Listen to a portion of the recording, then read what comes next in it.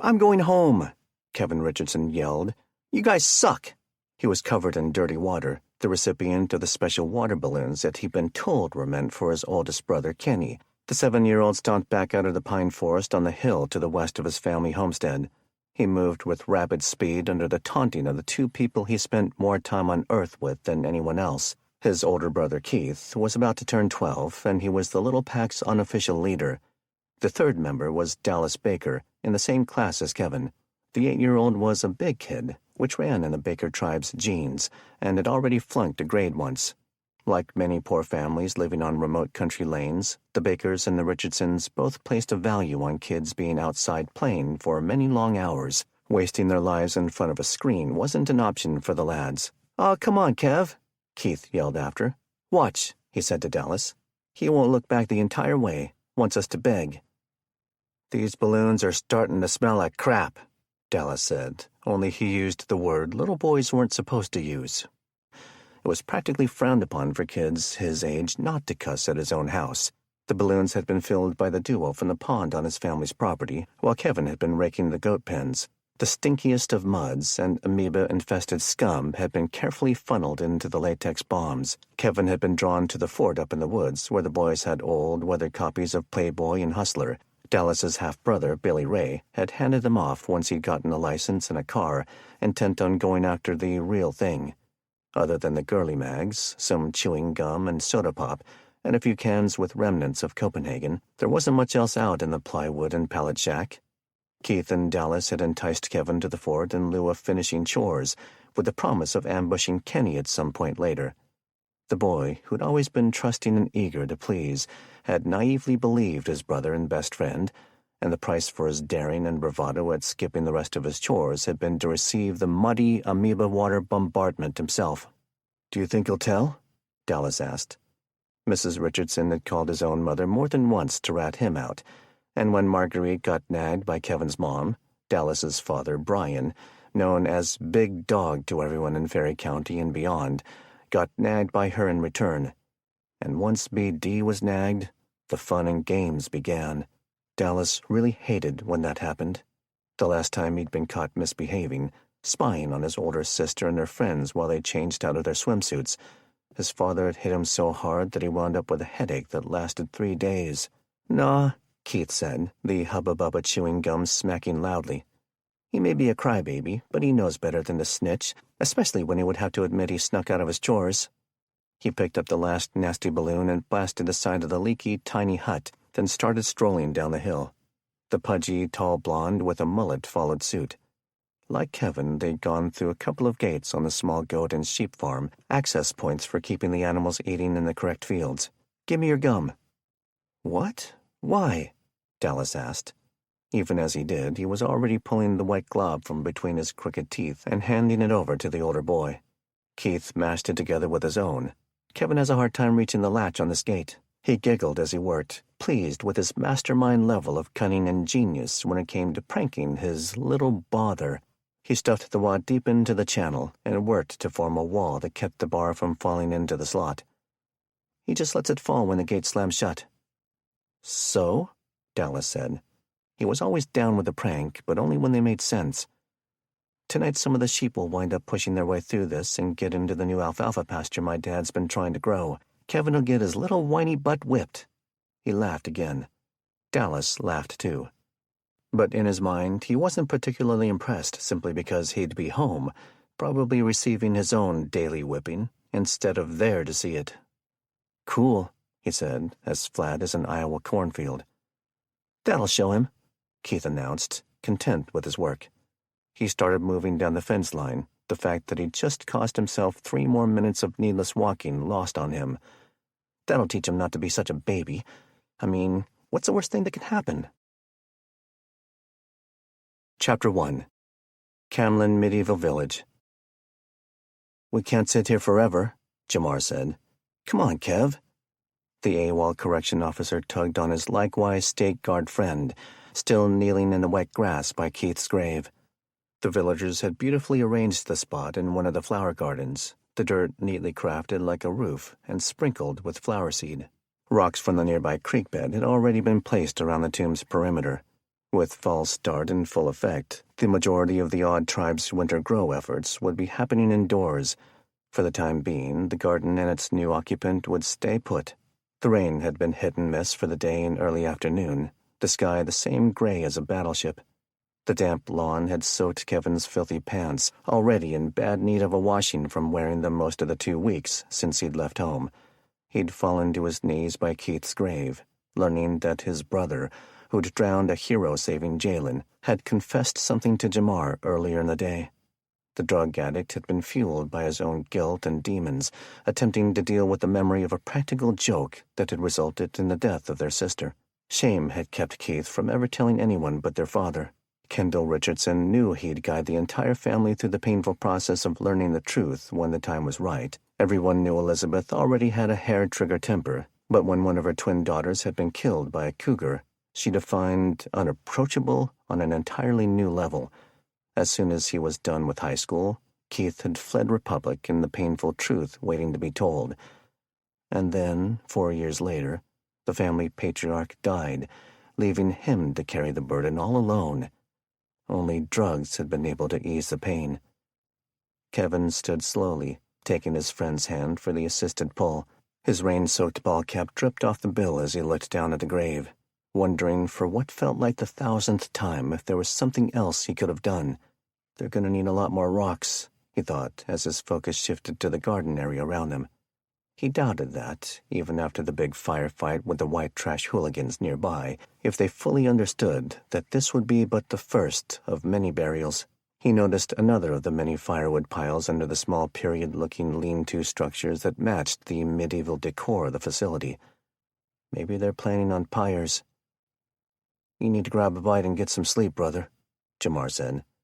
His concern for his friend would have already been 10 out of 10 on any other day, but they had a long way to travel still.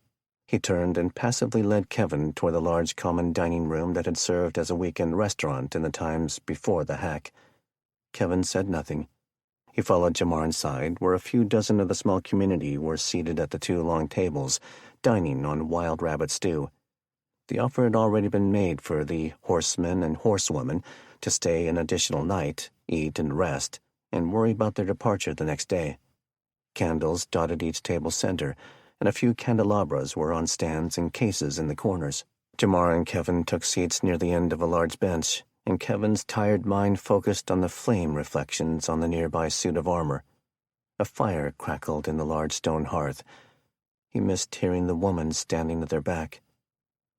"Kev," Jamar said, nudging him.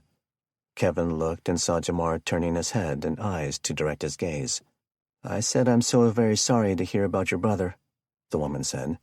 She was 40, give or take, and had the fret of an overly empathetic person etched on her face. She wore the garb of an inn wench, contradicted by her Green Day zip-up hoodie, septum piercing, and a variety of tattoos. "Can I get you some stew?" Kevin shook his head, not to say no, but to ward off the exhaustion. "We'll both have some," Jamar answered for his worn-out mate. He poured them a couple of wooden mugs of water from a clay pitcher. He threw out a half-joke. "And some Ambien for him." It went over her head. "Oh, I'm sorry. I could ask people." She looked around, wondering if there was someone who might have brought some to give. One of the other village women seated nearby spoke up. "I've got just the trick." She laughed in thought at some long-ago memory. "Or there's weed. Surely someone around here has the right bud for sleeping." "What's your remedy?" Jamar asked to keep her focused. The helpful woman standing behind left to go fetch some wooden bowls of the stew. "Dandelion tea with some valerian root powder mixed in. I mean, there's always melatonin. Someone around here can probably find some in their car or whatever, but I can whip you guys up some tea in a few minutes, and your buddy looks like he could use the immune boost it'll give him." "That'd be cool," Jamar said. "Neither of us slept last night after the thing." "I can only imagine," the woman said, though she didn't feel right bringing up her own participation. She'd been there, one of the ones who voted against some of the leaders in favor of joining the prolonged fight. Like many others, she'd muddied her medieval dress, helping Jamar and the massive American-Belgian horses, Duncan and Jazz, pull the tanker out of the pond. She stood and stepped over the dining bench. "I'll be back in a few." Kevin had his elbows up on the long table, face buried in his hands. He took in a breath like he was going to say something, held it, then blew it back out. The wench showed back up with the bowls. She handed one to Jamar and set the other down in front of Kevin. She wiped a tear away as she left the two in peace, the quiet murmur of several conversations in the long hall bouncing off the walls. "They're a little tight for sleeping space," Jamar said, taking a sip. "Eat your soup." Kevin picked his head up and rubbed his palm heels on his eyes, trying to get the imaginary sand out of them. He managed to get the wood spoon into the bowl and stir the stew a bit before setting the handle down on the edge. "How's Jalen?" he asked, forgetting he'd already asked Jamar the same question in the 2 hours since the funeral. "He'll be hobbling for a bit, but I bet his concussion will be a distant bad memory by tomorrow, knowing that twerp." He faked a slight grin, trying and failing to trigger one out of Kevin. "You want me to set up your hammock for you?" He shook his head. "I'll find a spot to hang it near the horses. What about a security watch?" "Lydia's on it, and a couple of new guys from here. Nelson went to bed in the back of the ambulance after the funeral so he could pull the night duty with Chip." Jamar became a bit emphatic. "We're all in agreement. You need your sleep." Kevin nodded, too tired to argue. "Eat," Jamar ordered once more. Kevin picked up the soup spoon and blew on the hot liquid enough to take a sip under the hard stare of the prison guard next to him. His mind went back to zipping in a dozen directions, like the balls of a pachinko machine under the irresistible pull of gravity. What did Keith mean it was his fault? What is the next unplanned threat? How will I ever keep Missy safe? Who was the next one to die? Chapter 2. Camlin Medieval Village. Jamar pulled the hood down on his raincoat and went back into the long dining hall to find it thinning of diners. He had just helped Kevin string the tarp over his hammock, nestled in the fir madronas between the parking area and the large, unique compound's animal barn. The horses were in one of the nearby pens for the night. Once Kevin doffed his boots and slid his tall frame into the hanging sack, Jamar left him. He moved past the eating villagers at the near ends of the two long tables, headed for the far end. Lydia was there with a couple he recognized as the owners. There were a few others, including Cale, who had helped Kevin rescue Jalen. He didn't see Corny, which told him she was probably with the kids, keeping warm in the horse trailer. Ramona had provided them with all 3 of her family's sleeping bags, plus a couple she'd procured from her deceased in-law's home. He noticed the small cluster's other side conversations quieted down. "What's up?" he whispered to Lydia. "They were waiting on you to come back." "Can you two speak for the whole group?" a middle-aged man named Lem Robeson said. Jamar and Lydia had arrived at the facility a day earlier, as the hunt for the missing kids and ensuing firefight unfolded. They'd not had the chance to meet the village elders like the others. Lem and his wife Angela were the facility owners. "I think we could speak in their interest to some extent," Jamar said. He looked at Lydia for a nod or some concurrence. "Any major decisions we would need to take to the others tomorrow morning." "Are you all planning on leaving tomorrow?" a woman amongst the elders asked. Her voice and expression were clear about which answer she expected. "We are, assuming my brother's concussion seems to be getting better." He resisted the urge to ask why and force her or any of the rest to reveal their mood on the topic. Lydia spoke up. "We don't have any desire to stay any longer than necessary, if that's what you're worried about." Lem cleared his throat. No. That is to say, there would have to be a larger discussion on that. It is our desire to see the boy heal before you have to leave. I'll have no doubt he'll spring back quickly," Jamar said, wanting to pacify the worried people. Cale spoke up. The tall, pudgy software engineer had earned a bit of respect from both groups of people, simply by jumping into the sinking tanker with Kevin. "We want to go back to the McGinty compound tomorrow. We need to undo their sabotage of the creek system, and we want to see what else we might be able to use." "Spoils of war," Lydia said, not afraid to call it like she saw it.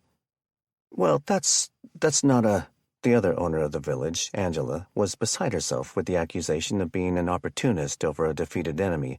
She guffawed openly as she coughed her words. "Hey, I didn't mean it as an insult," Lydia defended. "It's just how stuff works now.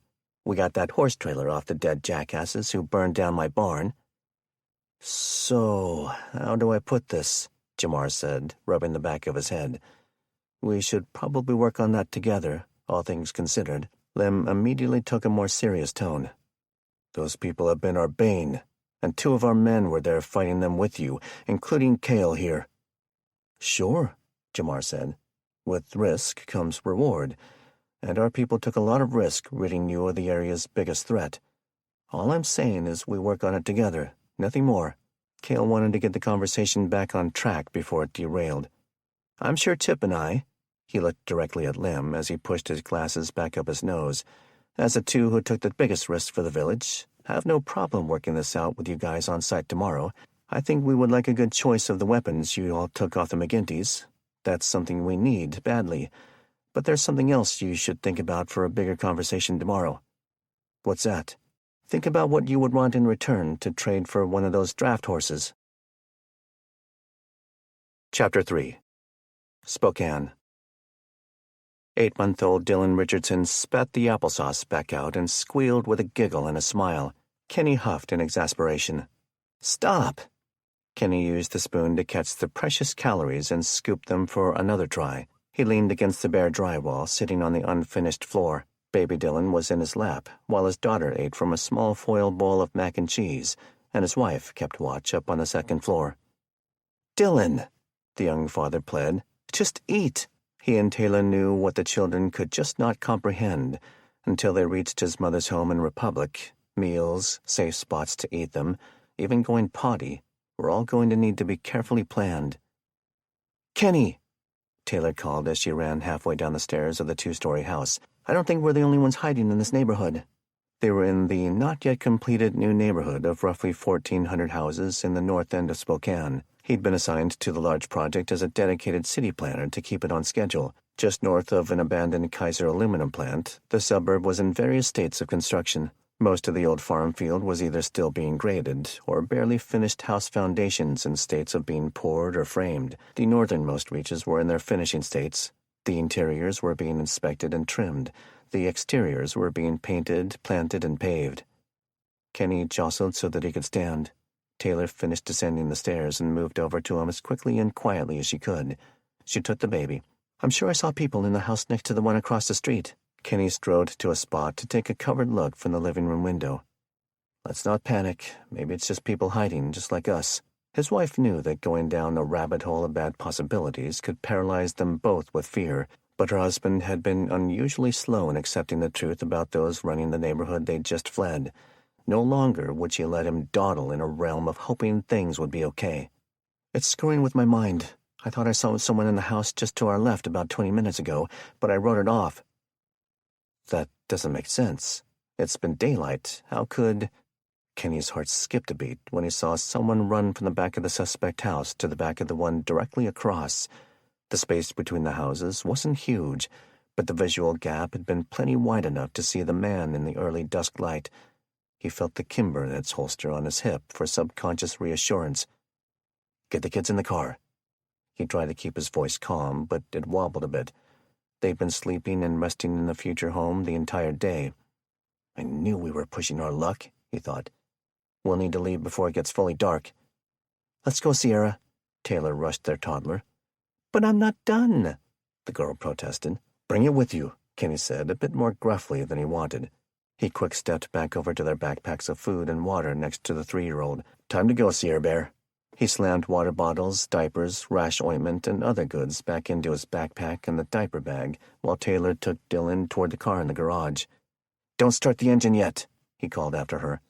"Don't want them to know we know." Sierra was starting to cry, thinking she'd caused the sudden stress in her parents. Kenny donned his bag and picked up his daughter in the diaper bag. He passed his wife near the door to the garage. She was running back in to grab her go-bag. "Lesson learned," she growled. "Always repack the bag the moment you're done using stuff." Kenny made a small attempt to quiet and console his bewildered children as he buckled Sierra into her toddler car seat. Soon, both he and Taylor were dropping their bags into the open cargo area of the Nissan Rogue. "I'll drive," he announced decisively. "The hell you will," Taylor said. "It's my car." Kenny sucked in the air for his counter-argument, but she cut him off. "You need to be ready to shoot since you never taught me to." Her words had the crisp edge of a reminder. Kenny felt defensive, as it were mostly her lack of interest, not his lack of invites, that kept her off the gun range. "Really? You want to bring that up now?" He slammed the hatchback and went around to the passenger seat. She got in the driver's side and gave him a look. The garage door? He shook his head. We need to be fast. Start the engine, slam the door shut, hit the gas. I don't want to give them any warning we're leaving. She turned her head to look. Can I? It's hinged. It's hollow. This car weighs 2 tons. Taylor looked back at him with wide eyes. Don't stop for anything, Tay. These people wouldn't be sneaking if they didn't mean harm. She nodded. The pair slammed their car doors shut, which stifled the sound of their scared, sniffling children. She started the engine, dropped it into drive, and stomped on the gas pedal. The Nissan only had 3 feet to pick up speed. The door cracked loudly, the sounds of hardware pulling from wood and metal rollers bending their metal tracks, permeating the air. "Stomp on it!" Kenny yelled when the tires spun on the smoothed concrete. His wife whipped her head and shot him with laser beam eyes. "I got this!" She quickly looked behind him and put the rig into reverse. She zipped the SUV backward and hit the brakes. They made mild contact with the garage's back wall, jostling the car. A crack of thunder outside aligned with a shotgun pattern of holes in the garage door. She hit the push-button all-wheel drive and moved the shifter back to D. "Hold on!" Kenny grabbed the built-in off-roader's handle near the top of the doorframe just as the Nissan shot forward and slammed through the cracked garage door with authority. The splintered door pieces scraped along the side and roof rack. Taylor yelled an "Arg!"-type war cry out of surprise when she realized a man's body and loose shotgun were wrapped around the front of their grill. She hit the brakes instinctively, despite the discussion about not doing just that. "Wooder!" Before Kenny could finish his angry warning, she hit the gas again. They both felt the bump of the man dragging under the car as she turned left out of the driveway and sped up. A thud accompanied a gunshot roar, the bullet hitting the piece of frame between the windshield and Taylor's door window. Another round, this time from Kenny's side of the car, hit his door low, just above the running board. He rolled his window down and pulled the pistol from his holster. Taylor had picked up a lot of speed in a short distance and was quickly coming to a turn. The last of the finished homes were on the next road. From there, they would need to drive through a locked chain-link gate to escape the ambush. She power-slid the SUV as she turned right once more, fishtailing it. "Kenny!" she yelled as she brought their car under control. He looked ahead, unable to line up any shots on the at least 3 different people he'd seen taking cover on his side of the future homes. Straight ahead, a figure in a dark hooded poncho was standing still in the road, the large sack-like covering spread out to make them look large and looming. He or she suddenly sprinted to the side of the lane, leaving in place a child's playpen with 2 children standing in it, facing the oncoming vehicle. Taylor tried to zig left, but it happened too quickly. The right side grille and quarter panel connected, sending the pen and children flying. Taylor screamed bloody murder and hit the brakes. Kenny was desperately watching, something unnatural about it. The bodies seemed fake. Mannequins. "Drive, Taylor! They're just dolls!" He whipped his head toward his wife, who was screaming and crying at the thought of having just slaughtered toddlers. Their car was nearly at a full stop. "Drive!" he yelled, the most aggressively he ever had. "They're just mannequins!" Another shotgun blast broke out the rear window, snapping Taylor out of her panicked daze. She stomped on the pedal, sending the Nissan toward the locked fence gate 200 feet ahead. They busted through the fence and sped northwest toward the intersection of 2 highways. Chapter 4. Bellevue. The stolen boat cruised along the black water silently. Less than half an hour after blowing up the helicopter with the billionaire in it, Doughboy's man was cutting the engine to the craft back on the east side of Lake Washington. He let it slide up to an F-shaped pier on the very end of Evergreen Point, the first of 3 small points north of the Highway 520 bridge. It was jammed full of waterfront mansions, manicured lawns, and boat sheds. Wade Curry stepped onto the pier and positioned himself. The gangster said nothing as he tossed Wade the gear bag, just wanting to get on with his job for the long, wet night. He was due back south near his gang's attack on the abandoned mansion of the dead billionaire, a home nearly as famous as its eccentric former owner. The boat let out a throaty growl, then backed away from the pier to leave. Wade was in virgin territory. Doughboy's gang had served their purpose, help him execute not just the billionaire, but one of the 2 other targets he'd been assigned. They'd managed to trick a federal judge to flee his secure home and right into a pre-positioned kill box they'd set up. That explosion triggered the billionaire's evacuation to his own private floating heliport, which happened to be in a small dry dock at Lake Union. 2 birds, 1 stone, Wade had been assigned the 3 targets by the unified cartel that had rescued him a mere 8 days back. He'd relied too heavily on a prison buddy's motorcycle club to help him on a mission of revenge, a bloodlust he couldn't shake. Above all others, the only people that mattered to him were Ramona Maria Perez O'Hanrahan and her daughter. If fate or chance placed those 2 champions of hers in his path, they would pay as well. Despite clear orders to fulfill his 3-death contract before pursuing his retribution on the cop that put him in prison, Wade had no intention of passing on this opportunity. He was too close. He thought of that night, his right shoulder still in the early stages of healing from the bullet that poked a hole in his clavicle. The cartel's doctor had patched him up so he could fulfill his role as an independent contract killer. He was the buffer that kept their hands clean in the killings of the high-profile targets, a concept that nearly made him laugh. The AI hackers had set the criminals loose on the world, which was only the start. They'd hacked militaries, crashed ships, sent economies into death spirals by erasing all the money. Why would they give a damn who knows what about their tactics and methods? He wondered. With his left hand, he grabbed the big bag for the carry handles, a tinge of pain on the opposite side reminding him once more he had to be smart in lieu of full capability. He moved up the wet pier over the dark lake, cresting the shoreline near a manicured tree, imported from some other part of the world, leaves in the process of changing to their beautiful death colors. A crafted gravel path and immaculate custom concrete steps led up to a much larger concrete patio. He reached it and looked back across the black water. He heard the wind and rain and could see a variety of whitecaps on its surface. Some were from the weather, others the wakes of the many boats and craft on the water. Many boat owners were still trying to ride out the new world in the relative but ultimately temporary safety of the lake. It was too dark to see or hear much else. He set the bag down on a wrought iron bench on the patio and scanned the multi-level concrete home ahead. There were 3 floors visible, a modern architecture, boxy, some floors offset from the one below. Ugly. All the money in the world, and you idiots want a home that looks like a Swiss bank. There were 2 pools, more expensive trees, even an outdoor kitchen set under one of the covered parapets. The home was mostly dark. A small glow told Wade there may be a candle or 2 lit somewhere inside. He listened. An assortment of generator noises were running from some of the nearby homes, but not this one. Some of those homes were still running their security lights at night, an old-school tactic still effective, but only because the criminals still needed to fully figure out the new rules. He preferred the dark because of the shadows, but he could have just as easily walked right up to a lit home. The concept of lighting to deter criminals required said criminals to fear capture and prosecution, especially in a place like the Seattle area, where the richest targets happened to be people who detested owning their own firearms for defense with every fiber in their being. There was always the off chance a millionaire, or more likely their private security guard, would shoot the irrefutable, soon-to-arrive invaders. Aside from that small percentage, the lit homes would serve little to deter thieves, rapists, murderers, or just starving poor people who knew one truth.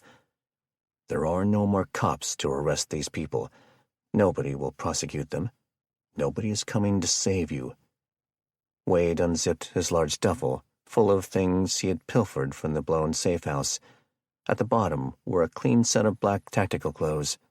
He wanted to clean up with whatever was available in his coming conquest and change into them. The pants had slots for additional pocket knives, flashlights, and tourniquets, and the belt had a custom slot in the back, which he wanted to put a handcuff key into. The shirt was button model, which would be less painful to get on and off with his shoulder. All were quick-drying material. The bag also had a few snacks, a little water, and a small cache of equipment, a foldable rifle with suppressor and nightscope, a pair of pistols, ammo and magazines, knives, one of these sets of dual-purpose night vision he'd found so handy, even a small DJI drone kit. On the top of it all was his most prized possession, the bat. He hadn't named it yet. Perhaps I'll name it after its mother, Ramona, he thought. In the handle were the remnants of his old toothed necklace, a prized trophy from the old days. In a way, the bat was truly a child of both of them. In a way, Ramona Perez was the closest thing the psycho would ever come to having a soulmate.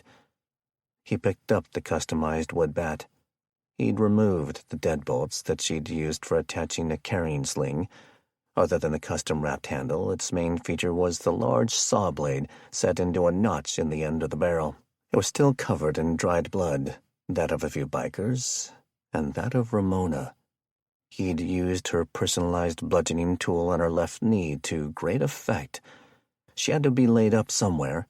It was the grotesque kind of injury one just didn't recover from. Flesh had been ripped open. Bone was shattered. Arteries and nerves crushed. If anything, I need to reach her before the infection kills her, he thought, not for the first time. You're licking your wounds, my friend, and my guess is that you're at your home, right here in Bellevue. He set the bat back down for a moment, picking up a pistol and a knife to situate into his black pockets. Leaving the bag right where it was, he zipped it shut and grabbed the bat. Despite the pain, he placed 2 hands on the handle and gave it a couple of small shakes. He shifted his eyes to the dark house with the flickering candles. Let's go put some new blood on you. Chapter 5. Camlin Medieval Village. Kevin could smell the pleasant waft of a campfire drifting under his tarp. The rain had been an on-and-off sprinkle that had been gone a couple of hours. He cracked his eyes, the lids having a difficult time peeling from each other. They were nearly as dry as his throat. The soft light of dawn over the overcast sky revealed the dark bellies of raindrops slowly traversing down the rainfly under gravity's irresistible pull. He barely needed to pee.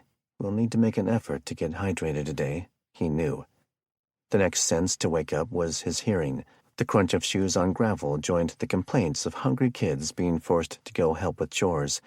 It was at least 2 sets of feet stomping, and the first words comprehensible were coming from Lydia's 13-year-old son, Jackson. "'Cause we just have to." He sounded like he was put out, having to explain himself again. Like Jamar and the others, Kevin had noticed that the kid was extremely smart and capable around the horses, but he liked to say off-the-wall stuff, like he was testing the adult's tolerance for odd insanity. Being normal was almost a punishment for the lad. The best way to get to not be nervous around them is to help me feed them. "I hate doing work," Felicity said. Kevin listened as the kids marched past his tarp within a few feet. They were headed to the pen where the horses had been for the night, oblivious to the fact that someone might be trying to sleep nearby. "I can't wait for this stupid thing to be over. I miss watching Twitch." Jamar's sister let out a heavy, exasperated sigh. "Did someone say Twitch?" Jackson screamed with a goofy grin. He started shaking his booty, which made Missy break out into laughter. Missy, Kevin thought. I need to spend some time with her this morning. Make sure she knows I'm still here for her. He hadn't taken his promise to Ramona lightly. He truly would protect Missy or die trying. He sat up simultaneously as he pivoted and swung his legs down to the ground where his boots were. The 2 quilts for his hammock had done quite well keeping him warm. The bottom quilt hung just below the hammock, attached with small hooks, instead of him lying on it directly. This fashion kept the body's weight from compressing the down-filled cells, which helped keep the backside warmer. The top quilt was simply worn like a blanket. It started to fall when he sat up, so he made a quick snatching motion. Just then, a heavier set of steps with a long stride went running by. It was Lewis, the autistic 17-year-old son of Corny. "Jackson!" he scolded, with the tone of someone maybe 6 or 7 emotionally. "Mom says to stop yelling." The message literally delivered, the boy ran back toward the truck and trailer on the edge of the parking area near the small belt of firs and ferns Kevin was set up in. "Message delivered," Kevin heard the boy repeating as he vacated the area. Kevin got his boots on and spent the next few minutes dismantling his camp and restowing his gear. It was still earlier into dawn than the light permeating through his tarp had led him to believe. He could still hear the young teens and 8-year-old Missy chit-chatting while they fed and watered the horses. "Is Jalen doing better?" Missy asked Felicity. "I guess." "Were you scared for him?" the young girl wanted to know next. Felicity gave off an arrogant chuckle. "What? That fool shouldn't have got herself into that mess in the first place." "You don't think you'll have to help take care of him?" Missy pressed. "How you going to do his chores if that's what you're asking?" "Do I love my brother? Sure. Am I responsible for the fool? Hell to the nope. Felicity was starting to remind Kevin of his own sister Kendra. Like Felicity, she was at the center of the universe. He finished cinching his ruck, zipped his raincoat, and carried the gear to the back of the horse trailer 100 feet away. As he neared the rear end, he gave a small head nod to his partner soldier from the State Guard, Nelson Butterton. He and villager Chip were over at the main entrance to the facility's parking area near the road, a pair of rifles leaning against a couple of camping chairs. The men were both standing, moving and sipping tea to stay warm as their all-night shift entered its final hour. "What's up?" Kevin said. He looked into the trailer, where Corny was doing her best to work with Lewis on the task of rolling up the sleeping blankets. She looked up and sent him a small flash of a compassionate smile. "Just trying to straighten up before we load horses. I pray you were able to get some sleep." "I was. That dandelion tea wasn't particularly good, but I think it helped." Kevin looked around the parking area. "Where's Lydia and Jamar?" "Sleeping in the back of the Humvee." She looked at her son, who was undoing the 5 sleeping bags to re-roll them again. "No, Lewis." She gave out a sigh and left the special needs teen in the trailer to join Kevin out on the gravel. "That'll be the 4th time he's rolled them all up." "Poor Nelson," Kevin said. "Up all night, and then we're all cramming into the ambulance to continue?" "He'll probably go nap in the woods where you were," Corny said. "I don't think we'll be getting on the road for a few hours." That was a disappointment to Kevin's ears and furrowing brows. "Why?" "Divvy up the loot, I guess," she mused. "Huh?" Corny laughed it off. "Sorry, the village people and we are going to that racist family's compound to divide the resources. Obviously, they'll get the lion's share, but our group earned a chance to grab food and stuff, no?" Kevin nodded. "I suppose so. I'm just itching to get on the road. This place is starting to feel like one of those dreams where a bear is chasing you and you can't move your legs." "And another thing," Corny said. "They want to barter for one of Lydia and mine's draft horses." Her face showed creases of worry about that. Kevin bellowed a slight noise of disbelief. "They'd better offer you some good stuff." They both went silent for a bit. "Still, that would take you down to 4 horses and give you a little more room in this trailer, assuming we still plan on having 2 people out riding. Any idea what you think you'd want for a big horse?" Corny closed her eyes to recall what Lydia had told her late into the previous night. "They offered up a bunch of food, some spare horseshoes, which we need since we lost most of the stuff in the barn fire, some hay, some grass and heirloom seeds, and there was a rumor they might be willing to collect up some jewelry, gold and silver." Kevin absorbed all that, watching across the lot as a medium gray sky lightened in color. He could see a buzzing of activity in the village. They were obviously chomping at the bit to get over to the McGinty place to pilfer. "The metals might come in handy for you all to barter as you head to Montana." He turned and looked down the length of the trailer. Then he looked back at the large assortment of parked vehicles in the lot. An idea about vehicles, captured plunder, and a stolen ambulance began to form in his mind. Chapter 6. South of Republic. The nondescript older stolen Toyota drove slowly along State Highway 21, the dark of night being cut only by the amber and red of the parking and brake lights. Dallas Baker was driving at around 15 miles per hour, knowing that where he was headed was well armed and prepared to fill the old SUV with 100 bullet holes if needed, where the horde of immoral followers his father had assembled to take over the decent-sized town in Ferry County represented the worst of humanity. His destination was as close to an opposite on the righteous spectrum as he could think of, and he needed their help. He slowed and turned just onto the wide gravel main drive of the El Circle El Dude Ranch. Under the car's amber lights, he hoped the 2 men and 1 woman he could see shouldering rifles just from the other side of the closed cattle gate could see his hands practically glued to the steering wheel. He expected there were others he could not detect, also pointing guns at him. "Shut it off," the burlier of the 2 men said. Where the rancher's fence and gate intersected the drive about 80 feet ahead were 3 timbers, 2 nearly 20 feet tall, holding up 1 that crossed over. Suspended off it by chains was a wood sign bearing the brand and name of the cattle facility. The big man was standing mostly behind the left side timber. The other man and woman were on the right. One of them shined a powerful spotlight into the cab. To Dallas's right, his younger brother moaned and squinted. Even in severe fever and pain, it had sent his pupils contracting. Dallas moved his left hand in front of his face instinctively to block the light, even as his right turned off the ignition. He left the keys dangling. "Hands out the window," came the next gruff command.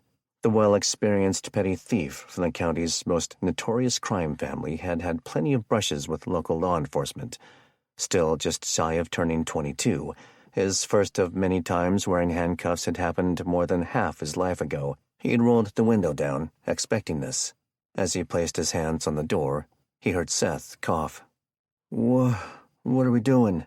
Seth asked. He was fighting fever, body aches and chills, and massive swelling in his feet. His father had removed both big toes as payment for daring to disrupt his power play in public a few days earlier. Dallas had been forced to set a car on fire. His younger siblings, Chloe and Seth, along with Kendra Richardson, had yanked open the car door and pulled the town's mayor out before he could burn alive in front of hundreds of people. Seth's crime of compassion merely slowed the mayor's death by but a few minutes, and that crime had been rewarded with a public offing of digits via machete to show the town that absolutely nobody, including Big Dog Baker's own kids, was immune to his wrath. His followers also carried out a plan to capture and kill most of the people he'd felt ever wronged him. Most of them, but not all. "Getting you some meds, maybe," Dallas said. "Now shush." "Passenger," came the next order. "Do the same." "He can't," Dallas yelled out. "He's hurt." There was a lengthy silence. "You move your hands, we'll fill that windshield with holes," the man yelled next. The spotlight adjusted a bit. Dallas couldn't see or hear anything pertinent, but he figured they were opening the gate. Within moments, 2 weapons-mounted flashlights turned on, one on each side of the Toyota. The one on his side was about 10 feet away. "I know you. You're that Baker kid." Dallas's long, dirty blonde mullet and pudgy 6'1" frame were impossible to be mistaken as anyone else in a county with only a few thousand residents. The small-time crook and would-be assassin decided against arguing facts at the moment. "I got information to trade. Info you're all gonna want." "What kind of information?" the voice behind the rifle asked sternly. "Nuh-uh. Not till you all agree to help my brother." The spotlight started to move from the gate area. It turned off on the way to the Toyota. Dallas blinked heavily, trying to get the bright spots in his eyes to clear. A new voice near the first one spoke. It was matronly, feminine, and clearly in charge. "Get in behind and ride up with him," she ordered. "When you get there, have Ethan and Corey come down. I'll be up after that." Dallas watched 2 older teenage boys holding up Seth as they helped him waddle to the large leather couch in the main space of the large log home.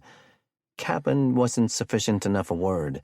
The building had 2 two-story residential wings off the large vaulted main space, a covered entry and back porch, and custom patio. He had been ordered to park under the drive-through awning where more men and women, mostly armed, were waiting to respond to his arrival. They'd wasted nobody. Must be a dozen of them so far, he thought. He knew the high-end guest ranch 8 miles south of town catered themselves as a workcation resort year-round. In summer, they taught city slickers how to ride horses and work with cattle. In winter, it became all about snowmobiling on their 2,200 acres, as well as the nearby state land. Folks not capable of those activities could still help with these smaller animals or just enjoy the pristine settings. Still firmly under the control of the founding family, the business had grown to house year-round employees like any large cattle ranch would. And that was exactly what had worried B.D. Baker. They had been taken just inside, where multiple couches, recliners, and tables were spread out in front of a gigantic riverstone fireplace. It wasn't just a showpiece. He could see dried fir firewood aflame over a bed of coal, appreciative of the warmth in the late September mountain chill. Any other time, Dallas might have appreciated the rustic, rich ambiance, the stuffed deer, elk, and goat mounts on the walls, the huge painting of cattle over the fireplace, the polished wood floors.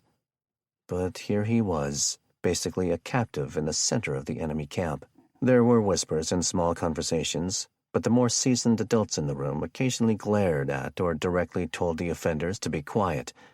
The man who had climbed into the rig behind Dallas was standing right in front of him. It was hard to miss the man's glare as Dallas scanned his surroundings. Again, in a normal time, Dallas would be the opposite of intimidated. He might be prompted to throw the first strike for a look like that, no matter how big the man. His crooked nose hardly even bled when punched anymore, but the man was hard to dismiss.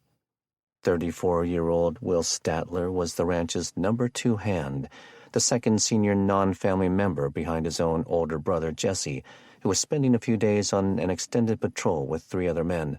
Dallas sized his guard up to be an inch or more taller than himself, with tanned leather hands the size of Montana. Above his jeans and cowboy boots was a wool vest under a Filson rawhide coat, tanned and treated with wax. The man's trimmed beard and off-white cowboy hat completed the picture. The only thing out of place in the would-be LL Bean scene before him was a slung AK-47 rifle cradled low in the man's beefy grasp.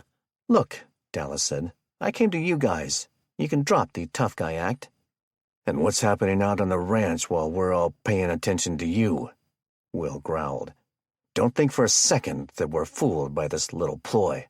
Dallas gave the man a grimace and an F-bomb. He wasn't sure what ploy meant, but he assumed it was an insult. "You gonna help my brother or what? Why'd you bring him here?" The female voice from earlier suddenly chimed from directly behind him. The woman, similar to Will, was adorned in tough but stylistic ranch attire. She took off her hat and sat on the low oak table directly across from Dallas. "You're one of the owners, huh?" Dallas said. He'd seen the woman and some of the others from time to time, usually at events like the local summer commemorative mining festival. "One of them," Dawn Laughlin Statler answered. Married to Will's brother Jesse, the mid-40s woman was the oldest child of the ranch founders, Larry and Rhonda Laughlin. Her father passed of a heart attack 2 years earlier, but not before spending a life training all his children to replace him. While her mother was the primary owner and chief executive of the business, Dawn was the ultimate authority in operations. "We're not doctors, you know, but you guys either have a veteran or as good as one," Dallas objected. "You mean veterinarian?" Will laughed. "Holy hell, Dawn. Why'd we bring this kid into our home?" Dawn ignored her impassioned brother-in-law, used to tempering his loud but well-meaning outbursts. "Why not take him to the doctor?" Dawn asked Dallas. Like everyone else for 40 miles, she knew exactly what Big Dog Baker had done to the town of Republic and to Seth's feet. "Can't. My dad'll do even worse if he finds out I'm helping Seth." For the first time since entering the lodge, his tone was one of concern, not conceit. He pointed toward his brother. "Look, I weren't kidding. I know something you want to know. But you guys got to give me your word you'll give that little twerp some help." Dawn sighed and looked up at Will, mostly avoiding the gawks from the rest of the family and staff that had awoken when the Toyota rolled up. Will's mouth was a tight, straight line. He was shaking his head, not knowing what to recommend. Just then, another woman strode up. "Should we wake your mom?" April Statler asked. She was married to Dawn's younger brother, Neil, who was out on the extended backcountry hunt as part of Jesse's patrol. The ranch's livestock had been viciously stalked and attacked by the growing wolf packs that the state government reintroduced. Now that the threat of prison for proactively hunting the predators was effectively over, the cowboys needed to go locate and count the wolves so that they could make a long-term plan. The cattle, goats, and sheep were always part of the business. Now they were a vital food source in need of protection. "No need," Dawn said. She turned her attention back to Dallas. "We'll do what's right. You tell us something that will obviously help us." She waggled her eyes in thought. "Then we have a couple of people who can help get your brother past this infection. But he's not staying once he's healed," she emphasized. Dallas let out a heavy breath of his own. "Trust them, dummy," the little angel in his head said. "You know they'll help. They're the good ones." It's my old man. He's spoke of nothing but taking over this ranch since he killed the mayor." "Since you killed him, you mean?" Will interjected. "You know nothing of my life," Dallas scowled. "My old man plans on grabbing a few more dozen people from Kettle Falls and coming down here to take over." A few of the bystanders let out noises of shock, small whispers of worry. "When?" Dawn said. She was calm but demanding. "By the end of the coming week," Dallas said. "He wants the beef, the horses, everything." "Why are you telling us?" Dawn said. She had a motherly tone. Disappointed, lecturing, but not uncaring. Dallas looked toward Seth. I told you, no. Don cut off his words. You could have driven to Tonasket to find a doctor.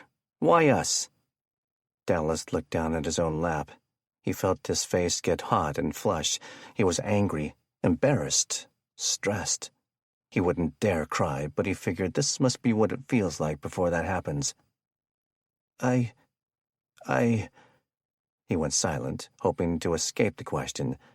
The room stayed silent for a long time. You want our help? Dawn asked. Then honesty is the price. Dallas nodded, still staring down, unable to face the leader before him. I want you to kill him. Excuse me, Dawn said, voice raising a bit in disbelief. My dad, our cousins, they're... The first hiccup came as he tried to suppress the relief that had been hiding under intense emotional fear his entire life. I don't want to turn out like my dad. I want you to kill him. I want you to kill them all. Chapter 7. Bellevue. Does this house got septic or local sewer? James Franklin asked Ramona. It was early Saturday morning, and he'd just finished up another all-night watch from the relative safety of Ramona's attached garage. We're on the city system, Ramona said. The entirety of the household group was in her living room, and charcoal was licking the kitchen floor. She was overdue for another vacuum treatment on the healing amputation stump. The hacking collective Axiom had knocked the power out for good the night before. Though society was entering its 15th day since the day that every jail and prison door had opened at once, the true test was about to begin. All the things that people took for granted relied on power, and those that had not prepared, whether a generator and some spare fuel, or a large-scale solar and battery system, would be the first to feel it. Though the group hadn't discussed the topic of flushing toilets yet, James sensed the morning constitutional arriving. Clean water flowing in needed electricity to arrive. Brown water flowing out would go only as long as the pipes had room. People would keep flushing. Soon it would start backing up. James was a general contractor who normally handled small remodels. A jack of all trades, he knew enough about plumbing to know that the third world issues with fresh and dirty water were about to become their chief concern. I'm going to go find tree stump or something to lean against, James said. He picked his coat off the back of a dining chair and headed toward the garage. But I'll wait on Walt to get here and take the shift. The neighbor from across the street had decided to hold up on the invite to move into the house with Ramona's small group, finding the scarecrow in his neighbor's yard, followed up by new arrival Brian Sherman's report that there were several more around the neighborhood, had caused him to reconsider moving out and losing a lifetime collection of welding and shop tools. I'll round up everyone so we can figure out a plan on all this, Ramona said. Ramona stood on her one foot and leaned on the crutches. Her stub above where her left knee should have been felt warm, like it was swollen and inflamed. It throbbed as major veins and arteries were healing and reconnecting from the emergency surgery. Still, it felt good to get off the couch and stretch out her torso and hips a bit. The rest of the brood, James, Diana, fellow Seattle cop Brian Sherman, and neighbor Walt were scattered amongst the recliners and sofas in the large living room. Brian's rookie trainee, Tanya Lockett, had departed in their patrol car after dropping him off the afternoon before so that she could head off to check on her family. Ramona looked around the room a person at a time. James pointed out the pending water and sewage crisis because of the power outage. I guess I'm glad we got some use out of the vacuum pump for wound care before we lost the juice. I'm just happy we filled the bathtubs with water a few days back, Diana said. And if y'all don't know this, James said, we'll probably be able to flush a couple more days with the tub water. The sewer system will start backing up. When that happens, there should be a isolation valve out near the street. Good thinking, Walt said. I'll go fill the tubs at my house. His face shifted in sudden concern as a thought hit him. The big tank. The what? Brian asked. He pointed a finger toward the front of the house. The entire subdivision gets well from one of the water company's storage tanks there on the south edge of the state park, right where the power line access road comes out. It's like 1,000,000 gallons. People drain it every day with the aid of gravity, and the pumps fill it every night. He left the thought hanging there. People are going to start filling every container in their house, Diana said in alarm. She stood and stormed off to the kitchen to start filling pots and pans. "You got a big canning pot?" she called out. "Never mind, got it." "What do we do, Sarge?" Brian asked Ramona. She shook her head. "Don't call me that anymore." She looked at James and Walt, who were the most experienced of the group in anything regarding trade skills or infrastructure. "What are your guys' thoughts?" "Martha Franklin," James said, as he shook his head in sudden realization. The would-be epithet was his go-to saying for exclamation without cussing. A slight grin crept onto his face. He looked up at Ramona, then the rest. "When we came back from taking the horse trailer to the park for the others, I seen this large group cross the road. Couldn't see no sign of them as we drove by a bit later. Probably like 40 folks. I bet they's the one who put up the scarecrows, want to keep the rest of us out of the park. And the water," Walt said. "Could they cut off the water from the whole neighborhood?" Ramona asked. She shook her head, warding off what she'd already decided was a dumb question. "Of course they could. There has to be valves or something for when they do maintenance." "That doesn't automatically make them a threat, Sarge," Brian said. Ramona shot him a glare. He knew his old shift sergeant quite well, which levers to pull, which looks meant stop it. "You see, when you look at me like that, it just reinforces you're still my sergeant." Brian Sherman, like most of the cops on her old shift, was like having an additional sibling, and that included all the annoying things someone who knew a person that well could do to yank their chain. Ramona ignored the bait. "Maybe they aren't, but things are reversed now. Innocent until proven guilty no longer exists.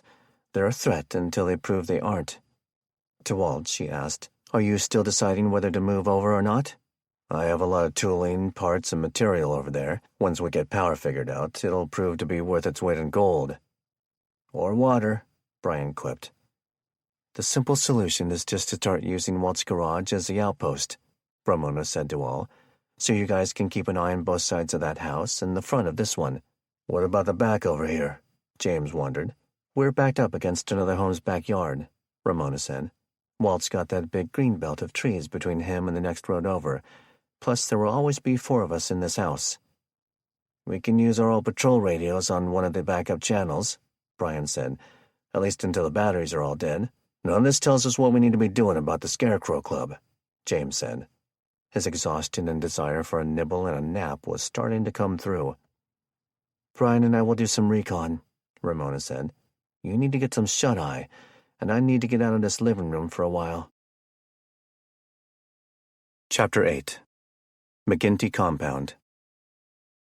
Kevin and Lewis filled the new, older, heavy-duty Silverado with diesel, standing at a hand-crank rotary barrel pump and turning the handle in circles over and over was definitely something the autistic spectrum youth was down with. Kevin held the end of the hose in the acquired truck's fuel port to ensure it didn't slip out. The McGinty compound had an assortment of old and unique fuel storages for both gas and diesel.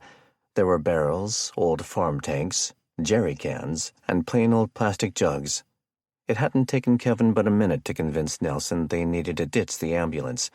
The village people truly didn't care that the departing visitors wanted the best 2 of the junkyard's operating vehicles.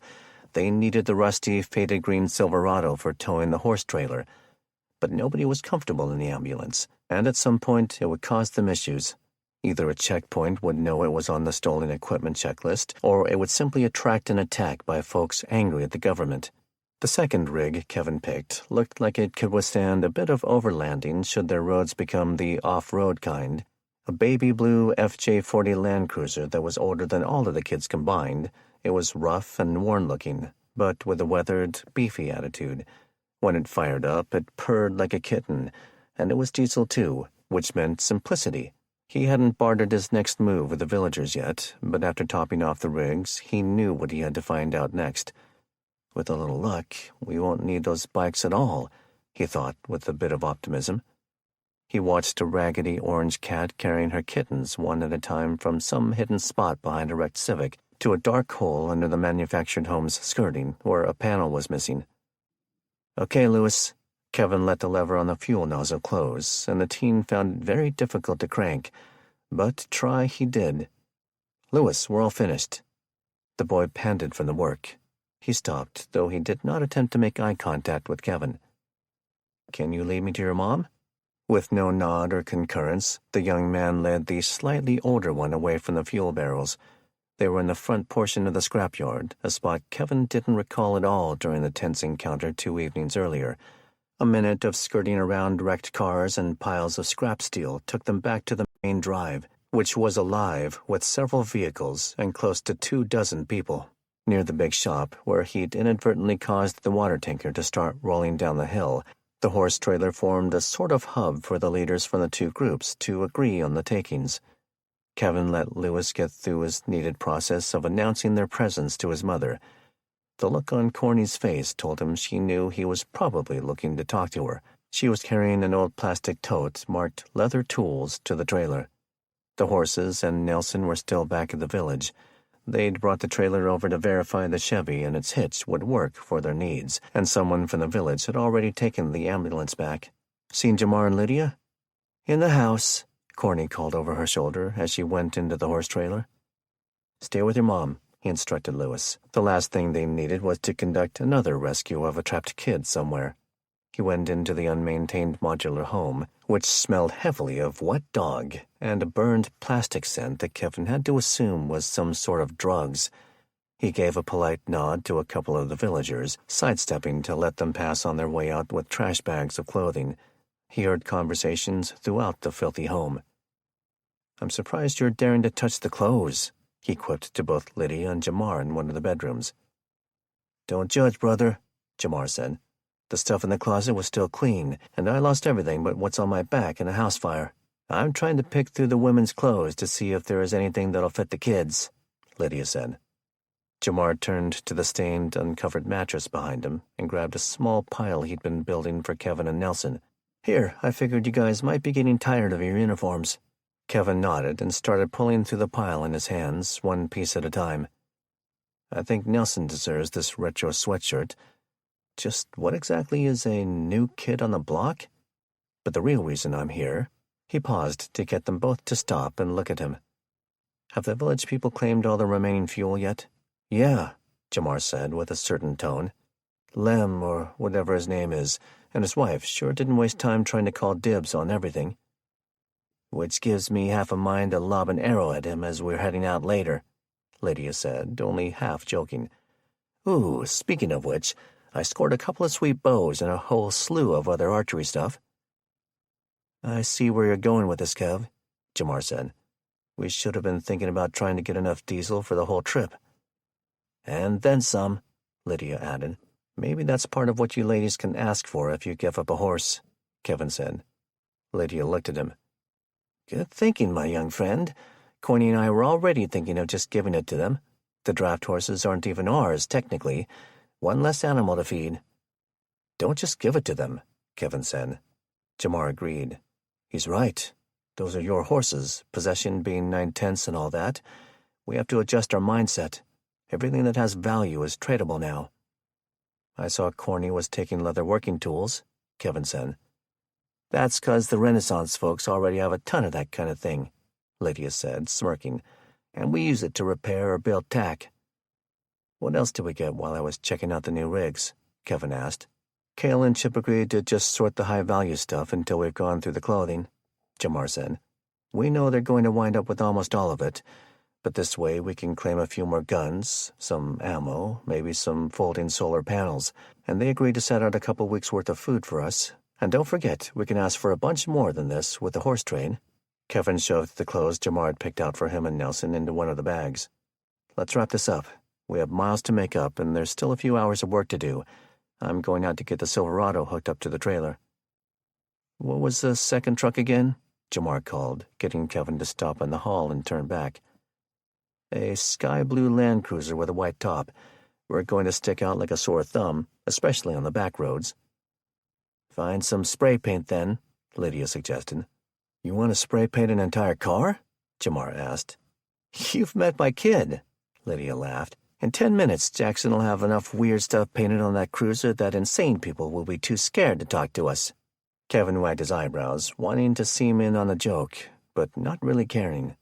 In the back of his mind, all he could really think about was his curse for killing his siblings. He went back outside and headed north into the more isolated wrecking yard area, where they'd found that particular stash of diesel drums. The cat gave him a wary eye, stepping up onto a small stack of tires as he passed to where the Silverado was still parked. She was, apparently, done carrying her litter. After passing it, he turned and watched her disappear one last time under the house. Curiosity piqued, he wandered around the old Civic not too far past the barrels. Though he felt he shouldn't have been, he'd been surprised to find the birthing spot, and one dead kitten. His heart flip-flopped for one beat. More of a dog person, he still liked pets in general. Maybe I should bury it, he wondered. What? You don't have time for that. Stop being such a wimp. He stood from bending down behind the old car and walked back to the acquired pickup. Maybe the cat has it right, he thought. Maybe you just have to choose to leave the baggage behind. Chapter 9. Bellevue. Wade watched the couple, in their early 40s in his estimation, as they peeked out the front window. Of all the mansions, he thought with cynicism. He had slipped in the dark of night and disabled the live-in attendant, an overweight woman, a Latina just trying to survive, not unlike his own mother when he was a boy. She, along with the elderly homeowners, were all granted quick deaths with a fixed-blade knife to the heart. He'd kept the bat out of the action, disappointed he'd found no younger tech millionaires to bloody to a pulp with it. A night of relative quiet had turned to late morning, then midday, when noise awoke him. He crept from the guest room to a vantage at a corner near one of the home's elaborate staircases. The man and woman near the entry were so preoccupied with whatever was outside, they'd not clued into the house's conspicuous silence. "I'm telling you, someone is casing the house," the man said. Tall and fit with dark-peppered hair, he wore designer clothes, which seemed to align with the arrogant way in which he spoke to the woman. He was exactly the kind of person Wade wanted to beat with a bat.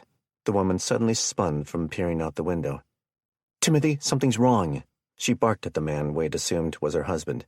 "Sarita?" the woman called out. "Mom? Dad?" She'd gotten Bill's attention. He locked the deadbolt on the door they'd just come through, then turned to walk past his wife. "Stay here," he said.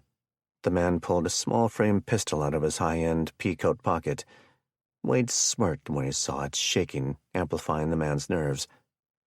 "Hello?" he said with volume just below a straight yell. "Wanda, Roderick, it's Timothy." Tim started up the stairs. Wade Curry moved like a phantom back to the guest bedroom he'd commandeered. Only in his underwear, he stripped them off simply to keep them clean in the battle to follow. The shock factor of a muscular brown man being naked would only help when he sprung the surprise. He felt the tinge of pain in the shoulder when he picked up the bat. The pain of using his right arm would simply remind him that he was alive to enjoy the moment. He moved to a position next to the open bedroom door, bat pointing straight up near his left shoulder, coiled to strike. The pistol in the hand broke the plane of the frame, the untrained man trying to scan the room, his brain already telling him nothing was in there. Like millions of others, the simple grieving step of denial would be the man's demise. Wade brought the bat down in a short, powerful stroke, careful not to hit the top of the doorframe. The saw blade smashed into the peacoat, then the forearm, ripping through both. The pistol hit the floor at the same moment the man screamed in sheer terror and sudden, intense pain. He went to both knees, pulling the wounded hand back, mind not knowing how to process the naked man now in the hall, rapidly swinging a bat at his face. Downstairs, the woman quietly disobeyed orders and wandered to the kitchen. She found the bloody maid in her pantry-sized bedroom. Her own screams kept her from fully comprehending her husband's torture at the same moment. "Tim!" she shrieked as she ran back out to the living area. It was then that she heard him gurgling, gasping, the sounds of one man bludgeoning another. She screeched in terror and ran to the front door. She fumbled with a deadbolt, her motor skills overwhelmed with adrenaline.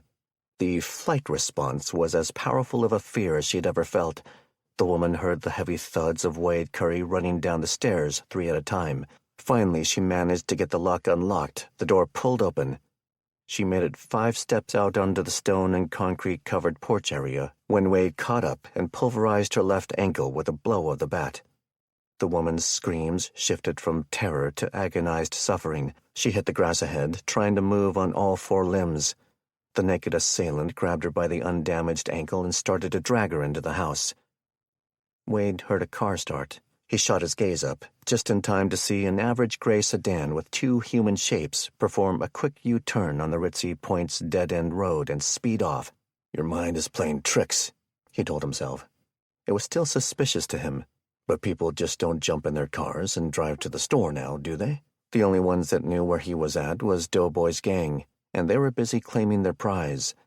But he was a survivor, and the first rule of survival was to listen to one's gut.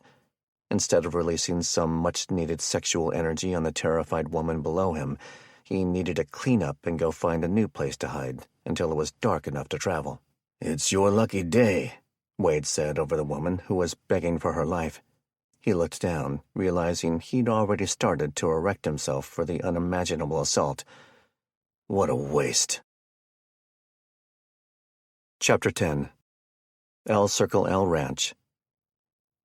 "Now don't give any of them a hard time," Dallas warned his little brother, who looked quite uneasy on the queen-size bed. Dawn had her teenage son and nephew move him to one of the smaller guest rooms. Like the main lodge, it bore a homely country theme, cozy despite the ductless heater mounted in a wall no longer working. Two of Dawn's staff, a veteran Army medic and their hired veterinary tech, had laid out a layer of plastic sheeting under his feet. They undressed the blood-soaked bandages, revealing mangled wounds, a deep crimson in color and pus filled with infection. One still had a piece of bone sticking out of it. Once he'd seen the wounds with his own eyes, Will Statler had eased off his defensive posture a bit. Short of wearing some sort of terrorist suicide vest, Seth posed literally no threat once they could get rid of Dallas. That didn't stop the ranch hand from patting the Baker kid down thoroughly, even as the staff was trying to scrub his wounds. Dawn and several of the others, most of them openly wearing pistols, had escorted Dallas down to the main lodge dining area. They didn't want him freaking out when his brother started screaming from the painful cleaning. The plan was to give him some of the veterinary antibiotics. It had become common knowledge that some of them, particularly those meant for aviary and aquatic treatments, were made of the exact same ingredients as human meds. In the past, it had been quite common for doomsday preppers to stockpile them.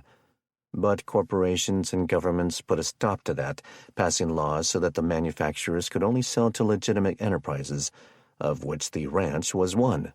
After a couple of coffees and some time, Dawn took Dallas back to see his brother.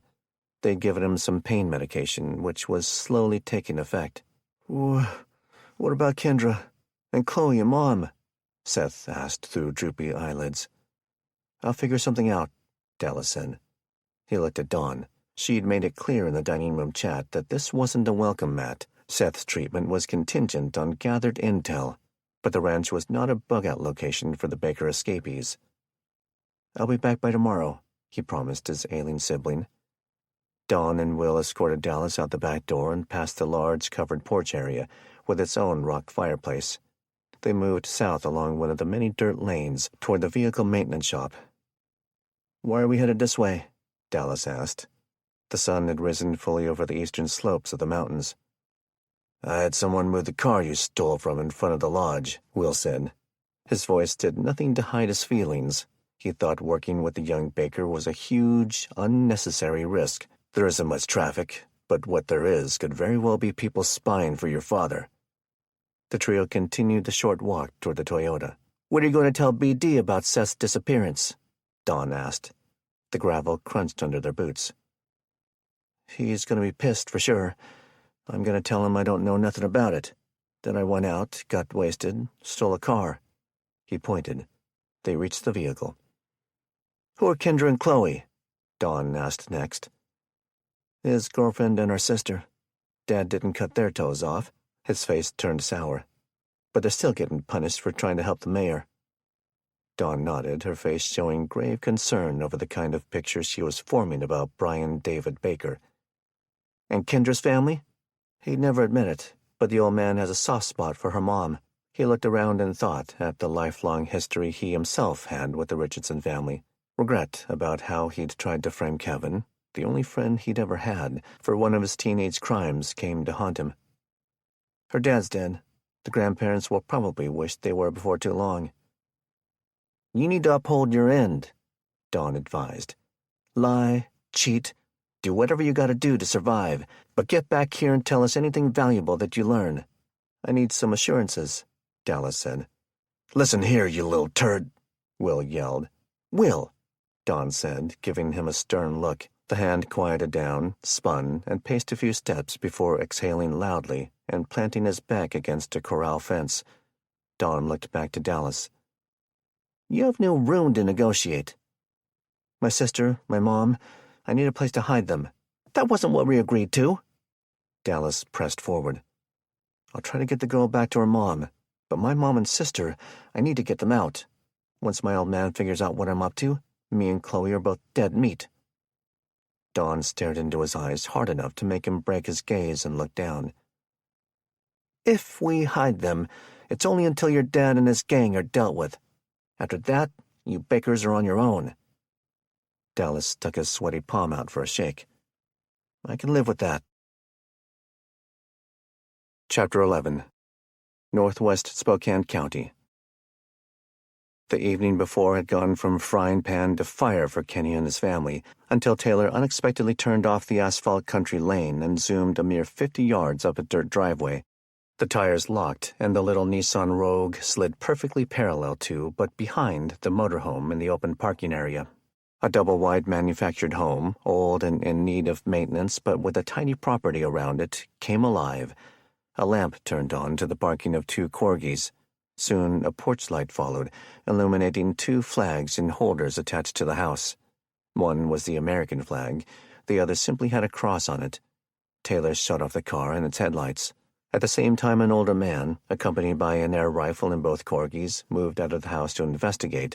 The first of 2 more cars flew past their driveway out on Rail Canyon Road. "What in the name of St. Pete is going on here?" Fortunately for the small Richardson clan, the man had moved close enough to be out of sight of the road behind the long recreational vehicle. The noise of a second car cruising a bit slower moved along, a spotlight shining up the gravel mountain lane past the small dwelling for a quick second before speeding off. "We have small children," Kenny said. "Please don't shoot." The dogs were yapping with enough noise and energy to power a small town. The old man walked toward the end of the car and RV when he heard tires and saw a spotlight shining up the hill into the forest. He noticed the shot-out rear window. Then he spotted Taylor's small sticker family on the hatchback body. It had a bullet hole in it. Sierra was screaming from sheer terror. Dylan was screaming because his sister was. "Are your kids okay?" The old man's voice had moved from irritation to cautious concern.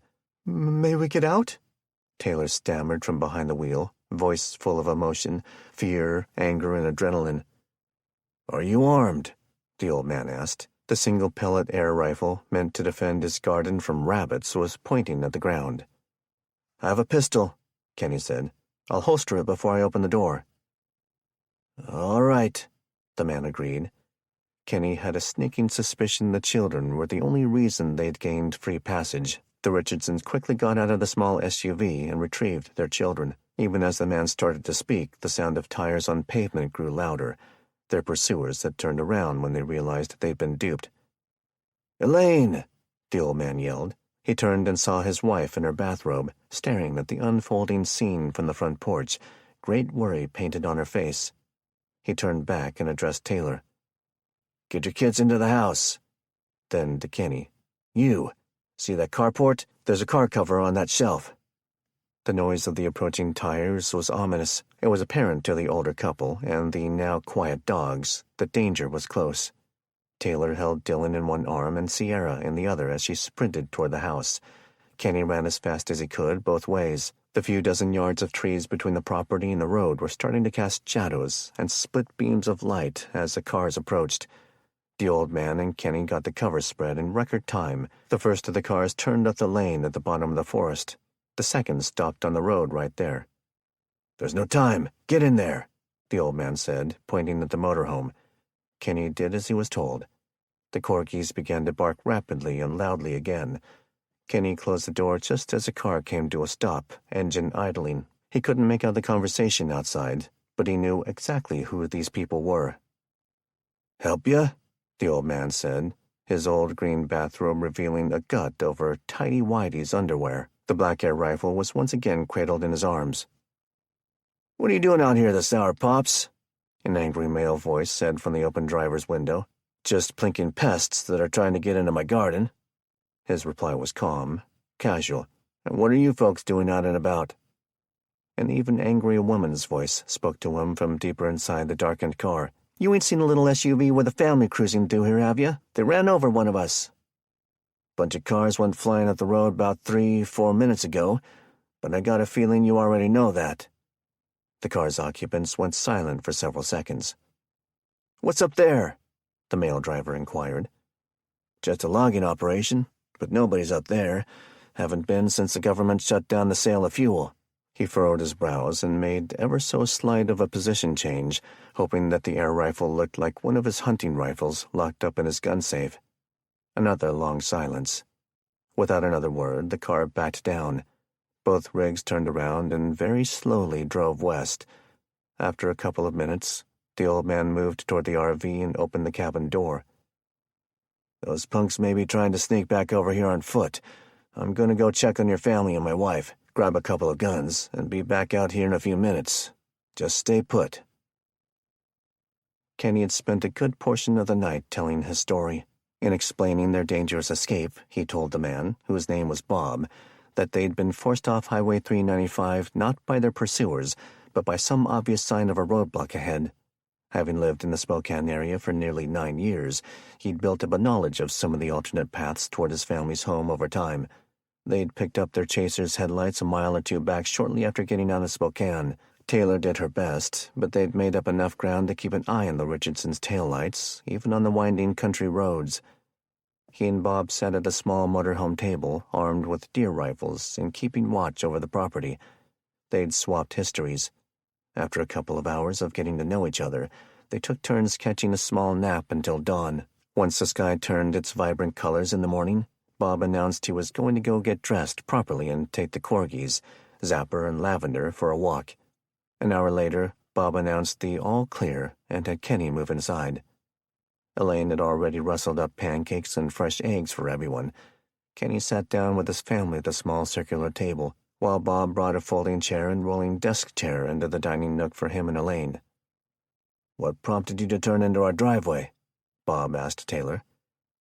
"I don't know," she admitted with an appreciative smile. "But I'm glad I did. It just happened so fast.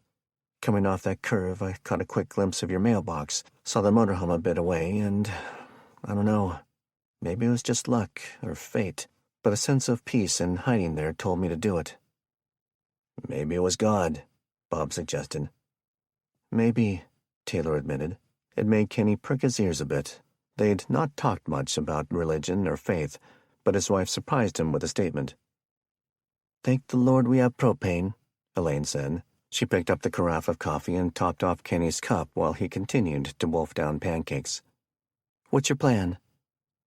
I'm not sure," Taylor said, looking at her husband.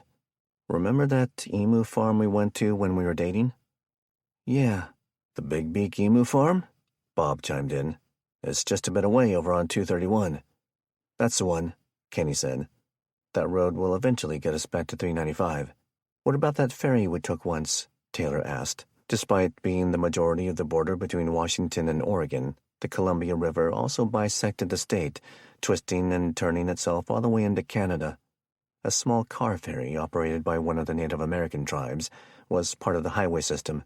It ran between the small communities of Gifford and Inchelium. It was completely funded by the state, costing nothing for the 6 or 8 cars it could haul to make the 10-minute trip. Kenny choked on a bite of pancake. "I seriously doubt the ferry is still running. Even if it is, it's probably been commandeered by locals. Who knows what they'll demand. I'm sure it isn't free anymore." "Naw!" Elaine exclaimed, finding such an idea laughable. That caught Kenny and Taylor off guard. They looked at each other, trying to remain polite with their hosts. Elaine looked at Bob. "Tell him that's ridiculous, honey." Bob wasn't nearly as skeptical as his wife. He cleared his throat. I don't know, dear. After seeing their car shot up, after hearing Kenny explain what Spokane is like." "Really?" Elaine said. It was sad for Kenny to watch, the cognitive dissonance on their faces, the conflicting ideas that things would return to normal and that a new lawless world was emerging. "I'd suggest leaving your rifles out when we leave," Kenny said. At some point, those people or others like them will be along looking to steal. Or worse, he didn't say. Maybe God put us together so we'd hear that, not just to shelter you, Bob said. He was coming to terms with the night's events, but Kenny could see on his face that he hadn't fully grieved the death of civilization just yet. "Babe," Taylor said, "maybe we should start traveling by daylight." Kenny nodded. "You may be right. Let me mull that over for a bit." "You could stay put a bit if you want," Elaine said, not checking with her husband before blurting it out. Bob shot her a look. "They have family in Republic to get to." To Kenny, "No offense, but our garden and deer meat just won't support all of us for too long." "It's all good," Kenny said, "but maybe you could give us a few hours? I don't think any of us got much sleep last night." "Okay," Bob agreed. "I'll stay up, though. Unless they just did in the last hour, your attackers never drove back by last night. I have a sneaking suspicion they're out there somewhere." Chapter 12. Southern Snohomish County. "You can get this one," Kevin told Lydia's son, Jackson. The young teenager used his toe to push down the kickstand on the older e-bike, dismounting. He spun toward Kevin on the gravel forest service road with a goofy grin. He flipped up an imaginary collar, then snapped fingers on both hands before pointing them at Kevin with a wink. "You got it, babe," the youngster panned in a horrible Elvis impression. He spun once more and passed his bike, walking down through the small culvert of grass and dead fir branches to a relatively open spot around a tree. "You don't sound like Elvis. You sound like you're imitating someone imitating Elvis," Kevin called after the lad. He's almost trying too hard, he thought about the boy. He remembered the kind of kid well from his own days in middle school, kids who were the class clown, even when nobody was in the mood for it. He looked up and down the dirt and gravel road in the middle of the woods, scanning for surprises, listening. While Jackson pulled a backpack off and stapled a paper plate to a tree, Kevin eyeballed the small electronic computer mounted to the newer e-bike. Despite upgrading to 2 rigs, the bikes and horses were still going to be needed to scout ahead or, at times, carry someone along after. Lydia, Corny, and their kids made 4. Jamar, his siblings, and Missy made 8. With Kevin and Nelson, the group of 10 could fit in the truck in the Land Rover, but it wouldn't be comfortable. Packs and supplies that were somewhat weather-resistant went into the truck's bed, as did the e-bikes. Plus, there were 2 drums of diesel secured up against the front of the bed. There was no spare room in the horse trailer when all 4 animals, feed, and tech were in there too. That left cramming it into the back of the off-road vehicle. It was mid-afternoon. Lydia had bartered away Jazz, the younger and smaller of the 2 giant draft horses. It was a shame to break him up and his older half-brother Duncan, but it was just too tempting. They could get additional critical food and supplies, lessen their strain on their limited feed supply for the other horses, acquire some hay and alfalfa, and no longer have 5 horses using a 4-horse trailer. Chip and Cale from the medieval village had informed the travelers that they could connect with State Highway 2 by continuing up the country lane. It had a few other private roads, but eventually ended at a heavy steel gate that secured a Forest Service road. Kevin had encountered them many times in his time as a wildland search and rescue volunteer through his high school days. He and Nelson both argued the need to bring torches and bottles of oxygen and acetylene procured from the McGinty compound shop for just such a reason. Kevin, having studied the maps he printed from Ramona's house more than anyone, knew they had only a few options. Whether committed fully to hiking or using rigs such as they were, Highway 2 was a necessary piece of the trip. It would take them through one of the state's most picturesque mountain passes, and they needed to get through it before the snow came. It was late September. That should still be weeks away, but one just never knew. The 2 farm kids were riding the bikes ahead, stapling a small paper plate to a tree every mile or so, as a visual marker to the group. When they left, horses and newly traded food were still being loaded. It gave Kevin the time to set a slow pace for his eager teen partner. Jackson had zipped up to full speed on the bike a couple of times, whooping and hollering out of glee. Once he got it out of his system, he'd calmed down a bit. Kevin could tell from those moments when the boy wasn't trying to impress him with his weirdness that he was generally a smart and down-to-earth kid. Jackson had 2 much younger half-siblings on his father's side. They all lived in Oklahoma, his father having been in the pro-rodeo circuit like his mother. Having 2 moms wasn't weird to him. Lots of kids in his school had two moms or two dads. As Kevin listened, he knew in his own life how much losing his father had had a big impact on him. He thought the boy was probably trying to cover up his fear over not knowing anything about his other family's fate. And regardless of the topic of how mothers and fathers were mixed in modern times, the boy had learned how to handle horses. He knew what it meant to go feed them or let them out before school, what it meant to be tired from soccer or baseball practice, but still must do chores when he got home. There's something special about this kid, he decided. Jackson arrived back at his bike. Kevin had gotten off his for a moment to study the layout. They'd been coming downhill quite a bit and traveled a dozen miles since they left. They were thick in the forest, so if any vehicles were traveling the highway, he couldn't hear them. But he knew that the hackers and the government proclamations had made fuel increasingly valuable and rare. People were only using it now when they had a real need and the ability to defend it. The fact that they'd be driving on a mountain highway festered as a worry in his mind. Only Nelson and Jamar had any real firearms training, as capable as he and the other adults, and even the kids, had proven themselves. But I'm still the only one with a confirmed RPG kill, he reminded himself. You know, I've never seen a picture of Elvis, Jackson admitted. The boy, like his mother, was proficient with the use of his youth-sized compound bow. He made a slight adjustment to the bungee cords holding his bow to the front of the handlebars, then got on his bike. Yeah? Kevin got on his own bike, figuring this might be the last marker they set up before they reached the waiting point near the highway. You even know what he's famous for? Well, duh, the teen said. He sang, then switched into horrible, pubescent singing. What does the fox say? Chapter 13. Bellevue. It was late afternoon. Ramona was laying on the big couch, keeping the remnant of her left leg propped on pillows. Charcoal was curled on the floor below her. 6, she thought. If I reach 7, it'll be time for a pain pill. She was trying desperately to tough it out, but now that she had both James and Brian in the group, the battle to stay stone sober was becoming tougher to wage. She still remembered the surgeon lecturing her to take them. Supposedly, people healed faster the more their pain was controlled. I always figured that was just a mind trick Big Pharma pushed to keep people hooked, she thought. Her years as a cop had created a largely cynical person in the face of Seattle's well-documented opioid crisis. Her eyes were winning the fight against gravity, aided by the darkness of the room. Blinds and curtains were being kept mostly closed even in daylight. Keeping heat in and prying eyes out was becoming more paramount every day as fall progressed. The old, tattered Clive Cussler paperback from her husband's study was nearly weightless on her chest, where it rested as a slumber of boredom and pain of strained eyes settled in. She was on the 3rd book since starting her post-surgical recovery several days earlier. The sound of the den door opening made her shake awake. The book slid off her and hit the edge of the couch on the way to the floor. Sorry, James said, sounding a bit groggy from what was becoming his normal sleep routine. He was holding a Gatorade bottle by the lid. The words, "Do not drink," were written with bold marker on its body. Where'd we land on the whole toilet thing? I gotta go dump out this here jug.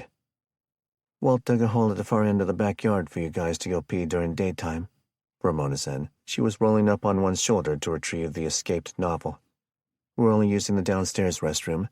Don't flush until someone's tainted it with... A deuce? James laughed. Ramona smirked. Something like that. Speaking of which, about this morning... She wore a sly expression. How'd I take the Browns to the Super Bowl? James chuckled. You said you were going to find a tree to lean against. James shuddered. I always been a bit scared about trying to squat, especially with my knees. He headed around the living room to go out the sliding glass door. Got this fear I'll make soft serve chocolate right into my pants. He went outside, Ramona's riotous laughter following him out onto the covered patio. A minute later, he walked back in with an empty jug. She was still snickering. You still thinking about that? He grinned. It helps with the pain, she grimaced. Get you anything? She reached over for a water bottle on the coffee table and pointed at the pill container a bit farther away. I think I need to take one of those. James read the label. The antibiotic? Not time yet, Ramona said.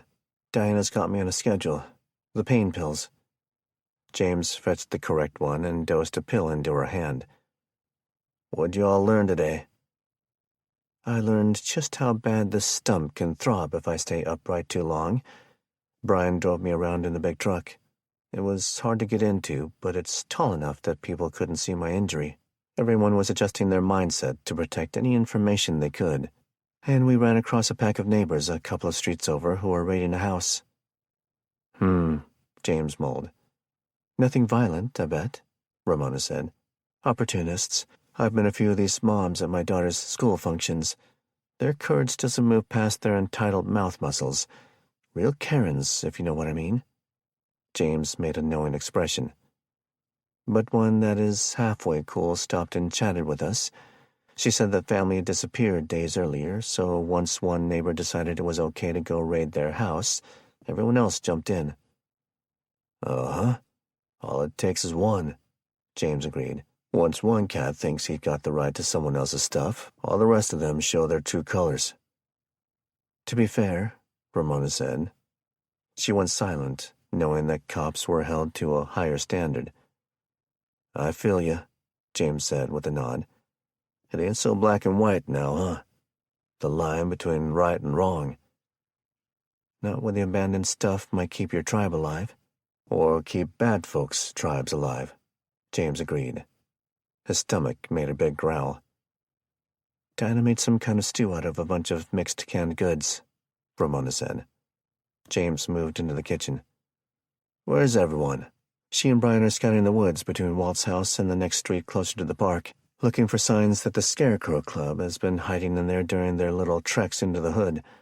Walt is doing a survey of the neighbors on this street, trying to get a feel for who is home, who might turn desperate, who will be raiding empty houses, that kind of thing.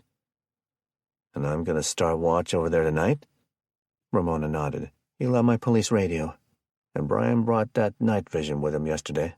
I guess that'll be safe enough. And we're going to do a second person awake over here at night. It'll be Walt until about 1. Then Brian will be your backup for the rest of the night. If you call for help, someone will be seconds away. James laughed and looked away in an old, lost thought. What? Nothing. He shook his head.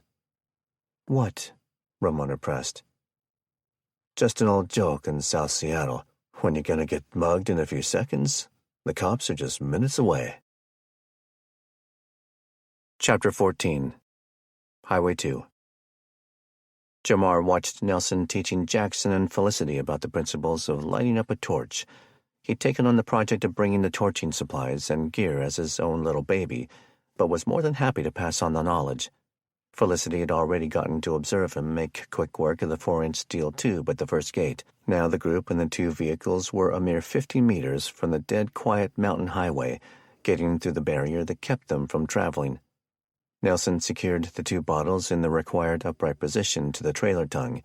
He welded a piece of 1/4-inch plate on the frame next to the bulkhead, while Chip from the village installed some eye bolts. Once they muscled the bottles onto the makeshift shelf, they used a cargo strap to hold them into place, wrapping the bottles with a complete round turn before cinching to ensure they stayed put. He brought several pair of the darkened goggles, 2 torches, 2 strikers, and 4 50-foot sections of hose. Each section was actually 2 hoses paired up, one red and one green. The torch itself was where the 2 gases were mixed to get the desired flame. Everyone wanted to study the map once more, so taking some time for Nelson to export knowledge was okay. He pivoted back to the pile on the hood of the Land Cruiser. Corny was on her tippy-toes trying to see the full map, while Kevin had Missy on his shoulders. Lydia was piecing together 2 of the computer pages he'd printed, since those were scaled down to show trails and contours more clearly. See, if we were on foot, this longer path north would still dump us back down onto 2. We might as well take our chances on the highway. I'm definitely good with making some miles today, Kevin said. He looked up at the overcast sky. On days like that, shadows were less pronounced. The sun could be here, or it could be there. A scan of his watch reminded him of the truth. We have maybe 3 hours before dusk. We should at least try to guess where we may camp tonight, so we can be out of sight and mind before it gets dark. Jamar jumped into the conversation. And what kind of towns are we passing through? Big? Small? You've never gone up Highway 2? Lydia asked. To ski or visit Leavenworth? Jamar cracked a small smile and imitated his father. Girl, them's white folk activities. For a split second, he thought about how much he missed both of his parents. Lydia showed the sharp wit of a rodeo barrel rider instantly. Hey, I can't assume your skiing and Bavarian shopping identities now, can I? Past the mountain pass was a tourist town full of alpine hotels and shopping villas. Come on, you two, Corny scolded. Her calves were tired of propping her short frame up to see under the hood. First thing first, Kevin said. I don't think we should go all the way down to Leavenworth. We're going to have to slow to watch for checkpoints or bad guys or whatever. We're going up Stevens Pass, then down the other side. He flipped through his stack of papers until he found the hiking route page he wanted. Cole's Corner. That's the town where the back route deviates from the main vehicle route. But it's still back roads, passable by cars. You assume, Jamar said. Kevin was a bit put off. They'll be fine, he defended, but taking those roads was chosen as a hiking route because there's less traffic. It does seem that we could bypass Kashmir and Wenatchee, Lydia agreed as she reviewed the new pages Kevin showed. What does that mean? Jamar asked. A lot less people, Lydia said. But less opportunity to find more fuel, Corny said. We have 2 drums of that, her wife reminded her in the way only an annoyed spouse was comfortable doing. I was just say, don't jump down my throat, babe, Corny scolded back. Listen, Jamar said, trying to redirect the conversation before the married couple started bickering. Let's try to find a side road somewhere before Cole's Corner. He pulled the map closer. Kevin was frustrated. A few weeks back, the trip from where they were standing to his home would have been 4 to 5 hours. I think we should try to get to Chelan tonight, he protested. Jamar wasn't going to take the bait and argue. The tension in the group was palpable. He'd make his case again when it was an hour until dark. Maybe Kevin was right. Maybe he wasn't. Whatever we decide for camping, we should at least be slow and safe any time we know there's a town coming up, no matter how small. Main intersections are where we're most likely to find locals trying to rob us. And let's keep off the little cheap radios as much as possible, Kevin said. Nelson walked up, having finished cutting the gate and getting his apprentices busy stowing the equipment. He yawned, still tired from only getting small cat naps for several days. You all got a plan together? 5 in each truck, Lydia said. You and Jamar need to be in different rigs and riding shotgun, since you have the most security training. The group all seemed to agree. I'll drive the truck. Corny nodded, knowing her wife was more comfortable towing horses. She looked at Kevin. Mind if I drive the cruiser for a while? No problem. Kevin reached up to Missy on his tall shoulders and jabbed her in the ribs playfully. I've been wanting to spend some time with my new little sister anyway. She squealed and giggled. I'll take Jamar, his siblings, and Lewis then, Corny said. We'll be in the lead vehicle, Jamar said. I suggest we keep a couple of 100 yards apart, in case we need to stop suddenly. With the plan set, the small, strained team of new friends mounted their rigs, turning east and uphill on the desolate forest highway, each anxious to be done with the long and precarious venture ahead. Chapter 15. Republic. Approaching town, Highway 21 started to be called Clark Avenue. Dallas stopped the stolen Toyota 4Runner, dreading the left turn. But he'd already stalled longer than he should have, having left the Yale Circle L and parking for a quick nap that turned into nearly 6 hours of stress-induced sleep. The sun now over the western slopes, he made the turn toward town, which technically kept him on Clark, but also transitioned into the area's only other major road, Highway 20. Through a couple of curves, the due north trek into Republic was nearly complete. He knew BD would be somewhere down there. All he needed to do was seek out the stench of burning drugs and the sight of the entourage. The brewery, he saw, pulling over and parking nearby in front of the drugstore, which had been stripped clean of almost every other item than shelves. Figures. The town's local craft beer distillery was no longer in possession by the owners, having been claimed in tribute by his dad's cousin, Dwight. It was the last place in town with any alcohol, and that would be changing in short order. Dallas parked and got out, feeling a bit more with dread with each step. A generator hummed behind the block of old storefronts. He passed through the glass door, the smell of weed and meth filling the air, the sound of 70s classic rock roaring behind the laughter of drunks. He scanned around the dark room. The owners had built the small restaurant into a nice venue with urban charm. The scum of Beatty's clique had darkened the windows with additional blankets. The light over the one pool table ever so subtly wavered with the hertz of the generator power, which was overtaxed, keeping the kegs cool. Candles flickered. In one corner, a woman in her 20s was performing an oral favor on his older cousin, while his younger cousin Cody fondled her bare chest. Dallas shook his head and walked up to his father, seated at the bar, surrounded by some of the biggest butt-kissers. "Where's Chloe?" he asked as casually as he could. Big Dog turned his head toward his son. He had puke on his shirt, and his eyes were bloodshot and watery. "Well, well, where the hell you been?" He tried to stand, but was drunk enough to send the bar stool shooting backward. It tipped over with a clatter, and the man wobbled on his feet. It must have been a common sight, as hardly a soul stopped their partying to pay attention. He grabbed Dallas by the button hem of his denim jacket and pulled him close. "Did you help that POS brother of yours escape?" Dallas was a professional liar, trained by the best. "What?" He sneered with a sly grin. "What are you talking about, old man? I know better than to cross you." He laughed off the idea, his dirty mullet bouncing behind him. Beatty let go of the jacket and pointed toward his stool. "Pick that up, boy." Dallas did as he was told. After the drunk overlord sat back down, he asked, "Where the hell you been then, boy?" It wasn't really a question. "Stole a ride, hooked up with a gal from high school, got blitzed and passed out." "Why? Where's Seth?" He tried his best to sell his act of looking confused. His concern for Chloe was growing with each second his father didn't answer. "Billy Ray'll find him. He's taking old Ray Berger's hounds out to find a scent, after he gives that Richardson gal and your sister a little motivation to stay put." He belched and turned, grabbing for his lighter and a baggie of home-rolled cigarettes he'd procured off a generous donor. Dallas knew that his father had not given the Richardson family much of a chance to correct Kendra's error after she participated in the so-called coup. After warning Liz Richardson to punish her daughter, Billy Ray went back the next morning and claimed her as his property. The opportunity for his very own teenage sex slave was too good to pass. Liz had required a couple of good punches to knock out, which surprised him. BD had made it clear not to kill her. The oldest son took no pride in killing the elderly grandparents, but the less folks out looking for his blood, the better.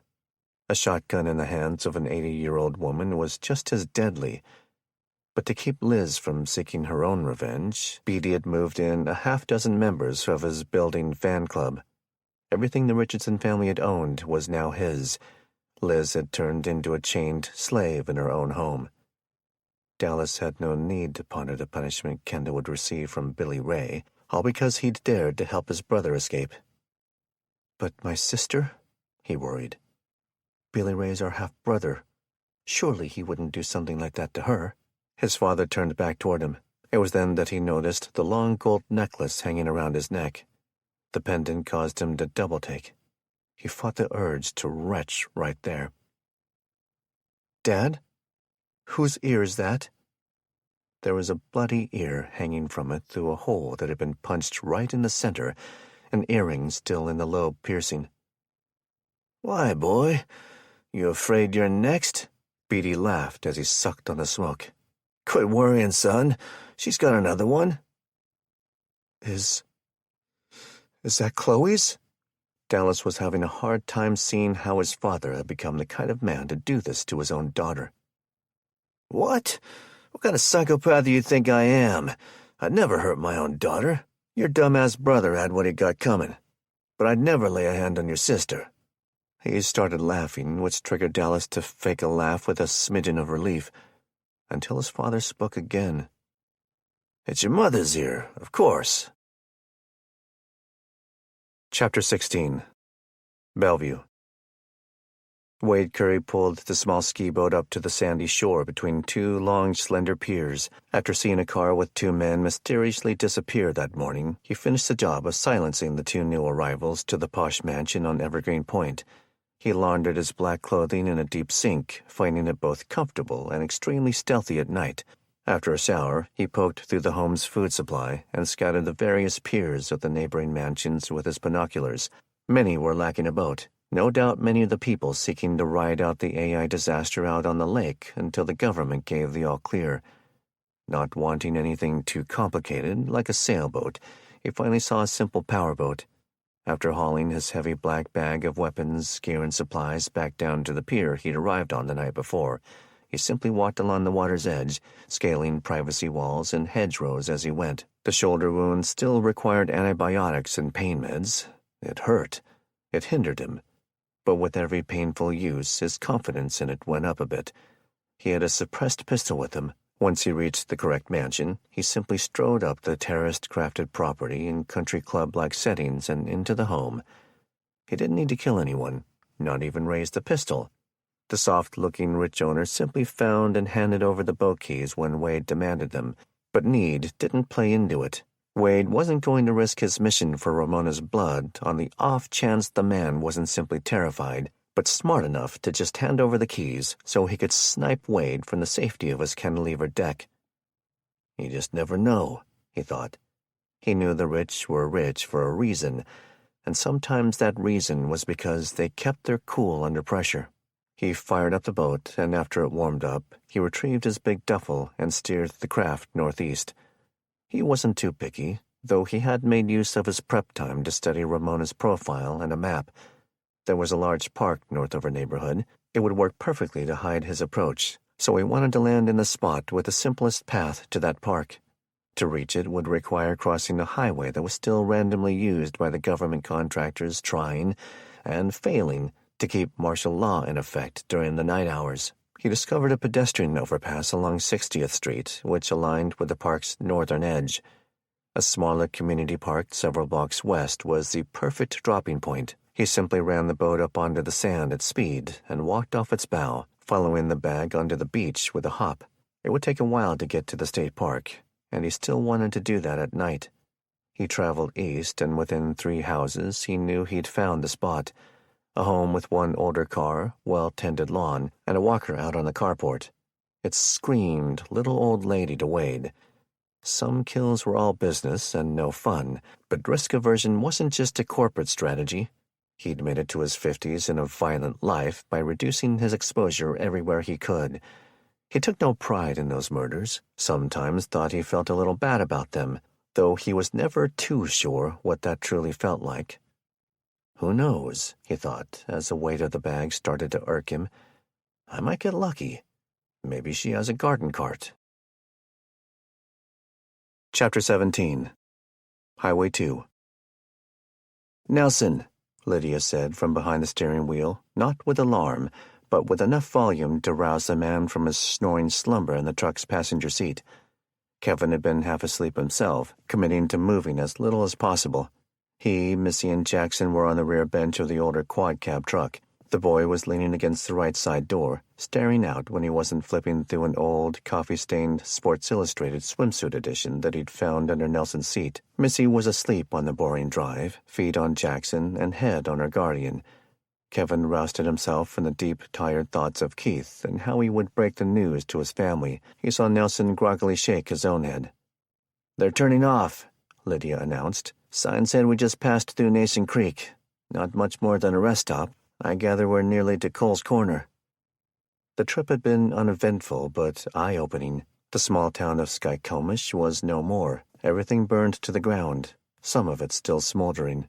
The parking area at the Stevens Pass ski resort was mostly barren. Nobody wanted to be trapped up there if the snow arrived early. A few cars, trucks, and RVs had managed to hobble there, broken or running on fuel vapors. There were a small number of tents. Each time they encountered a town or congregation of people, Corny had sped up from a mere 30 miles per hour to nearly 60. Kevin knew Jamar knew what he was doing as a navigator and lead scout, always scanning for the first signs of an ambush, a shape or a silhouette out of place, a billboard or building that could be hidden behind, a sharp curve.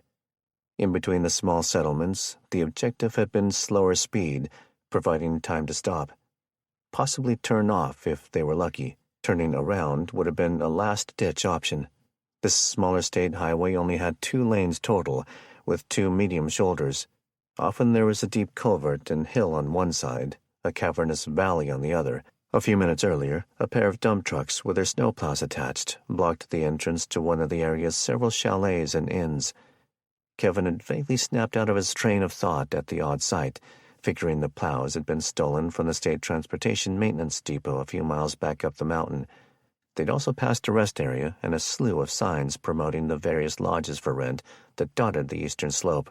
Nason Creek wasn't much more than a collection of routes to the cabins, the rest stop, and a small volunteer fire station. It wasn't a town, but it did possess a couple of exits off of Highway 2. Corny and Jamar had chosen the second one, a maintained country lane barely wide enough for 2 vehicles to pass each other unscathed. "Merritt Winston Road," Nelson said aloud when Lydia followed the lead vehicle up onto it. They drove in a few hundred yards when she came to a stop just behind their teammates. The small lane paralleled a set of railroad tracks on the south side. Both had drifted away from the highway a bit, though segments of it could be seen not too far away through the trees. Kevin slipped out, waking Missy as he did. "What's going on?" she groaned, her eyes squinting. "Nothing," Kevin said. "You can stay here if you want." The little girl was more than happy to take over the entire bench after Jackson left the right side. They joined Corny and Nelson for the walk to the back of the Land Cruiser. The bright color leaped out at Kevin once more, recalling that whether or not Lydia had been joking, having Jackson paint on the rig might not be a bad idea. Corny pointed at an opening to the north of the road and addressed her wife. "You think the truck and trailer will be okay with a little off-roading?" The area was clear of tree stumps, branches, and such. There were a few fallen trees that could be dodged easily enough, but it was open enough to work as a decent campsite. It was between the small road and the highway, offering a bit of concealment from either. "I think so," Lydia said. "But if this is our campsite, we should go ahead and unload the horses first." "Is this our campsite?" Kevin asked. They hadn't gone nearly as far as he'd hoped. He noticed Jamar make a face that told him he didn't want to have an argument over it. "I think we should," Jamar said. "It'll be dark soon. The map says Cole's Corner is literally just past the next bend. It's the first town on this side of the pass." Nelson backed him up. "Sure, we need to be smart about this." The former cop looked at Kevin. "We're all anxious, Kev, but now that we're getting into a more populated region, we should think hard about how we're going to deal with the various possibilities." "Like role-play what we're doing during X, Y, or Z?" Corny asked. "Pretty much," Nelson said. "Some places may just ask for a toll, for lack of a better word. Some may not even care. But what if we come up on a town that demands we turn around?" "I'm not turning around," Kevin announced. "Well, that's easy to say," Jamar said, a bit annoyed with his friend's attitude. "But we have kids to think about." Kevin took the chastising quietly, letting the others talk while he chewed on his feelings. This was, after all, his trip, one that they all invited themselves on. "Before everyone starts bunching their panties," Nelson said, "I have an idea. Let's set up camp in there. We can eat and talk while it gets dark. Then Kevin and I can take the bikes down to the town to scout how the locals are acting." That received a general mumbled consensus. Lydia and Corny started for the horse trailer. "Any questions?" Nelson asked. 13-year-old Jackson raised his hand. "What should I do if I discover my panties are indeed bunched?" "Jackson Shoemaker," both of his moms yelled together. "Get over here and stop being weird," Lydia added to the unified scolding. The 3 men all looked at each other, smirking as Jackson kicked rocks on his way to help with the horses. "Kid's got a valid point," Jamar laughed. Chapter 18. South Stevens County. The mid-afternoon sun was high, and though the western half of Washington was creeping toward the wet part of the year, in the east the evenings were quite pleasant, as Kenny shook hands with Bob, and Elaine gave her newly adopted grandchildren a sucker and Taylor a hug. The ambiance was hesitantly hopeful. "Maybe it's just the weather," Kenny thought, But perhaps the coming beautiful sunset is a good omen. He and Bob had spent the last hour looking at a variety of old printed maps the old man scrounged. He had given a couple to Kenny. It had taken a bit longer to get on the road than they'd hoped. A slow leak in one of the rear tires had been discovered. Removal and inspection had revealed not a bullet hole, but the head of a small nail, with the option being to use the skinny temporary tire that so many cars provided anymore. Bob talked Kenny into using a can of the fix-a-flat latex foam that could be sprayed in through the valve. He gave the young couple the remaining portion of the can, plus an old unused air compressor that ran off the car's 12-volt port. While Kenny handled that, Bob used duct tape and a couple of layers of lawn and leaf bag to seal up the broken windows. With goodbyes said, Kenny offered to drive, but Taylor declined. More than ever, she was convinced that the logic to keep him ready to return gunfire was the right line of thinking. She moved off their property and the several yards down the dirt lane to the curvy country road. "Whoa," Kenny said when he saw the lone mailbox on its leg by the road. It was painted a bright white. Behind the metallic stickers with the address, Elaine had painted a majestic-looking ichthys, commonly called the Jesus fish. "What?" Taylor shrieked. She'd been looking left and assumed he'd just seen the gang present themselves. "Nothing, Tay. We're all clear." Taylor took a deep, cleansing breath and blew it out, then turned right. They'd barely driven a mile when Kenny roared a loud warning that startled his wife and kids. "Hit it, Tay! That's them! That's them!" As they passed a wide opening on the right, he noticed not one but two Forest Service roads that end at that spot. And though he wasn't sure those were the pursuers' cars, the odds of two random cars hiding a short way up those two roads were more none than slim. The black plastic on the rear made the interior mirror obsolete. Kenny rolled down his own window and adjusted the right side view mirror to his own liking. Taylor gunned the rig as fast as she dared with the curve coming up. "Are you sure?" she screamed at her husband. Sierra began to cry. "Yes." Kenny caught sight of at least one of the cars entering the road a couple of 100 yards back when the view dropped away with the angle of the road. "As fast as you can, babe." He unholstered the pistol, craning his neck to see anything he could in the mirror. Most of the road's bends were gentle. They did pass through a couple of sharper turns with a short straightaway between them. After the second one, he noticed Taylor trying to see them in her own mirror. "You just drive. I'll watch for them. What about when I come to the end of the road?" Both of them were yelling, not out of anger, but of true fear-driven fight-or-flight panic. "Turn right. We'll be on the road all the way to Springdale." They drove through another pair of sharper turns with one last long straight section before they needed to stop, or at least slow as much as possible to get on a slightly wider, faster two-lane highway. Kenny saw one, then another vehicle maneuver in the side view mirror. Taylor had gotten the Rogue up to 70, and the rigs were gaining. "That's definitely them." "I have to slow down for the next road." She started to brake. "Not too much," he warned. He unbuckled his seat and pulled his right knee up onto a seat. It was much too tall to try what he was doing, but he held the pistol up in front. His body turned and his left foot planted hard on the floorboard. He was going to pop off a couple of rounds if the enemy had made up enough ground. Taylor gave the hard, last-minute braking, and his left shoulder wedged up to the top of the windshield. She made the turn, tires barking in protest. Kenny leaned out when he felt the Rogue straighten up on the newer, smoother asphalt of Highway 231. They were too far back for an accurate shot from a wobbling, speeding car, about 80 yards when they reached the intersection. But he knew pistols weren't far off the mark at that range. Maybe he'd get lucky. He loosed 2 shots from the Kimber. He'd never know if it only served to fuel them, as it did nothing to slow them down. The lead vehicle appeared to be something low and sporty. He figured it to be a Subaru WRX. The rear one was a larger SUV, capable of holding several adults, which worried him about the size of the mob chasing after them. "Kenny!" Taylor yelled in terror. He'd already been pulling himself in, but she hit the brakes hard, slamming him forward. He dropped the pistol on the floorboard. Once more, tires screeched and smoked. The little WRX had gained ground rapidly on the newer, straighter road. Its driver had but one choice, and that was to go around. Taylor had barely stopped in short of the large flock of now very frightened emus crossing the road. The Subaru's driver hit his own brakes too late, with the sway of his evasive maneuver to the left taking his left tires into the soft gravel on the shoulder. The little blue car got pulled into the culvert and commenced a newsworthy roll-and-flip crash at a high rate of speed. Many emus froze in place and were caught up in the horrific scene. Most started running and flapping wildly, some making the short hop over a fence on the right side of the road. There were humans present too, trying to herd the creatures before the high-speed pursuit showed up. The second rig had braked hard to a stop and was now about 50 yards behind the Richardson family.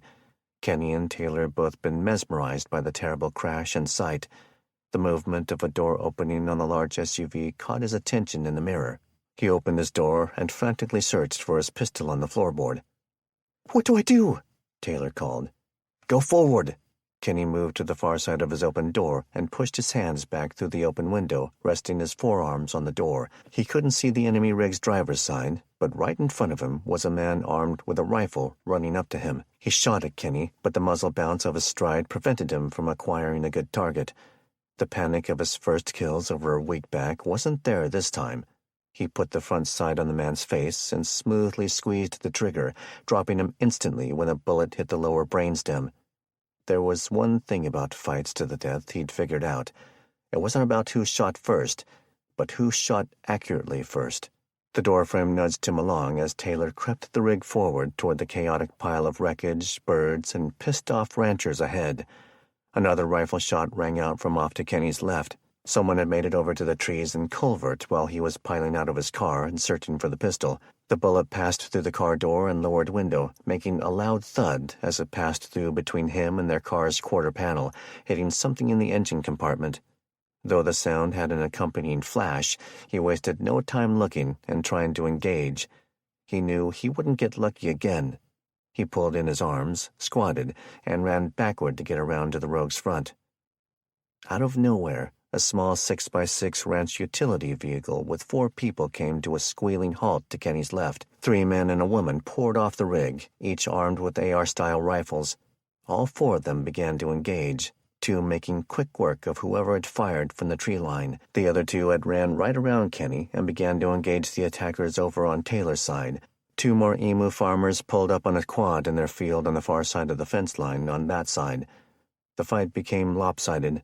Once there was no more fire coming from the shot-up SUV behind them, the man closest to Kenny used a small radio to order the rest to advance and clear.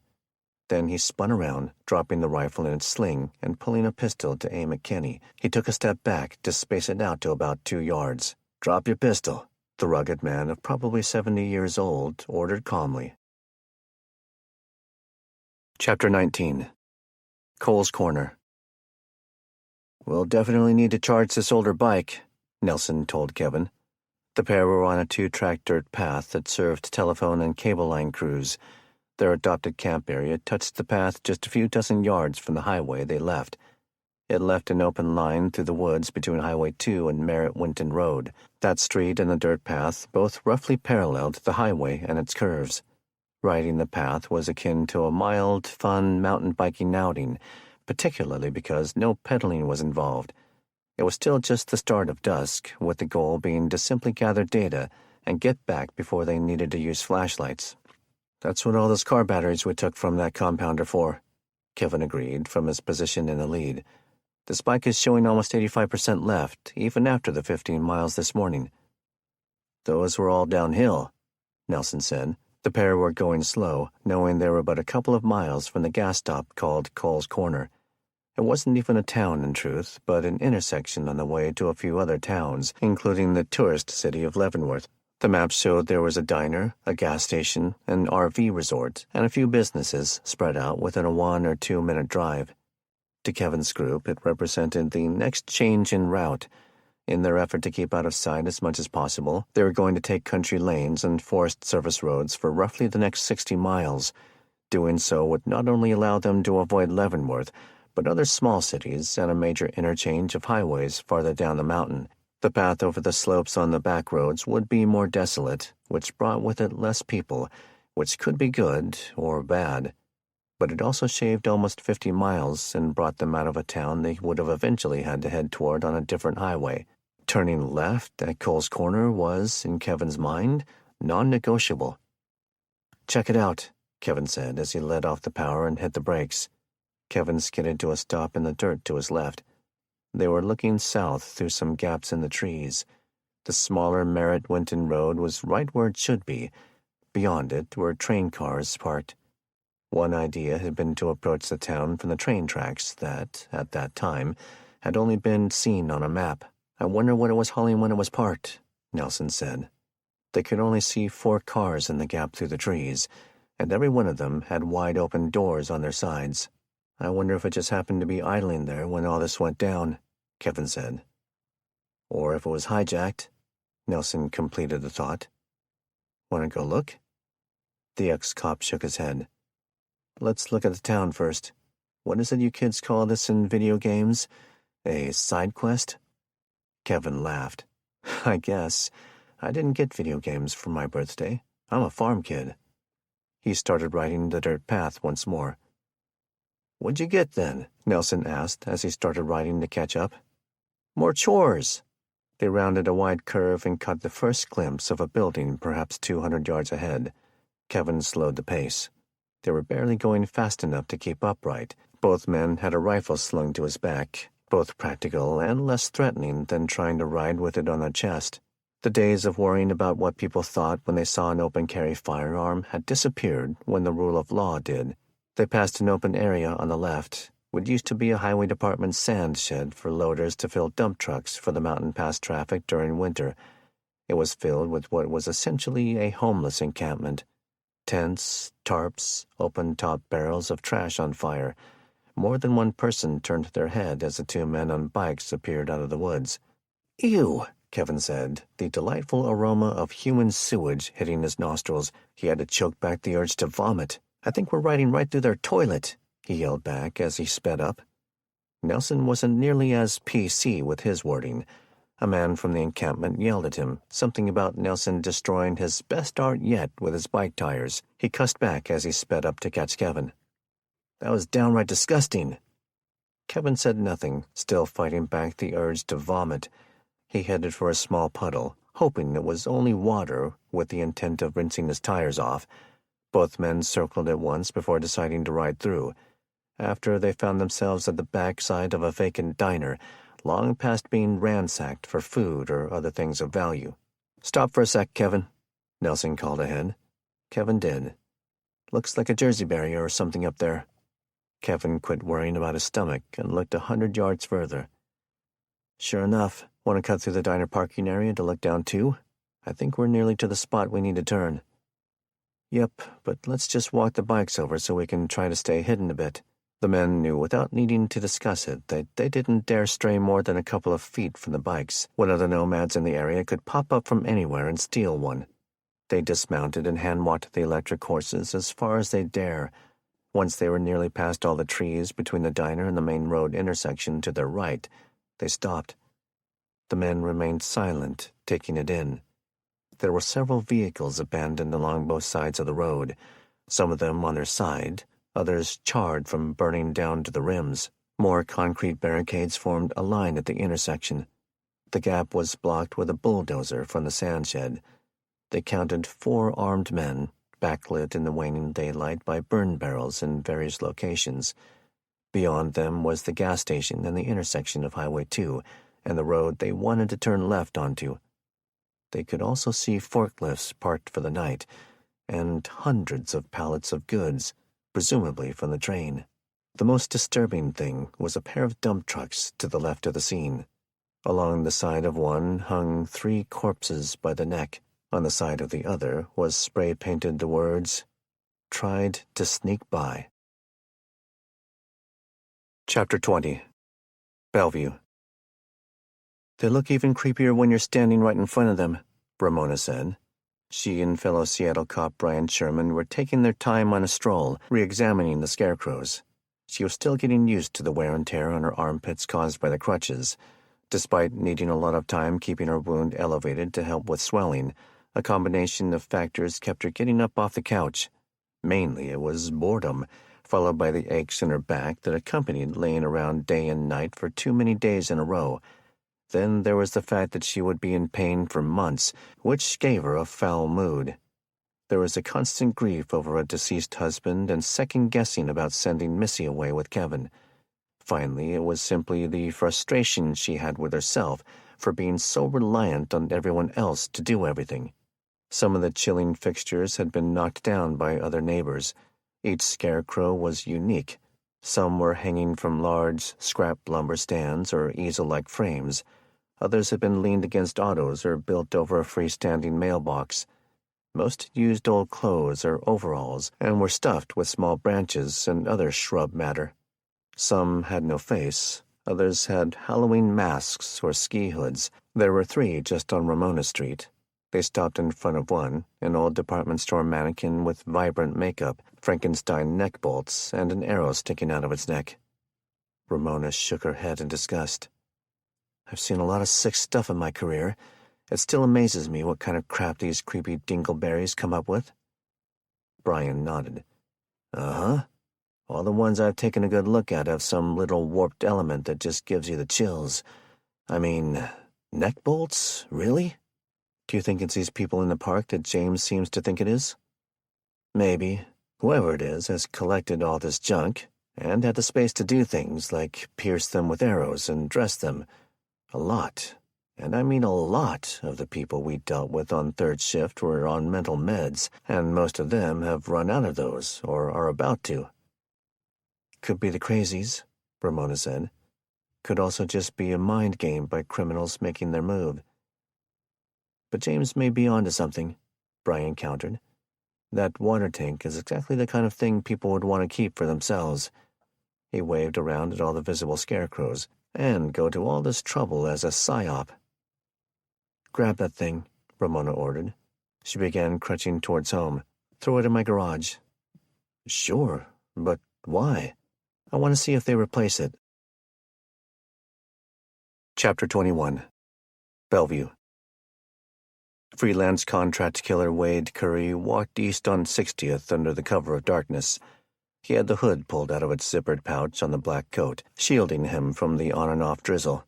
There were a few houses in the neighborhood with people brave enough to have candles or lanterns operating, at least not without a slew of boards and blankets to help the curtains and blinds keep all the light in the house. Like London under the Luftwaffe siege in the 1940s, blacking out was a matter of life and death.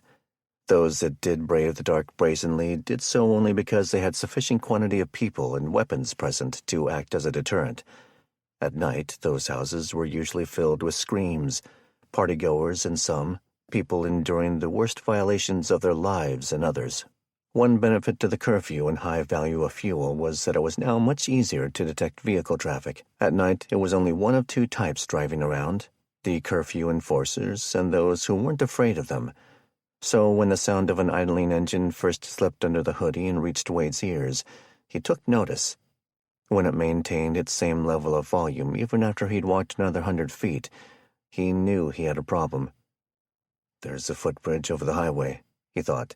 He'd let his eyes take a good half-hour to adjust from the concealment of his last victim's carport, and though he did have the high-tech night vision in his hefty bag, he was trying to save that for when he reached the large state park, where there was little ambient light. He discovered the ramp up to the deck level of the pedestrian overpass was a structured walk that did an entire circle as it gained elevation. Perfect. He walked the circle, stopping about midway to set the bag down. He needed the rest, not daring to carry it on the healing right shoulder, so it was a good chance for a long westward glance back toward the noise of the car engine. The pitch-black standoff for info began. He squatted at his black duffel and unzipped it. He felt for the nods, opting for standard night vision when he turned them on and held them to his face. The world became a bright green. Houses and cars were plain as day, but there was nothing moving along the road he'd just traveled. He decided to try the heat imaging function. The super-warm engine stood out in a dark setting, appearing as a bright yellow spot in an orange-colored front end on a large SUV. If there were bodies inside, their heat signature was being deflected by the windshield. The only other hot signs were in different segments of the neighborhood, most likely the glow of cooking or trash fires. Wade decided to war-game the worst-case scenario. There are men in there who want me dead. Who? It could be the cartel. But how would they know where I am? It could just be thugs who have no idea who I am. It could be some of Doughboy's crew. Nah, they're busy securing their new mansion. Next, options. go back and discover nothing important, or go back and walk into a fight, or go forward and see if they follow. That's it. He put the device back into the bag and zipped it. With a groan, he hefted it back up and continued his venture east. After finishing the on-ramp loop, he crossed the bridge, pausing for a bit. It would be no use trying to see west in the dark from there. He looked up and down the still interstate, seeing no lights in either direction. When he reached the east end, the ramp was a long straight one, not a circle. A flashlight turned on for a moment at the far end, illuminating two shapes. Wade had pulled the suppressor of his pistol so that it could fit more comfortably in the small of his back. Waxing these two with open gunshots was the least of his concerns. He had it set to draw with his left hand. The pain to reach backward with his right was just too great. But the bag was on that side. He was halfway down the ramp when he decided to set the bag down again. The two men had been having a subdued conversation when they finally noticed him and clammed up. Wade pulled the pistol out and held it tight to his left thigh. He just stood there, waiting patiently. They certainly weren't acting like they had intended to jump him, having been caught off guard in a conversation. "What's up?" the shorter of the two said as they passed him. "What's in the bag, bro?" "Which of you wants to pay admission and find out?" Wade said with a cool, unseen smile. The pair had already made it 5 feet past. "Pay admission," the taller one said. He wasn't challenging. It was more of a recognition. He spun and pulled his own hood down. Wade was looking at him. The short one was just about to turn on the flashlight when his buddy put a hand on it and pushed it back down. "Chill," he ordered his partner. "Which block was you on, man?" "The only one that mattered," Wade said, chuckling a bit. "Is this guy starstruck?" He was one of the most notorious criminals in the intensive management unit during his time at Monroe Correctional Complex. "I thought that was you." Under the gray drizzle and the flickers of a nearby trash fire, Wade could see the man smiling. "Let's go, Tony. Sorry to bother you, Wade." He turned, and his buddy followed suit. "Take it easy," Wade said. He watched them almost get to the footbridge. "Hey, hold up." After parking the pistol back in its spot in his waistband, he hefted his bag and walked back over to them. "You guys want to earn a lil?" "Sure. Anything you need, man," the tall one said. "Can never go wrong with a friend like you." Wade dropped his bag once more. "Appreciate that." He stooped and unzipped it. "But I don't like owing favors. Consider this my payment." He reached under Ramona's war club and 2 folded M4 rifles, feeling around for a pistol. He retrieved 2 and pulled them out. He looked them both over, figuring out he'd grabbed 2 Glock 17s. He pulled the magazine out of one and dumped the pistol into the bag. He handed over the remaining gun and spare mag to the tall one. "Whoa," the shorter one said. "If you find a car about 3 blocks down with a couple of players in it, put 'em down for me. Just leave 'em there. I'll be back along later to see who it was." "If they gone?" the leader asked. "Then I guess you got a free glizzy." Wade parted ways with the men and continued east. In 100 feet, he'd be at the state park's northwest corner. He continued down 60th a quarter mile until he was ready to turn south and move down a wide-open road with horse-related businesses on the left and power lines overhead. Just as he turned, multiple shots rang out from the west. Wade Curry smiled. Sometimes it's just too easy. The goal for the night had been to not go backward, but I need to know who was following me. Wade was contemplating his plan, inspired by the desire to just park the bag under a bush in the park's fir and cedar forest. The goal had always been to do what works best, find a home somewhere near Ramona's and stake out her place for a day or two. But the fact that he'd twice spotted a tail kept clawing at his mind. His caution had served him quite well his entire life. Dismissing it had nearly cost him his life more than once. It's only a mile down to the far end. You can be down there, do some surveillance, and be back in a couple of hours. He passed a small neighborhood on his right, which, like the horse stables on the left, had carved out a small nook for itself on the property. Weird, he thought as he passed a scarecrow. Wade wound up across a small training area which he navigated around. On the other side, he pushed into the woods about 30 feet and set the bag down with a sigh of relief. He took a couple of minutes to drink some water and eat a protein bar. Lacking a left-hander's holster, he opted to keep the pistol tucked in where it was, but he also pulled out one of the suppressed M4 automatic rifles and the Nod with its stretchy head harness and small counterweight. He unfolded and slung the rifle, secured the bag under a holly bush, and moved back out past the arena. Once back on the power line road, which he knew from his map went straight south and into Ramona's neighborhood, he donned and turned on the night vision. He'd moved less than 200 yards when he thought he heard something, causing him to stop, kneel, and crane his head. Nothing coming up from behind. The rain was starting back up. He pulled the hoodie down despite that so that his ears could do their job properly. Nothing but a mild wind. His ears were finely attuned when he stood and took his next steps, his mind playing tricks. Without the green hue of the screens in front of his eyes, all he would have been able to see was black woods and a dark gray sky above the power line suspended overhead. There's one of the trails crossing both east and west, he noted. He understood the park to have several miles of them, which were popular with horse lovers.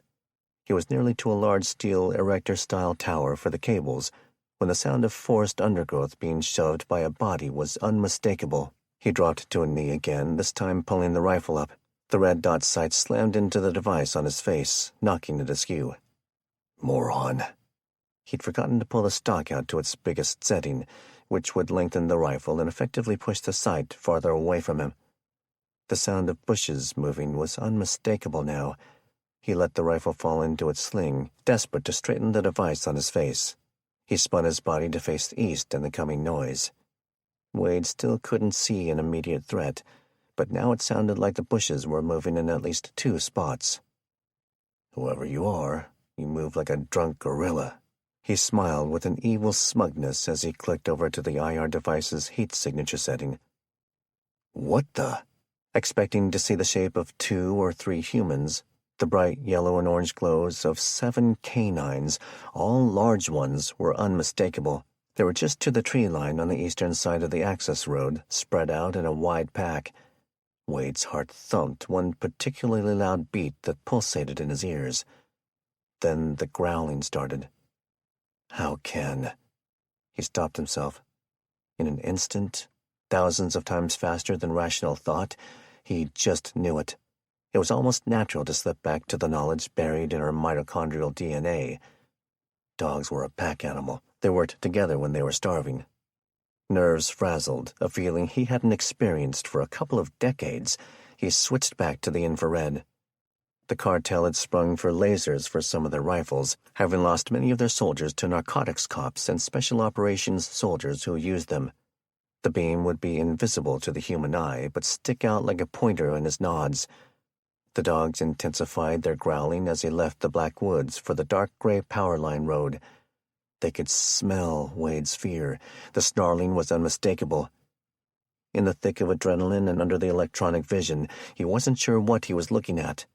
They could be mutts or pure. It didn't matter. Retrievers, shepherds, wolfhounds. Any one dog would suck. 2 would be a fight for his life. But 7... He raised his rifle and lased the closest dog. Even with a suppressor, the 5.56 NATO round made a decent hiss. He shot the closest, snarling dog right through the center of his hackled head, dropping it immediately. The others kept coming. The suppressor! The dogs spread out, the closest walking a bit sideways around their now-dead alpha. The 2 farthest back knew their job. They ran in a wide arch in opposite directions, trying to flank Wade. The killer turned prey rapidly unclipped the noise reduction device from his muzzle. He acquired the next dog, less than 10 yards away, and cooked off another shot. The boom rattled the still of the woods, even with a light drizzle serving to dampen noise a bit. It wasn't as clean, catching the dog in the jaw and nape. It began to whelp loudly. If anyone else was in the forest, they were wide awake now. The noise did not stop the circling dogs. Those closest to the wounded one spun, ran back a bit, confused. He shut the wounded dog up with a second shot. The dogs began to retreat, though their anger grew in intensity. They were regrouping. Now's my chance. Wade stood and sprinted for the trail he'd just passed over, taking the piece that led into the western woods, opposite the side with the pack. He held the rifle tightly to his chest with one hand, trying to keep the nods in place with the other. The green tubes were bouncing around, shaking his vision. All of it served to slow him. All 5 dogs were barking and chasing after him. He came to the first bend in the horse trail and got behind a tree on his right. Spinning out, he raised his rifle, heart pounding and lungs shaking them as they tried to rapidly do their job. A dog just appeared at the trail's quasi-head at the service road. He lased it and cooked off a shot that missed. It was hard enough to shoot well with nods in the best of times. But under physical strain and duress, with lungs heaving, he hadn't trained for this nearly enough, and the training he'd had was more than a decade earlier thanks to Ramona, her partner, and the ensuing prison sentence. The brush, ferns, and bushes under the tall trees began to shake, both to the north and south of the little trail he was on. Where the forest floor tangled up humans, it was marginally less difficult for canines, and practically not a problem for animals like deer. They can't be moving that fast. On the verge of panic, he spun and ran the trail on its low northwesterly path. He could hear them to both left and right. Wade crossed another trail, too desperate to escape to care. He continued to blaze up to the next curve. He turned to face the barking that was now back on the path directly behind him. He flipped the M4's fire selector to the coveted auto position and let off a 6-round burst that killed 1 dog and wounded the other. Suddenly, another dog leaped out from behind a salmonberry bush immediately to his left. It got hold of his arm, but the slick surface of his loose raincoat allowed him to pull out of it, barely. Wade felt his skin tear. He tripped on a root in the horse trail and went to his back. The dog, hackles raised and dripping saliva as it snarled, let out a scream and a whimper when an arrow out of nowhere passed through one shoulder, through a corner of the heart and lungs, and out the rib cage on the other side. The broadhead tip had sliced through an artery. The dog died 2 seconds later, spraying its blood on Wade, who was scrambling back to his feet. He started his sprint again, hearing 2 more whelps as he broke through the forest to the parking area of the state park's western public entrance, too stressed to notice the 4 scarecrows set up around the wooded perimeter. Chapter 22. Republic. Psst! Mama! Dallas Baker whispered. Wake up! Leaning over her, he used the tips of his dirty mullet to tickle her nose, still a bit bloody at the bottom of one nostril from whatever rough sex his father had done to her a couple of hours earlier. Her shiner from the girl fight a few nights previous was finally transitioning from purple to yellow. Nearly full 4 years into legal adulthood, Dallas was finally old enough to truly question why his mother loved BD so much. He slept around, or at least demanded certain services from young woman half Marguerite's 41 years. He tried as little as humanly possible to conceal it, and then he got off on watching his wife beat the snot out of them at the next kegger. Both parents were in bed at their end of the large mobile home. BD passed out from an entire day of drinking and smoking. Marguerite didn't partake so much, but she'd made it clear over the years that she knew her job, and that was to keep her man happy. Her sleep was usually from exhaustion and stress, not chemicals. Dallas knew his old man would be passed out to a certain level, but he wasn't taking chances. Big Dog had surprised him more than once with his uncanny ability to party all night, nap a bit, then repeat the process. "Mama!" he hissed once more. She crinkled her eyelids, which he could see with the early dawn light coming through the stained, wrinkled blinds on the windows. Marguerite next moved a hand up and wiped her nose from the tickling sensation. He knew she'd be angry, but this was their chance.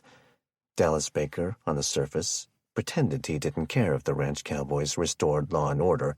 All he really wanted was his father and half-brother dead. At least, that's the only feeling he could admit to himself thus far.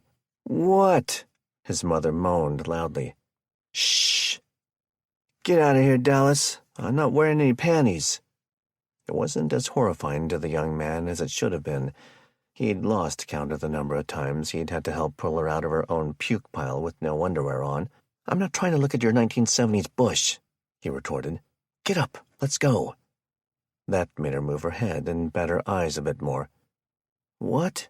Go where? Dallas, go back to sleep, or playing with your wiener or whatever it is you like to do." She rolled over the other way and closed her eyes, taking a deep breath and exhaling. Dallas moved his mouth directly over her exposed ear, speaking at barely above a hushed tone. "We need to escape. You, Chloe, and me. I got us a place to go and a car to get there." She scrunched up her shoulder to push him off her ear. "Go away, Dallas, and pray I don't tell your father what you just said." Dallas had just learned a powerful lesson about loved ones and enablement. They would need to find their own rock bottom before they would take help and fix themselves.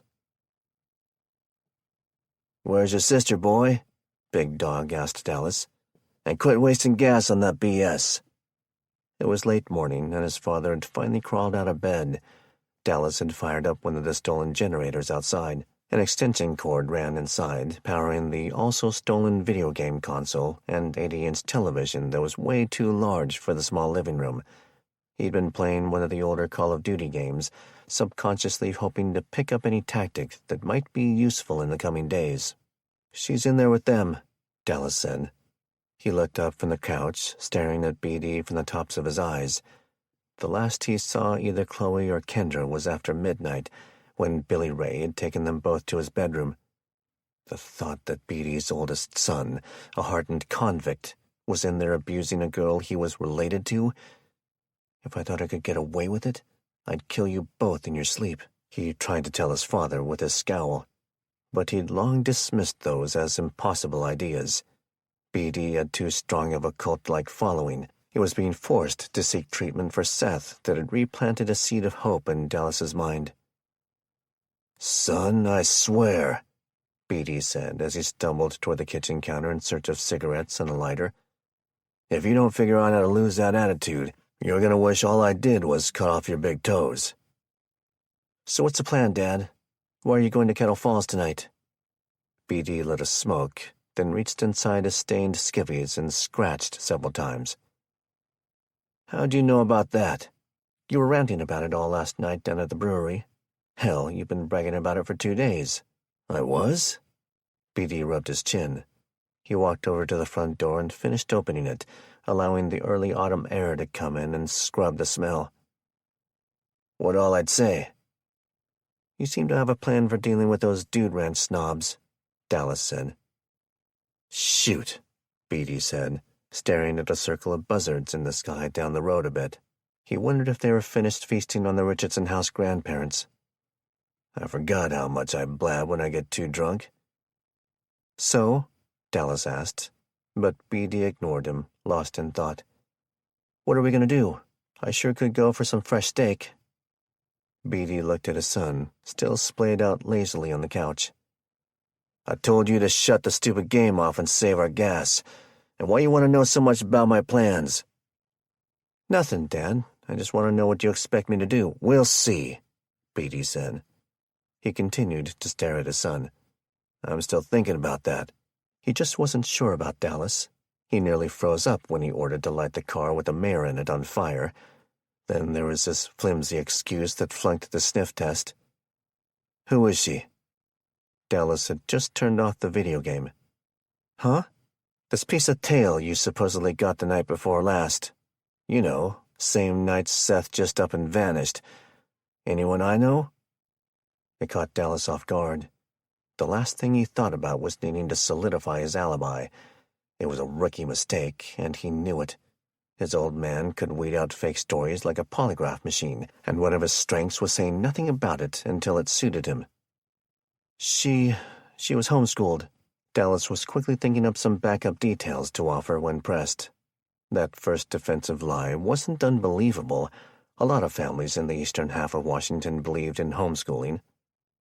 BD caught a whiff and turned to look at Dallas with a sly grin. "Really? Who's the parents? Where they live? Maybe we worked on their car." "They just moved here last year," Dallas said. He always got agitated when his father caught him in a lie. It was a tell he hadn't figured out how to break. "Calm down," he told himself. "Everyone's life is on the line." He stood and set down the game controller and walked over to his dad. "Last name is Smith." He pushed past the human lie detector and headed down the small landing and steps toward the shop. The best way to escape one of Beatty's interrogations was to go find somewhere else to be. "You should bring her by sometime," Beatty yelled at his son's back. Both men knew it wasn't a suggestion, and now Dallas had to figure out how to conjure up a real fake girlfriend. Chapter 23. Cole's Corner. After the children had been nestled to sleep on blankets and a few hiker-style sleeping pads in the horse trailer, Kevin and Nelson painted a grim picture of what they scattered to Lydia, Corny, and Jamar. They discussed what to offer for a toll and how to react if things went bad. The plan for the next morning was set into motion. Nelson and Jamar carried with them an air that, while not intimidating, did command a level of respect. They had the size, conditioning, and training of people who worked in law enforcement, which was nothing to sneeze at. It was now dawn. Horses were loaded, bikes and gear stowed. The three men held on to their places and rifles steadily as the 2 autos and 1 horse trailer slowly drove back to the highway from which they left the evening before. Corny drove the Land Cruiser with Lewis and Missy. On top, Kevin sat on his knees, holding on and keeping an eye out.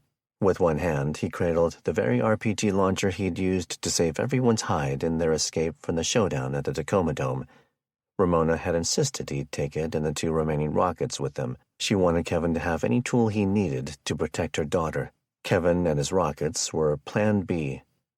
Barely 2 car lengths behind were Lydia, Jackson, Jalen, and Felicity in the truck, hauling the horses. Jamar and Nelson were riding on the trailer's back bumper, hanging on like 20th century firefighters. They decided that when they stopped, Nelson would head up to handle negotiations. Jamar would stay back and cover the rear but be visible to the roadblock. The sight of all 3 men, ready to fight with rifles and rockets, would hopefully motivate whoever was ahead to accept their toll offer and let them pass without an issue. As a final note, Jamar would continue to ride inside the trailer next to Coral and Coda's rumps to watch out the back for signs they were being followed. "This is insane," Jamar thought. He felt himself giving the locking bar on the trailer doors a death grip every time they hit a little bump or jostle. Once back onto Highway 2, the ride smoothed out. With rifle slung to his chest, he was able to hold on with both hands. Though less than 2 miles, the trip seemed to take forever. Corny was keeping the pace at a max of 5 to 6 miles per hour for fear of causing any of the 3 men to fall and get hurt. Jamar was on the right side back corner, Nelson on the left. Both men were keeping watch all over but spent over half the time looking forward. "Looks like they see us," he called over to his partner. Nelson said nothing back.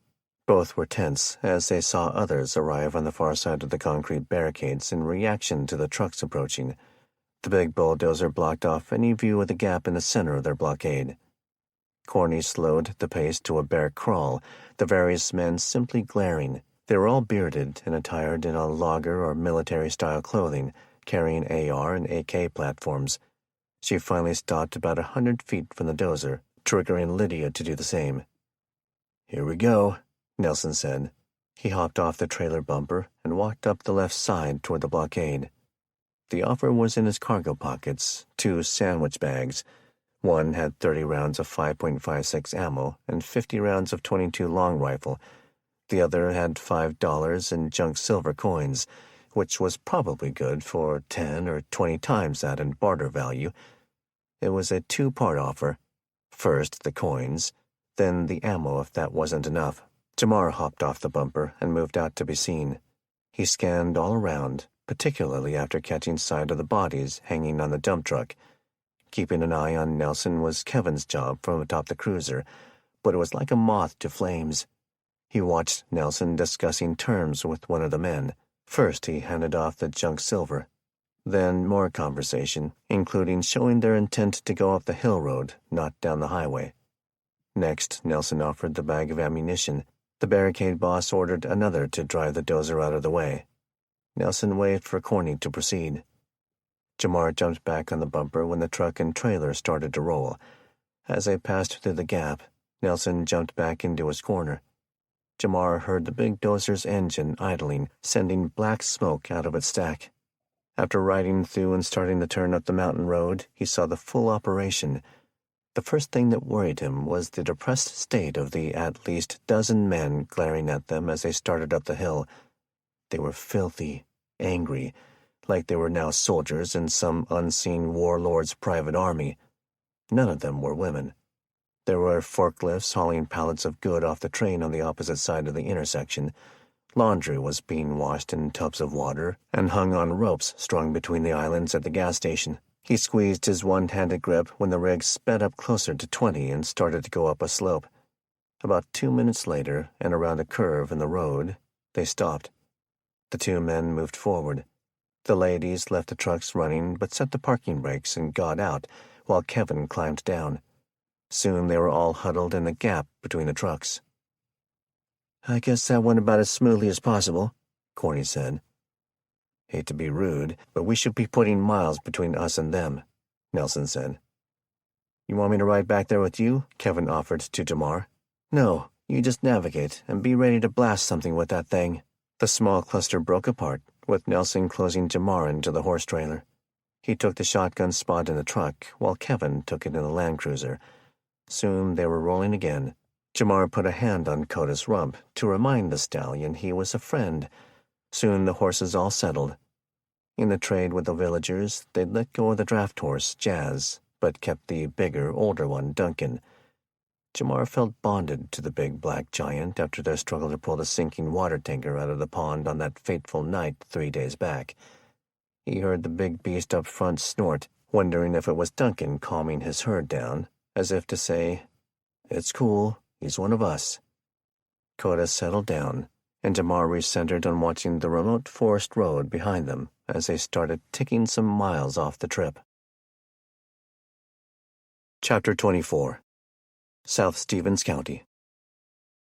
Kenny, Taylor, and the children were sitting around a small table in the middle of the barn.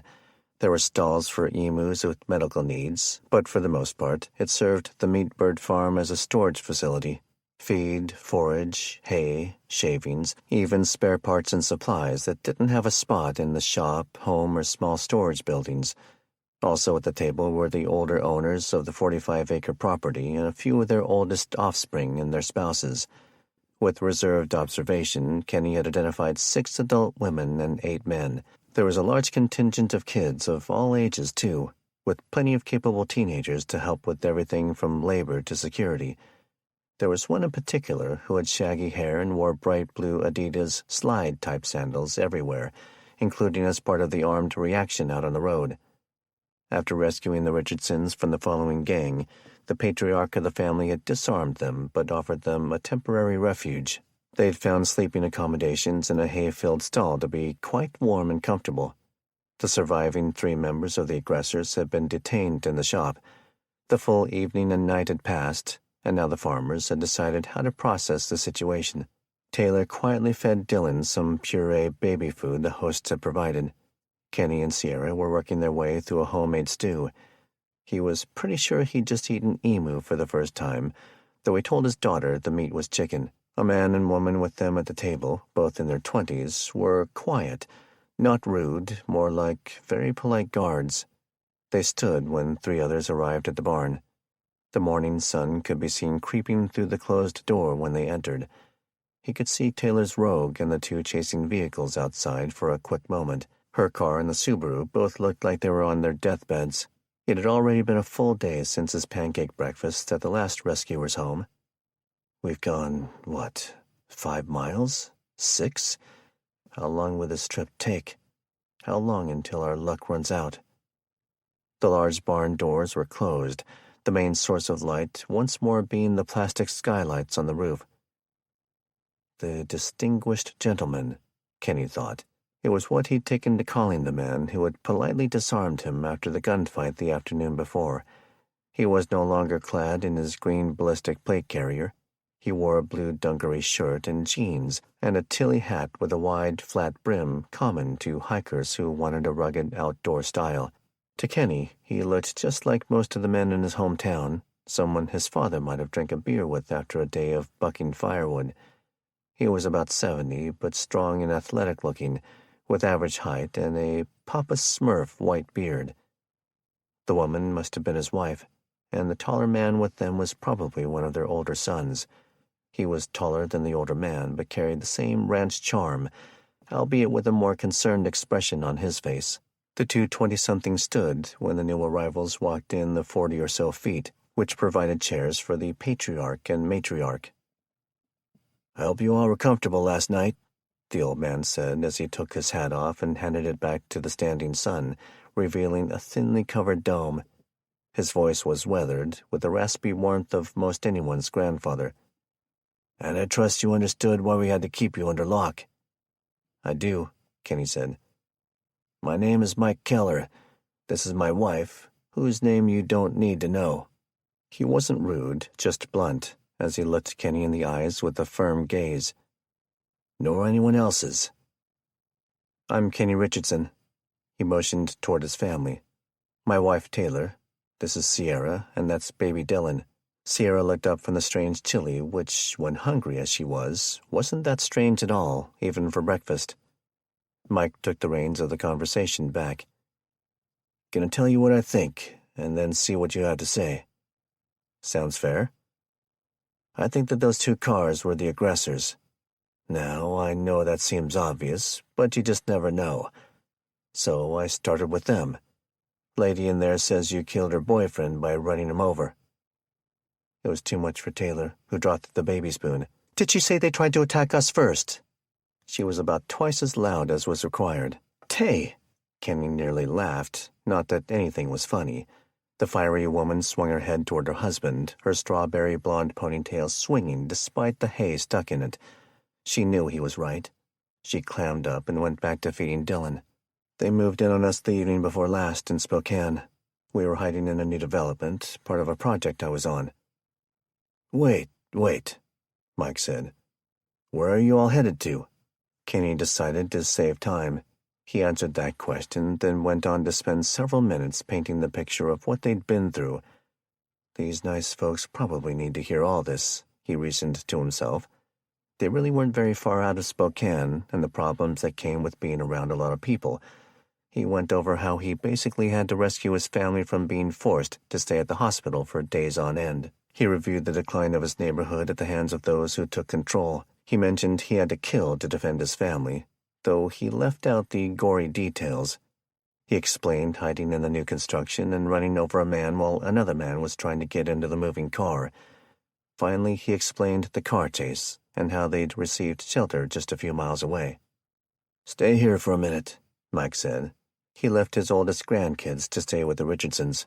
He and the others left for a few minutes. Kenny assumed just about everyone else was guarding the property elsewhere. They were back in 90 seconds. "All right, we're pretty sure it went down like you're saying. Truth is, that little chase of yours cost us 4 dead birds and 6 we still haven't tracked down." "Mind if I ask why they were in the road?" Kenny said. "Chances are, without them, this little chase would have blown right past your farm." The old man narrowed his gray eyes and tanned face, trying to gauge Kenny's attitude. "The problems you described earlier might be more abundant in the city, but folks are desperate everywhere. We've been fending ourselves off from the start. Somebody cut several of our fences the night before, and we spent hours rounding up the birds. It opened our eyes to the need to have round-the-clock guards." "You all looked like a SWAT team, the way you responded," Kenny said. The tall adult son chirped out for the first time. "And that's how it'll be from now on. We are all armed everywhere we go." "Lessons learned and all that. Anyway, we need to talk about your exit strategy," Mike said. His wife spoke next, directly to Taylor. "I hope you understand, dear. We have little ones to feed ourselves.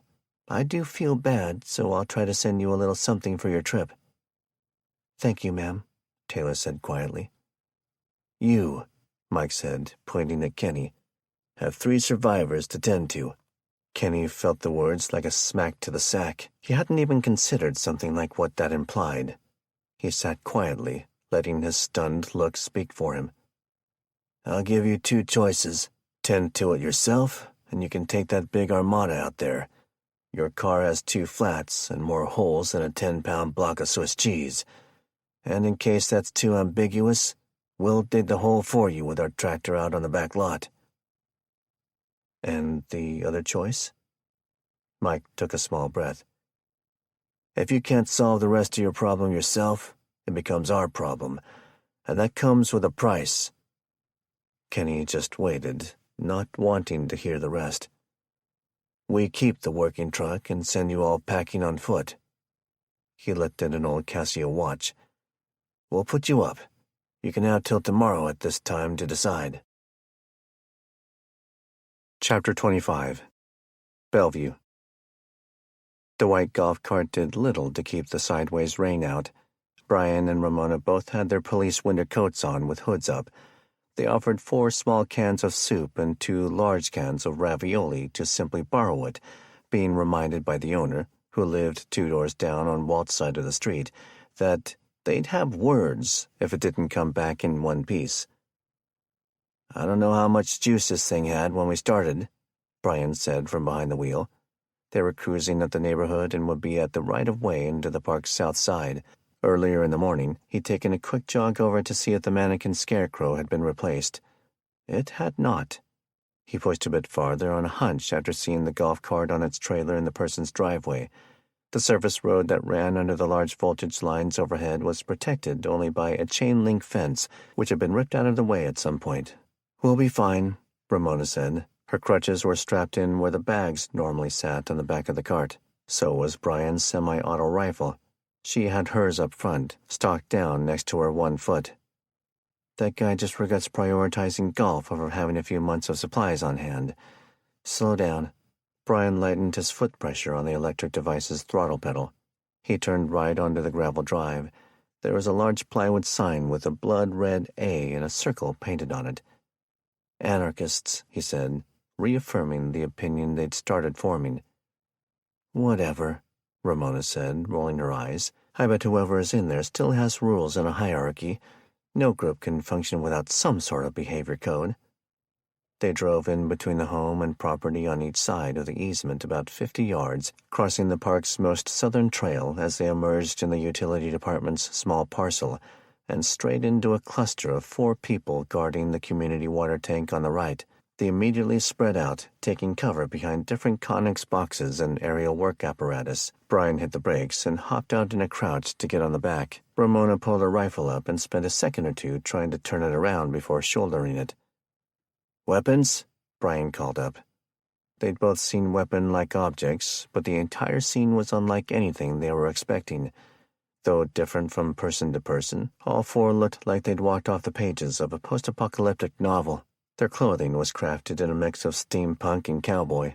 They had helmets, hoods, or wide-brimmed hats. 2 covered their faces with simple rags or handkerchiefs. The one had a full costume mask of the character Ant-Man under a World War II German soldier helmet. The 4th had a replica doctor's pandemic mask from 4 centuries earlier. Not rifles, Ramona answered. She'd glimpsed a compound bow and something homemade, like an air-powered bolt launcher. She hadn't gotten a look at the other 2 before they had gotten their cover. Contact up top, Brian called. Come down slowly, he ordered with a pointed rifle. Ramona stole a quick glance to catch 2 more Mad Max-type characters descending the vertical ladder cage from the top of the water tank. This is public land, a muffled voice called out from behind a pile of plastic culvert pipes. Your authority is not recognized. Deadly force will be met in kind. Met in kind? Ramona thought. Who the hell talks like that? Everyone just needs to calm down, she said back. The 2 people hopped to the ground for the last 6 feet of ladder. Once they were out from under the fall protection cage, they sprinted north, and both cops lost sight of them beyond the various pieces of equipment. They saw flashes of movement and heard noises, figuring the others had escaped too. I'll go after them, Brian said. He'd already started to speed walk past Ramona. No. He turned and looked at his one-legged sergeant. Her face was a mix of anger and helplessness. He lowered his weapon and walked over to her. Sorry, I wasn't thinking. It killed Ramona to be so helpless. I should drive the cart, she suggested. I don't need a left foot for that. She slid over the cup holder between the 2 seats. We'll take this road up a bit. You ride on the back. That way you can cover us over the top in both directions. Good idea, He restrapped her crutches to the vacant passenger seat and hopped onto the golf bag rack on the back, tapping the roof twice. "Ready." Ramona stepped on the throttle, which automatically popped the parking feature of the brake pedal. The cart rolled forward with a little jostle, settling into a slow roll barely faster than a comfortable walking speed. "I'll keep an eye on the left," Ramona called out. "Roger that." Try as he did, Brian could see nothing out of the ordinary in the forest to the east. After a few hundred yards, he said, "We got horses and riders ahead." Ramona stopped the cart and moved around in her seat to look past a tall electrical tower. "Getting out." She set the rifle down in the seat and took the crutches. She'd already figured to just use her pistol while on crutches if her life depended on it. Brian hopped off, but instead of joining her, he walked east a bit, giving the forest a deep scan. They were out there, but were they the only ones?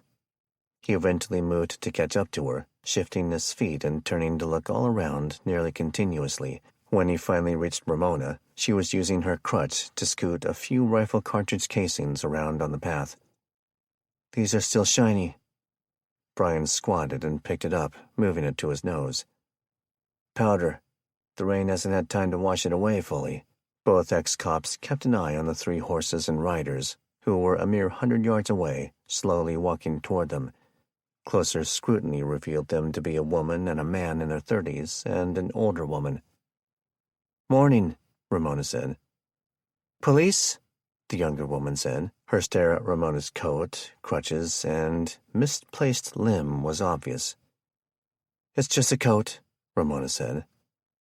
"It's just 2 coats," the older woman said to join the greeting. "We're simply concerned citizens checking out the park, just like you," Brian said. The 3 riders looked at each other.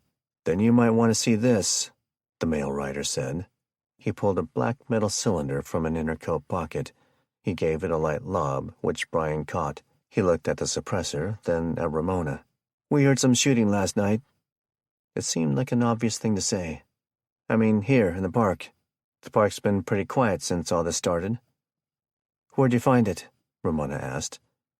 "Right where you're standing," the man said. The 2 small groups talked a bit more, learning that each was dealing with the scarecrow issue. The riders mentioned that there was a pair of dead dogs in the grass just a few yards toward the tree line. After 5 minutes, they parted. Brian stopped suddenly and raised his rifle, scanning east.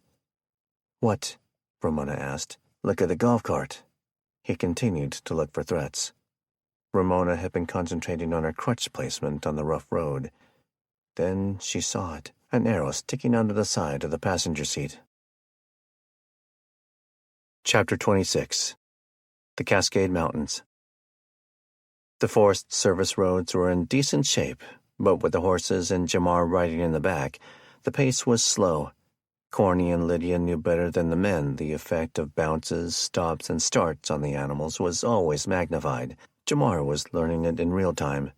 The other reason for keeping the pace under 10 miles per hour was simply noise, not making it, but also detecting noise that might be a threat. In the nearly 3 hours since they'd pushed past the checkpoint, Jamar had not once signaled any trouble on the little family-style radios. The group knew better than to use them for anything other than a life-or-death reason. Giving away any sign, an electronic burst, the rumbling of an engine, a cloud of dust, could attract danger. "Uh-oh," Lewis said. The ride had been mostly quiet and somber.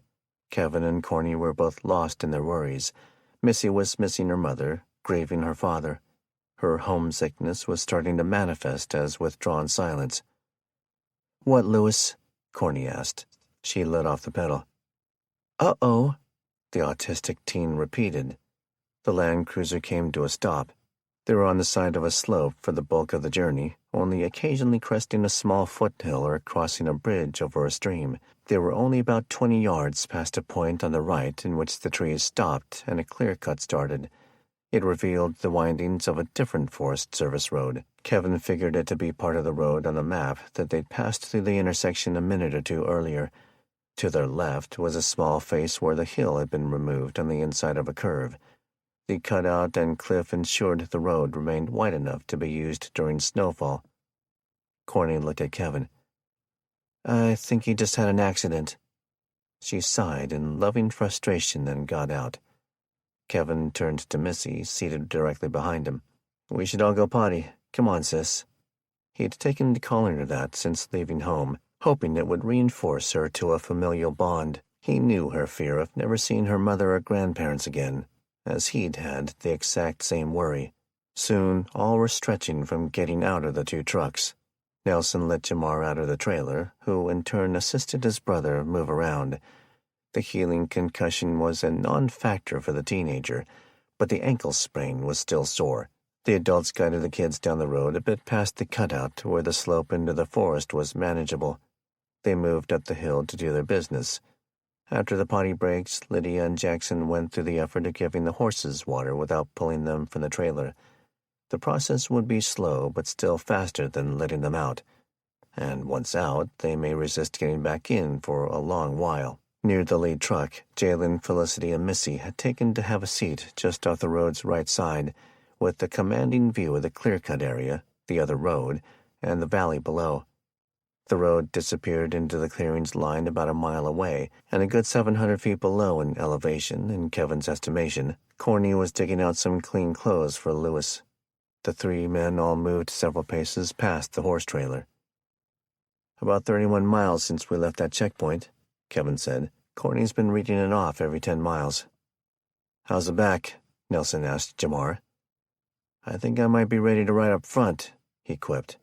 "Standing still that long is bad enough, but getting bounced between two horse rumps—" "I'll take a turn," Kevin said. "Having you back there made scanning the front less worrisome." "I agree," Nelson said. He was twice as old as the two young men, who both knew he had knee issues. "I'll go after that."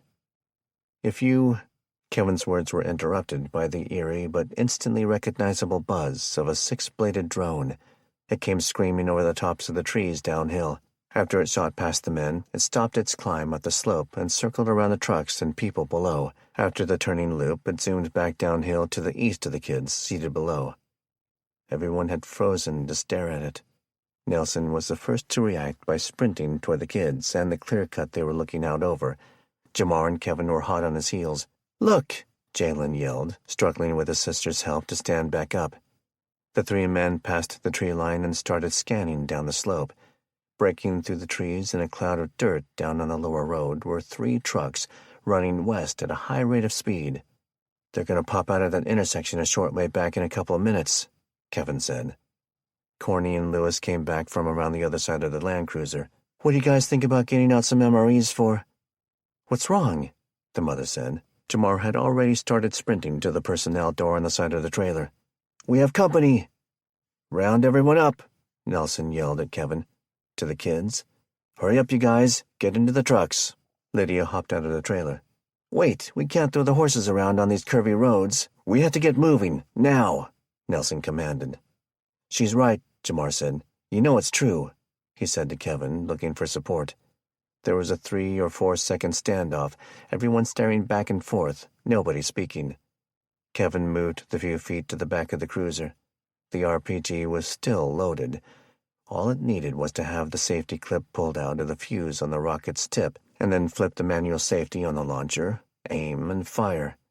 He took the old tube and sprinted for the edge of the clear-cut.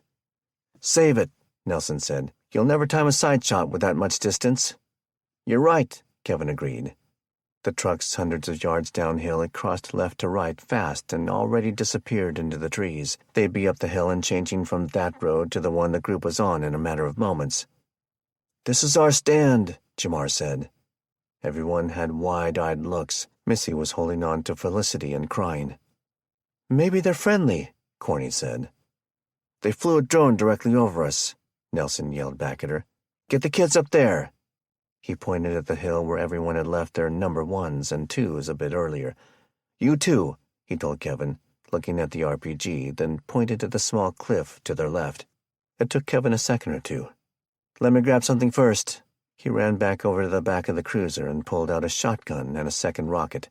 By then, Corny and Jackson were starting to shepherd the rest of the kids past the cruiser to make their way back up the hill. Kevin slung the rifle to his front and the launcher on his back. He grabbed Jalen by one arm and pulled it up over his shoulders. "We need to pick it up, Jay." With his help, the lad was able to hop along a bit faster. The small pack hurried up the dirt slope, loose with fir and cedar needles that had started shedding for fall. "Corny!" he yelled ahead. "Get him as far up and behind the trees as you can." He handed Jalen's arm back over to Jackson. "Keep going." Kevin parted from them, pushing back along the small cliff line of the road cutout.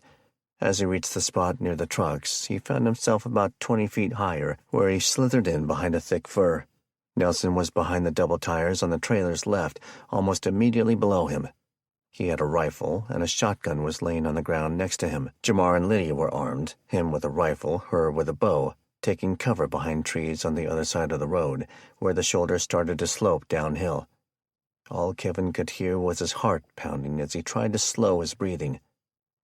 "Damn, I should have brought binoculars," he cursed himself. He couldn't see much more than the others due to the very curve of topography that required the hill he was on to be cut. "I'm going to move ahead and scout," he called down to Nelson. Kevin looked along the edge of the small cliff, but it looked too loose. His only choice was horizontally along through the woods he was in.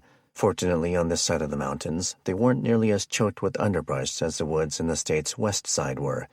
He was able to trot through, hopping a couple of downed logs. After close to a minute, he'd put himself 60 yards west of the group. He stopped when he had a clearer view down the road. A dust cloud was growing. The whir of the small drone was somewhere nearby, circling them at a much higher altitude. "Tactics," he commanded his thought. "What's the scenario? 3 trucks means 3 to 30 people. Blasting the first truck could be bad if they get close. Blasting the last truck means they can't go backward. That can be good or bad. And as much as he didn't want to use the rockets, to save them for a real fight at some future point was a worse idea. He knew this was the real fight. When he was training for his volunteer woodland search and rescue team back in high school, they'd always emphasized the importance of drinking water and finding more, not saving it for the future. "The rockets are the water," he called out to nobody.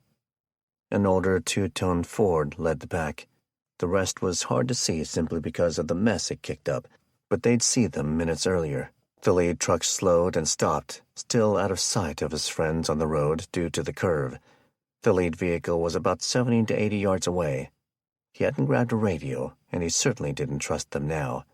Any horde worth its salt had the skills to program radios to scan frequencies, which would happen with lightning speed.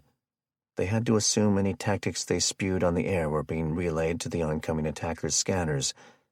He'd wished he'd paid more attention to the mesh system for texting that his state guard ham geek, Rob Saxon, had tried to educate him about 2 weeks earlier. The whirring grew in intensity, coming from the direction of his own group. He stuck his head up and craned his neck until he could see it. They were keeping it at least 200 feet above the road. He heard a blast from a shotgun. With his position change, he could only barely see the top of the horse trailer. But a cloud of smoke near it confirmed his thought that Nelson had taken a shot at it. The flying robot shot up while arcing south and out of sight of the trees. Looking back to the west, the 3 trucks were all fully stopped with roughly 100-foot gaps. The dust was settling. More people than he could count jumped out of cabs and beds, all armed, most in battle gear. The thought this was somehow tied to the checkpoint they'd gone through cemented itself in his gut. A team of 4 people immediately began to climb up the slope on his side. They were placing themselves on a path to ascend the tapered cliff caused by the cutout on the north side of the road. They would eventually run right up on Kevin. He glanced quickly and saw others heading downhill on the other side of the road, but only a few feet, not trying to lose high ground, but simply guard their southern flank. One got out of the lead truck and moved to a spot in front of its grill, wearing a virtual reality headset and holding a controller. He must be flying that sport drone, Kevin thought. The rest, 5 more by his count, assembled against his side of the road, squatting in the grass off the shoulder. Most were watching their team members progress along the higher elevation forest. Kevin did a double-take when he realized one member of the ground unit was wearing something bulky. Is that a flamethrower? He couldn't believe it. The olive-drab tanks were plain as day, but when the man used a small handheld torch to light the pilot flame on the tip of the wand, he knew things were about to be bad. He wouldn't even have to light their rigs on fire. All that man needed to do was shock and awe their advance with a wall of fire, or simply burn Jamar and Lydia alive at the trees they were in. He had a few seconds to think and make decisions that would save them all, or lead to their deaths. He set the spare rocket down in the wild grass and unslugged the RPG. His shotgun had only 8 rounds of double-aught buck in it, lethal with the right hit, but not great for forced combat. He left the pump action hanging on his chest and gave the rocket launcher a quick once-over. Just like old times, he thought. He pulled the safety clip out of the warhead and shouldered the device loosely, trying to bide time. Scanning through the trees, he was picking up the sway of larger boughs and the breaking of smaller sticks and branches. They must be waiting for these guys to get into position over Nelson. Kevin would blast the tree closest to the advancing squad if it came to it. He really didn't want to use a shell just for that, especially after seeing what the anti-armor rounds were capable of doing the night they escaped the bikers. If he let them get too close, and he might need to simply because of trees, then he could wind up maiming or killing himself, too. Motion down below caught his eye. Yes! Kevin pivoted and raised the tube to his shoulder, pulling it in tight. The squad below had moved back over to confer with someone at the back of the second rig. He filled the launcher's pop-up sight with the tanks on the man's back, and pulled the trigger. Chapter 27. The Cascade Mountains. Jamar didn't have time to process the quick plume of smoke up on the hill, or the whoosh of the rocket motor, before a massive explosion sent a fireball and black smoke skyward with a deafening explosion. He must have hit a gas tank, was all he could think. Even with the curve of the road, the wave of pressure and noise rocked his ears, the heat reaching his hands and forearms when he wrapped his hands around the tree trunk to hold on. Kevin was at least 50 yards ahead on the other side and up on the hill. The enemies, if they weren't before, they are now, Jamar thought, were beyond the slope to some degree, which he couldn't see because of said hill. A flaming tire suddenly landed in the trees below him, giving him a start. More flaming metal hit the road. "Everyone take cover!" Nelson screamed from the other side of the trailer. Soon the hot steel rain was only smaller pieces, then cinder and ash. "Are you okay?" Jamar called over to Lydia, who was a bit farther back toward their truck and trailer than he was. "I ate it," she said, dusting herself off from dirt and fir needles after picking herself up. "It's a damn good thing I just went to the bathroom a bit ago." The sound of a shotgun blast suddenly reminded him that there was still an unknown situation. "Hold us down, you two." He took off at a cold sprint, running back past the trailer and 2 vehicles. He came to and headed up the slope, ignoring the scared stares of the kids and Corny. He heard what seemed to be 2 rifles and a shotgun. He maneuvered through the trees as fast as he could. "Remember," he warned himself, "Kevin won't know you're behind him." Jamar tripped once, cursing himself. He glanced down onto the road once he made it past Nelson. The second truck was merely a charred, black crater, the twisted, bent frame barely recognizable as an auto part. The third truck was fully engulfed. There was burning debris everywhere in a circular pattern, even up in the forest he was in. Equipment and supplies, men, and pieces of what used to be men had been blown up and out everywhere. The only movement on the road was one man, still barely crawling. He had been largely protected by the first vehicle. The tail end of that was on fire. "Hey!" Jamar yelled down and back to Nelson. "Move up!" He motioned for him and Lydia to get up around the curve. Jamar looked through the woods and saw Kevin running from tree to tree, coming toward him slowly. Each trunk he would squat behind it as low as he could. He was still 30 yards away, carrying the loaded RPG in one hand and a shotgun in the other. Instead of announcing himself, Jamar ran straight up the hill, finding a place behind a small boulder outcropping.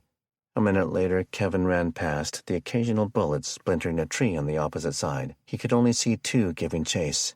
"Kevin is trying to lead them to within sight of us down below. He doesn't know I sent Nelson and Lydia to capture the one survivor." Jamar kept a close eye on the woods. One of the chasers was close to the edge of the cliff, with too many trees for him to take a shot. He heard the branches and twigs snapping on the other side of the boulder. With no notice, gravel fell on him when a set of boots leaped onto the rock from the other side, ran, and went to jump off right over Jamar. They saw each other at the same moment. The hairy man was in old woodland camel pants and a torn, dirty duck cotton coat. He spun back after landing and tried to get his SKS rifle pulled up, but Jamar used his AR to parry the swing. Barrels collided, the man grimacing behind his beard. He roared a wordless, angry war cry, letting go of his weapon at the exact same moment Jamar released his own. It was a race to their own pistol holsters. If the man had been left-handed, he might have had a chance, but his pistol and holster were on the wrong side of the two rifles between them. With one fast motion, Jamar pulled his trusty SIG up and shot the man 3 times in the chest with one hand. The crack of a bullet preceded a snapping of air just a couple of inches from his face. The man downhill right at the cliff edge was about to pull the trigger once more when an arrow hit him at the intersection of spine and skull from the road below. With the pressure to take down an elk, Lydia's arrow flew true, passing through the man's brainstem and dropping him like a bad habit. The titanium bolt buried itself into a tree just before the man fell forward, then slid backward off the cliff. "When'd you get up here?" Kevin hollered, the shock and elation that his friend had saved him causing his voice to warble a little. "Are the others?" Jamar asked, ignoring the reunion in favor of not having another round zip by his head. "There are 4 up here. A chunk of truck took out one. Another fell off with a concussion and caught on fire." He looked at the bloody arrow in the tree 30 feet down the hill. "You must have just gotten up here," he deduced. Jamar nodded. He looked back and used his pistol to cover the man he'd just shot. He was unconscious, bleeding profusely from the chest and making a sucking noise. "You just ran by when this dude came over the rock. We surprised each other." Kevin walked over and took the man's AK and 1911 off him. "Should we put him out of his misery?" "Save the round," Jamar said. Both men had taken lives in the last 2 weeks, not even fully processing how they felt before forced to once more. When will it get better? Jamar wondered. "Let's go along the hill," he suggested. "I'd suggest going back," Kevin said. "The fires over there will be hard to get through. They may even connect and go wild since it's still September." "What about the horde?" Kevin's eyes grew wide. "I had eyes on them. There were a few in the woods, but I'm pretty sure I vaporized them all." Jamar gave him a quizzical look. "Just what kind of round did you shoot?" "It wasn't the rocket. It was the guy with the flamethrower standing next to the gas tank." "I'm gonna have to start calling you Captain Crunch, brother." Now it was Kevin's turn for an odd expression.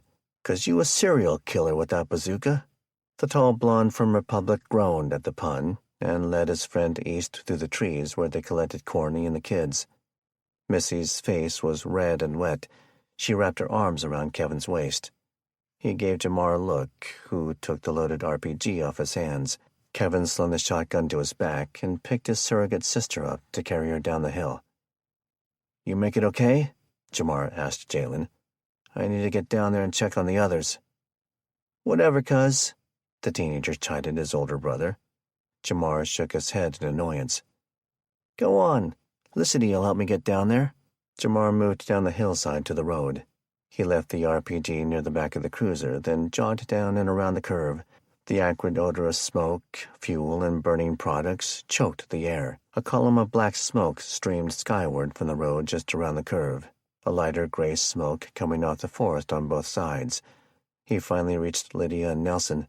She was keeping watch, and he was stooping near the wounded man in front of Truck 1. The flaming hulks of Trucks 2 and 3 were too hot to move past, the smell of burning flesh too foul. "Is everyone safe?" Lydia asked, a worried look.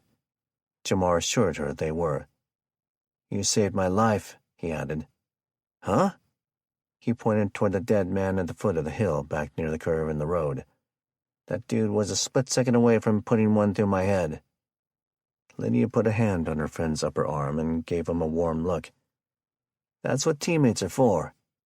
The two grew quiet, so she said, "I should go check on the horses." "We can't be positive there aren't survivors trying to flank us," Nelson said. "We should get going anyway." "Pretty sure they all got turned into red spray," Jamar quipped morbidly. "What are you going to do with them?" he asked. Nelson had just pulled the VR goggles and controller out from the gravely wounded attacker and stood. "Nothing. You know how to use this thing?" Jamar's face lit up.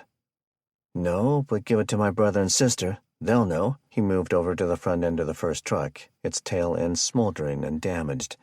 He opened the front passenger door, then the one behind it, searching. Aha! He joined the confused Nelson back up front, holding a hard case.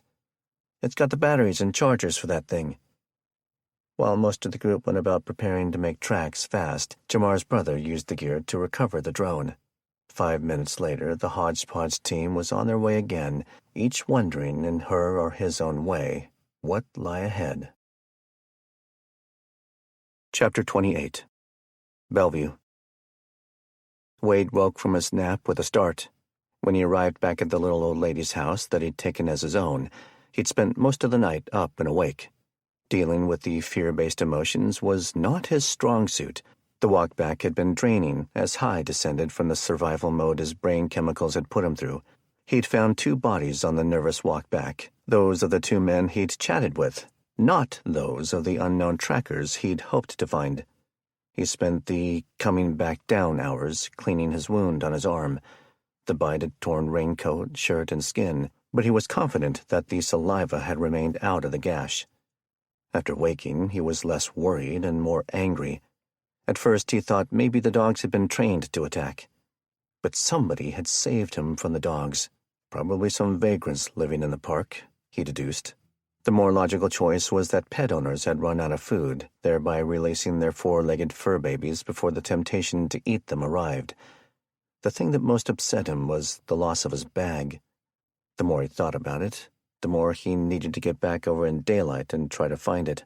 We'll have to fold the M4 and nods up and stow them. We'll find a bag anywhere around here to use. I don't even give a damn if it's her 40-year-old handbag. After slamming a can of Ensure and some crackers, he decided to peel off the shirt and check out the dressing. He'd been stressed when he put it on. The house had a basic boo-boo kit. He'd used some antibiotic cream, but the dressings were small, so he'd cut up some old white T-shirts, presumably from her late husband. He pulled it all off, along with the dressings on his shoulder wound. He recleaned the left arm with water he'd warmed up in a tea kettle on her gas stove, and was just about to redress it. The blinds, which were covering the back patio sliding door, rattled a bit, first from breeze, then from somebody pushing through them. What's this? Wade thought. He just made it from being seated at the dining table and into the small home's kitchen when he heard footsteps.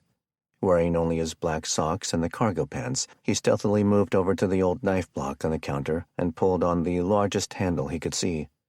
The old woman hadn't cooked in years. Perfect, he thought after giving the edge a slight test with his thumb pan. Dude, a male teenager's voice said. He was just around the corner. Wade took 3 silent steps back over to his side of the wall, right in front of the pantry door. Someone must be here, a girl's voice said. Back up, the male said at barely a whisper. Wade Curry moved around the corner with a rapid, fluid motion, chopping knife out in front in his right hand. Please don't go, he yelled, which made the girl scream. We were just going, the young man said. Wade threw a hard left cross, just like he'd done 10,000 times at the heavy bag in the prison yard. The boy was about 16. He never had a chance. The girl was crying, trying to back up rapidly. She tripped over her now unconscious boyfriend. So soon, Wade smiled. You guys just got here. The teenage boy slowly regained his faculties. Whoa. He tried to shake off the webs, and his head hurt on the back and on his jaw. Wade mocked him. Whoa, whoa. You sound like a baby when you say that. These 2 are going to be fun. Some much-needed release. What happened?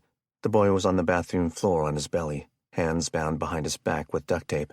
His ankles were also taped together, and the 2 sets were then taped to each other, effectively hog-tying the boy. He saw the girl he'd arrived with and panicked. Please don't hurt her. Her hands were taped together too, though she was also hanging by them from the shower head in the bathtub. She was tall enough to stand. Wade had simply secured them up there to keep her in check. Wade had grown tired of her screams and had taped some of the bandaged T-shirt into her mouth as a gag. What happened is this, Wade explained. Just as I needed a recharging of the batteries, so to speak, the universe sent me you 2. You ever heard of degloving, kid? He was sitting on the closed toilet lid, waving the knife as he spoke, though he'd switched to a smaller paring knife. No! It's usually like, a power tool injury, Wade said. He was calm, like a shop teacher. Drill bit will get caught around some idiot's ring on his finger, and the torque just rips all the skin off the finger, all the way around, just a skeleton bone and a few ligaments left over. He was smiling. It's kind of gnarly, even for a con like me. Even gagged, the girl amplified her shrieks of terror. He went to the boy's hands, secured behind his rump. Even dizzied, the boy started to flail. Wade got down to both knees and bent over, putting his face next to the lad's. The less you fight, the easier I'll go on the girl. Got it? It was the oldest manipulator's trick in the book. He would use each as leverage over the other, then kill them both. The boy shook his head. Yeah, got it. He was panting heavily due to the nightmarish stress. Good. Wade shoved some shirt down the boy's mouth. He grabbed the pinky on one hand and cut deep into the skin down to the bone, all around where the finger met the palm. The boy screamed bloody murder into the rag, trying for the sake of his girlfriend not to fight it. Wade took several passes, trying to ensure he didn't mess it up. He'd always wanted to try this. Finally, he grabbed the boy's finger with all his grip power and pulled the skin sleeve off like a circumcision. The sounds of the muffled screams were like a symphony to his ears. Look at it, he ordered the girl. Her eyes were flooded with tears, puffy and red as she squinted them. Look at him, girl, he yelled. She did as she was told, nostrils flaring as she tried to keep air flowing around the gag. If you don't cooperate, I'll do them all that way. Then his toes. Got it? She nodded wildly, not able to take her eyes off the side of her boyfriend's bones. Good. I'm gonna cut you down, okay? He pulled the rag out of her mouth and then stared off at the wall, caught in thought. You know, when I got started, it was all about the contracts. He looked back at her. But this new life that started with the cell door opening, he was nearly gleeful. It taught me to truly enjoy the moment. He flashed her the handsome smile that he was famous in the criminal world for. What are you going to do with us? She stammered. Let's just say... Wade looked off a bit as he chose his words. I'm not really into the whole rape power thing. You're going to participate. Willingly. And in exchange, he's going to keep the rest of his skin intact. Which wasn't a complete lie, considering he planned on smothering them with a pillow when he finished. Understand? The girl, eyes wide open, nodded nervously. Good. He pushed her top lip up her gums, then pulled her lower lip out, checking out her teeth and tongue. Let's start with your mouth. Chapter 29. South Stevens County. Holy wiffle balls, Kenny said with a loud sigh. He'd just gotten his first look at Taylor's Rogue. In the early afternoon, Mike Keller's wife had convinced her husband that they could let the Richardsons out for the day. A pair of the older teens were sitting on the tractor, swapping stories and jokes. Kenny knew their real job was to tail him or Taylor if they tried to wander off.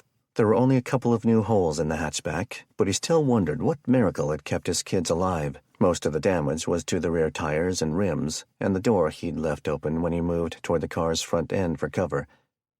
The host family's grandmother, who introduced herself as Murdy, much to her husband's chagrin, had taken the two children with her into their house to have playtime and a nap. The tall son, who Kenny decided was nearly 50, left a travel trailer with the slamming of a door. He stared at Kenny and Taylor while he beelined it for the joking teens. The kids straightened up their act after he chastised them and walked off. What are we going to do? Taylor asked, hugging her husband from behind, while he pulled the stroller and the bug-out bags his wife had made out of the rear compartment. Seems like a no-brainer. Tomorrow morning, I murder 3 people, and we steal their car. Babe, she said. That's a bit out of context.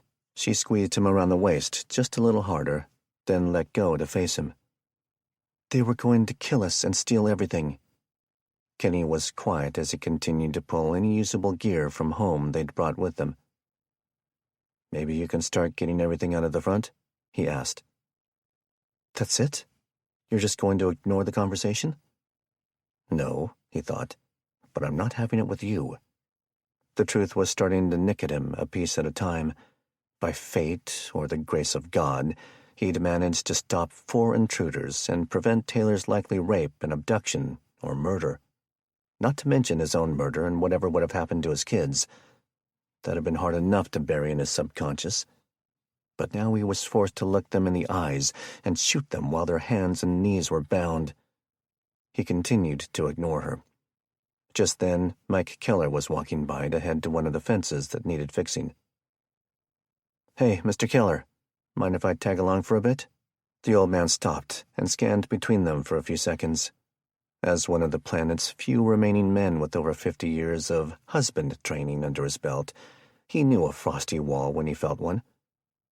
"Sure thing." Kenny jogged to catch up, leaving Taylor with a stunned look. Mike was carrying a bucket full of fence tools and parts in one hand and half a roll of barbed wire in the other. "Want me to carry that?" The old man stopped and stared at his young guest. Kenny knew he was biting his tongue. Finally, he set down the barbed wire roll and kept walking. Kenny groaned when he picked it up with both hands by the thick rope that had been crafted as a handle. "I grew up farming, but I think I forgot this part." "I suppose you got a lot on your mind, son," Mike said, "so I'm going to cut you a little slack. But if you start annoying the hell out of me, I'll make that a 4-man hole we gotta dig." I like this guy, Kenny thought, not realizing that he was smiling just a tiny bit. "Do you believe in God, Mr. Keller?" "Yup." Kenny waited for more feedback and didn't get it. "Then how do I square it with God?" The old-timer trudged on for the last 20 yards and set his bucket down. He took off a glove and reached into his left breast pocket. After putting in a plug of chew, he put the pouch back into the pocket. He was chewing on the wad, getting it moist and shaped to go between his molars and his cheek. "What's the definition of murder, son?"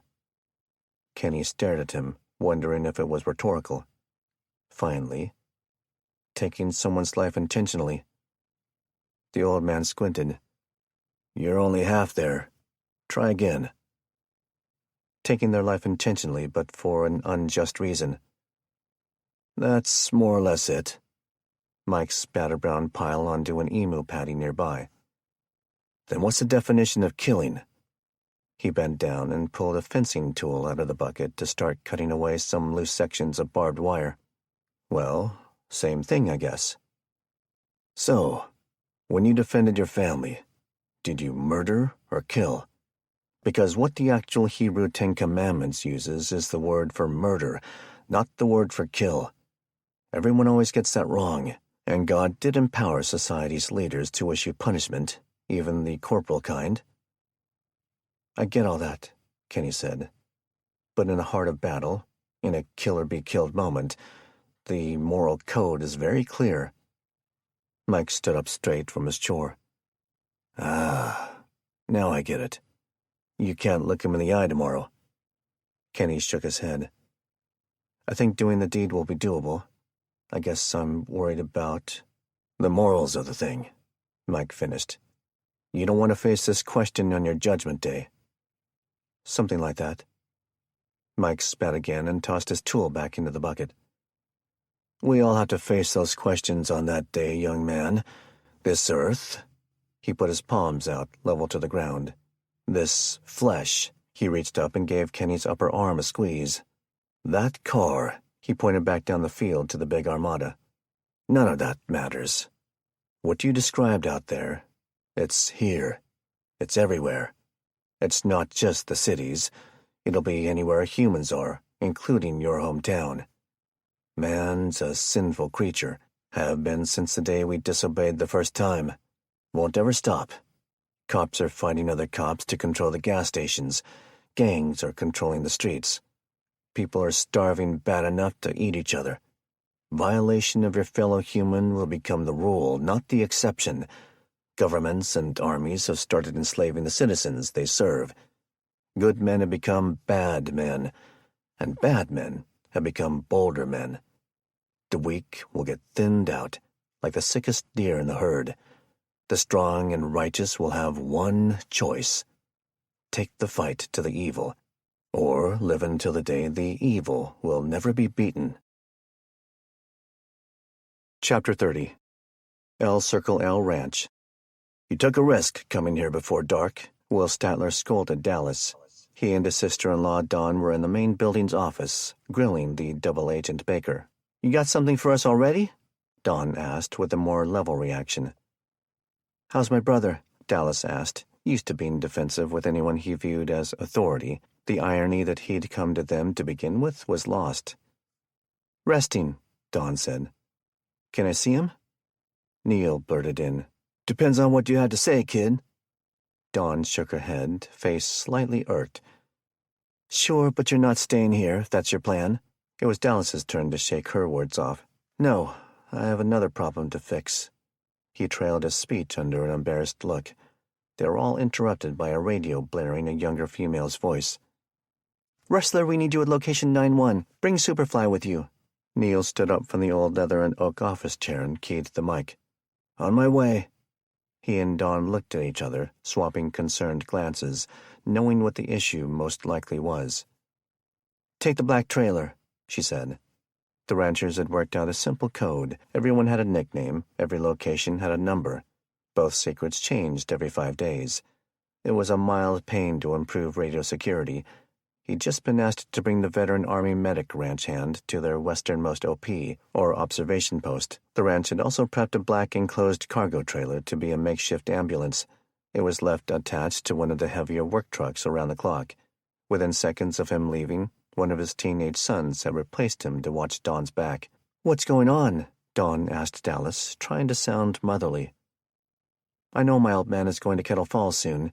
He was pretty trashed the last couple of days, which is when he brags the most. But? Dallas didn't know the best way to broach the subject. But he hasn't seen Seth, so now he doesn't trust me. He knows I helped him, he just can't prove it. Plus... Once more a sheepish pause. Just spit it out, son, Dawn said. He wanted to know where I was, so I told him I was with a girl all night and into the day. He looked at Dawn's teenaged nephew, who turned his face in anger, looking off. So? Dawn asked. Now he needs a girl to verify that. 16-year-old Joshua guessed. Dawn looked at Joshua, then back at Dallas. This is true. Absolutely not. Then I don't know what you expect me to do, Dallas blurted. He's not going to trust me if I don't. He might even... He shut up and looked at a filing cabinet over her shoulder. He was scrunching his mouth, huffing a bit, trying to avoid showing his embedded fear of BD.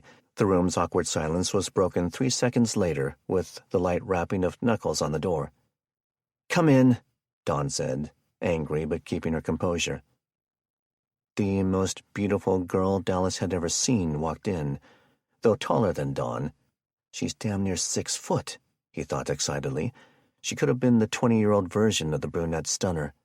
Her long hair was tied in a loose braid between 2 bands, leaving the top of the ponytail smooth for her tan cowgirl hat. She looked at Dallas with indifference before addressing her mother. I just thought you'd want to know that Nutmeg's wound looks a lot better. Thank you, darling. I'll come find you when I'm done here. Dallas felt his heart flip-flop. He looked at Dawn and nudged his head toward the tall beauty who was turning and leaving. She'll do. No! Dawn yelled mildly, for the first time losing patience. A soft yell from the ranch leader was akin to Will going dead silent instead of yelling. It meant something was truly wrong. The young lady turned and looked around at all three. Her cousin Joshua was just shaking his head, trying to communicate to her she didn't want to know. Forget about it, Dawn said to Dallas, voice still loud. Forget about what? Darlene Statler wanted to know. Like the vast number of women her age, she was learning to set boundaries regarding her mother making decisions for her. Nothing, darling. You should leave. Oh, boy, Joshua mumbled louder than he should have. Dallas smartly remained quiet, watching the 3 family members like he was watching a high-stakes ping-pong match. Seems even the perfect families have their little beefs, he thought. When are you going to remember I'm 20? She looked down at Dallas, in the chair in front of the desk. And what's it got to do with him? Dallas wasn't happy to hear the tone she used, but on a deeper level he understood it. Good girls like her didn't belong around his crowd, and they definitely didn't like thieves with mullets. If he wasn't so desperate to sell the lie to his dad, he might have agreed with Dawn openly just to shoo the girl away. But then I wouldn't get to look at her. "Darling Clementine Statler," Dawn said loudly, flexing her mom powers. Dallas snickered at the name. Joshua tried to blend into the wall paint. "This doesn't concern you." 20 minutes later, having been given a few of those to visit Seth, Dallas was once more in his stolen Toyota. It was nearing supper time, and the sun was poking through the trees atop the western slopes in a golden postcard setting. He turned left and was just getting up to cruising speed as he passed the several acres of mostly level grass and pasture in front of the ranch's buildings. Shortly after the road led him between forest on both sides, a horse and rider moved off a gated road and stopped directly in front of him. The tall woman was just as striking in appearance on her horse as she had been in the office. Even more so. Dallas braked to a stop well in time, not wanting to startle the horse, though Darling certainly seemed to know what she was doing. The metal shoes made a distinctive sound as the chestnut mare clopped toward the vehicle. Dallas rolled the window down, but left the engine on. Traffic was unlikely with fuel being as precious as it was, but one just never knew. "What do you need from me?" Darling said from atop her horse.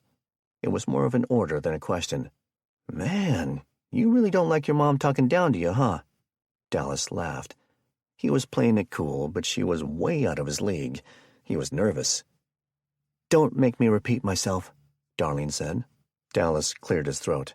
"Sorry, it's a long story, but I'm supposed to—" Yeah, we heal your brother, you spy. Got all that," she said. "Skip to the part where you need me." "Damn, you are a straight arrow, ain't you?" He checked his mirrors and shut down the Toyota, getting out. "I need a chick to pretend I was sleeping with her Friday night and Saturday morning. My pa knows I helped my brother escape.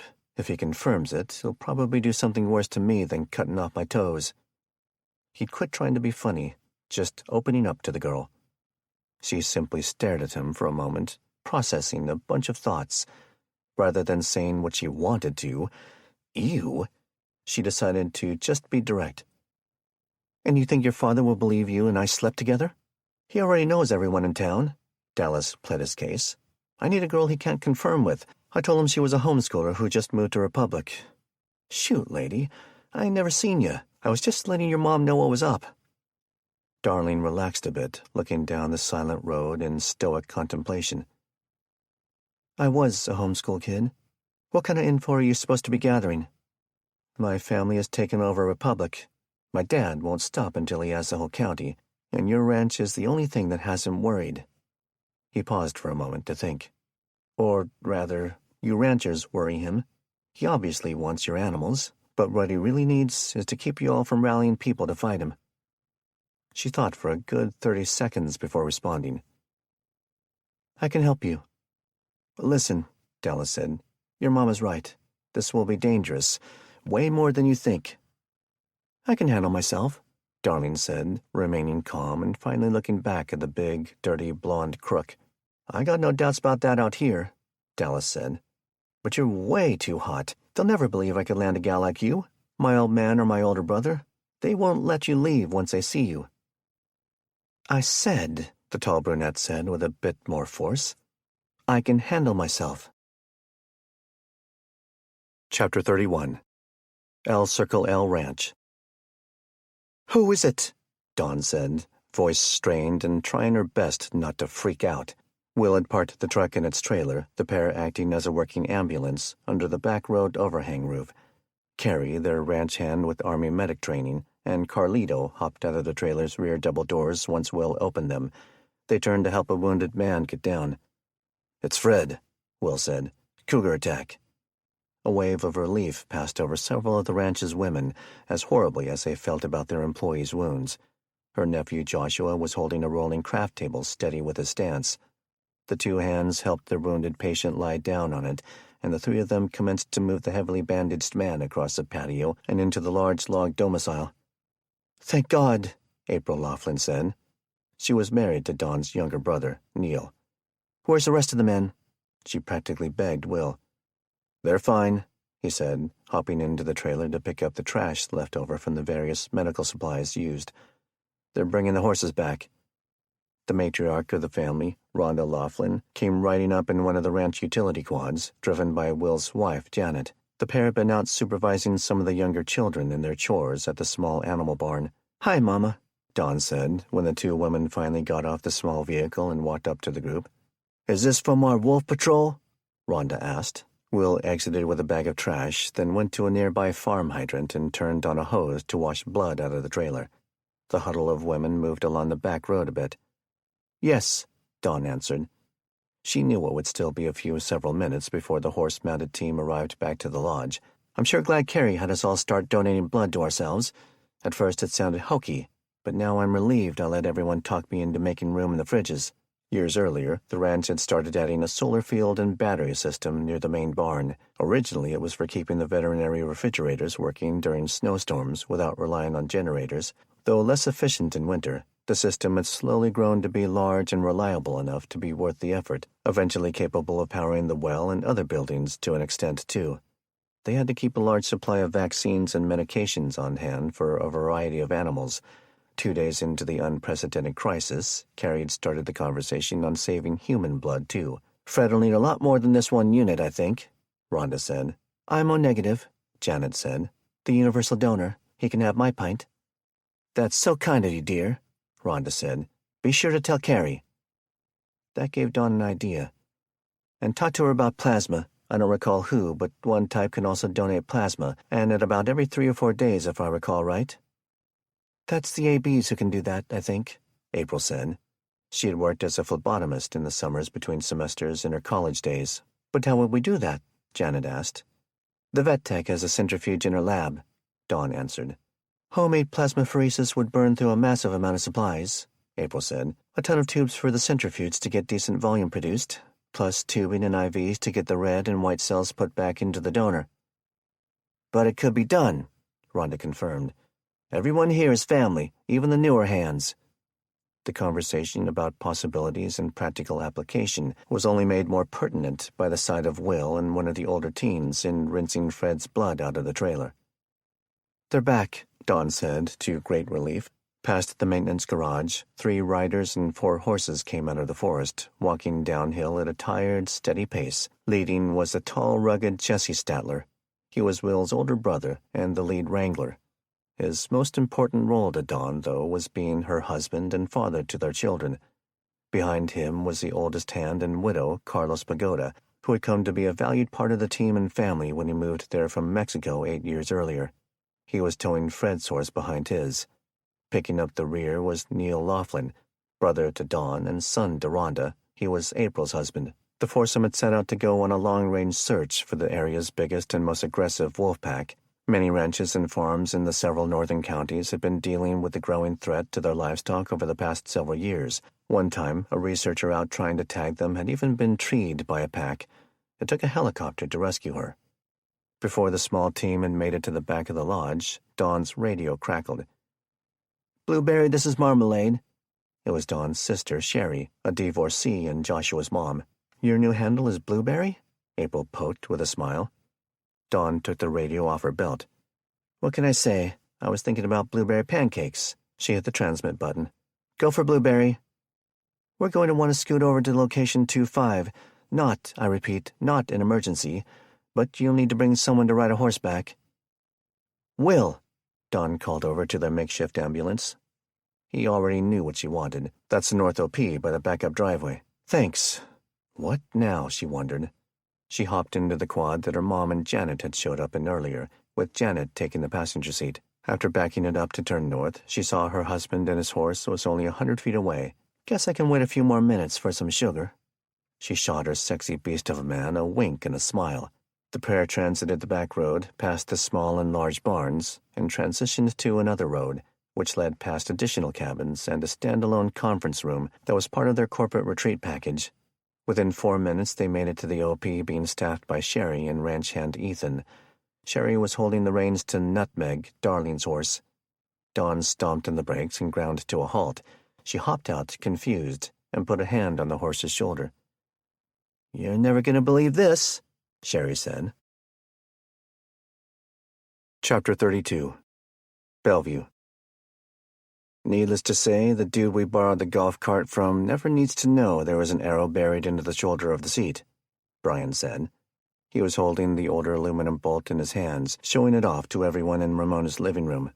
She needed to get home and get some elevation. Her amputation stump was warm and swollen, and she was getting a fever. Diana had made it perfectly clear she would be pinning Officer Perez to the couch if it came to that. "Can I see that?" Walt asked. Brian walked around the coffee table and gave it to him. Charcoal jumped up, assuming it meant food. After getting a rub on the head, he laid back down. The room was lit by the vanilla-scented candle, which was nearing the end of its life.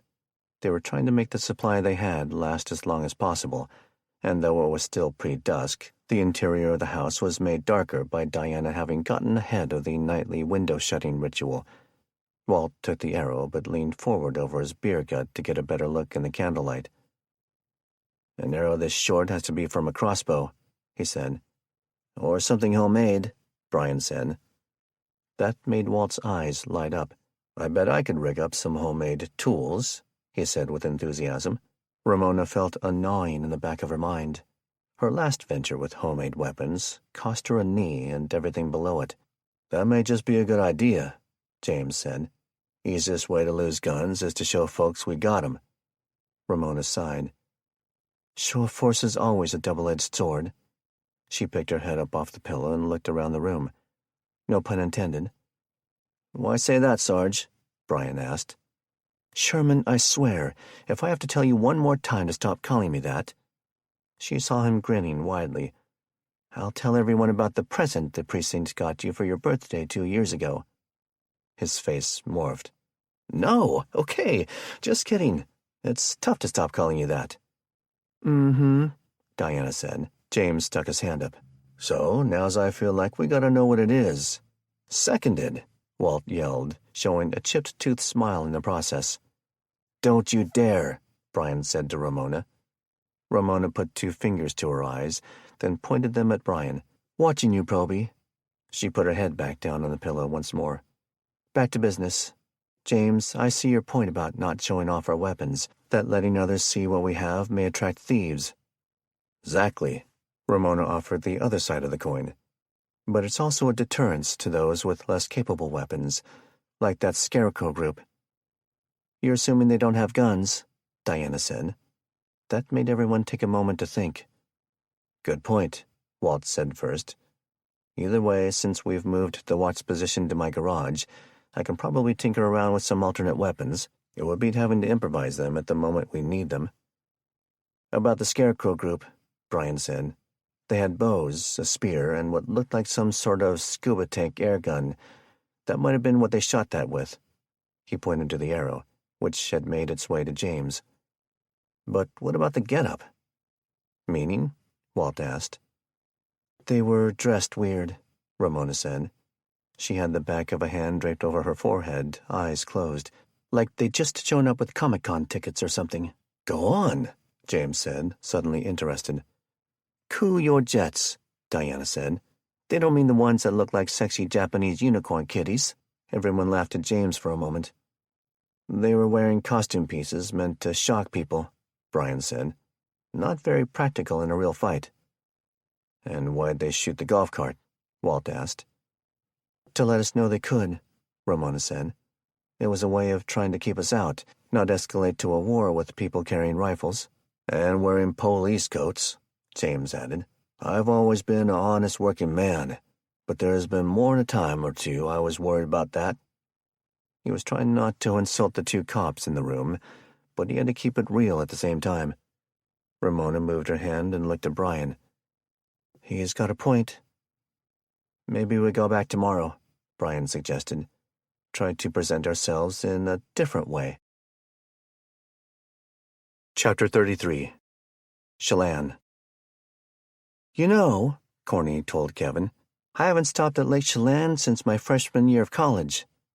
They were leading the small procession down the foothills to a major valley and lake, which hosted a tourist town of the same name on its south end. They'd caught the first glimpse of it several minutes earlier, passing small farms, apple orchards full of fruit, and armed people picking the apples with a borderline death gaze at the passing trucks, and eventually dead-end dirt lanes with several homes each. They were nearly off the almost 60 miles of forest roads. "So, like 10 years ago?" Kevin said with a smile and a wink. He went back to scanning ahead as they descended, trusting Jamar and Lydia were keeping as close an eye on the rear view as the giant mirrors and dust would allow. There was less than that to deal with as the street had become pavement a few miles back. Nelson was riding in the bed with the fuel drums, e-bikes, and backpacks, trying to catch a nap so that someone would be alert enough to keep watch at night. "Flattery will get you everywhere," the middle-aged woman said. "Just remember I'm married, and I bat on the other side of the plate." Kevin glanced at his map. "I think some of these small roads have taken their name signs down. Makes me have to guess more, but probably smart on their part." "Problem?" "Nope, I just think that this curve to the left will be a sharp one. It'll double back, and then we'll be on the final approach to get on the shoreline highway that will take us to Chelan. You'll be turning right. But remember to stop a couple of 100 yards up from the bottom. I'll walk up and check it out." "Why so far?" she asked. Even at low speed idle and going downhill, these trucks make a lot of rattle and noise, and there's a state park right there, which may mean people and trouble. 4 minutes later, the two-truck procession had come to a stop, with a fir forest on the right and the fields of a private farm on the left. Corny set the brake while Kevin and his shotgun got out. He slung and went backward where Jamar was getting out of the truck. They nodded and heard Nelson call from the bed inside the pile of equipment. "Anything wrong? Go back to sleep, old man," Jamar joked. "We're about to get onto a real road," Kevin said, "the one into Chelan. I was going to check out the intersection, but maybe Jamar should get back into the trailer." "I'm up," the tired, middle-aged man said. Nelson Butterton wore many hats: ex-cop, co-owner of a sports bar, AWOL state guardsman, but Slacker wasn't one of them. The equipment jostled as he fought his way out from under the pieces that had settled over his legs. I wasn't catching many Z's back there anyway. While the two others briefed Lydia and Corny, Kevin walked down and checked out the intersection, keeping behind branches and bushes the best he could. He came back up and reported a heavy camping presence at the park, but no apparent checkpoint on the road to Chelan. "They're bound to have one closer to town then," Nelson said. "Same as before, with the pre-planned toll offerings?" "I'd say yes to that," Jamar agreed, "but let's not have the RPG on top this time. That could be the reason they came after us this morning." "That and the horses," Kevin said. "I'll go along with that," Nelson said, "but you two should still be out with your long guns." "I should point out it's still like 10 miles to town," Kevin said. "We should just pull over so you guys can get on the back of the trailer for the last mile." Nelson objected. "No. We have no idea what each bend in the road brings. Better to be ready to hop off and fight from the back." "Yeah, I agree," Jamar said. "Tell her just to go about 20 or so. It won't kill us to hold on for a half hour. It's a wide bumper." With their plan in motion, the oddly paired team mounted up and commenced the commute, driving slowly due east on what the locals called Wooden Avenue. The signs of civilization brought mixed feelings for Kevin. With each mile, they grew. Small residential developments with expensive Lakeview homes, a county maintenance shop, vineyards and cellars. As they passed a marina on the left, a small water park appeared on the right. It had a commune living in the parking lot, and the downhill tube rides had been drained. People in ragged clothing were riding down sidewalks and areas of the rides on long skateboards. Over at the marina, it wasn't much better. Many slips were vacant, while others showed signs of being turned into a large party. "I hate to say speed up," Kevin said to Corny, "but this place is starting to make the hairs on my neck stand up." "I think we're almost to town, Navigator," she said. "How do I get through it?" Her nerves were on edge even more than Kevin's. Oh, he'd been so busy looking out for trouble, he forgot to study the map. "Sis," he called back to Missy behind him, "help me keep an eye out for bad people." "You too, Lois," Corny said to her son.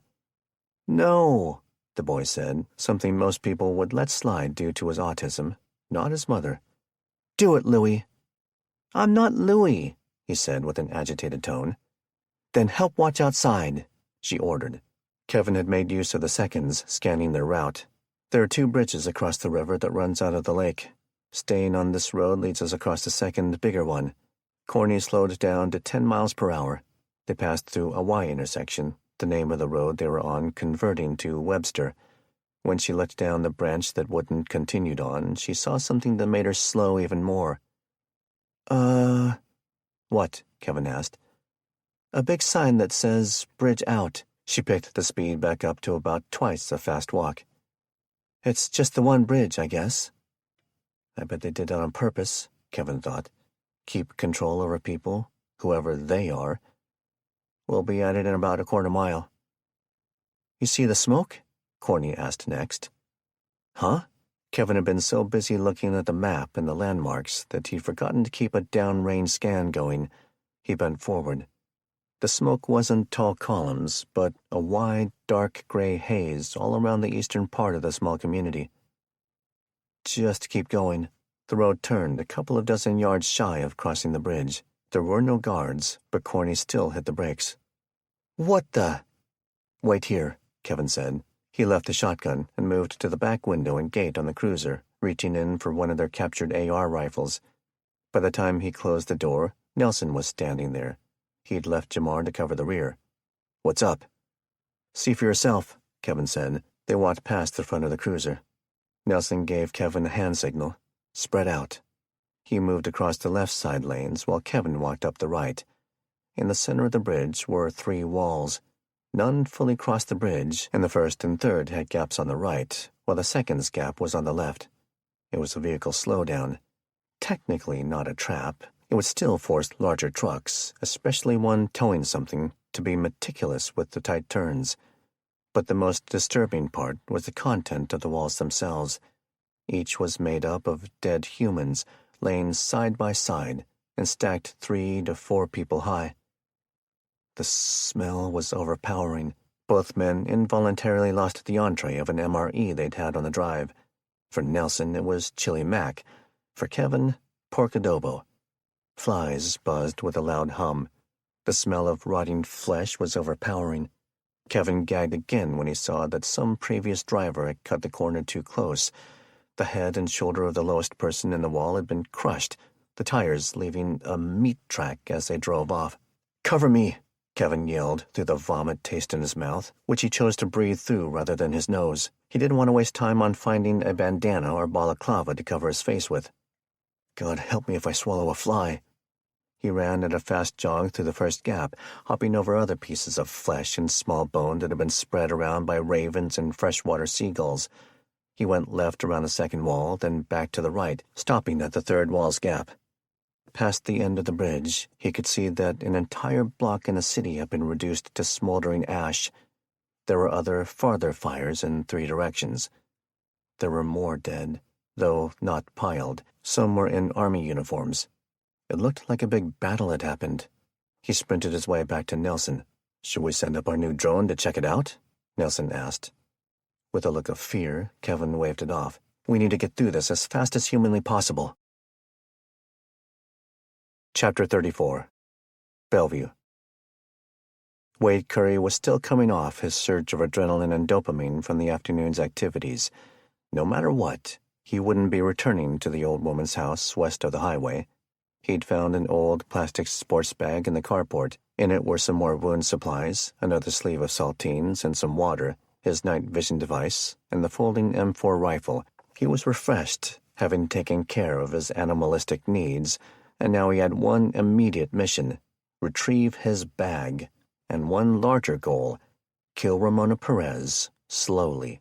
3 wild dogs startled him in the vicinity of the dead thugs he'd tried to hire overnight. Their corpses were keeping any humans in the vicinity of the footbridge away. The dogs were knee-high and smaller, not part of the pack that had attacked him. Their barking and growls still sent his blood pressure spiking for a moment. When he passed the dead men, the scavengers moved back in for their meat. The sun was hit and miss, a blanket of light gray to white clouds, bringing both sun and light sprinkling. Mother Nature is a schizophrenic, fickle old whore, he thought. Though still in the black pants and boots outfitted by the cartel, he was now wearing some new men's clothing he'd found packed away in the house. A purple sweatshirt proclaiming membership as part of the University of Washington men's crew team was covered by a dark green Helly Hansen raincoat. On his head, he had a gray beanie. Several minutes later, he was back in the state park, navigating around the small horse training arena. He went to the spot he knew he'd hidden the pack. Where'd I leave you? He thought with panic, searching all around. Then he saw the new item. It sent him into a state of confusion, which in turn ticked him off. Stapled to the tree was a crude map made of the waxy cardboard that heavy produce cases were constructed out of, a basic map that had been etched into it with a knife or point of some kind. This is here, he said to himself, figuring the oval to be the nearby arena. This must be where I ran out of the park last night. This star, this must be an invite to meet. He looked around, trying to see if he was being watched. Of course they're watching, he chided himself. They've got my bag. They have no idea who they've messed with. He flipped the cardboard over, seeing the carefully carved scarecrow in the wax. He chuckled a bit, more out of ironic disbelief than humor. "LOL, dead man," Wade yelled. "I know you're out there." His first instinct was to grab the rifle out of his bag and just run to the spot, which looked to be to the woods south of where they'd saved him from the dogs. He calmed himself after that initial anger. Maybe this is who saved my butt from those last 3 dogs. Wade walked back out to the road that bisected the park and chose the long way. It would give him time to think. He trekked north to the main avenue, west, then south at the end of the block. About a half-mile down, he arrived at the small church near the park's main entrance. It was mostly cloudy, but would still be a couple of hours until dark. The remnants of what used to be a charitable feed for the homeless and others during the last 2 weeks still lingered. A metal pop-up canopy with a bent frame and legs was near the building wall, looking like a white metal spider. Its blue plastic canopy was ripped, yet filling with rain puddles between some of the structural pieces. There was trash drifting out of knocked-over cans, mostly filthy disposable plates, bowls, and utensils. Dogs or raccoons had torn through everything. The absence of people gave him an idea. He walked around the building and found the front windows broken out. What used to be flower beds had become an open sewer. God's house had apparently been ransacked. He opened the door to the dark building, which reeked of unbathed people, candles, and pot. He moved the bag to his right hand, ready to retrieve the pistol tucked in back with his left. He walked into the auditorium, dark and musty, the smells intensifying. There were people on most of the pews. The glowing cherries of cigarettes and joints grew brighter or dimmer as people sucked on them. Even in his new old man clothes, Wade's eyes, his very demeanor, carried with them an air that any sane person would avoid. But many in the abandoned church just simply weren't sane. A ragged, foul woman wearing only rubber boots, stained panties, and a blanket tried to approach him. Her face was grimy and covered in scabs, her hair a mess of knots and dried vomit. She smiled, revealing a yellow rack of teeth with 2 holes in it. "What you got?" "Man, you're a good-looking one. I might just take care of your meat cannon for free." Wade ignored her, pulling his free arm out of her grasp with power that told her to back off. All right. You ain't got a cop attitude." His first thought had been to hide in there until dark and simply use the nods to have an advantage in finding whoever left the scarecrow calling card, but the horrific odor in the old church made him want to not sit. This was a horrible idea, he realized. Can't hide in here for a couple of hours. The homeless woman was joined by a female friend in their propositions as he left. They started to yell and throw old rags that had been used as toilet paper at his back.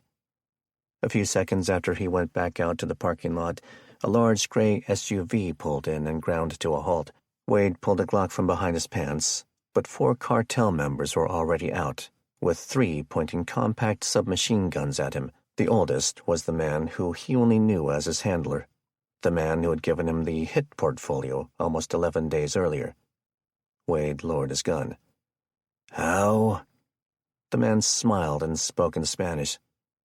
Come on, we need to figure a way out of this where you get to live.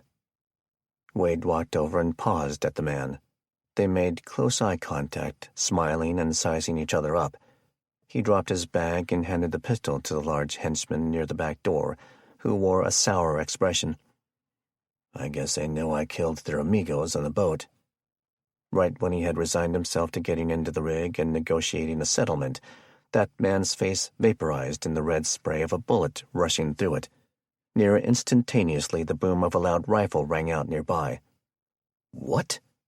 Wade was just as in shock as the cartel men. How? He fell to the ground. The handler dove into the SUV almost instantly, as had the driver, another gangster. They hadn't survived this long by standing around and trying to outgun a stealthy rival. The Escalade peeled the tires and shot around the church. Wade laid there behind the bloody pulp of a head attached to a man who'd eaten too many carbs. He waited. It came from the park. He waited a bit more. Grab the SMG, he reminded himself. Run to the corner of the church. He was nearly pumped and ready when the scuffling of several shoes on parking lot gravel met his ears. He tried to creep his head up over the body.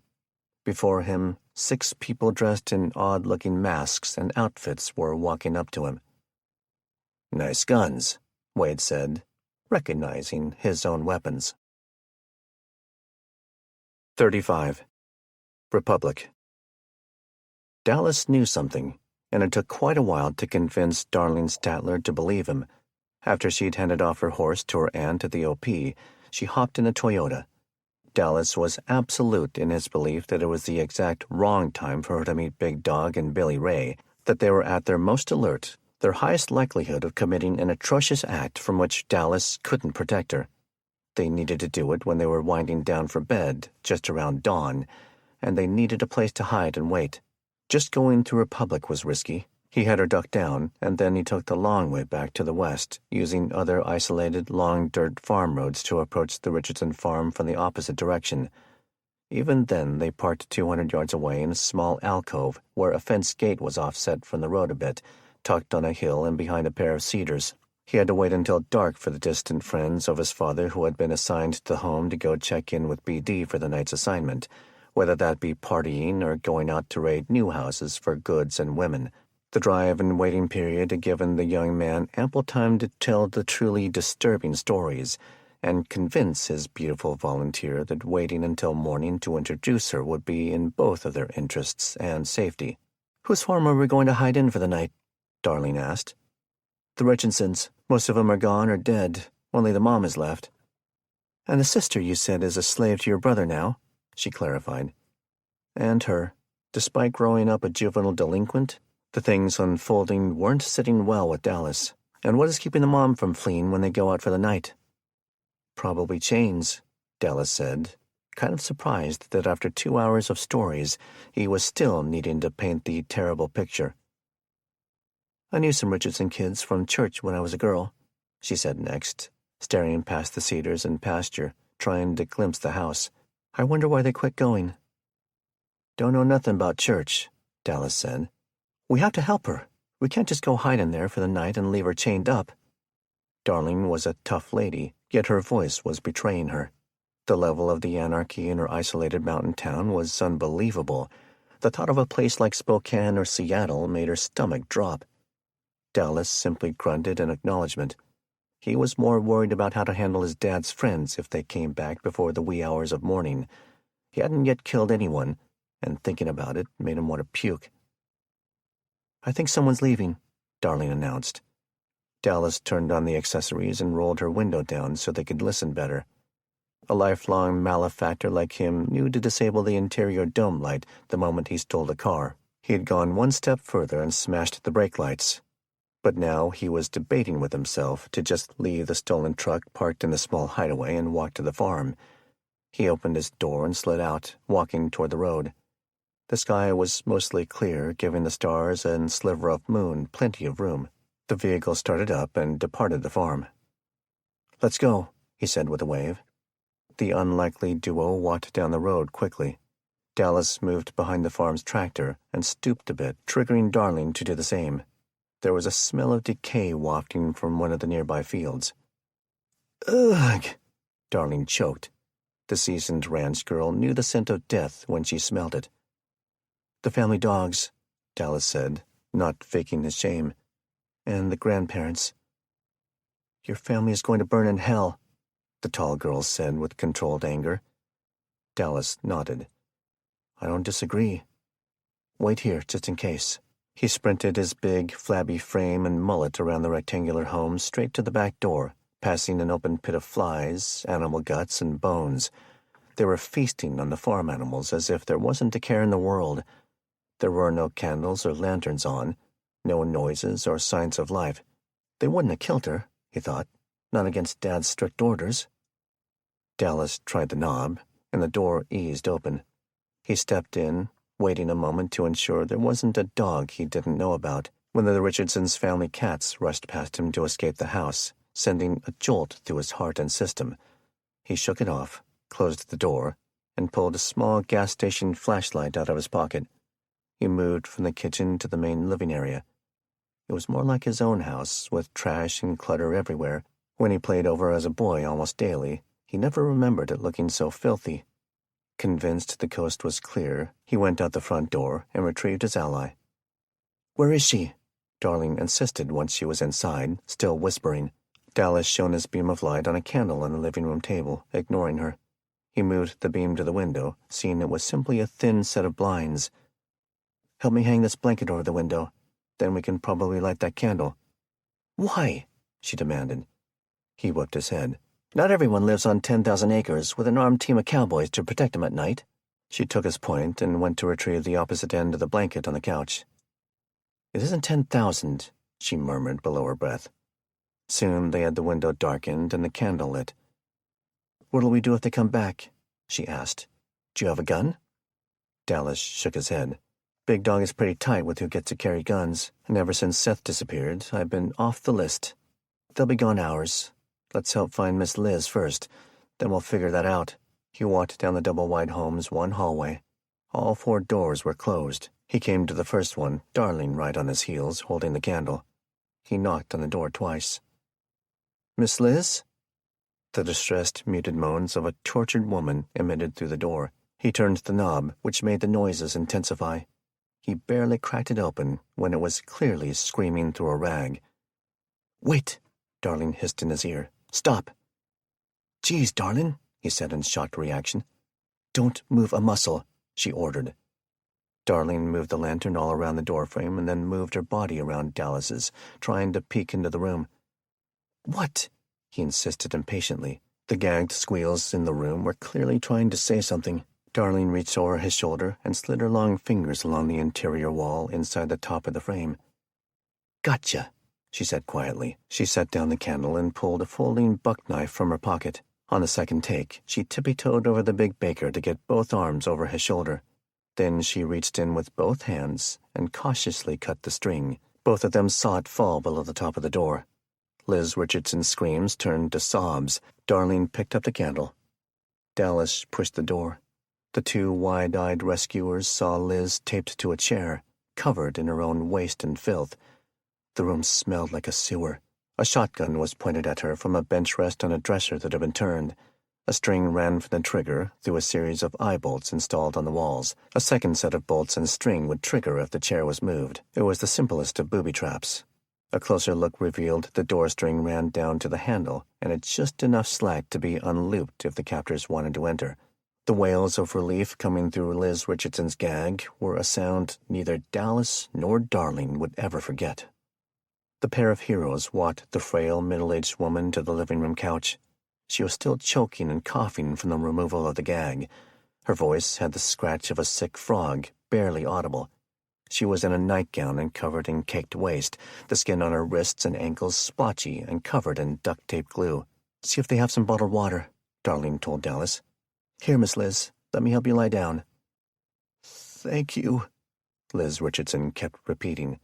She was sobbing emotionally, though too dehydrated for tears to come out. She developed a case of the hiccups from the heavy breathing and hacking. 2 wrinkly hands held onto Darling's one hand while the other supported the woman to a lying position. Dallas had found a couple of cases of the cheap store-bought water and handed a 16-ounce bottle to Darlene. "Just a few sips, Miss Liz," Darlene said softly as she tipped it. She looked at Dallas. "She needs an IV." "Doubt you'll be able to find one of them," he said with a disbelieving chuckle.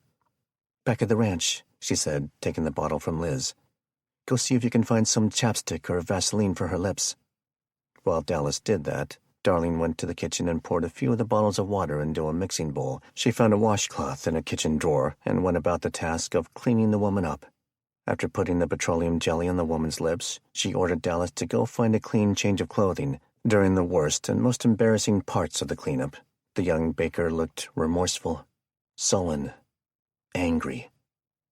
"They have to die," he thought several times over. "They're more vicious than wolves." He went about dismantling the shotgun trap and found it had but one shell in it, a slug. It would have punched a huge hole in her chest. He took the gun out and set it on a small dining table between the kitchen and living areas. After some more searching, he found a box of buckshot. He loaded the firearms magazine nearly full of those, saving room for the first round jacked into the chamber to be the slug. He sat down while Darlene finished off the ugly job, and felt himself start to cry. A few silent moments later, Darlene covered Liz with a nearby quilt and walked over to her partner. She put a hand on his shoulder. "We have to get her out of here." She looked at her watch. "It's only midnight. We can take her to the ranch and be back well before dawn." "You take her," Dallas said. "I need to stay here and wait to put my dad's pals out of commission. If they come back and check the bedroom. But if I go back alone, my family won't let me leave again." "They probably won't let you leave again even if I'm with you," Dallas snorted. Darlene went silent for half a minute. "What about her daughter and your sister? I ain't even got that far in my planning," Dallas complained under the stress. "Not to add to your worries," Darlene said. "But I thought we'd be here and back in just a few hours. There's no telling how my mom will react." "Hey," Liz tried to call from the far side of the living room, sending herself into a coughing fit. Darlene and Dallas went over to her. "Need some more water, Miss Liz?" Darlene asked. Elizabeth Richardson shook her head and waved the girl down with one hand. Darlene knelt, and Dallas stooped over hands on knees just behind her. "We need to stay," she whispered. "He has Kendra." "No," Dallas insisted. "No, they're too dangerous. There's too many of them." Liz looked at the young man, still scratching out words. "Dallas Baker, you're always a much finer boy than your parents allowed you to believe. I know you'll do the right thing." Dallas shook his head. "You don't know the half of it, Miss Liz," he objected. "Does she?" He found himself wondering. "Does she know the secret? All the bad secrets?" Liz once more cried without tears, her fragile emotions going through the cycle.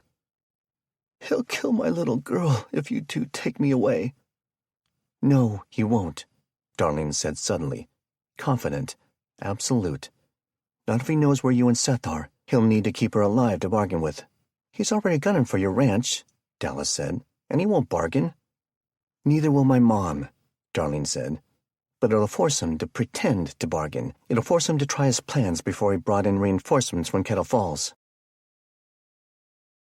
Chapter 36. South Stevens County. It was early Sunday morning. Kenny figured it to be pre-dawn. They had spent a second, surprisingly comfortable night in one of the hay-lined emu stalls. After 4 hours of sleep driven by pure exhaustion, he spent the next few hours restless, stressed. It was one thing to kill in the moment one was defending the innocent, but he was going to have to kill preemptively so that scenario would cease to be a possibility. And the stark contrast was something he was grappling with. He went out to the open center of the barn and did some push-ups, which led to a few other exercises. In short order, he'd worked up a sweat. And woken his wife. "Couldn't sleep?" Taylor asked, sitting at the chairs and table still set up so she could tie her hiking boots. "Sorry if I woke you up," Kenny said. She reached out to pull him over to her by the hand. He was still panting and sweating, with dirt and who knew what else stuck to his shirt. He leaned in for a hug, and she put a hand up. You? I didn't realize how grody you were when I grabbed you." Kenny laughed, despite Taylor being dead serious. "I saw them digging the hole last night," he said. In the woods to the west of the property boundary was an open area they would bury emus and llamas that had died. Usually they recycled that meat for the dogs, unless it was an infectious disease or undetermined natural cause that warranted burial. "These folks are pretty hardcore," Taylor said. "I bet they'll march them right into it and have you pop them in place." Kenny gave his wife a pained look. "Hey, I'm not trying to be funny or make you feel bad. May as well be direct, though. Just be glad it isn't you." Taylor had a look on her face, one he knew well. "What?" "I'm glad, honey. But—" "What?" Kenny repeated. "You shouldn't have to carry this burden alone." "What? Are you kidding? You want me to let you do it? No way. Stop and listen. I don't mean all of them, but—" Kenny sat next to her and took her hands. Not happening." "I want to. I mean—" "What? What do you mean you want to?" He was moving from offended to incredulous. "Not like, gee, I can't wait until I kill someone, want to," Taylor tried to explain. It was the odd situation, she being calm and compassionate and him being defensive. "I want to be part of this with you, as a partnership, and a mother, and a near victim." Then it hit Kenny like a horny buck rabbit hits a doe in heat. She needs this. He dropped his head. "You may be onto something." "I just want to help, baby." She leaned in further despite the sweat. "Why are you so opposed to it?" "Because it's my job to protect you from the horrible things in the dire moments, even the dirty jobs." "Why are you wanting to do it so badly?" he countered. Taylor gave her husband a kiss. "For our kids, because I need to be able to do the dirty job in the dire moment if you're not there." Chapter 37. El Circle L Ranch. Things weren't quite so cheerful at the LOL in the wee hours, closer to the opposite. "What in the hell were you thinking?" the normally composed Dawn Statler yelled at Dallas and Darling. Her nephew and her youngest son had just finished helping the obviously distressed Liz Richardson upstairs to a guest room. In another spot of the main lodge reception area, lead hand and husband extraordinaire Jesse Statler was directing his fast-reaction posse to go hit the sack. He and a team of 5 other men, 3 women, and 3 trucks were nearly to Republic when they happened across Dallas's Toyota. With virtually no traffic at night, the ranch trucks had performed a near-perfect rolling ambush. Jesse's truck had screeched to a halt and blocked both directions after they passed the Toyota, which his brother Will had described to him in great, angry detail. The other 2 rigs had formed a V. The only way the quarry had to run was through a rig or drive into the thin, mountainous forest to the west, or a river valley to the east. They'd just finished bringing the group back to the ranch. "I knew I needed to see what became of the town for myself," Darlene yelled back. The young adult was tired of being treated like a protected child. Jesse walked over. His personality was a blend of his wife's and his brother's, about evenly split between reserved and hair-trigger. But whenever Dawn needed to vent, he dialed it down. He couldn't stand it when his parents used to gang up on him as a young lad. "Your mother's been very worried," he said, serious but calm. Darlene was standing in front of a couch, while Dallas was sitting humbly in a comfortable easy chair. "You shouldn't have just up and left like that, and you know it." The young woman knew better than to argue with her dad. She'd learned he was open to counterpoints, as long as they were presented maturely. The tall lady looked her very tall father in the eye. "I felt that Mama hadn't given the situation Dallas was in a fair chance to be heard." She looked at her mother. "She certainly didn't allow me any input." Dawn's mouth turned into a straight line, her eyes nearly aflame. But she was swallowing it. Horse people typically developed the ability to shut up and think. They had to. Working with horses was like working with a truth-telling mirror. Angry people wound up getting hurt by nervous horses in their business, which forced coping skills that translated well to working with humans. "What's our #1 rule, darling?" Dawn asked. The young woman huffed and looked down a bit. "Give it a half hour and then explain your case." "Did you do that?" Dawn asked. Darlene looked up. No longer a little girl, She knew she'd been beat, but she wasn't going to let her mother's passive-aggressive snark badger her into agreeing. "Is that rhetorical?" All right, Jessie said. "Sit down, you two." He plopped into a recliner on the opposite end of the lacquered mahogany coffee table of the church mouse-like Dallas. Darlene sat down in a couch behind her, and Dawn sat in a love seat. "I've been told about this little spy mission thing he's up to." He pointed a large leathery finger at Dallas. "But your mom's right. His dad," he stabbed the air at the young man once more, "is by far the biggest outlaw for 3 counties. You could have been hurt going up there." After a few seconds of awkward silence, Dallas cleared his throat to talk, but Jessie cut him off to continue. "I suppose this is my fault." He looked at Dawn. "We should have invested in better radios and a Hilltop repeater or 2 when you brought it up a few weeks back. Would have been no problem to call and get us back from patrol when you heard Baker took over Republic." "Well, we have something to do now," Dawn agreed. Dallas raised his hand, which irked her a bit. "You don't have to raise your hand. Darlene thought of something I think you should hear her out on." "Oh, you do you?" the tired and weary Jessie said. After most of a week tracking wolves in the mountains and the serious injury to his man, he was ready for bed. Talking to a baker in his own home was testing his limits. "Daddy," Darlene said. She knew how to use just the right tone. "What is it, Darlene?" Dawn said. "I should have heard you out yesterday. So, what is your thought?" Jessie tilted his head down, rubbing the bridge of his nose. "Miss Liz needed our help, and her daughter and Dallas's sister are both in danger. I think we should get word to town that we're sheltering them out here." Jessie pulled his head up. "Now why in the name of all that's holy will we do that?" He glared at Dallas. "From what I hear, we're already on their wish list." "It could go either way," Dallas agreed.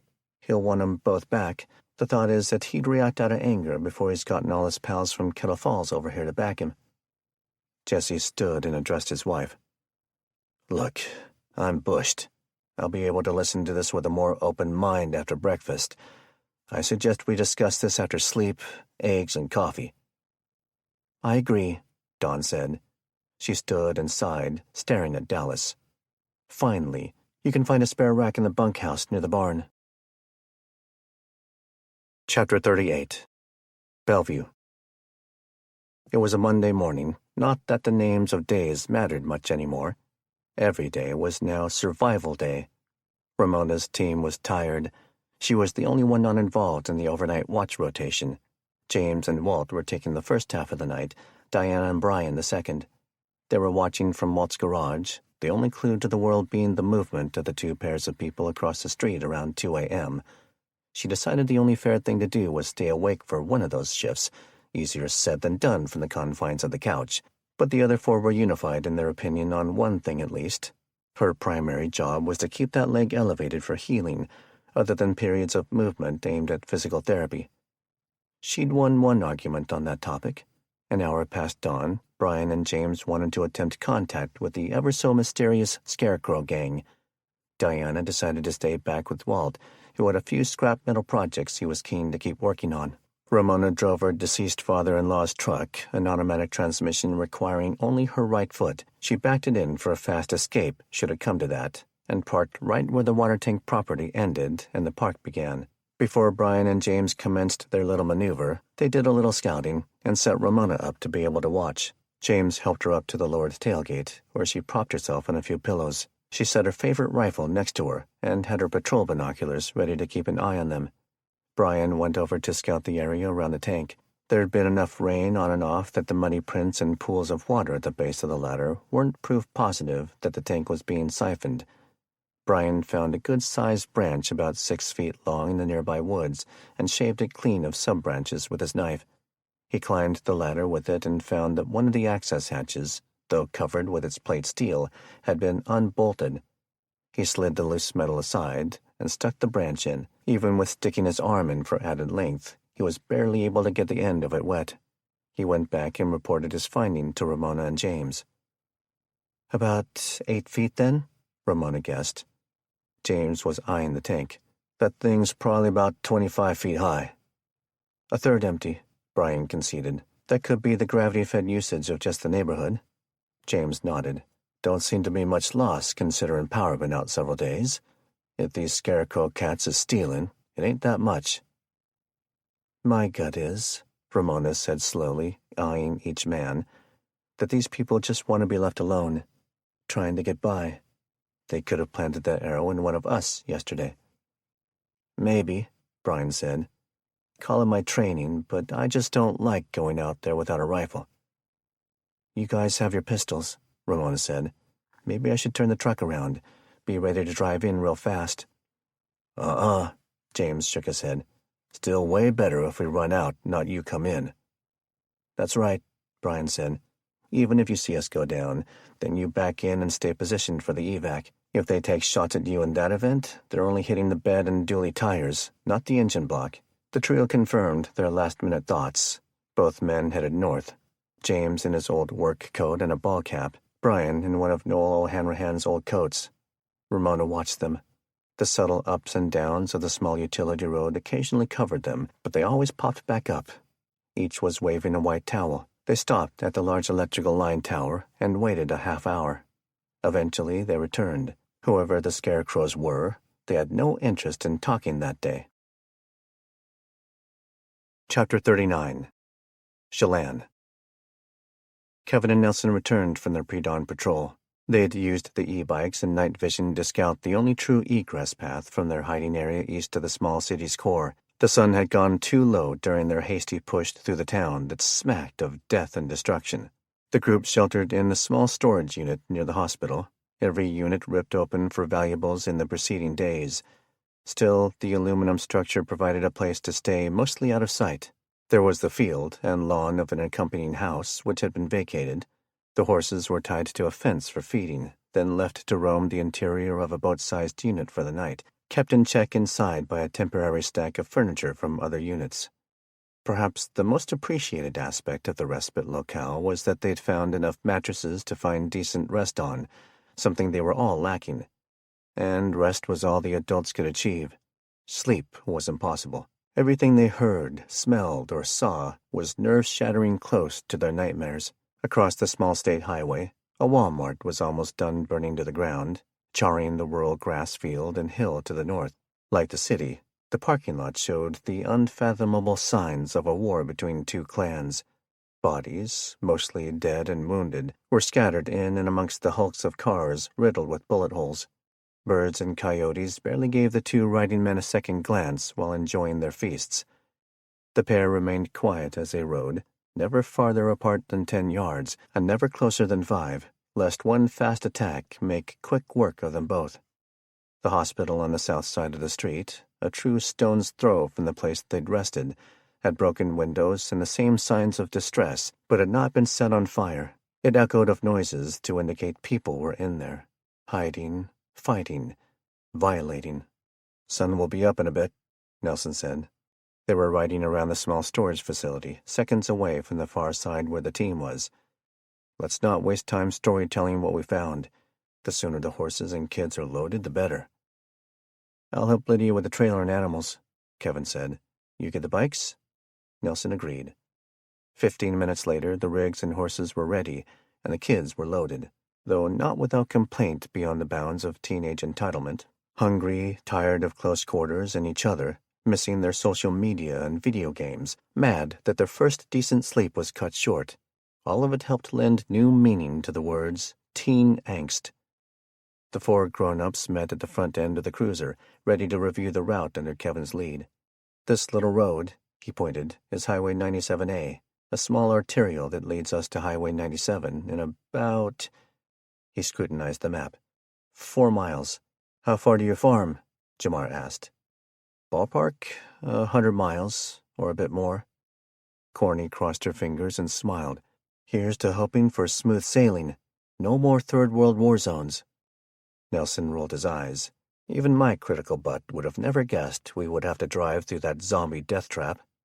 He glanced around but singled out Corny. We need to go slow and be prepared for that around every corner from here on out. The more he spoke, the louder he got. We got lucky last night. Whatever happened, we could find that anywhere at any time. Easy, Lydia said, her own voice raised. "We got it, okay?" Both of them huffed a bit as Kevin retook control of the briefing from the cranky boomers. "We'll be heading up 97 right on the western bank of the Columbia for about 20 miles to the next big town, Brewster.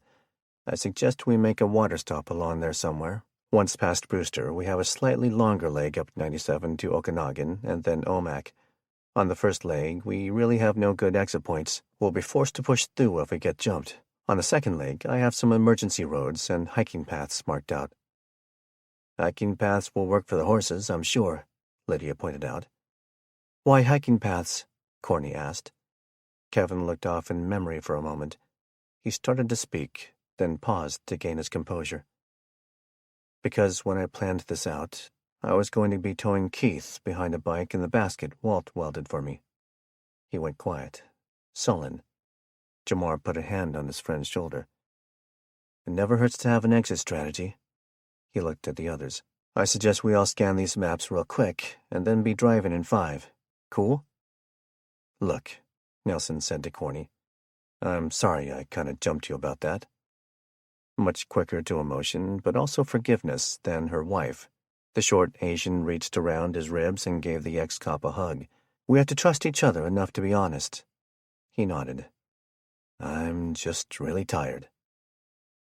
With a fast freshwater fill-up on the mighty Columbia River, the group was getting to Omak near the start of midday, averaging just 15 miles per hour in their caution.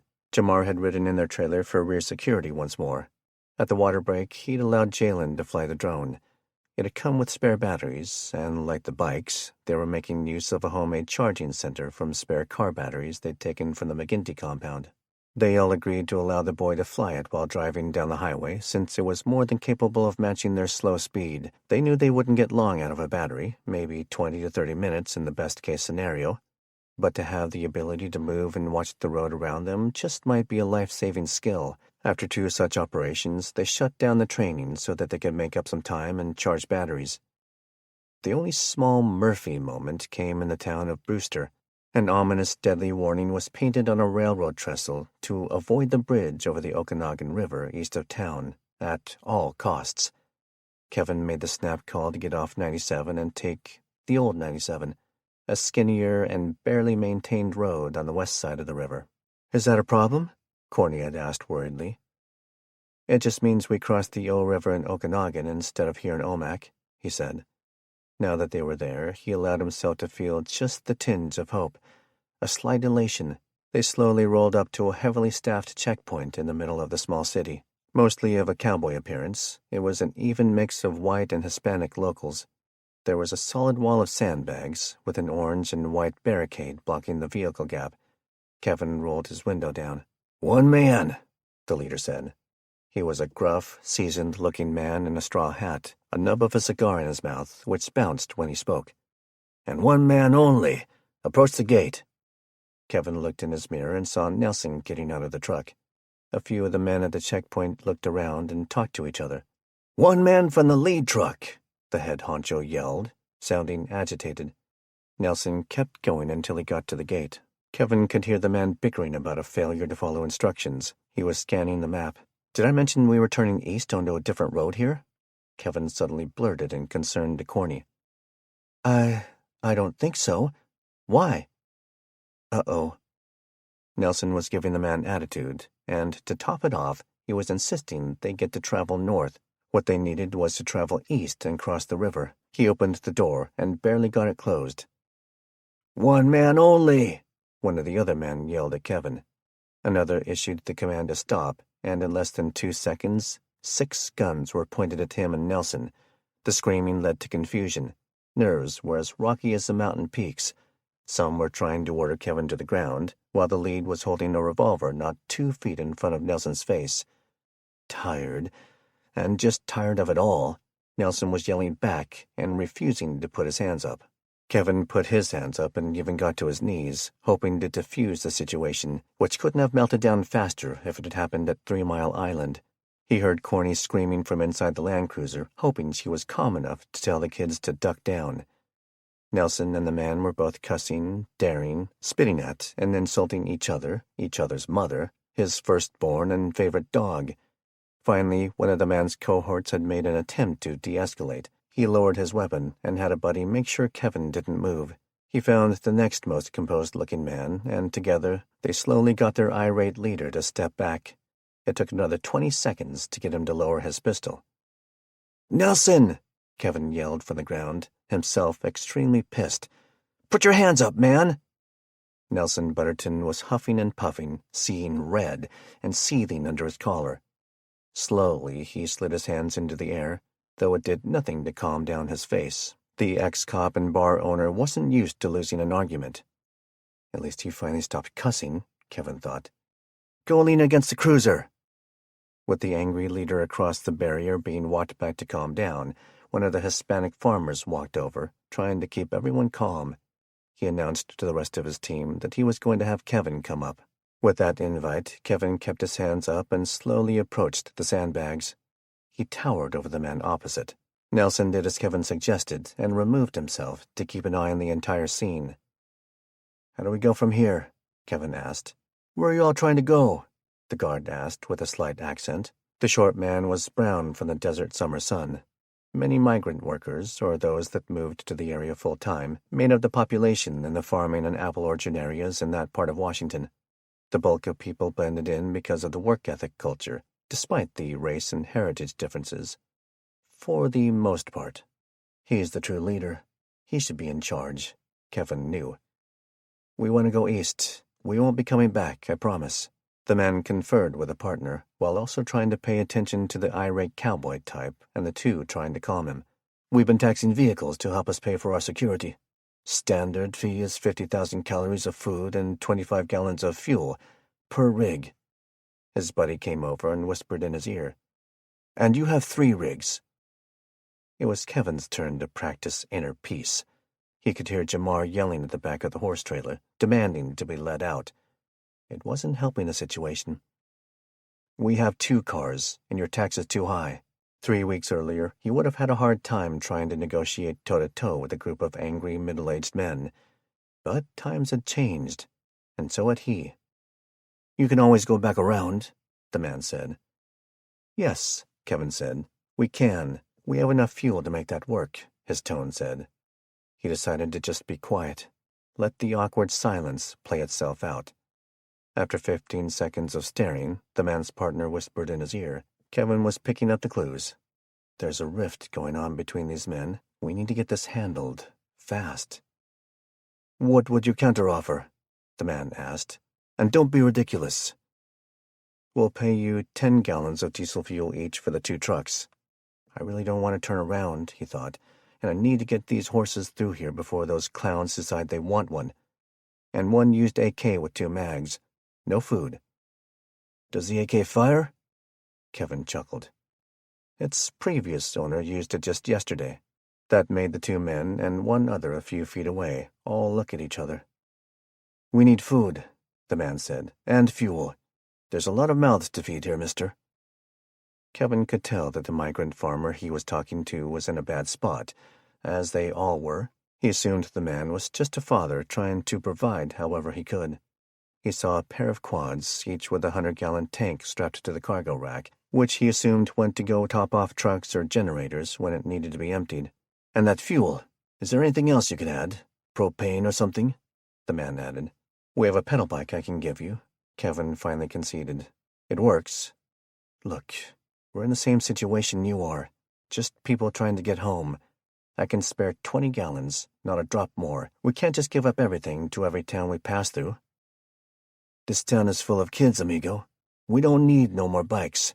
We'll take the 20 gallons, but we need some food." Kevin got his point, looking down to think while he nodded.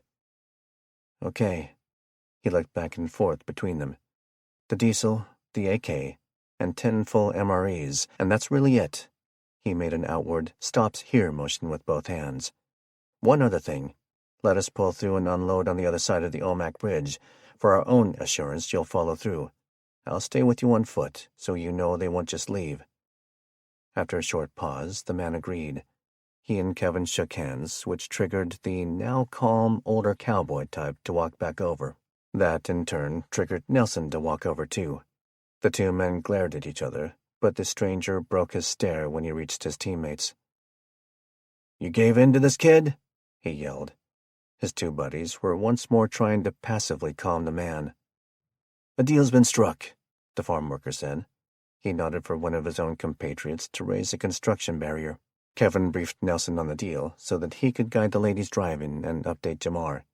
Once across, he and Jamar would give 20 gallons from their barrels with the hand crank and hand over the items. Once the fuel was back, he would walk down the short road and across the bridge. With any luck, the last 60 miles home will be a breeze. Nelson and the firebrand didn't waste one more chance to glare at each other like rams in mating season. But once the rigs were through, the rest of the trade went off without a hitch. Until Kevin and the short Hispanic man shook once more. He walked down the road, hearing the two sides of the town checkpoint continue to argue with each other. "I'll be glad to be through this," he thought as he crossed the bridge. Ahead, Nelson had just turned toward Kevin after closing the trailer door with Jamar on the inside. A shot rang out. Not a pistol. It was the loud boom of a large hunting rifle that makes a person not expecting it to twitch at the shoulders. Nelson Butterton physically slammed back into the corner of the trailer before crumpling to the ground. Kevin froze for a split second, then spun back to look. The old cowboy tried to get up from behind the prone hunting rifle on the ground. The barrel was slowly oozing the incriminating smoke. Before he could, one of the migrants shot him in the head. Kevin turned back at a dead sprint just as a massive firefight broke out between the two feuding clans. Hard in his throat, he reached Nelson in 10 seconds, though it may as well have been an hour. The gray sweatshirt was covered in blood, as was the ground under him. A round meant to take down a bull elk did fatal damage to him in a grotesque fashion. Heart and lungs were ripped open. He had died within a second. Kevin saw Jamar screaming in rage and tears, stuck on the other side of the open-air window on the trailer doors. Kevin heard nothing, though, not even his own screaming. Soon, Lydia was shaking him, yelling at him in panic. Eventually, her muffled shrieks pierced through his shock. "We gotta get out of here!" She was screaming at him. She helped Kevin pull their dead friend around to the far end of the trailer. Too spent physically and emotionally to pick the big man up, they barely muscled him onto the trailer's tongue. "Go!" Kevin yelled. He jumped onto the tongue himself, holding his last brother from the state guard on while they escaped. Chapter 40. Bellevue. Wade came to slowly, head pounding. What happened? The predator wasn't a fan of the other shoe dropping. Light made the throbbing worse as it poured through the slits of his eyelids.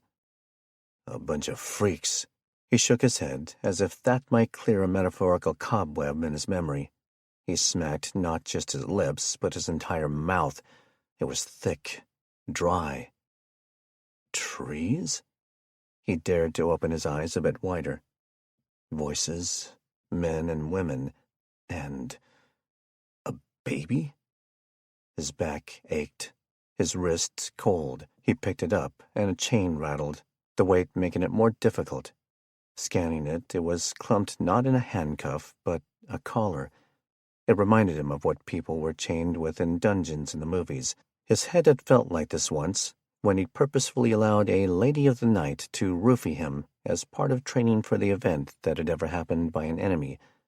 It was all coming back. He picked his head up. "He's coming around," a male voice called out from a few feet away. The voice was white, early 30s, gritty. "What'd you do to me?" he said as he slowly sat up and looked around. A knob from a tree root was just sticking out of the worn, wet dirt. He felt back, identifying it as the icing on the manure cake that apparently sleeping on the ground was. Finally, he thought, with gallows humor in his confusion. My opinion that camping sucks has been validated. "Water?" the voice said. Wade blinked. It was a face that was reshaping itself in his memory. He'd been escorted under armed guard into the forest camp. Was that last night? I can't tell if it was an hour ago or a year ago. The man, though seated, was obviously tall, with hair color and eyes that complemented the forest. He was built like a skateboarder, lanky, skinny, but more athletic than his punk clothing revealed. Wade took the plastic bottle. "What's this about?" he asked, referring to the heavy lock on one wrist.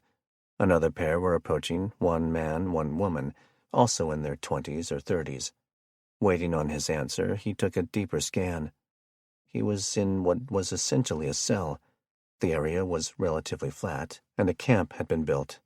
The brush that was cleared from under a wide opening between firs, madronas, and cedars had been put to use. It built the bulk of a very dog-resistant barrier around the camp's perimeter. Scrapped plywood, various construction materials, and grocery carts were interspersed amongst the stacked bushes. It wouldn't keep out a primate with opposable thumbs, or a deer or cougar, but the barrier had proven quite effective against the canines that were hunting at night.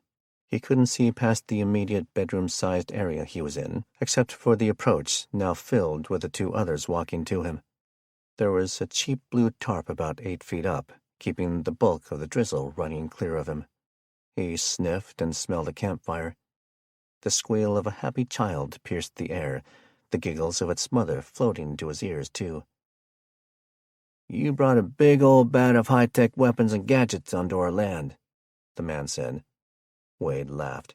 "And a few very unique, bloody post-apocalyptic battle weapons. Call the shackle an insurance policy." The two others arrived, staring. "What's your name?" the man said. Shorter than the one who had been guarding him, his head was shaven, and he had a long, burnt-orange beard, which was braided. Wade had already started formulating a plan and assigning them all names in his head. He was sizing them up almost immediately. The first man he called Flannel. He might put up a fight for a few seconds, maybe even land a shot or two, but he wasn't a threat. The shorter man, I'll call you Shamrock, was thick, an obvious powerlifter. He might prove to be a tougher enemy, if he's had any fighting training.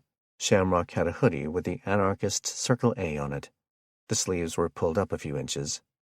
That ink might be prison art. "Wade," he smiled casually, despite the headache. "You the man who can authorize taking this off?" "It'll be a group decision," Shamrock said. "And depending on how the next few minutes go, you might be given safe passage through our land." "What's with the 'our land' bit?" Wade asked, standing for the first time. He gave his chain a little tug to ensure it was secured to a nearby tree thoroughly. His captors were going to rapidly run out of their chance to let him go with no repercussions. The woman spoke for the first time. "It's a new world, and this park is ours now." She looked goth in clothing and style, other than the trendy raincoat. Wade kept staring at her septum piercing instead of her eyes. On purpose.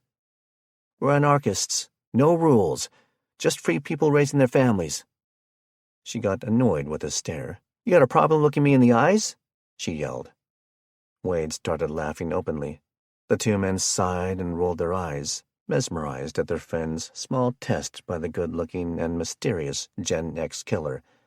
Now he had a thread to pull. He kept staring at her nose ring, refusing to look her in the eyes.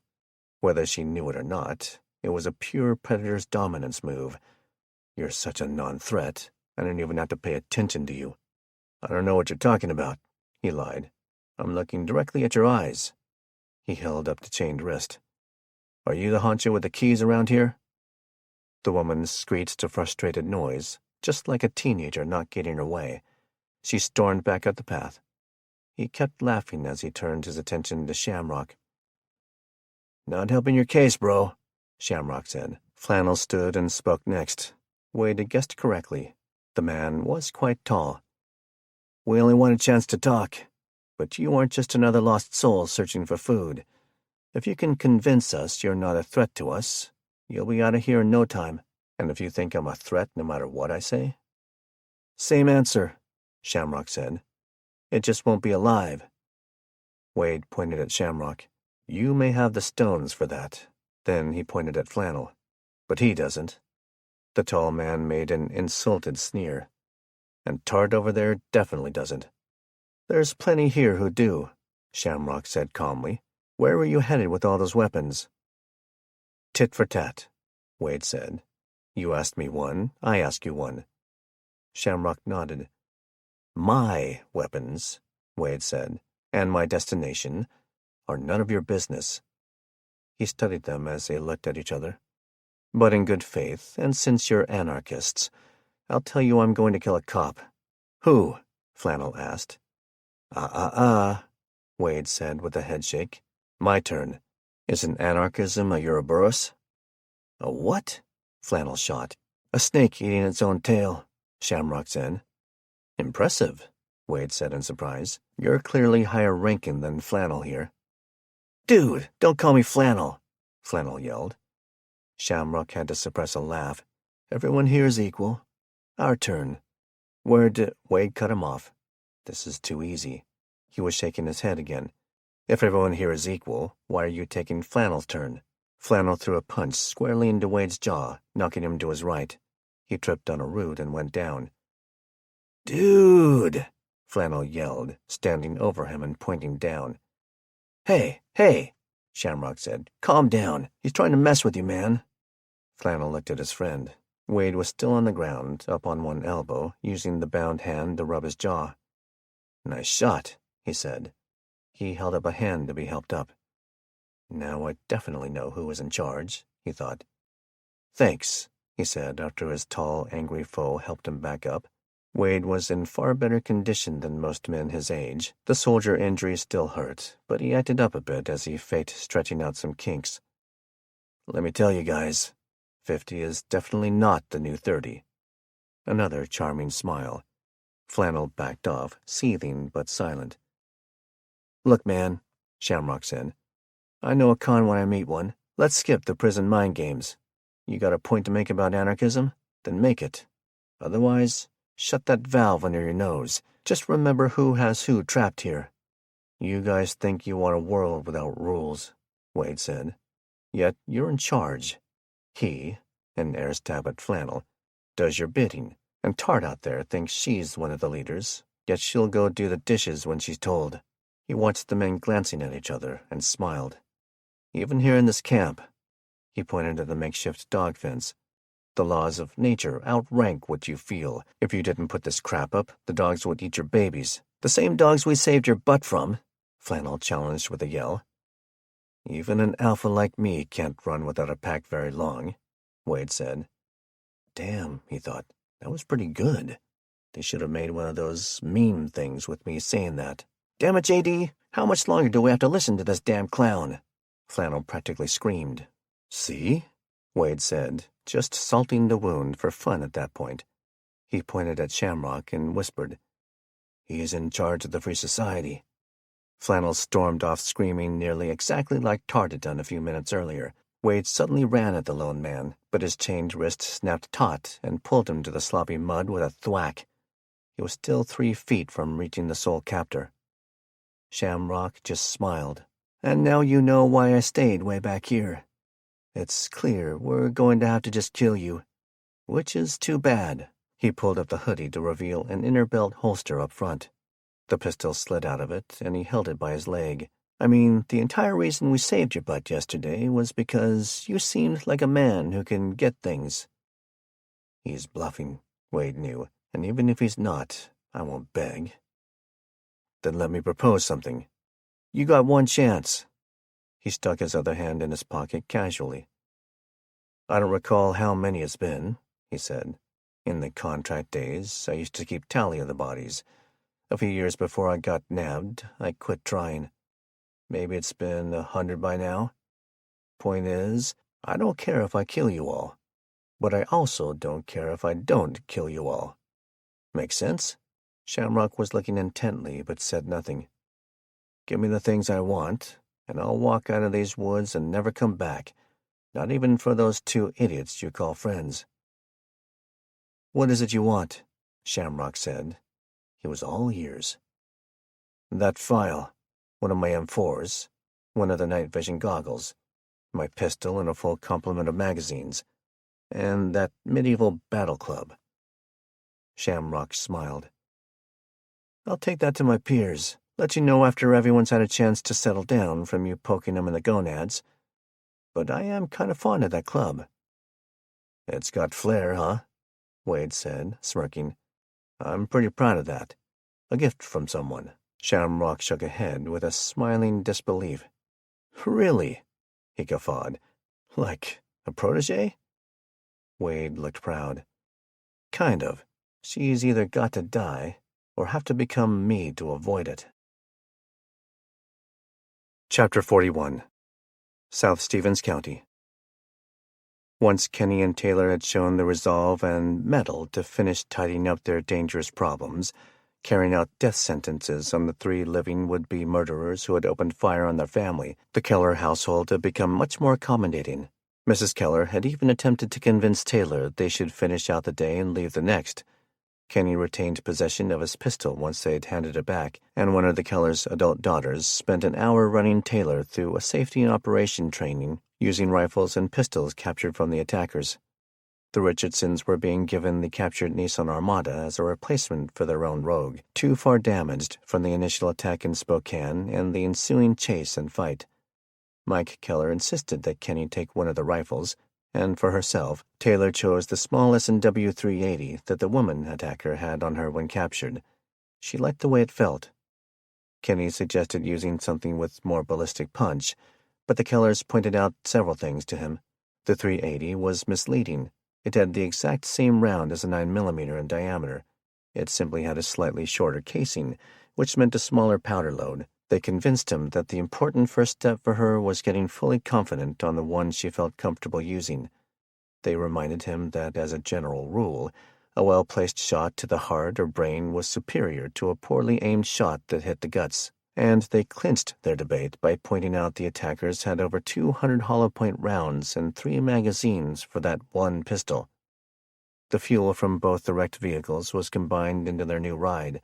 If the gauge ran true, it would prove to be more than enough for the 100 or so miles. Taylor swore she'd never drive it again once they got to Kenny's family home. Not just for the horrible memories, but because it smelled of sex, drugs, and stale Cheetos. Mrs. Keller ordered her grandson to clean and vacuum the car before she would allow the Richardsons' angelic children inside it, and the grandmother used a worn wicker laundry basket to gift them some snacks and supplies: canned apple slices and apple butter, crackers, cloth diapers, ointment, and wipes, and emu jerky. For their troubles, the Kellers kept one of the captured weapons and other goods, most likely stolen, one of the family pointed out. Mike Keller, at his wife's prodding, made one final offer for them to stay another night after they'd had an early afternoon meal and loaded the kids to get going. "You have your route picked?" the blunt old-timer asked Kenny while Taylor strapped the children onto the middle bench. "I think I might cut over and see if the Colville tribes are still running the ferry." Mike nodded. Kenny saw thoughts turning behind his eyes. "The GIF? That was what the people who lived in the area called the Gifford and Chilium Ferry. Why are you leaning that way? The night we initially had to evade those people, I could see a blockade up ahead on 231. Figured that might be a common thing. Why? You know a reason I shouldn't?" Kenny felt a subtle anxiety form. "Nothing specific," Mike said. "I suppose you can just keep heading up 25 to Kettle Falls if it ain't running." "How will we get there from here?" Kenny asked. "Couple miles up, take a left on Reservation until it ends on Cemetery. The road changes names one more time, I think. Don't rightly recall to what. But it'll dump you out on 25 about 30 or 35 miles down." Kenny gave a small, skeptical laugh. "Once I go off the Reservation Road, I wind up on Cemetery? Maybe I should just build jetpacks and fly home." "You'll be fine, son." The old emu and sheep farmer stuck his bronze hand out, which Kenny shook. Kenny choked up just a bit. Something about the tough codger that reminded him of his own father, who passed away 2 years to the day when the Axum hack hit. That, in turn, reminded him his brother Kevin was deployed to Western Washington, volatile with social strife in the best of times. "I don't know how." Mike Keller, instead of breaking the handshake, squeezed even harder. "You don't have to thank us, son." "You all saved my family from certain death," Kenny said. "I can't just not thank you. We'll never forget you, or others that have helped us survive the last 2 weeks." "Then pay it forward," Mike said. "The trick is to get your soul right and help others when they deserve it. That's what the man upstairs really wants, for those who believe in the golden rule and justice to love him and each other. The evils of the world will become less worrisome once you see the big picture." Chapter 42. East of Republic. The route to take Dallas to the drop-off point hadn't been short, and Dawn's husband Jesse had not been fully convinced, mentioning 3 times in the previous 30-ish hours how much he opposed working with any shady bakers. But what worked about their marriage was that, in the end, he knew it was her ranch to run, not his. It was her family legacy. He'd simply been added to the roster as a key position player. The Working Dude Ranch wasn't huge by the standards people developed from watching drama television, but it was still much larger and more complex than folks realized as they drove by the picturesque scene on the skinny state highway. It wasn't just their acreage. They were abutted to and had access to state and private forestry lands, too, many thousands of acres of it. And though their herds, mostly Angus and Highland beef, weren't anywhere large enough to outright support the facility, they were integral to it. The income was streamed from a dozen sources besides beef, other ruminant animals, teaching classes, and the big one, selling retreats. Before the Anarchy started, people had come nearly year-round. In the summer, it was all about driving the herds around the various pastures to provide that true cattle drive experience. The area was bound with heavy snow by the middle of November, though it usually started arriving much earlier. During those months, horseback riding for guests was put on hiatus for the animals' safety. The patrons would come to enjoy the beautiful lodge and festive ambiance, help care for the animals, and rent one of the 22 snowmobiles for exploring over 100 miles of roads and trails, once the larger lands were factored in. It was the intimate knowledge of those roads that had served them that day. Turning south out of the main gate led the 3-truck procession farther away from Republic, about 15 miles due north. That was on Highway 21. 2 miles down, they diverted up one of their private roads for a 30-minute route that slowly moved east by north. They would be on Forestry Service roads for the bulk of it, winding up through the lush green fir trees, usually on the sides of the mountains. Toward the end, they settled onto a private lane that had a few small homesteads, winding up on Highway 20, still about 15 miles from Republic, but from the direction of Kettle Falls. A few miles shy of the town was a tow company. The owners were longtime buddies of Big Dog Baker, having been involved in the legitimate side of his auto repair shop for 2 decades. Dallas had assured Dawn that somebody would be there, guarding whatever loot they'd been able to keep for themselves in the nightly raids. And though he hadn't wanted to do it, he suggested a couple of details that would be vital to his survival in this subtle subterfuge.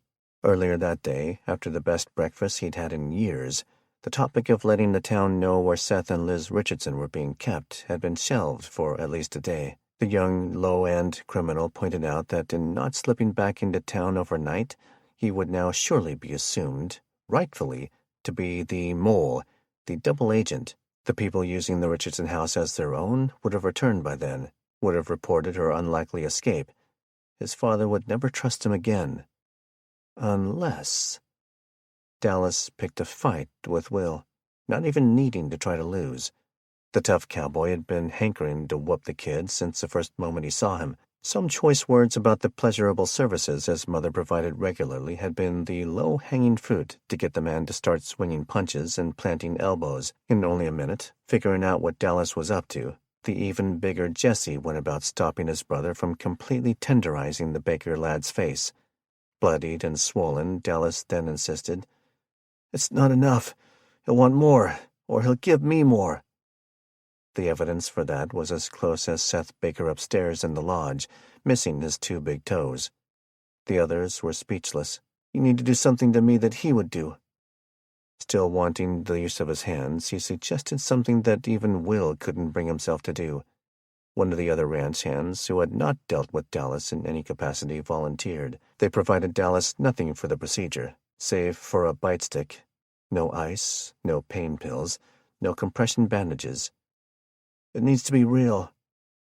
Ranch hand Corey, not a small man, was one of the best at bucking firewood. He'd swung the 6-pound splitting maul over his head and down into a firewood piece perhaps 10,000 times, probably more. His aim was true. It took but one blow. With the maul reversed and blunt side down, he sent the case-hardened steel flying onto the outside of Dallas Baker's left ankle with all the force he would need to get through a piece of alder.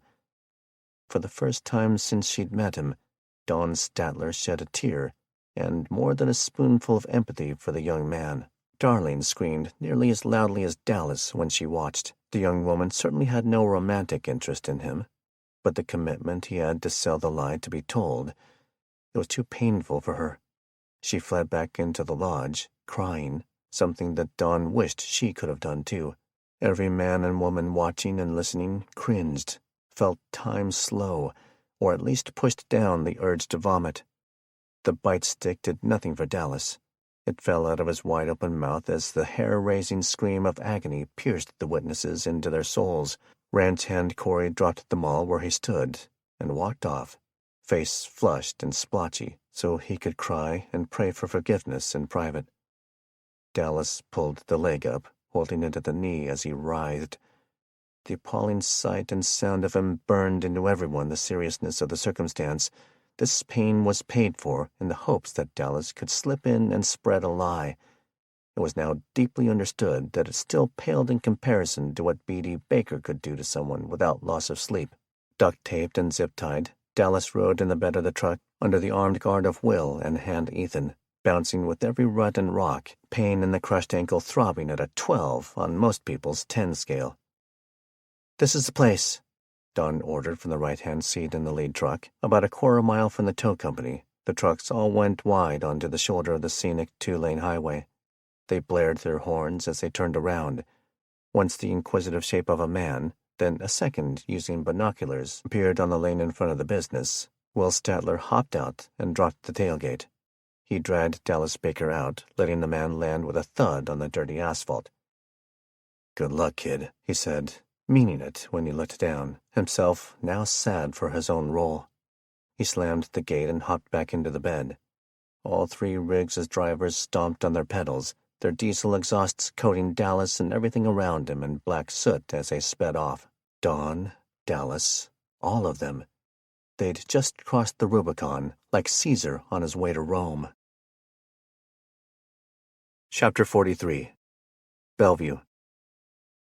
James Franklin woke up from his nap in the study, Charcoal picking his head up when he heard the man moving. Though the Johnson family dog, Diana was the only one left, and the mostly black mutt with crooked teeth and near-lethal tail had attached himself to James for one reason. The middle-aged father reminded him of Jamar. "Come on, dog," James said. He was groggy, eyes dry. Good sleep was getting harder and harder to get, not just from sporadic attempts, but because of the conservation of water and food. Nobody was getting the minerals and nutrients they needed in sufficient doses. It was having a total system effect. "Let's go take a leak." Charcoal stood slowly. The humans were starting to get stingy with the food, forcing him to hunt for yard mice and squirrels. He was losing weight, the fur starting to come out from worry and stress. His tail wagged much slower. He followed James out of the small office where he heard the humans make small talk before they continued out to water the plants. Back inside, James scooped water from one of the many pots Diana kept filled all over the house into Charcoal's bowl. He had no qualms about splashing as he lapped up water with a long pink tongue. He smelled peanut butter and sniffed the air, seeing James leaning against the sink counter. He was using his fingers to pull it straight out of the MRE packet and eat it. The dog got it. He didn't like doing dishes either. With a finger on the other hand, the human shared a decent portion of the delicious sugary snack with Charcoal.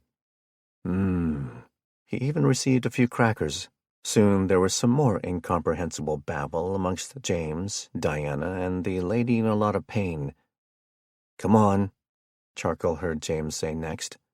He was very happy to follow the man out into the garage and then the wide-open world. His tail did pick up a little speed when he saw those two newer members of the pack across the street. But ever since they moved to this new place after the fire, he had not been tethered with that torturous rope thing.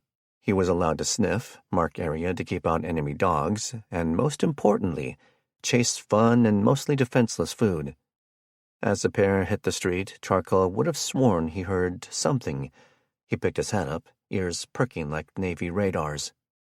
Sniff. Deciding it was nothing, he began to sniff the ground. It was much harder to find the rodent trails in the afternoon than it was in the morning. He wasn't hopeful. "Charcoal," he heard James call. He ran and passed the man as they approached the cave on the large doghouse across the street. The loud noise was going on the side of the house, which bothered his ears, but not as much as the noise and sparks from whatever the old round one was grinding on. He'd wait patiently.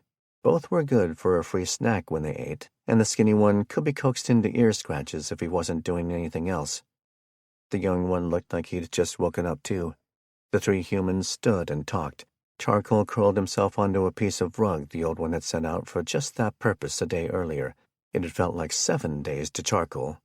He settled down and initiated Operation Sad Eyes to speed up the petting and snacking potential. "How much longer are you going to use a Jenny?" James asked. "I'm good for the rest of the night," Walt said. "Can you go shut it off for me?" He flipped off the plastic face shield and took the head harness off from over his backward ball cap. He'd wanted to use the electric grinder to clean up some key pieces for a few projects. Some of it was for welding, since clean metal made welds a lot easier to do well. For others, it was simply a prep process for things like lubricating frozen moving parts or ridding threads of the built-up rust. In addition to a few improvised weapons, he was trying to make a gift for Ramona.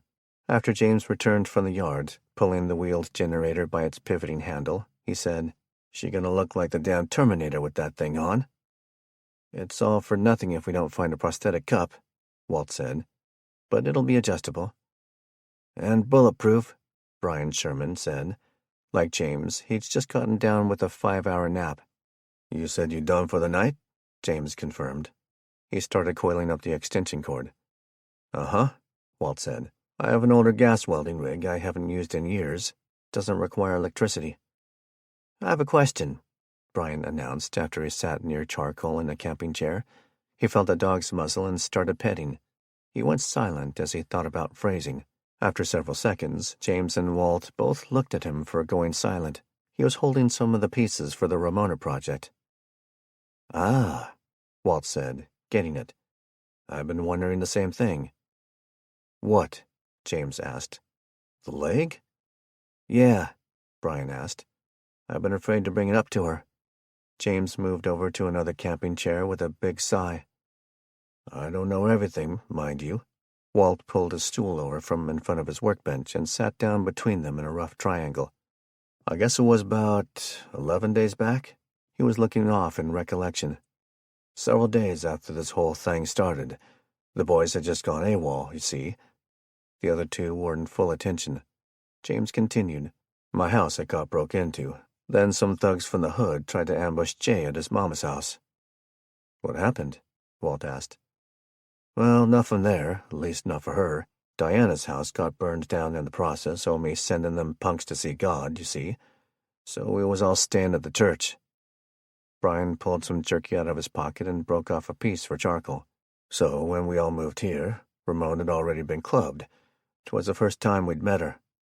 "But do you know how?" Brian asked. "I know that her husband was one of those prosecutors hung from the great wheel down on the waterfront." James pointed in agreement. "Not only that, but something happened to his family. Sounds like it was something brutal. But that was aside from when Jay and Kev went to go find her and help her." "Noah was a good dude," Walt said. "I helped him work on the Mustang over the years. He was my sounding board when me and Aaron broke up a few years back." "I heard a little rumor about those two," Brian said. "I feel kind of dumb for just figuring out it was them." He gave a quick laugh at his own expense. "What's that?" James wanted to know. "I heard the precinct captain talking about a couple of guys, one in the guard and another was a correction officer, that came by looking for her about Thursday before last." "That'd be it," James said. "They went to the Tacoma Dome.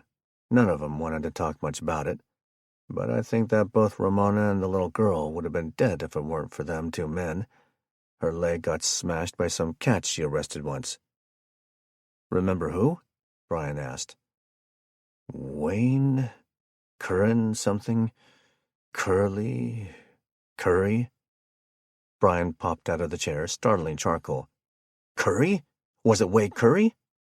Both men looked at the Seattle cop with wide eyes from his sudden eruption. That could be it, I suppose," James said with surprise. Brian walked down the concrete driveway a few paces, looking all around, hand on the pistol under his hoodie. After a few seconds, he walked back up. "Did they kill him?" he demanded. I don't think so," James said. "My sons say he may have shot him, but I think he yanked the barrel." "Why, man? What's up?" Brian's eyes went wide. "The ladies. We can't leave them alone. Never." He turned and sprinted toward the house, Charcoal barking and smiling at his heels as they probably ran after squirrels. Chapter 44. The Okanagan Highlands. Jamar was still reeling. He'd physically felt the bouncing between two horses' asses, but he barely registered them, just as he'd not really heard the animals' protests about the wild ride. He felt as if his heart would explode, watching Nelson's body become ripped apart by a round that then penetrated the corner of the door and buried itself into the bags of feed up against the wall. It felt like a horrible, unwakeable nightmare. He hadn't had a sense of the time that had passed, though at some point he snapped out of the funk and started watching the west for followers, who never came. He had no qualms about letting a few tears flow, though they'd dried themselves by the time the trailer stopped a few miles after they started ascending. Human and horses alike were working hard to keep their footing as they all went into the mountains. He had no idea that for the entire escape, his new best friend had been riding on the trailer tongue with their dead friend, himself having to grieve the loss while holding on. Everyone shifted weight toward the trailer's front as they slowed on a relatively flat spot, coming to a stop. A long moment later, he could hear voices. Another pause, and Lydia showed up to open the trailer doors and let him out. Jamar stepped to the pavement, finally hearing the snorts of the horses, who were craning their necks to look at Lydia. "I'm sorry, Coda," she said. "Don't look at me like that." She locked eyes with Jamar, who she'd grown quite fond of on their long horseback ride a few days earlier. After working together in the fight at the McGinty compound, she'd started to think of him as a true friend. They hugged. "I'm so sorry," she said to him. "I didn't know him much longer than you," Jamar said. "But Kevin, though." Lydia was a naturally stoic woman. She shed no tears, though her voice wavered a bit. "I know. First his brother, now this."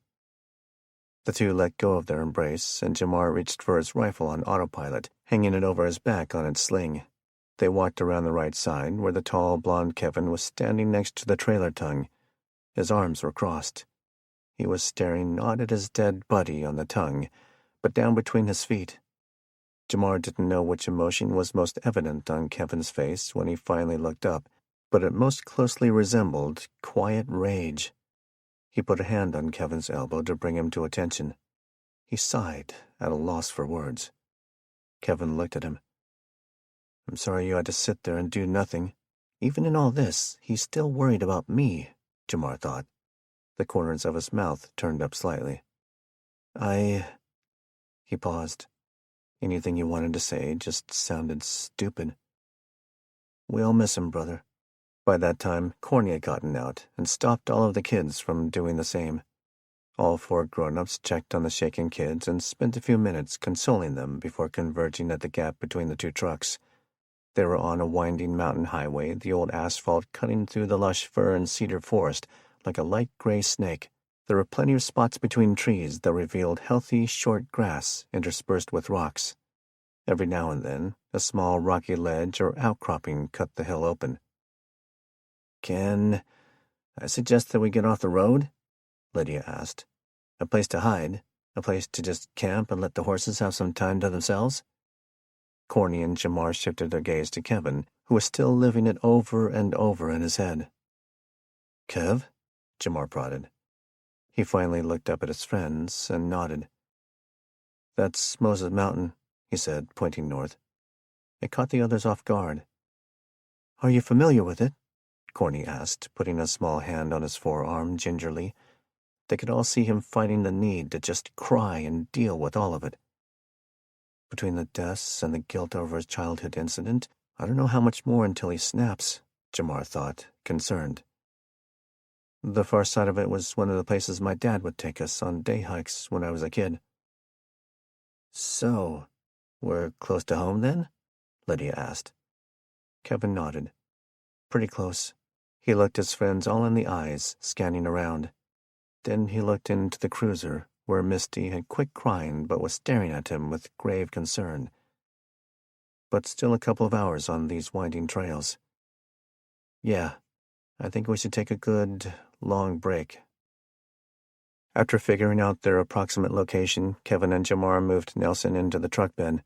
They backtracked a couple of miles to the Lyman Lake Moses Mountain Road, a gravel but well-maintained mountain pass that held the entrances to various remote homesteads and forestry roads.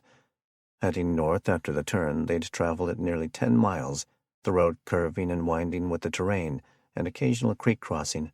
They arrived at a spot in which 3 service roads all connected at a small pasture on the east side.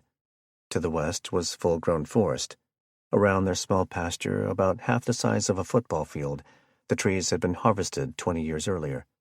Their replacements were roughly 25 feet tall, allowing a magnificent view of Moses Mountain. Corny parked under Kevin's direction, and the truck and trailer behind did the same. The 3 vehicles formed a semicircle, with the inner portion being on the opposite side of the main lane. The north and south edges of their small pasture were formed by 2 of the service roads running in different directions. Lydia had Jackson, Felicity, and Jalen help her run a rope from one short tree to another on the pasture's eastern edge. They could use some tack to tether the horses to it, but still allow them to walk along it, much like a dog run. They provided some water and feed, though the horses were enjoying the natural grass. Corny had Lewis unload some food while she used a little water to wash the blood off the back of the trailer. Jamar and Kevin took the e-bikes up the northern border road for most of a mile, before they parked at a small opening in the trees and took a gander at the mountain. "We could just bury him back at the campsite," Jamar said. "It's pretty enough," Kevin said. "But it's kind of a beaten path.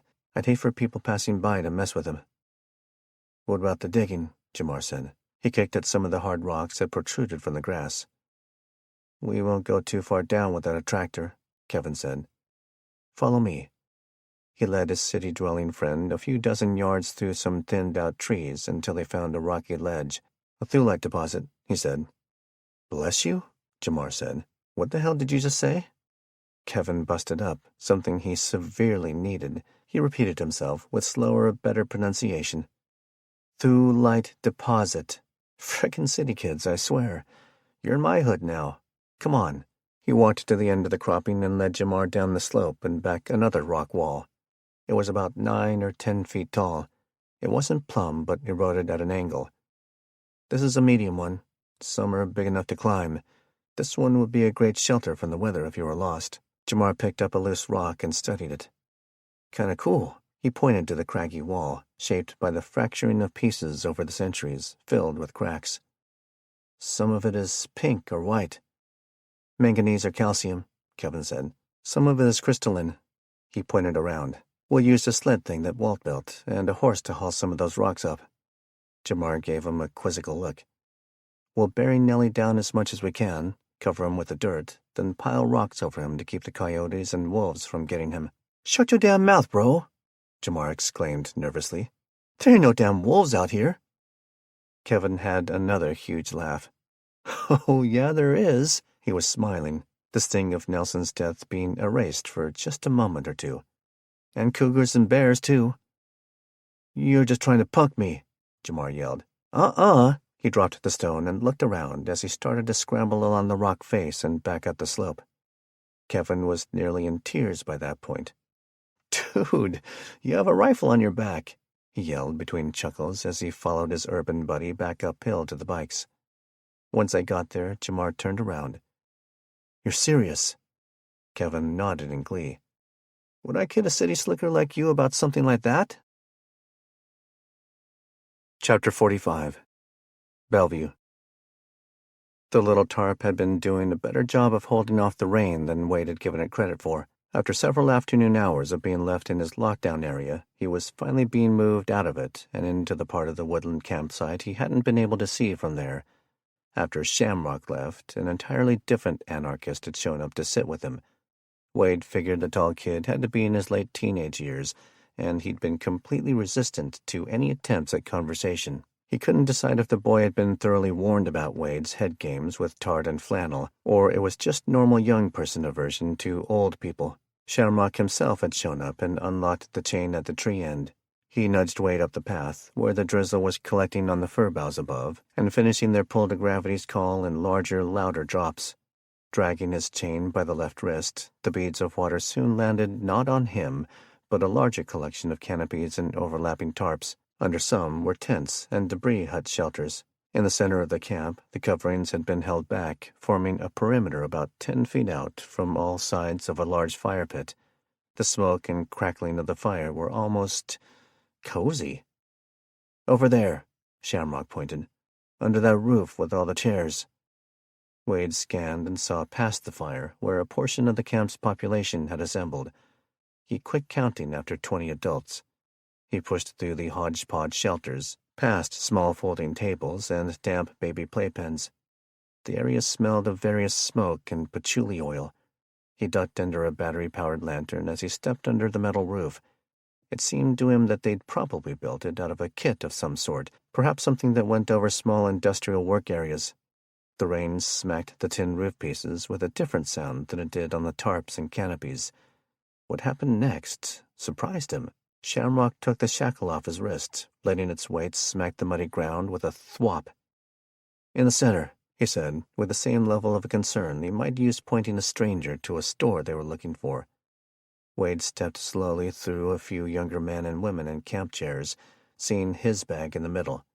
He headed for it, cautiously not wanting to step on the 3 different toddlers he'd seen mixed in with the odd audience. He reached the bag, seeing it was much emptier than it was when he hit it. There was no chair, but Shamrock stepped into the middle to join him. "Can we ask your name, stranger?" the one Wade called Shamrock asked. What a weird set of clowns, Wade thought, locking eyes with the man, smirking. In their short interaction in the late morning, he'd decided the man was the camp's leader simply because he'd had the smarts to not fall for the mind games. Now he wasn't so sure. "Tit for tat?" Wade asked. "Sure," Shamrock said. "Just remember, the power to make this go easy lies with you." Wade nodded. "Name's Tercel Perez. Simply the name of a man of a nearby cell decades earlier in Los Angeles. Now, what kind of kinky Jonestown mind orgy you all got going on here?" Once again, Shamrock impressed Wade with his response. "No Kool-Aid here, Tercel." The well-read man knew exactly what Wade had implied, that they were all brainwashed to a dangerous level. Just people who understand that a world with few rules is rapidly falling into place. He looked around at the circular group. "Anyone have a question for Tercel?" "Yo," one man in dreadlocks said. Wade wondered if he'd run out of mushrooms and ganja yet. The man held a squinting 2-year-old, which he passed off to the woman next to him. "What would you do if you caught a heavily armed dude running through your property with evidence he was a killer?" Wade reminded himself that this group had had free run of reading through his cartel hit file for nearly a full day. "Shoot him without a thought," Wade said. "Why haven't you shot me yet?" Seems like a good first question, he thought. Nothing is quite as brutal as the honest truth. "We could have," a man in the opposite direction said. "We should have," a female voice said from behind him. He wasn't sure if it was tart or not, but then that label most likely applied to all the women there, as far as he was concerned. "Another question," Shamrock called out. "Is it true you don't like anarchists?" Another younger male voice asked from the crowd. "No," Wade said, turning to face the general direction.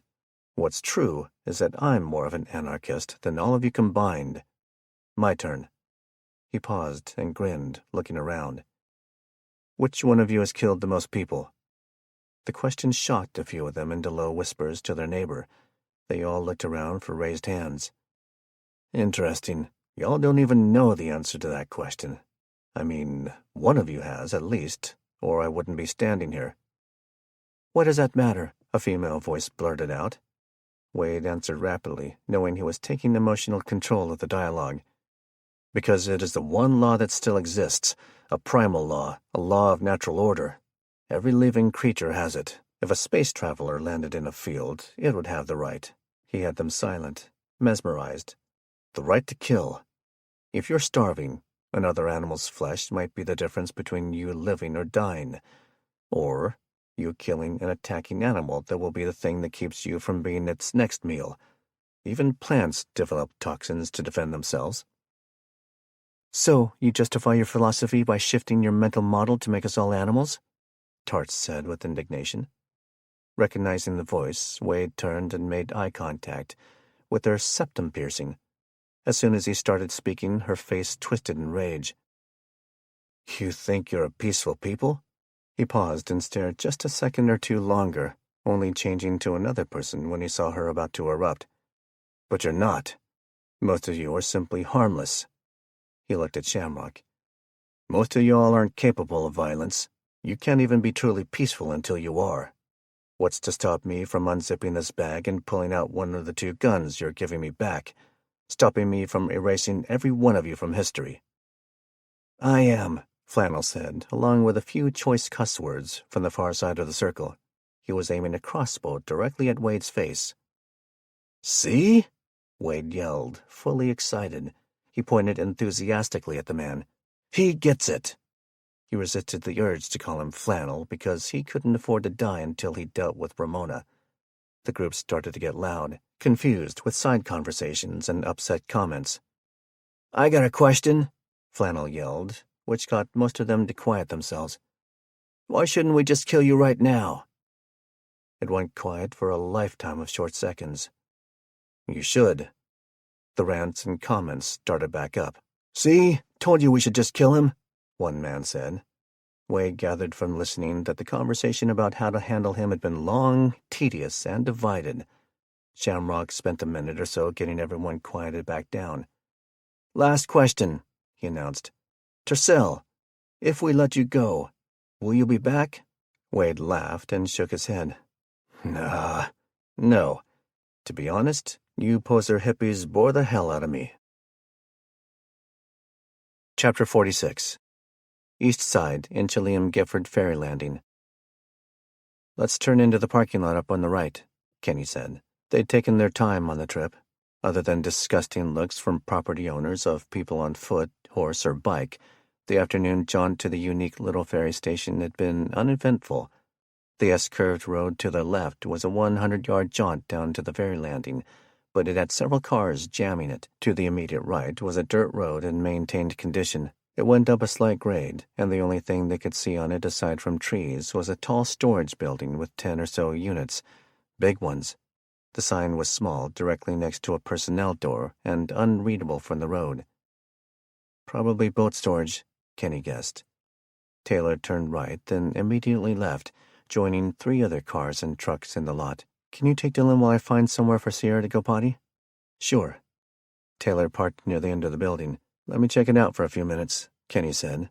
He got out of their smelly Armada, pulling the newly acquired Bushmaster rifle out with them. The scum who'd donated it to them, probably stole it from whoever they murdered last, Kenny thought, had not installed a sling. The Keller family made him one out of emu hide leather. Not fancy, it was soft, light, and durable nonetheless. Lacking buckles to donate, they instead stitched a few pieces to make 2 long straps, one slightly narrower than the other. The wider had multiple slits cut into it. Kenny was able to choose first a farther slit, then a nearer one, finally changing directions once more and passing it through a third one near the buttstock. The system made it adjustable with no hardware. A sewn loop on each end allowed him to use a friction or girth hitch to cinch each piece to the 2 ends of the rifle. After situating himself, he checked the safety and walked past their tall SUV to peruse in all directions. The sun shone in the late afternoon, hanging out over the native reservation across the river on the western shore of the Columbia. There was some foot traffic down across Highway 25, in and amongst the several cars. Tents, clotheslines, and campfires made it almost look like a weekend getaway. There were a few more cars parked along the highway to the north and south. The other cars in the boat storage building's lot had various people, some with kids, some without. Most looked like they were just waiting, buying time, wanting to be left alone. He saw one Native American family playing and talking near an older Ford pickup with a camper. He pushed the rifle as far back behind him as it would swing. He approached, hands slightly raised. Sorry to bother. A man got out of the passenger side of the truck and wiped his mouth with a napkin. A young lady was playing with 2 children in the dirt lot a little farther away. Get in the truck, the man ordered. He was in his mid to late 40s by Kenny's estimation. He was still about 30 feet away and stopped approaching. The big brown wooden handle on a revolver stuck out from under the man's denim vest conspicuously. "Sorry," Kenny said. "I was wondering if I could ask you about the ferry." The man approached, but stopped about 10 feet shy. Both men sized each other up.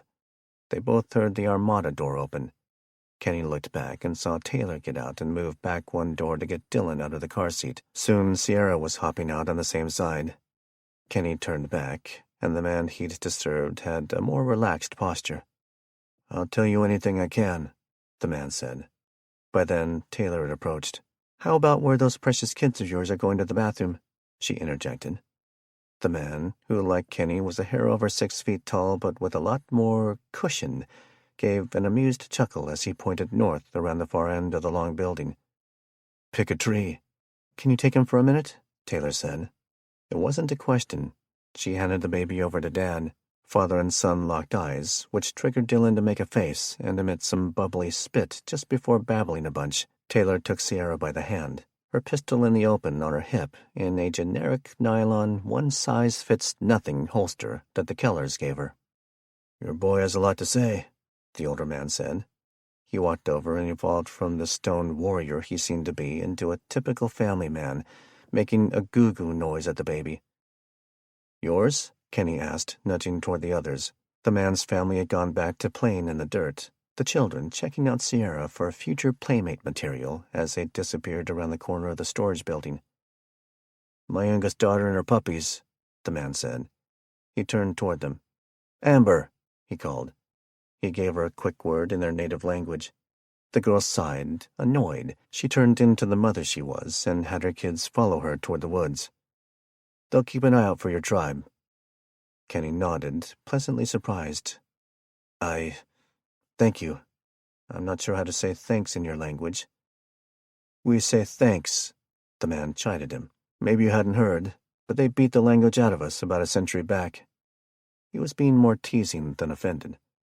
"It's just that you—" Kenny was confused. "We still keep a few secret codes from the white man," the man said, now grinning. Kenny started laughing. "You know, I grew up just over in Republic. I've been around the Colville tribes my whole life.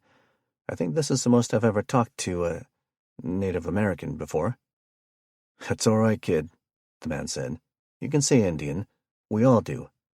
He laughed again, which put Kenny at ease. They made small talk for another couple of minutes, in which Kenny had learned his new friend was named Lyle.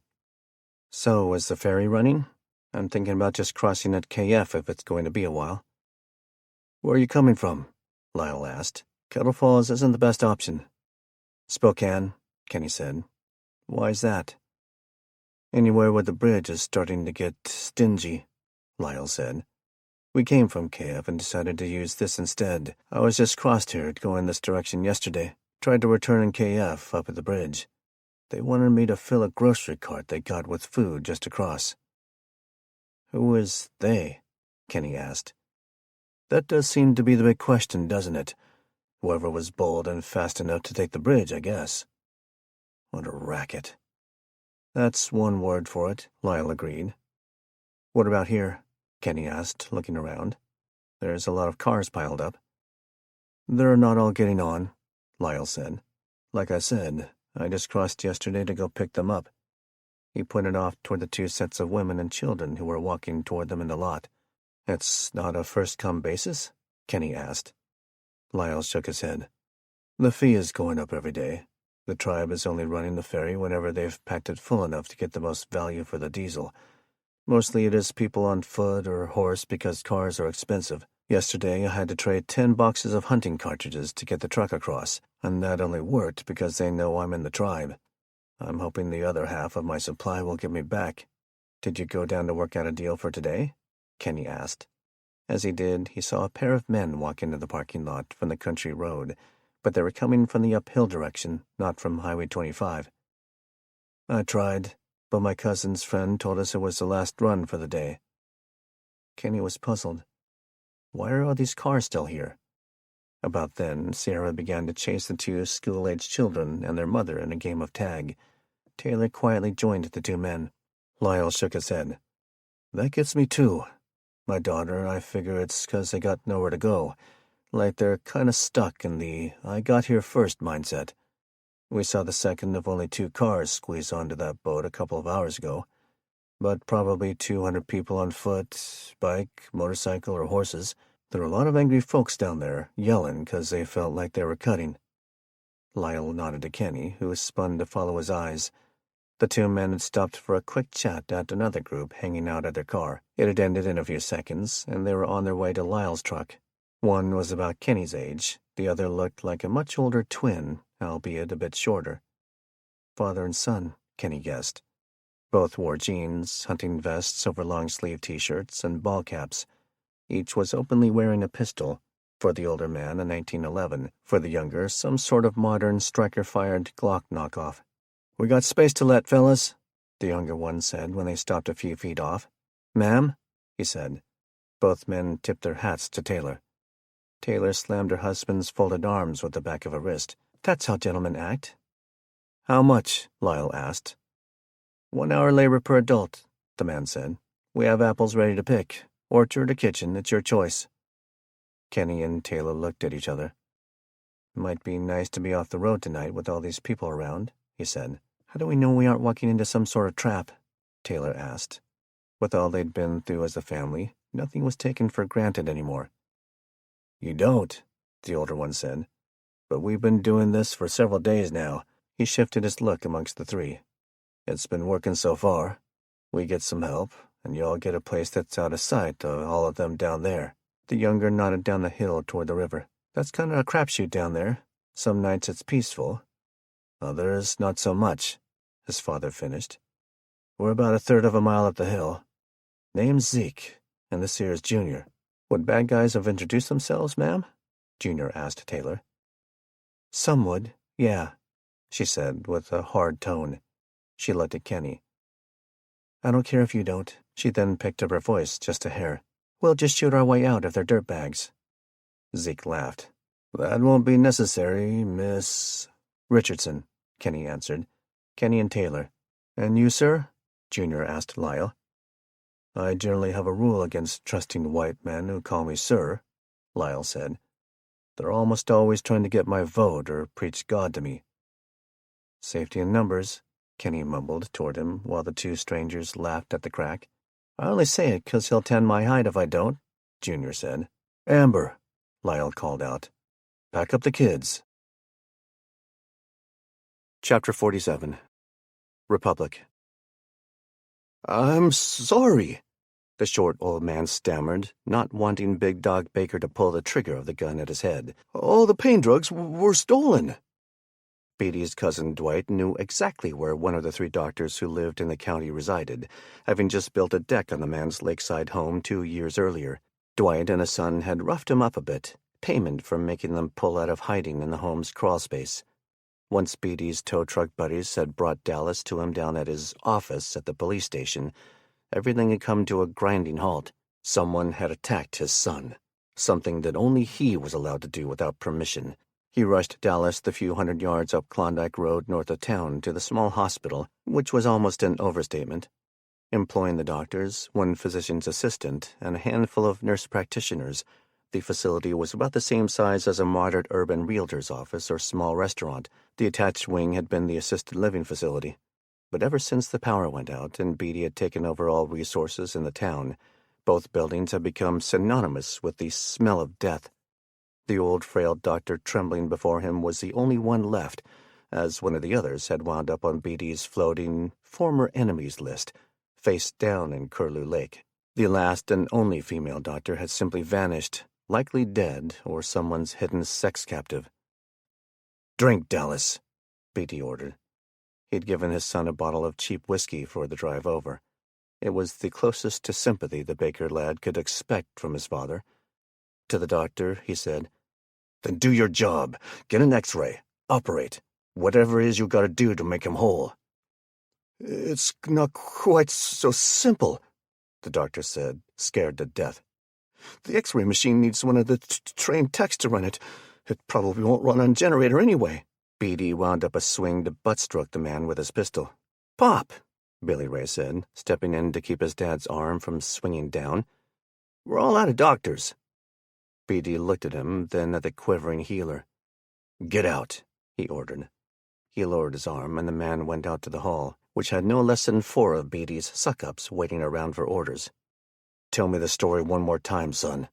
"I went to Katie Valance's place to see if I could trade a can of beans for a BJ, and I got nabbed. It was—" "Wait," Beatty said, irritated. "Why the hell would you go way out there? I thought you had some little church girl on the hook closer to town." He was smelling something fishy, and it wasn't all from the sex. "They fled sometime between then and now," the young man grunted through the intense, throbbing pain in his ankle. "You gonna let me tell me the story or what?"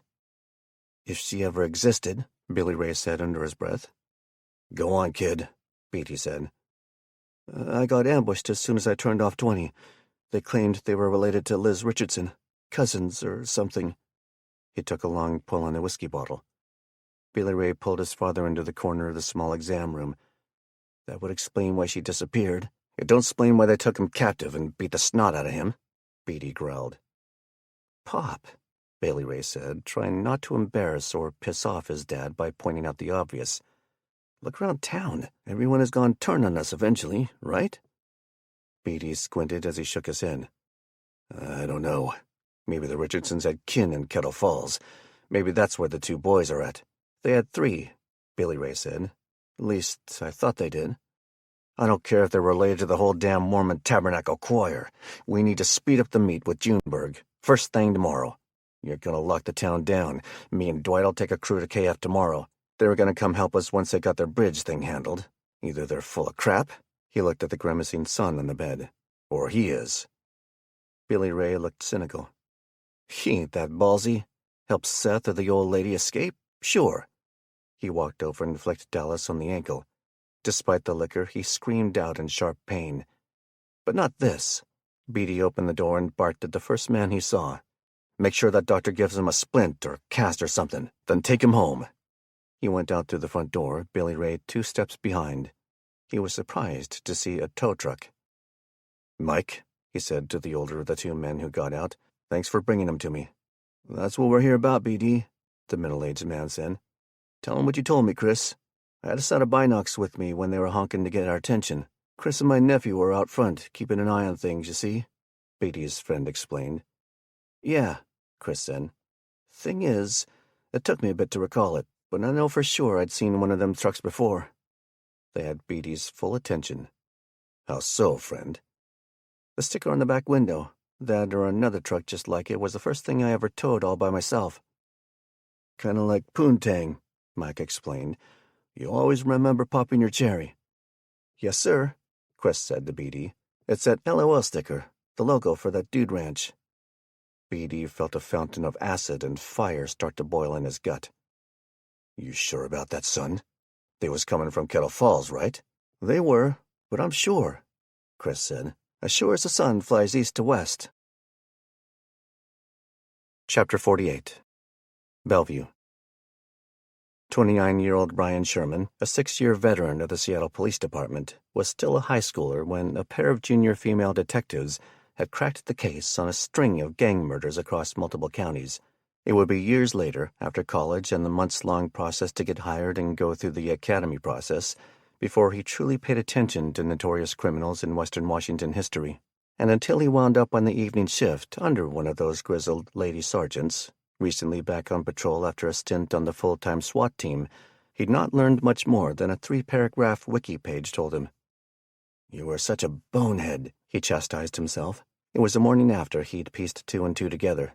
He spent the evening before grilling Ramona about why she had not shared the full details of her life-and-death battle with Wade in the nearly 4 days since he had arrived.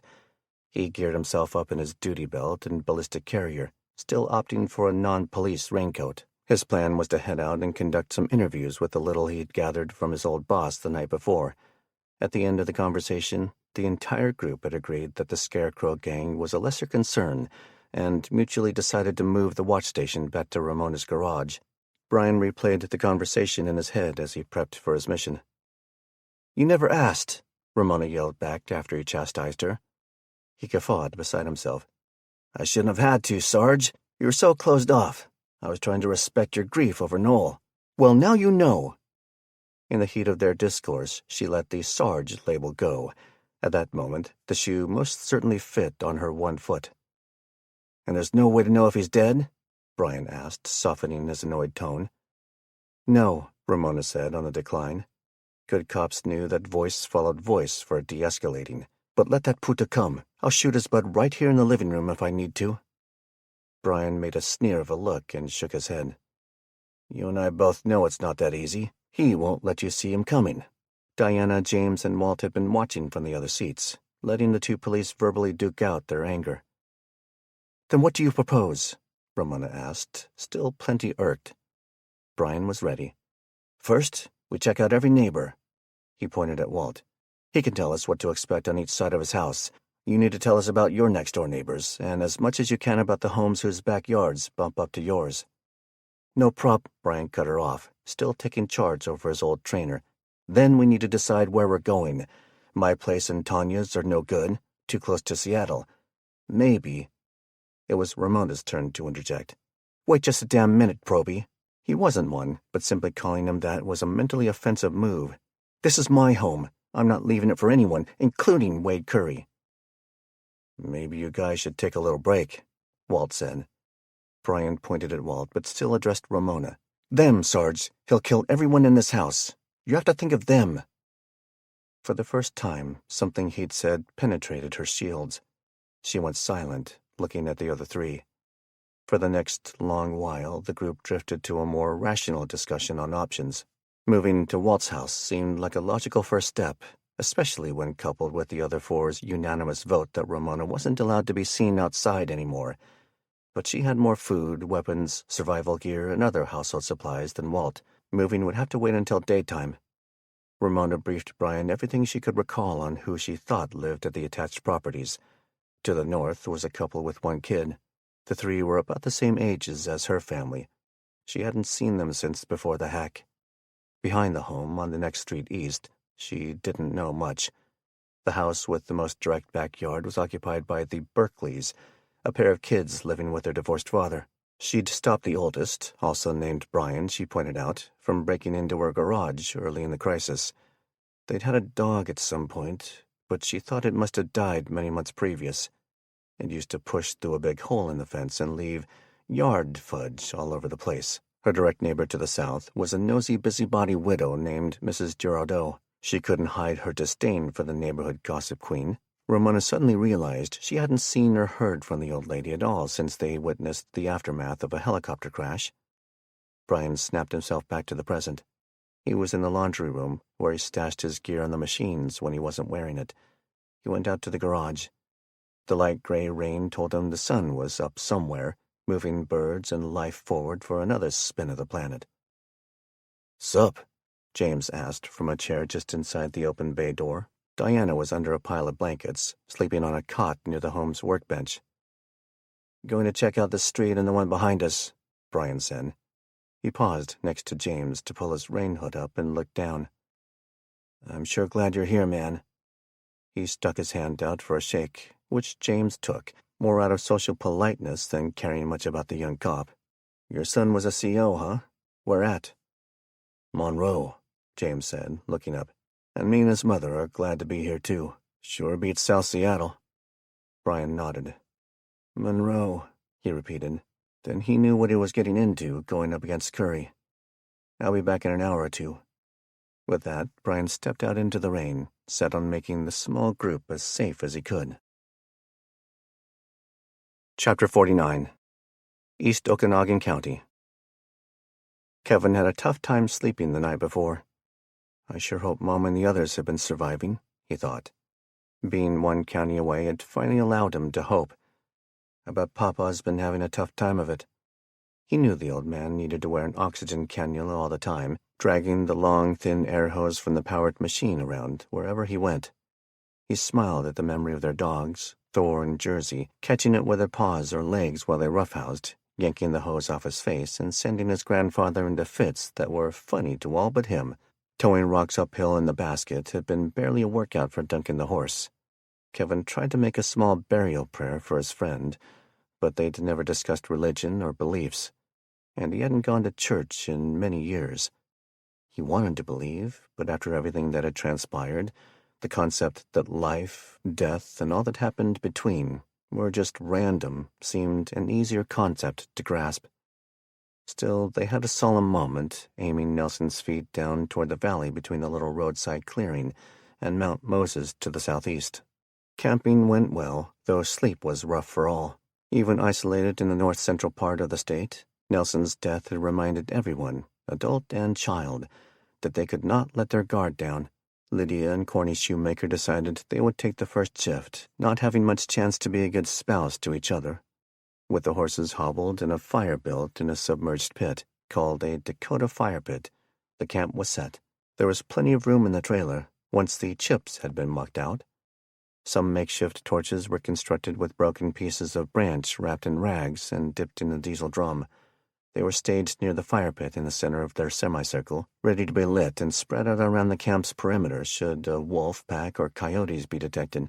That one act reinforced to Jamar his decision that camping was for the insane, and that he'd seen this movie and the black dude always dies.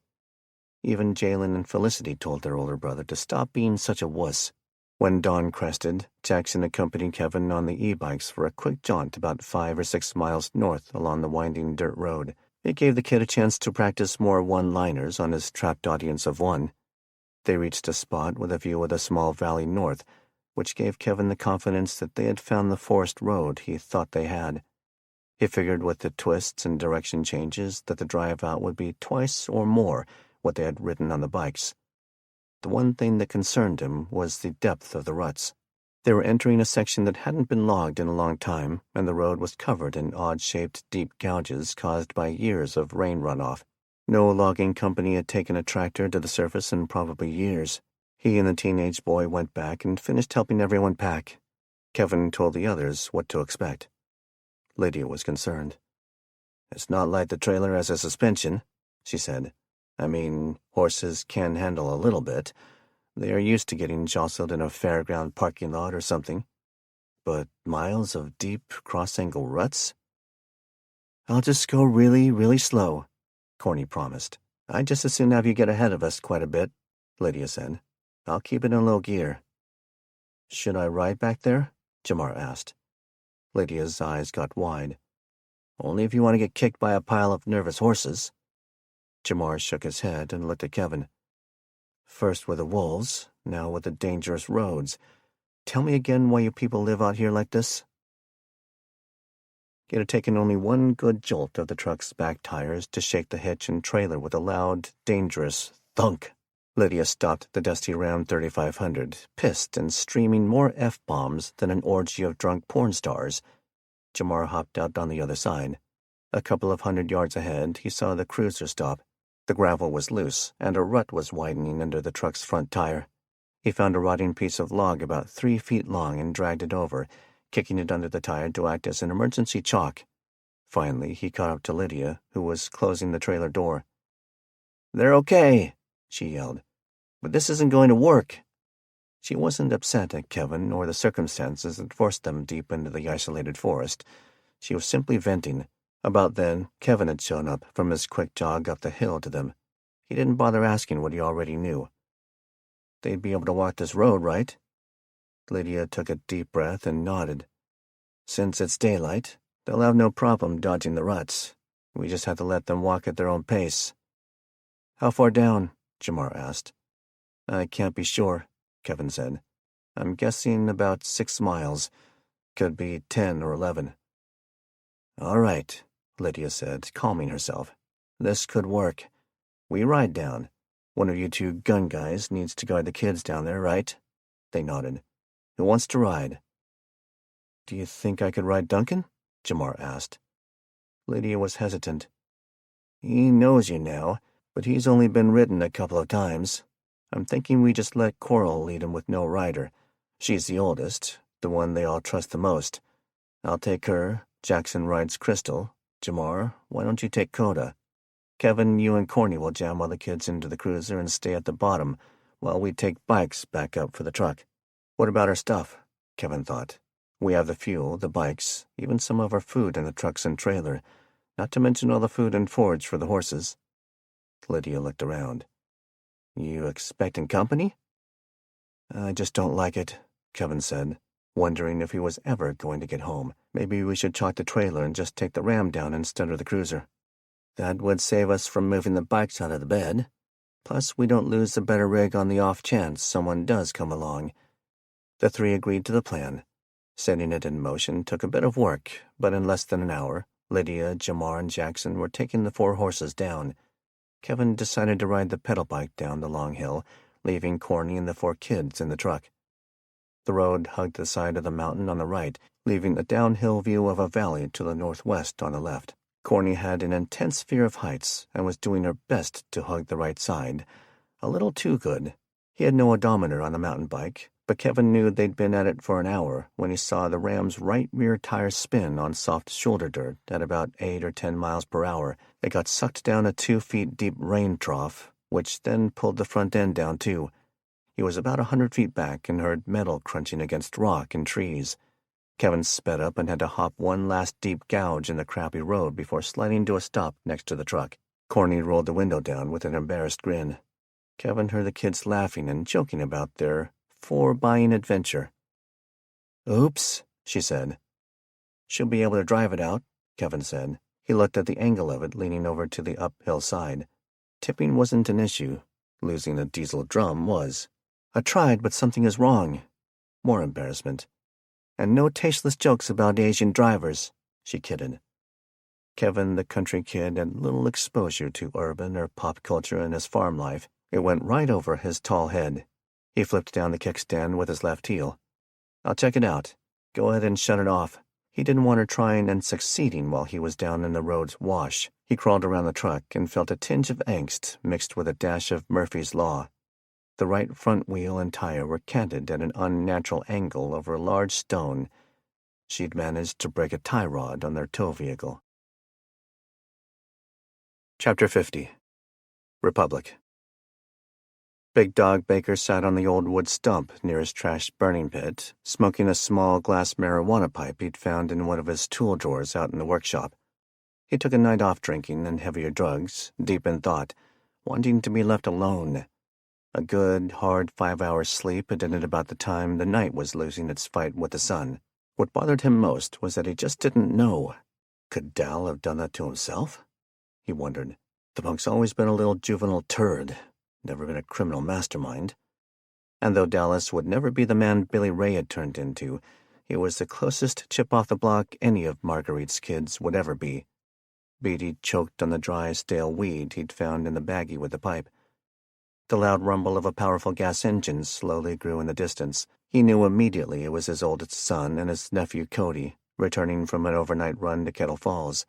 The sound of gravel under tires soon joined the 454's exhaust, as the black battle wagon that father and son had tricked out for the apocalypse pulled into and up the driveway.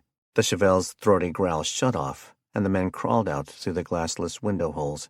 Each pulled down their goggles, which worked better than sunglasses one night driving the beast with no windshield. They'll be here by supper, Billy Ray announced. He sat on a bench and took the offered pipe and lighter with a tug of his own. Wanted a little time to gather up some of the gang. Cody headed into the house in a hurry. What's with him? Beatty asked. Needs to take a groaner. Been yapping about it since we left last night. Beatty nodded. I got a bad feeling that when we run out of coffee, I'm going to have a hard time taking groaners myself. He went back to the conversation he really wanted. Did Murray say how many? Thinks it'll be close to 40.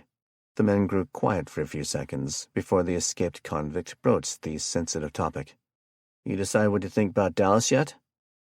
Beatty stood. A few days of trash had amassed itself in the stinky, rock-lined pit. He picked up the small can of kerosene he'd brought out from his shop when he retrieved his last resort stash of pot. He walked around the wide pit, pouring fuel on refuse as he did. I just don't know. He tossed the empty metal can onto the garbage hill. Beatty then picked up the small butane torch the body shop used to melt shrink wrap and used its small electric starter, adjusting the blue flame. He bent over and set the fuel on fire. He shut off the torch, and both men watched the fire slowly move up and around the hill. Inch by inch, much like Beatty's horde, It devoured everything in its path. But crushed ankle be damned. That little brat is going with us on this raid tonight. Chapter 51. Bellevue. Despite the civilian raincoat, Brian's gear gave him away nearly immediately to most folks, as did his line of questioning, his sense of authority. He was nearly complete with the full circle around Ramona's block. Some folks never answered or just weren't home. Or are dead, he thought. He'd had a total of 7 conversations with those who came to the door when he knocked, fully and honestly explaining who he was and where he was staying, but withholding any details about the serial hitman who was presumably lurking. Some of the door answerers were accommodating, others were defensive, angry, or just plain hungry and thirsty. Most told stories about how he should keep an eye on so-and-so. I saw them breaking into that tan house. Or some version of that. One last house, Brian thought, somewhat happy. Like everyone else, he was sleep and nutrient deprived, which made something like walking around a neighborhood block and up and down every wooded driveway somewhat of an exhausting waste of energy. He'd worked clockwise, approaching Ramona's neighbor on the south from that direction. He could barely see the opening of her garage, figuring James and Diana went in for a decent nap. Across the street, the occasional banged piece of metal announced Walt's presence over there, working. Brian's mind drifted to that project. The introverted metalsmith had come up with some neat, simple weapons using what he had on hand. While no match for a firearm, they would only increase in value as ammunition became harder to obtain. The biggest asset had been his supply of hand tools and black pipe and fittings left over from a number of plumbing side gigs over the years. The very first weapons he built were for increasing reach against someone with a knife or sword. With one, he welded a tapered, long marlin spike onto a 7-foot piece of pipe, making a simple, durable spear. With another, he welded the head from a 3-pound maul onto a pipe a little over 3 feet long. The club would crack a skull, but not be overly tiring to the wielder. He'd used old pruning saws, wrenches, and flat bar to make nearly a dozen such items. Better to have it and not need it had become Walt's working motto. How Walt had handled the leg for Ramona was quite genius in Brian's mind. The foot was a circular metal floor flange with a threaded center for some of the black plumbing pipe. He welded some flat bar protruding out a few inches on 2 sides to give it a basic rectangular shape. The leg itself ended in the ankle area with threaded pipe, which meant the foot could be screwed on and off. The shin-to-knee area was a thick galvanized turnbuckle fitted to a custom-built barrel hinge Walt made to replicate the knee. The turnbuckle would allow for a small amount of adjustment to the shin's length. Above that, more black pipe attached to a bowl with hardware. It had been a stainless mixing bowl from his mom's long unused KitchenAid mixer. He used heat and hammer to shape it a bit more narrowly. Some memory foam from his guest room bed would be shaved to line it as padding. It also had drain holes for rain or sweat. The front and back of the bowl had pieces of a leather belt bolted to it. Those would run up to a heavy leather tool belt that had the pouches removed. The leather strap system would keep the device in place, though not nearly as snugly as modern fake appendages. Wearing it might not be the most comfortable thing in the world, but it would function until a real prosthetic leg could be found. The last touch was a piece of thick rubber glued to the bottom of the metal foot. He'd walked over to the burned-down stables their new friends abandoned and retrieved a piece of horse stall mat for that. A piece of dropped metal across the street snapped Brian out of his autopilot stroll just as he was walking up the driveway to Ramona's next-door neighbor. The homes were both on smaller properties of about a 1/3 acre, only about 100 feet from each other. Ramona's was a bit closer to the street, so Brian's view became the side of the house and the wood privacy fence. He stepped onto the porch and knocked. No less than 6 decorative gnomes were within ankle-biting distance, which made him look around. Old nosy lady, he remembered Ramona griping. Hadn't seen her in many days. He looked behind him and could see other ceramic yard gnomes poking out from overgrown flower pots and shrubs. The door handle made a noise. "Sorry to bother you, ma'am," he said, turning back before seeing Wade Curry in the doorway, sneering his evil, handsome smile and holding a sound-suppressed rifle 3 feet from his face. "Hands up," Wade said softly. "Make a sound, and I'll crater your skull." The cop before him set his face in shock and anger as he raised his hands. Get in here." Wade stepped back into the house, which was foul with the smell of decay, old death. The woman had taken rat poison days earlier. Wade had opened a few windows on the house's backside, but they'd done little to air the place out. "Lace them fingers, pig. Just like you've told 1,000 black and brown men to do." Brian wove his fingers together on the back of his head, just one more thing that made a sudden spring move take a fraction of a second longer. He walked into the home's entry slowly, keeping his eyes on the muzzle of the rifle ahead. Wade stepped one step down into the sunken living room. He was about 10 feet back. "Over there," he said, using a small rapid barrel motion to point. In the corner of the room was a couch set out at an angle on both walls, so that it still faced the table and easy chairs in the center. "Take a seat." Brian moved his gaze to Wade's eyes, remaining silent as he slowly strode over and moved into place. He resisted the order to sit. The old green couch with pink floral pattern looked low with deep, soft padding. It would be hard to stand back up from with all the gear on, harder still to draw from his pistol while sitting there. "We can talk, or you can die now," Wade said. Brian sat, hands still behind his head. Once he did, Wade lowered his rifle to a low ready position to give his arms a chance to rest. "How many other cops are protecting her?" Brian said nothing, letting the pissed-off look on his face do the talking. Wade laughed. "Seriously, pig, you know who I am, what I can do to you. If you try the quiet game, I'll just kill you and be done. No skin off my back. But who knows?" He stepped back and sat in a wood dining room chair where the living room and eating area met. "Maybe you'll get your big chance. Catch me in a mistake." Brian growled. "What makes you think I'll tell you anything? You may as well shoot." "Shoot!" Wade laughed. "Who said anything about shooting? Where's the joy for me? You get the fast trip out, but I don't get any enjoyment from our experience." "You're a sick son of a—" "Careful what you say about my mother," Wade warned, quickly.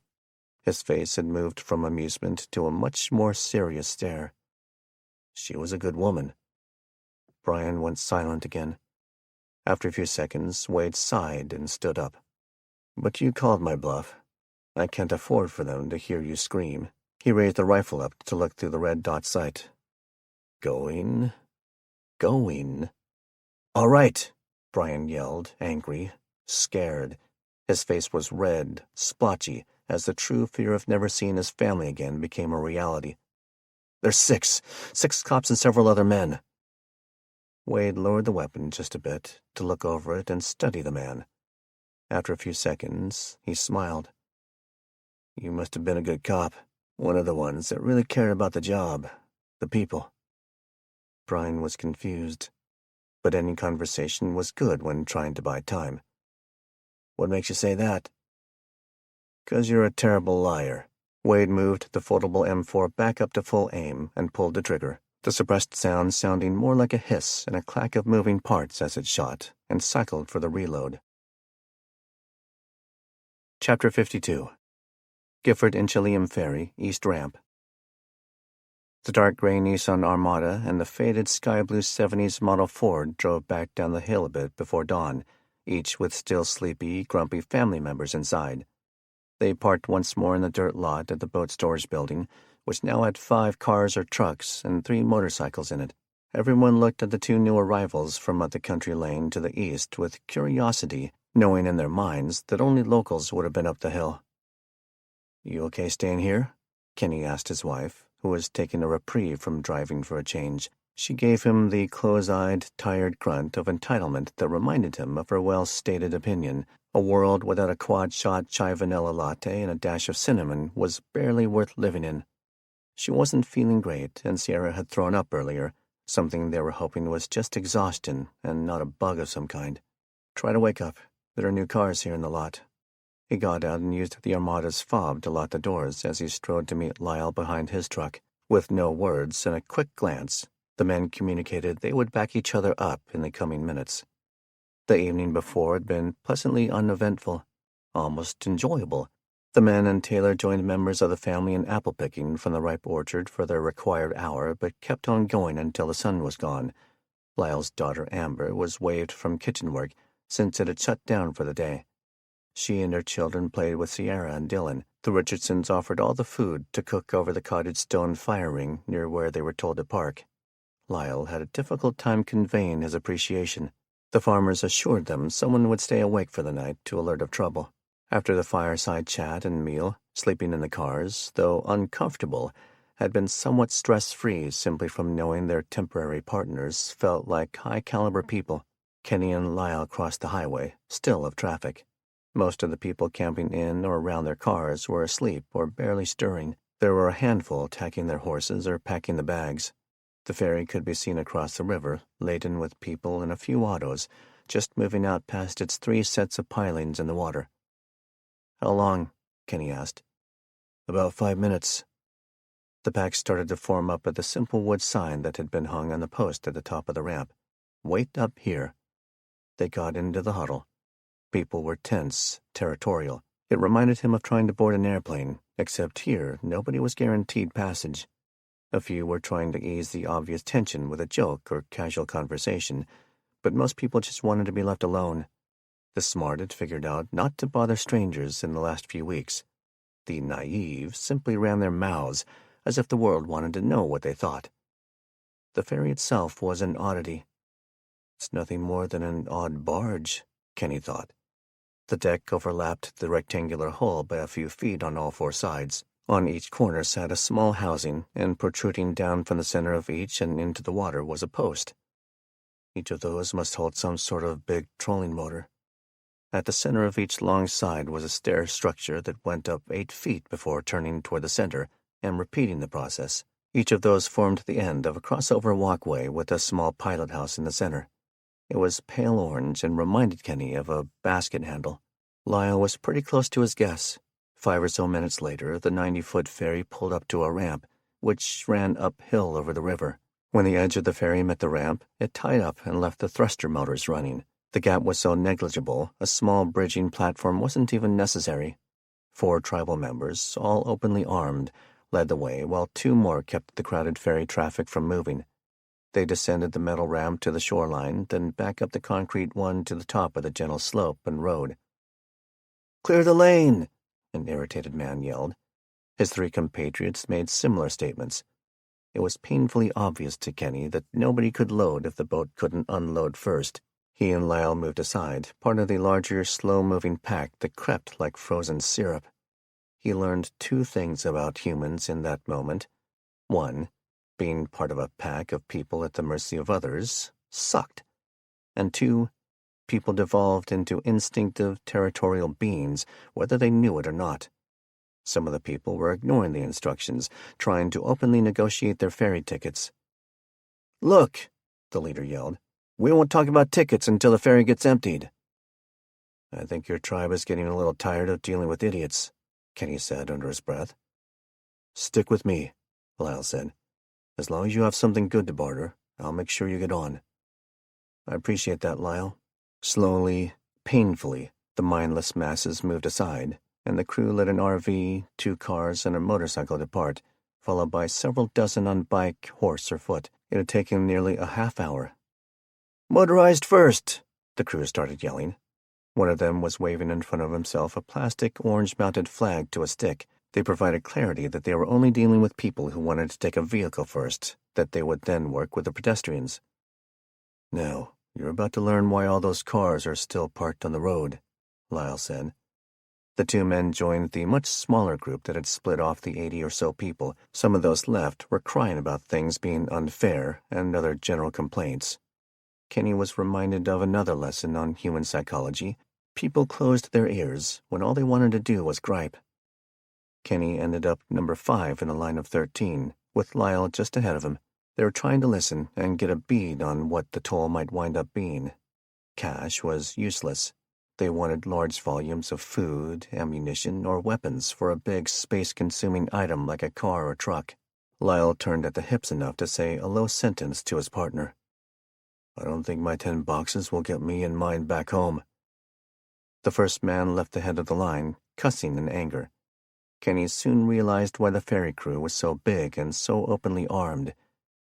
"He must not have enough," he whispered ahead to Lyle. It was hard to hear the negotiations. A crew member was holding the line back from the person bargaining with the leader. They'd learned the hard way one of the rules in haggling. If anyone gets cut slack, the rest will get ugly mad if they learn about it. One of the next two walked away looking disappointed. The man ahead of Lyle shook his hands with the leader after his turn. "Take your truck right up onto the ferry," the leader said, much more loudly than his negotiations. "The crew will guide you where to park." "Next," the crew member checking the line said to Lyle. He pointed for him to walk 10 feet over for his attempt to barter. "He's with me," Lyle said, pointing back to Kenny. The man simply nodded and let them both pass him. It pays to know people, Kenny thought. "One at a time," the grumpy ferry crew leader said. Lyle said a few short sentences to the man in their native tongue. The man looked at Kenny for a long moment, then back to Lyle. "Go on, then. I've 10 boxes of 270 I can offer." "Not enough," the man said casually. "There was enough yesterday," Lyle said. "Yesterday is gone." Kenny was amazed at how calm the two men were with each other. Lyle became a bit more desperate, switching out of English. Kenny gathered he was telling the man about his daughter and grandchildren. Then, "I have nothing else to offer." Kenny had had enough. "Listen," he said, "maybe we can work out a 2-car deal." The man looked at him. "You probably won't even work out a 1-car deal, kid. For you, it'll take at least a gun." Kenny felt a pain in his stomach, the thought of something so expensive for one 5-minute trip. But he also knew the bridge in Kettle Falls was now commandeered by someone. He saw the man eyeing the rifle slung to his back. "Not the rifle," he finally said, upset. He couldn't believe he was about to offer the sole reason he'd been able to defend his family. But now that Taylor had her own pistol, he knew keeping his newly acquired rifle was the right choice. "I'll give you a brushed stainless Kimber 9mm. The man's face perked up. "But Lyle gets on with his 10 boxes of ammo." "Deal," the man said. "Go get your trucks. The crew will guide you where to park." To the crowd, he yelled, "No more vehicles until the next ferry." As Kenny and Lyle walked back up the road to their families, they could practically feel the knives of jealous stares cutting through them. The one saving grace was that there were no more rivers to cross.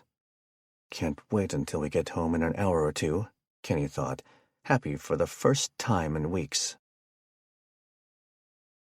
Chapter 53.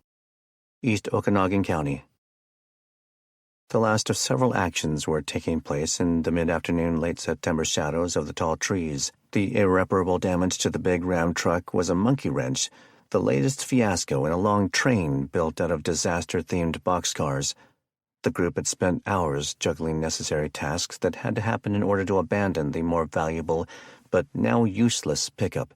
Fortunately, no other humans had presented themselves on the long dirt road northwest of Mount Moses.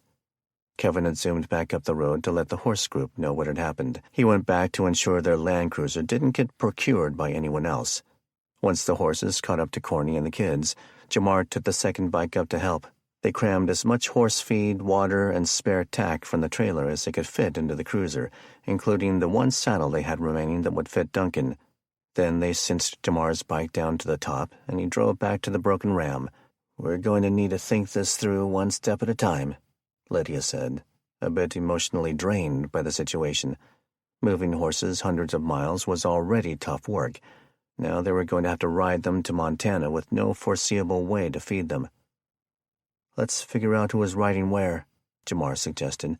"Then we'll know how much we need to cram into the cruiser." "Or tie to the top," Kevin said. Lydia pointed at the young men in concurrence. Jamar was starting to wonder if the ladies had gotten into a round of blame game while he and Kevin were up the mountain. "We brought that big saddle with some feed and water jugs," Jamar said. "Whatever doesn't fit, we can lock in the truck. Maybe once we get to Kevin's, we'll be able to figure out a way to come back." Lydia sighed. "I suppose you're right. I'll ride Duncan." It made perfect sense, since the former professional barrel racer had a few decades more experience than the rest of them combined.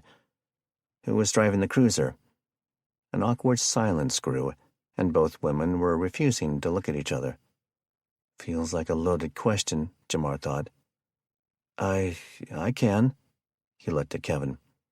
"You're a better fighter," Kevin said. I'll drive, 13-year-old Jackson said. Knock it off, Jackson, both irritated mothers said in unison. I'll do it, Kevin said. No, I'll do it, Corny said, angry it was a topic at all. Then she threw an oral spear at her wife.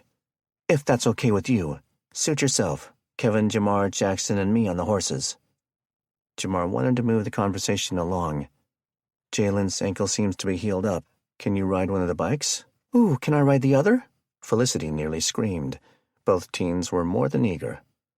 You two both better listen, Jamar warned his siblings. Stay with the group and do as we say. How are the bike's batteries? Corny asked. After this morning and just now, they probably won't last a whole mess of miles, Kevin said. He looked at his watch, then at the sky. Let me check my maps for a good goal for the rest of today while you all get the gear settled. Jamar had his siblings help him top off the fuel tank on the cruiser. Between the two trucks' usage and what they'd had to barter away, there was 2/3 of one barrel left, still a precious amount if they could get back before someone drove along. Then they unloaded the rest of the gear and food. Lady and Corny worked together to unload the Land Cruiser, which gave them a moment to cool off and talk to each other privately. With only Corny and Missy riding in it, they figured out they might be able to dedicate the rest of the mid-bench to their large rucksack-style backpacks of gear, plus food and stored water. Smaller backpacks and more food would be tethered to the horses and bikes. Bikes and the batteries to charge them would go on top of the cruiser, cinched with straps and bungees. The metal stretcher would too. And the small cargo area would keep as much feed as possible, as well as the RPG and a few weapons, ammunition, and tools. If something happened to one or both bikes, doubling up on Duncan and Coda was the only realistic plan B. More precious time had been lost on the necessary changes. Feels like 1 step forward and 2 steps back, Jamar thought.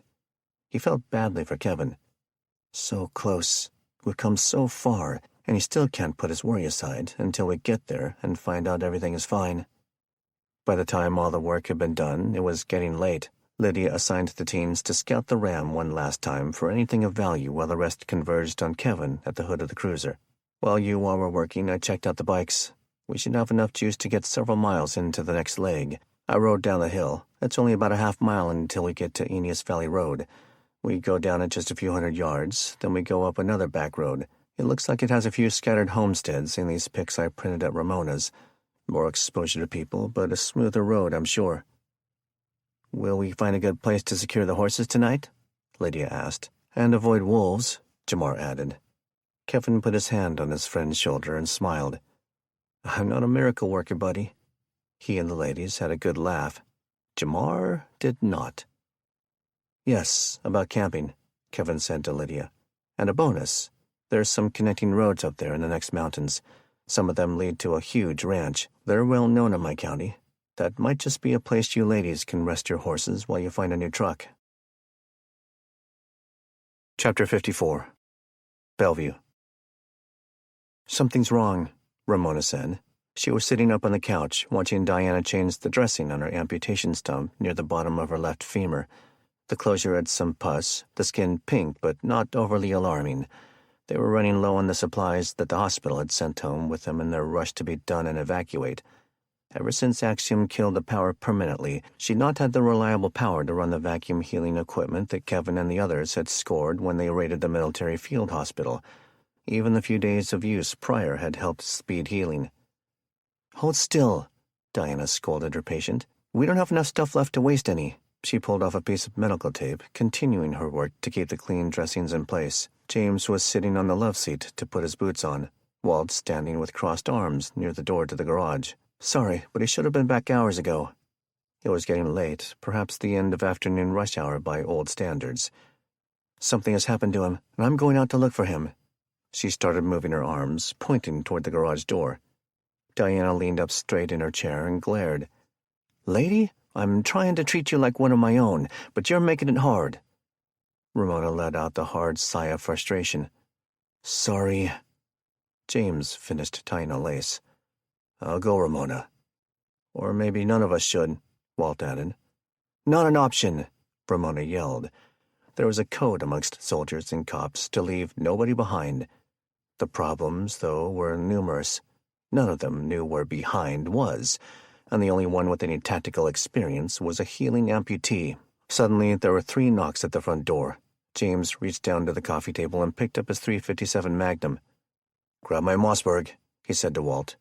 He walked to the solid door. It reminded Ramona of the time less than a week earlier that Brian Sherman and his rookie themselves were the ones knocking. Everyone hoped it was Tanya Lockett again. James Franklin kept his revolver as ready as he could, with his lead foot just a few inches behind the door. He said nothing as he scanned around with eye to the peephole. In the living room, Ramona was holding her breath, hands shoved down into the couch cushions, holding her Glock. James cracked the door open 2 inches. Those in the living room heard only muffled words. "Ain't nobody out there with you?" the other 3 heard James ask. "Hold on." He closed the door, locking both the knob and the deadbolt. He then went back into the main family room across the house. "There's a kid out there. Says he's Brian Berkeley." Ramona was confused. "Like your height? Shaggy brown hair? About 16?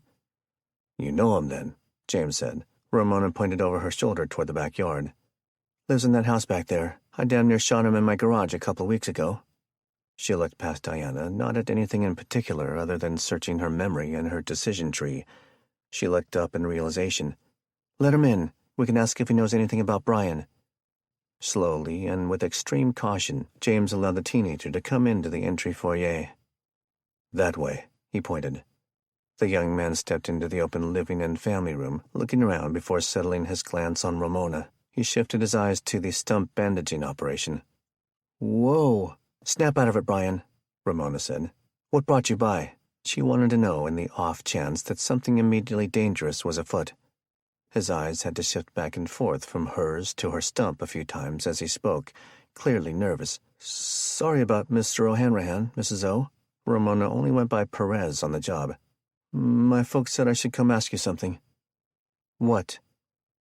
"I don't see him here," the scared youth said, shifting his gaze to the 2 armed men behind him for a moment. Did you have a cop, a police friend going door to door today?" "Have you seen him?" Ramona yelled, a hair louder than she intended. "He is my friend, and we're afraid something has happened to him. Tell me everything."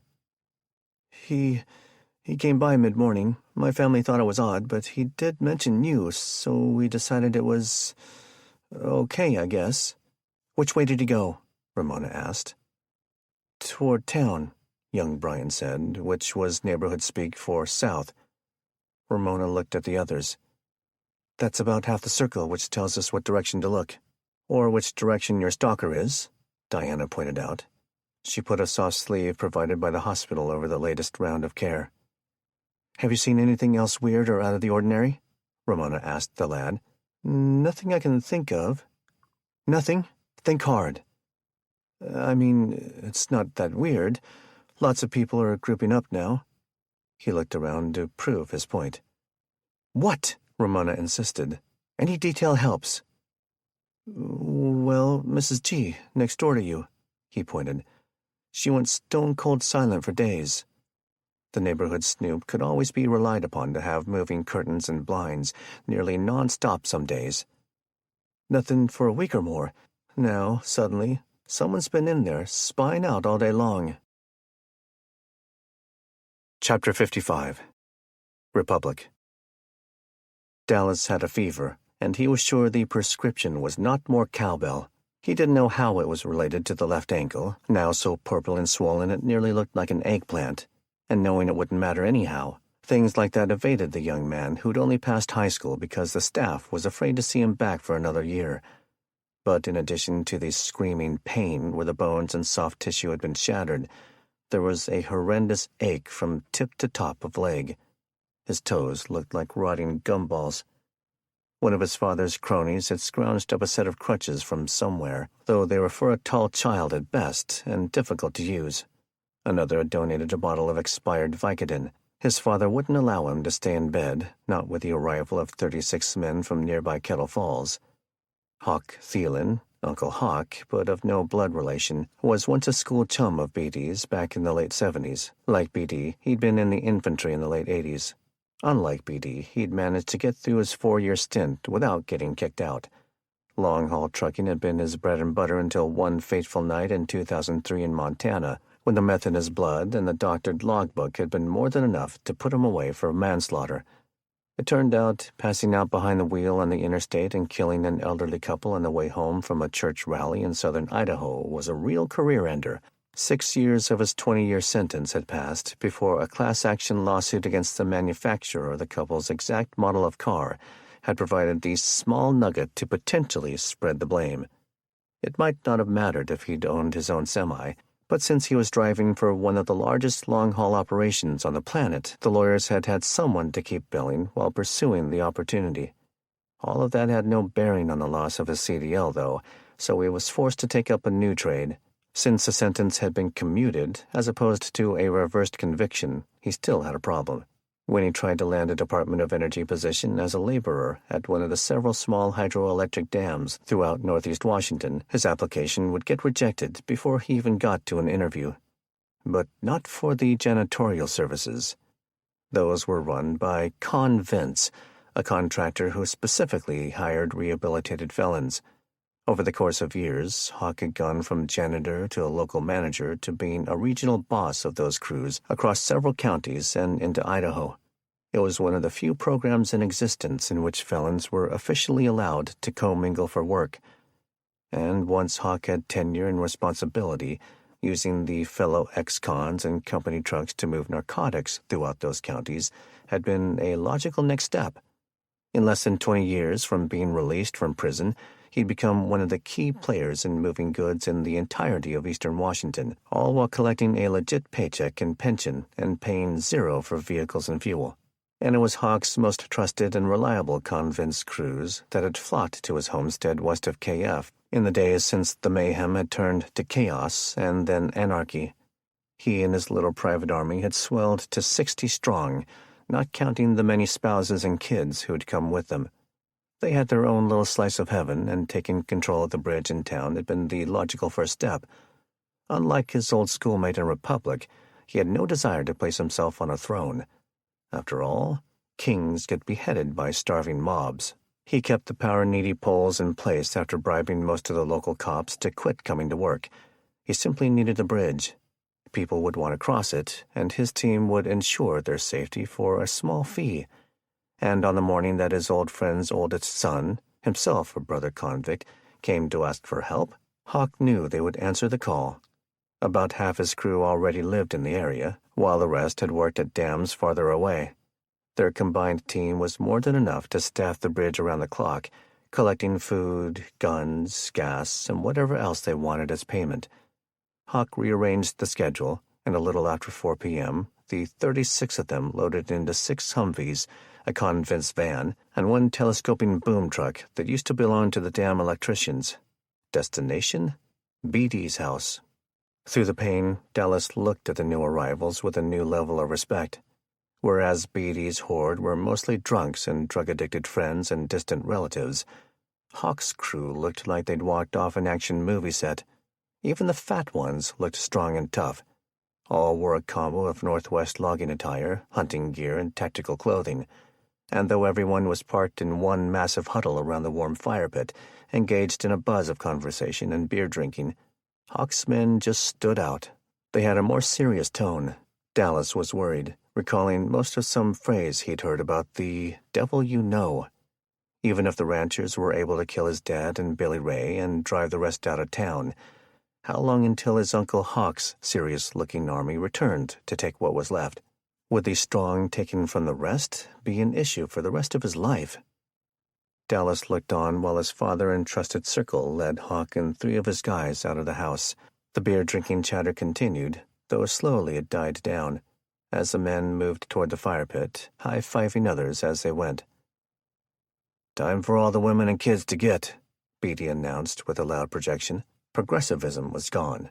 The handful of women who stayed behind did so simply because they were tough old bitches who had proven themselves to be dirty, strong fighters. After a few minutes, all that was left around the burning logs were the 3 dozen guests and nearly 60 Ferry County locals. The ages ran from 14 to 73. "Here's a plan," Beatty announced. "Those white-hat cowboys tried to set up our KF friends as the attackers from the east. They used the back roads to do that. They're going to figure out we didn't fall for that and expect us to attack from straight down 21, and Hawk'll have a team to keep them contained there. But the rest of his crew gonna go find a route through the eastern mountains just like they did. They'll come up from the south. We Republicans are gonna do the same thing, but west on 20. Just a few miles down, we can start heading south into the forestry land where we all go poaching anyway. That drew a few laughs and whistles. And about 5 miles in, there's some old logging roads that connect to that ranch's property. And before I forget to say it, don't be stupid and start shooting their cattle. We're all setting up, sneaking in quiet-like. Attack will go off at 5 minutes after midnight. Any questions? Not a man there was dumb enough to ask one, except for one. Dallas raised his hand, drawing a severe look of annoyance from BD, and making his older half-brother laugh and roll his eyes. Do you want me to go? He looked at his wrapped foot in front of his chair. The nearly 100 men and women were mostly quiet, though 1 or 2 laughs at the ridiculousness of the question were heard from across the mob. BD stared at his son in disappointment, still not sure if he had somehow grown a set of balls and put a plan into motion with the enemy. Do I want you to go? BD repeated, as if he had to vomit every word. His face tightened as he suppressed losing his cool in front of everyone. We're mounting up at sunset, BD yelled to the crowd, ignoring the question and shooting imaginary lasers into Dallas with his stare. As the crowd started to chatter and move about some more, BD walked past his son in disgust. But Billy Ray did stop, directly in front of him, looking down with a sly grin. Now just what kind of question was that, kid? He's doing all this for you. He stared a bit longer, forcing Dallas to break his own stare and look away. Billy Ray shook his head and walked off, but stopped to say something else. And them 2 little sex kittens are going too. One of them's your own sis. Dallas cut himself off before he angered the killer. He sat in a chair, half upset and half putting on an act. His father and brother had taken the bait. There was no way he was staying home. He'd only said that to make them want to torture him all night, and to do that, they would have to keep him close. Chapter 56. Ferry County. You want me to go with you? Jamar asked Kevin. No, Kevin thought. I need some alone time. The group had found a 2-run trail into a clearing that let them set up camp about 100 yards uphill and into the forest off the logging road. They were mostly done with setting up the camp. Most of the area was hills and valleys, their little site not a level grade, but flat and clear enough to be able to sleep. Horses had been given feed and secured to their rope. Bikes were plugged into car batteries via their special charge controllers. Tarps had been hung, if not for rain, then for morning dew. Kevin had mentioned the 2 ruts in the grass meant the path most likely led to someone's tree stand. His goal was to take his maps, compass, and night vision to find a clearing or easy-to-climb tree and look for other roads. There were so many in the photos he'd printed, it would be quite easy to take one that dead-ended at a pond or old clear-cut area. He had loaded a shotgun with buckshot on the off chance he could take a doe. It was, after all, true hunting season by the rules of old. Nah, you should stay, Kevin said, in case there's any wolf attacks. You freaking hilarious, bro, Jamar said, straight-faced. Take Jackson, Lydia said, from where she was leading the pack of teens and getting the animals rubbed down and brushed after their ride. Please, Corny said, trying to teach Lewis the right way to tie the tarp knots. Once he had it down, he'd be like a tarp-hanging machine until they ran out of supplies. I'm right here, Moms, the voice said, feigning hurt. Go ahead, Jamar encouraged his friend. Kevin sighed in his mind, not wanting to offend the lad. Grab yourself a coat and some water, he said, and your bow. We really should run the teens through some firearms training, he thought. Missy ran over from her chore, where Corny had put her to work pouring water from plastic jugs to rubber bowls for the horses. Can I come? The 8-year-old nearly begged. She wrapped her arms around Kevin's high waist. Not tonight. Once we're settled at my home, we'll go on fun hikes, I promise. She pulled her head back. You're all I have left, Kevin, she said, and then buried her skull against his belly. Your mama will be along when she's healed up, Kevin said. You'll see. He looked over at Jamar, who simply smiled and looked at Kevin. Surrogate, Jamar mouthed silently, forcing Kevin to recall their previous conversation. Kevin broke the girl's grip and squatted into a stance. "We're almost home, Missy. I promise to spend more time with you." "I miss my mama and my daddy, but he's never coming home." Her eyes glistened with building tears. "Please don't go into the dark." He grabbed the girl's tiny, soft hands into his giant, rough ones. "We'll be back in an hour. If you're still awake, I'll tell you all about the farm animals you'll get to meet in a day or two." He stood, seeing Jackson was ready to go. Saying goodbye to Missy, Kevin led him farther uphill past where the two-track ended and became a game trail. "Why is this trail here?" Jackson asked at the same time Kevin stopped at a tall fir tree. "Probably a stream or pond downhill the deer like to use," Kevin said. "Or an area they like to bed down in." He pulled a roll of orange plastic ribbon from his pocket. Ripping off a piece, he tied a chunk around the tree.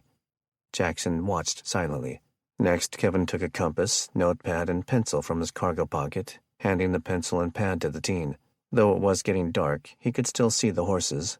He held the lens-added compass up to his face, spinning the bezel until the marking lines were set over the needle, and then aimed at the horses. This allowed him to look at the mirror, which made reading the compass possible when it was right under his eyes. "Write down 264 and 46, he told the youth. "What are you doing?" Jackson finally asked. "Just practicing," Kevin said. "Since we're wandering off in the dark, this ribbon high up on the tree will be kind of easy to spot.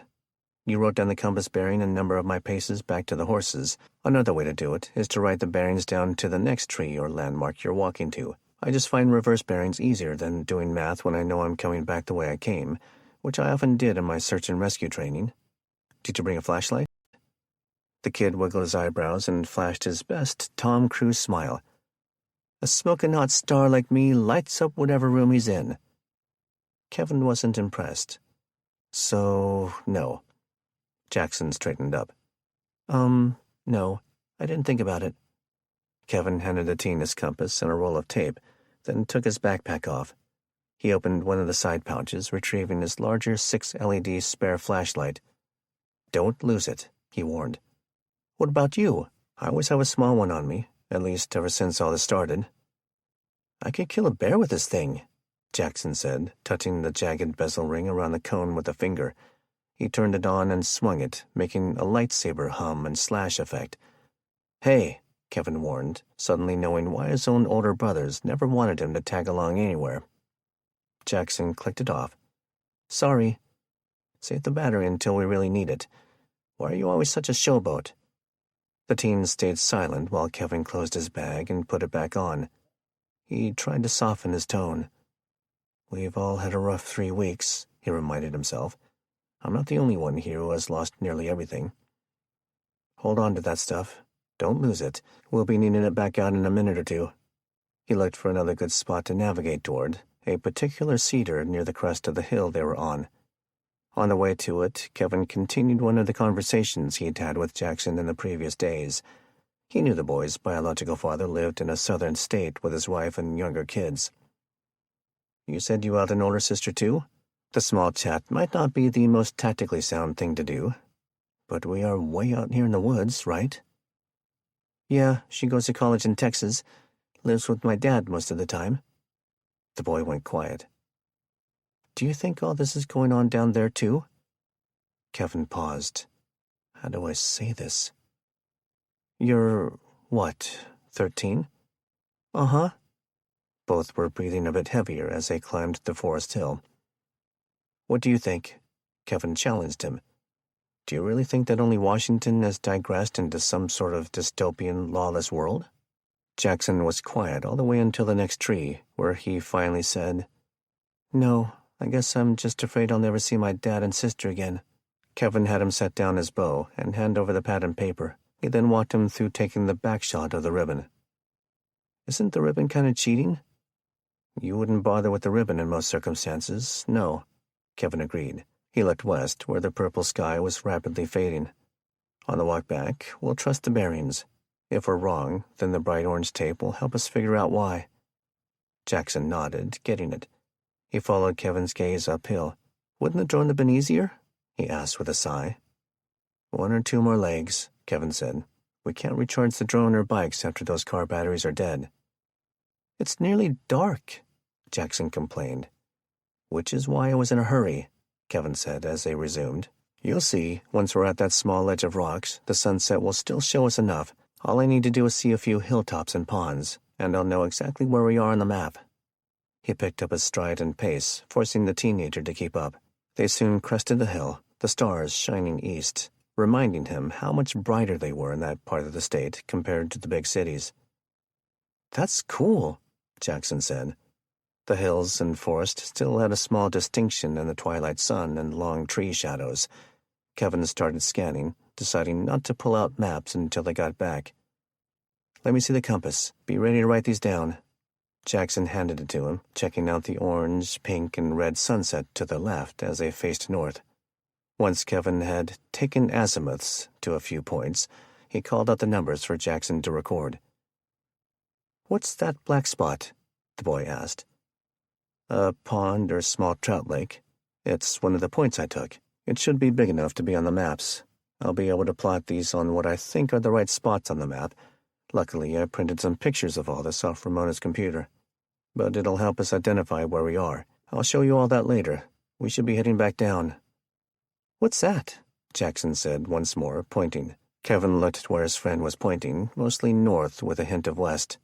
The sparkles through the trees a few miles away were bright but tiny. They aligned with one of the small slivers in the forest that he thought might be the road clearings. "Looks sort of like headlights," Kevin said. Jackson said. "Ready?" He started to descend the slope they'd crested back into the forest. "Hold up. Something isn't right," he didn't say to the kid. "Why are so many trucks convoying up here at this time of night? That metal pouch on the top flap of my ruck. Hand me the binoculars." He took a knee so Jackson could reach in. A moment later he stood and looked. As the night was nearly done transitioning to black, it became apparent it was a southerly traveling line of trucks. They were still miles away, though under magnification he could make out the headlights for what they were. He quit counting after 12 pair of them. He dropped the carry strap to the binoculars over his neck. "You have the big flashlight. Lead us out, safe but quickly." Everyone stood around Kevin, shining flashlights down. Though Jamar and Lydia had started on a Dakota fire pit, there was no fire going yet. He had the main map spread out and was piercing a few of his printed pictures together on top. He had Jackson calling out the numbers from atop the hill.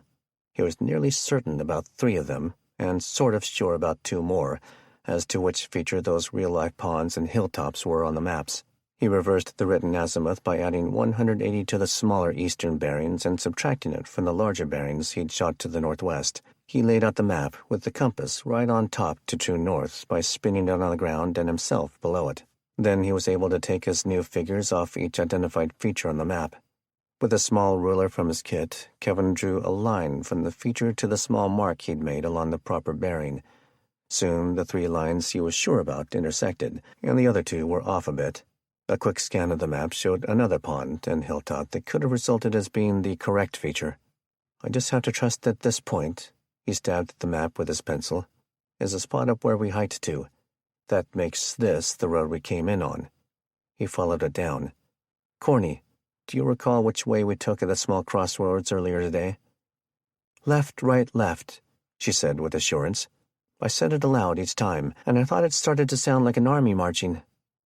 Kevin made the adjustments on the map with his finger going south and came out where they entered from the paved road about 4 hours earlier. "That's it. I'm nearly positive that this is us right here." He went north with his finger. "This really is the only main thoroughfare. Unless these guys turn off, and there's plenty of forestry roads they could, they'll eventually pass right by there." He pointed down the 2-track trail to the road only a few dozen yards away. Right then, either on the hill above them or the valley to the east, a high-pitched squeal lasted for about 10 seconds, tapering off at the end. It started out like the sound of a rusty brake drum, transitioned to the noise a ghost might make, and ended with the hairs on everyone's arms standing up. Jamar's eyes widened like flying saucers. "Oh, hell no!" From a slightly different easterly direction, another one flared up, though a bit farther away. It had more of a warble from high pitch to low, like a pet dog howling at a passing siren. The horses grunted and whinnied, moving around, testing the tension on their tied-off leads. The group just looked around at each other, but eventually all eyes landed on Kevin. "I guess we have a wolf pack nearby." Jamar turned away from everyone with their lit flashlights. He tried to walk a few steps, but took one knee when his legs started to shake and put his head into his hands. "Is he praying?" Felicity asked. "Yo, you're supposed to be the one that takes care of us." "Yeah, Jay, for real," Jalen said. "It ain't nothing but a little noise." "Should we build the fire?" Lydia pressed Kevin. "Yes, and we left those torches in the ram. We should prep a few more." "What about those trucks?" Corny asked. "And I'm wondering if we should tie the horses up directly to the cruiser," Lydia said. "Might make them feel safer." Kevin strolled over to his pack and dug through it. "Lydia, can you take Coda back out?" He found a set of nods. "I don't think the e-bikes have had enough time to charge." "Why? What are you thinking?" He zipped back over to the map and got on his knees, pointing his own flashlight. "We're here. They were probably about there. They were cruising slow, but they could be here as soon as 15-20 minutes. He looked to their north. "Most of these other little roads are just dead-end logging roads, but this one just north of us." Another stab with a finger. "It heads east through that valley." "Wait a minute." He looked at the map and then at his photos. He took a few more out of the plastic bag and shuffled them around until he'd laid out some more panels. "The ranch." "The one you had mentioned?" Lydia asked. Kevin nodded. "Either they're headed south to the last paved road we were on, or they have a camp up here somewhere. But if they head east here, they're likely headed for that ranch." Kevin was back into his full camo uniform, laying prone with his binoculars and nods. Next to him was a rifle, not a shotgun. He was in the crook of the intersection below. To his right, the back road to the ranch. To his left, the road that led back to his group. Just down a small draw behind him, Lydia held Coda and Crystal by the reins. She had Nelson's nods on, too. Her one objective, watch for Kevin to shine the little IR map reading light on his nods. If he did, it would shine like a beacon. She was to hop onto Crystal and make the speed run south to warn everyone. The sound of gas and diesel engines was unmistakable. The convoy was close. Kevin noticed the bright flares of light start to reflect on the tree canopies. He felt himself get warm under his coat, his heart rate bumping as his nerves became full of tension. Not knowing who they were spying on was the worst part. The noise grew noticeably when the first truck came over a crest and curve at the same moment, about 100 yards down but pointing almost directly into his piece of the forest. The headlights nearly blinded Kevin, forcing him to pull the nods off. Another truck appeared. By the time the fourth one had, the lead rig had stopped at the intersection. The angle they were aimed put the headlights due south on the road, and the following rigs were blocking any lights from farther back that might blind Kevin. He turned his device back on and could distinctly see 2 men in the front and 2 in the back seats. The rig lurched as it turned. At close range and with night vision, the faces were quite distinctive. The lead truck had turned east and was passing by. "That's old man Baker," he thought, "and Dallas sitting right behind him." Kevin kept scanning, recognizing many of the people riding in the passenger sides as the rigs passed him. "Is that my mom's car?" He did a double take, feeling the blood start to boil, his ears on fire after he decided his eyes weren't playing tricks. The very last one to pass wasn't a truck at all, but a muscle car.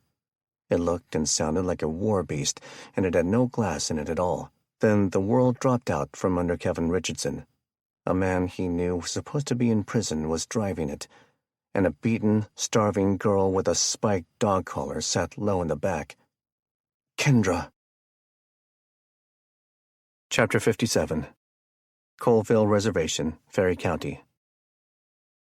The day had been eye-opening for the Richardsons. Lyle had insisted that they follow him home. He wanted his wife to give some herbal medicine to the children, though Kenny felt he may be trying to feed the whole family in thanks for helping cover his ferry toll.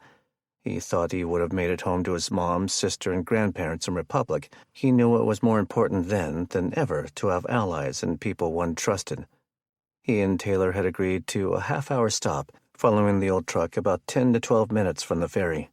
They passed other travelers heading east, which made the couple discuss the cost of the fee. Taylor had felt horrible her husband had traded away his prized possession, but deep inside she was happy her husband was finally getting the world and stepping up to be the leader. Lyle had successfully retrieved that particular daughter, granddaughter, and grandson, much to the family's delight, and that was the pleasant, almost overwhelming surprise for Kenny and Taylor. They passed through Inchelium, which was barely big enough to be called a town. It had a store and gas station, both closed but lacking the signs of looting commonplace in Spokane. There were 3 small neighborhoods, perhaps 20 homes each, and a civic building, all passed by in nearly the blink of an eye as they drove north on the one main road. They turned west onto a 2-lane, unstriped road that eventually took a northwesterly route, passing a church before making one final turn. They followed the truck into a small postage-stamped neighborhood on the left, like a much smaller version of the one they'd abandoned days earlier. Basically a D-shaped loop with a couple of cul-de-sacs attached. It had 20 or so houses and a community center, and the entire development's residents were all family, they later learned. Lyle stopped not at his house, but pulled into the center's small lot. About twice the size of the modest homes, it had a community kitchen, a meeting room, a few smaller offices, and a schoolroom. Outside it had a playground, small basketball court, and several rows of vegetable gardens. Kenny parked. He and his wife sighed and shared bashful looks. She got out and checked on Sierra, while Kenny retrieved Dylan. The boy smiled a toothless grin and put his arms up the best he could in anticipation. He opted to carry his son rather than pull out the car seat for carrying him. "We'll only be here half an hour," he reminded himself. Father and son, soon followed by mother carrying cranky daughter, moved onto the concrete sidewalk and walked 2 spaces over to find their new friends waiting for them. At the same moment, a small group of mostly middle-aged and older women came out of the center, a generator humming in the background. The sounds of elation and joy as they moved with a purpose toward the young woman and her children reminded Kenny of the chickens back home when he brought them vegetable scraps. Obviously happy and cackling beyond comprehension, Amber and her children rushed toward the group, arms open and tears flowing. "You helped make this happen," Lyle said, putting his hand out once more to Kenny. "You would have done the same," Kenny said during the handshake. Without asking, the grandfather subtly took Dylan out of Kenny's arms. The baby tried to grab his glasses, which played well when Lyle moved his head toward his family in the center. "Come on, let's see if we can get my new granddaughter some medicine." With baby in arms, he walked along the sidewalk towards his elated, slow-moving wife. "I guess Sierra's his granddaughter now," Kenny said to Taylor. She smiled. "That makes you his adopted son." Kenny put his arm across her shoulders, and they slowly approached Lyle, who had already lost custody of Dylan to his sister and sister-in-law. "Mommy," Sierra said, head on her mother's shoulder. Taylor knew the tone of the girl's voice. She set her on her feet, and the toddler began to heave bile. "Poor thing," a matronly voice said. Lyle's wife had just finished giving her husband a kiss when she practically pushed him away to rush toward Taylor. "Let's get her inside. We have a quiet room with mats for them to sleep on." She pulled a napkin from under the cuff of her sleeve and held it out. "I always keep a clean one around when the family is gathered." Taylor took it, cleaned up her crying daughter's mouth, then picked Sierra up. She gave Kenny and Lyle a small smile as she passed them on the sidewalk, as if an invisible leash behind Lyle's wife was pulling her and the child inside. "Your kids may become members of the tribe before too long," Lyle joked. The men followed the huddle of women ogling and cooing Dylan, who was eating up all the attention, into the community center. "Look, Lyle, it's too late, City Slicker," the Indian said. "My missus will make you some dandelion tea and put your daughter down for a nap." He took a whiff. "Smells like chili, though I'm sure they can rustle up some crackers and applesauce for the kids. Most days the whole family eats down here." He winked at Kenny. "Saves on dishes." Kenny and family became absorbed into Lyle's extended family. Their half-hour time limit flew by like a Formula One race car, and by then little Sierra had been medicated, pampered, and put to sleep in a nap room for toddlers. Without any choice in the matter, Taylor had been mentored in vegetable preserving that the ladies were doing, which led to discussion on raising rabbits and how to tan the hides. When she found out they had a few ongoing medical concerns, she heard them out and provided some education and reassurances based on her time as a nurse. They had not only joined the bulk of Lyle Hawk's family for brunch, but they were also still there at dinner, trying their best to not take advantage of the hospitality. During the afternoon, Kenny had been introduced to a number of men, including others not from the Hawk family that lived elsewhere on the reservation. When Lyle told his friends about the pistol Kenny had offered, most of them were flabbergasted that the ferry toll had grown so high. He commented that the open carry of pistols and rifles amongst quite a few of them made him think that the problems of humanity weren't simply isolated to the cities. One of Lyle's cousins made a quip about nobody knowing better than the Native Americans the importance of citizens having access to the same firearms as those that would round them up. Hours passed, and the day turned to dark. As he ate rabbit stew and cornbread, Kenny found himself deep into conversation with an elder in a Vietnam veteran ball cap about ham radio, of all things. "My dad was an amateur operator," Kenny told him, "which I always found kind of peculiar for a title, considering how much they got to learn." Frank Redhill laughed, a grin missing 3 teeth. "Boy, you got that right. I noticed you said was a ham." The man's long black hair was streaked silver, though Kenny felt he still looked spry and youthful for a Vietnam vet. "He passed away 2 years ago." "Ah, and the bug never took with you, huh?" "I went off to college," Kenny said. "Before that, it was chores, school, sports, girls. You know." Frank laughed again. The pair were seated at one of the center's several tables, each with a built-in bench on each side. Around them, the room was filled with chatter. In addition to the normal community center business of feeding and protecting the family, the Richardsons' arrival had become somewhat of a fanfare moment, like they were a long-lost family. "And did I hear you were from Ferry County?" Frank asked. "Because I bet I used to have rag chews with your father." Frank let his good nature pour out once more. "That's radio lingo for a conversation," he smiled. "Hams make everything more complicated in the name of making them simpler." It was Kenny's turn to laugh out loud. "Grew up on a small farm north of Republic. My dad's name was Kendall Richardson. His friends started calling him Big Kenny once I was born." "Oh, I knew Big Kenny. I'd heard he passed from some of the other hams. I liked your dad." Suddenly, Frank's face turned to business. "Have you decided which route to take home yet?" "I was thinking of cruising up the river and taking 20 at KF." The old man shook his head, furrowing his brow in thought. He lowered his voice as if talking to himself or reading something in his head. "There's always Hall Creek Road. Nah, that won't work." "Something wrong?" Kenny asked. "I was checking the local nets just before I came down here for dinner," Frank said. "Someone reported a bunch of Army Humvees cruising toward Republic this afternoon. At least one had a Ma Deuce." "A what?" "An M250 cal machine gun," Frank explained. "Said they were driving like bats out of hell."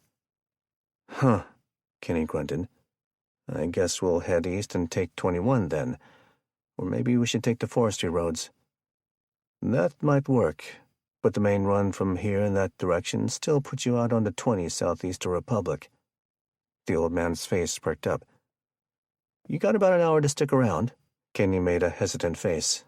"We really should be getting going." The sudden report of Humvees set his teeth on edge a bit. Frank looked around. "The grandmothers are still feeding your baby." He slowly stood with a groan of aches and pains. "Come on, I live a couple of miles up the hill. I got something for you, but it'll take a little time to install it." The faded blue screen with dark blue digits and letters contrasted with the orange glow of the Armada's dashboard. Kenny was driving once more, Sierra and Dylan sleeping in their car seats. It was Taylor who had had the opportunity to play with their gift from Frank, a mobile dual-band radio receiver. There was no time to install a hole in the vehicle's cab. A wire to the magnet-mounted quarter-wavelength antenna on top of their SUV ran out a small opening in the passenger side window. In the recent past, operators would have reported the unlicensed Richardsons for transmitting on the radio in anything other than a true emergency, but the world had quickly devolved into one in which snitches got far worse than stitches. Plugged into the car's 12-volt charging port, the main power unit was under Taylor's seat, with 2 cords leading up to the items now resting in the truck's coin bay. One was a transmitter, the other was a faceplate with a screen, which showed two identical sets of numbers. The radio was able to monitor transmissions on what was called the 2-meter band and the 70-centimeter band at the same time. A simple button press would allow them to use either side of the radio in a near instant. Frank had chatted up Taylor as Kenny headed west along Bridge Creek Road for nearly 30 miles. She and Kenny were impressed they'd be able to keep conversation with him all that while, plus once they'd turned north on Highway 21. Frank explained they were benefiting from the fact that he had his home antenna for these bands located at the top of the highest tree on the highest hill near his property. Between that and operating on a large power rating, they would probably not lose signal with him until somewhere on their northern leg, when the mountains grew too much. The few repeaters in the area that enabled longer transmissions on these bands had gone offline shortly after Axiom killed the power grid for good. They were nearly halfway through their 40-mile north leg home when they'd lost Frank for good. Kevin and I packed up some of Dad's radio stuff, Kenny said. They'd only seen the occasional campfire and the otherwise pitch-black driving. The lack of traffic and the huge increase in hunting by the hungry had inspired the game to become more daring. The only turmoil in the trip had been the rapid brakes needed to avoid 2 does on the road a few minutes earlier. The rest is still sitting out with the towels over it to keep the dust at bay. I thought I'd never say this, Taylor said, but I'm glad we're almost to your mom's place. You mean home, Kenny said. Their hands met over the cup holder. The end of the tumultuous journey was nearly complete. Frank told me to get it operational and then listen for him. He gave a list of times and frequencies. When they were about 10 miles from town, the flickers of white lights penetrated the trees to the east.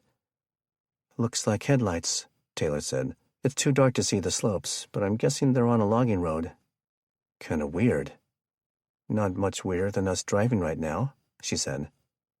We need to keep an eye on that, Kenny said, feeling a bit worried. They'd gone through too much to assume anything but the worst when it came to being ambushed. Just a few minutes later, the edges of the Armada's lights showed the field and lengthy wood fence of a wide-open ranch.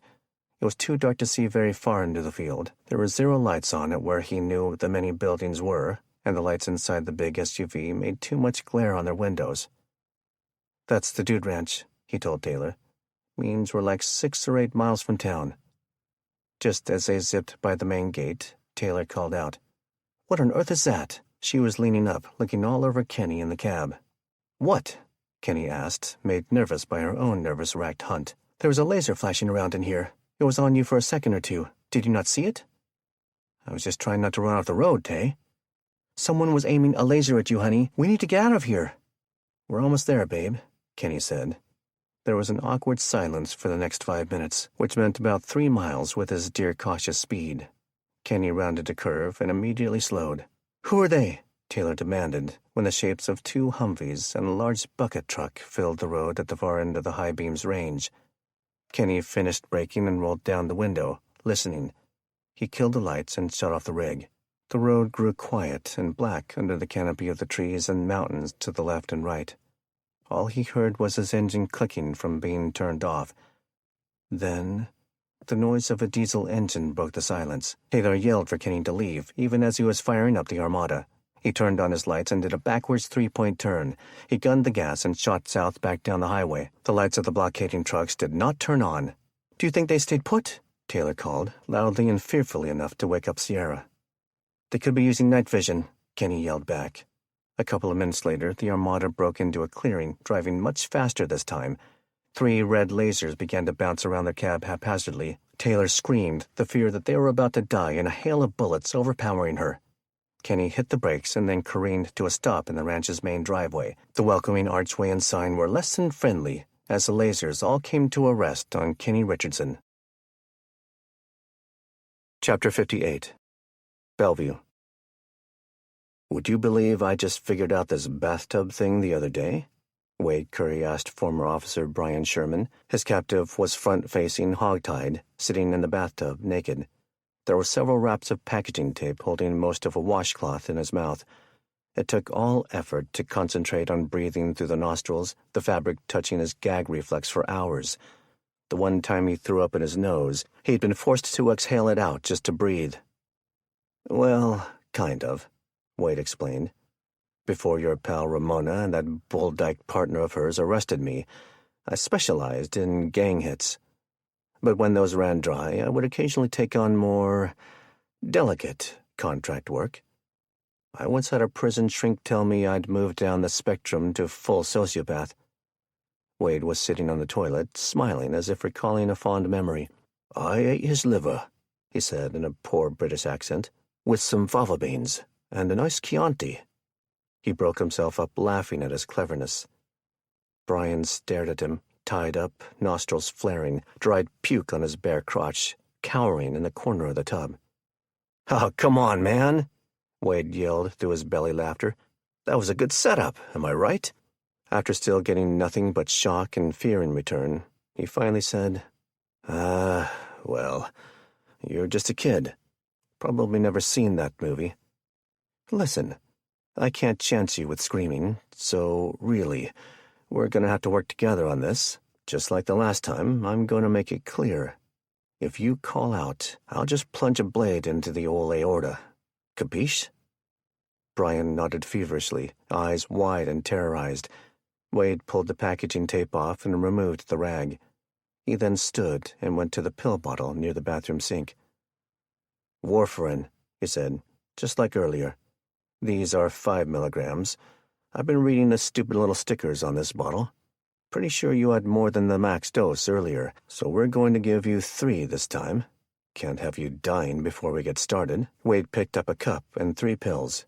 He dunked the cup into the tank of the toilet to fill it. With a kitchen knife tip cutting into Brian's chest, he put the 3 pills in the frightened man's mouth, then grabbed the water and poured some in. "Yep, keep chugging, pal.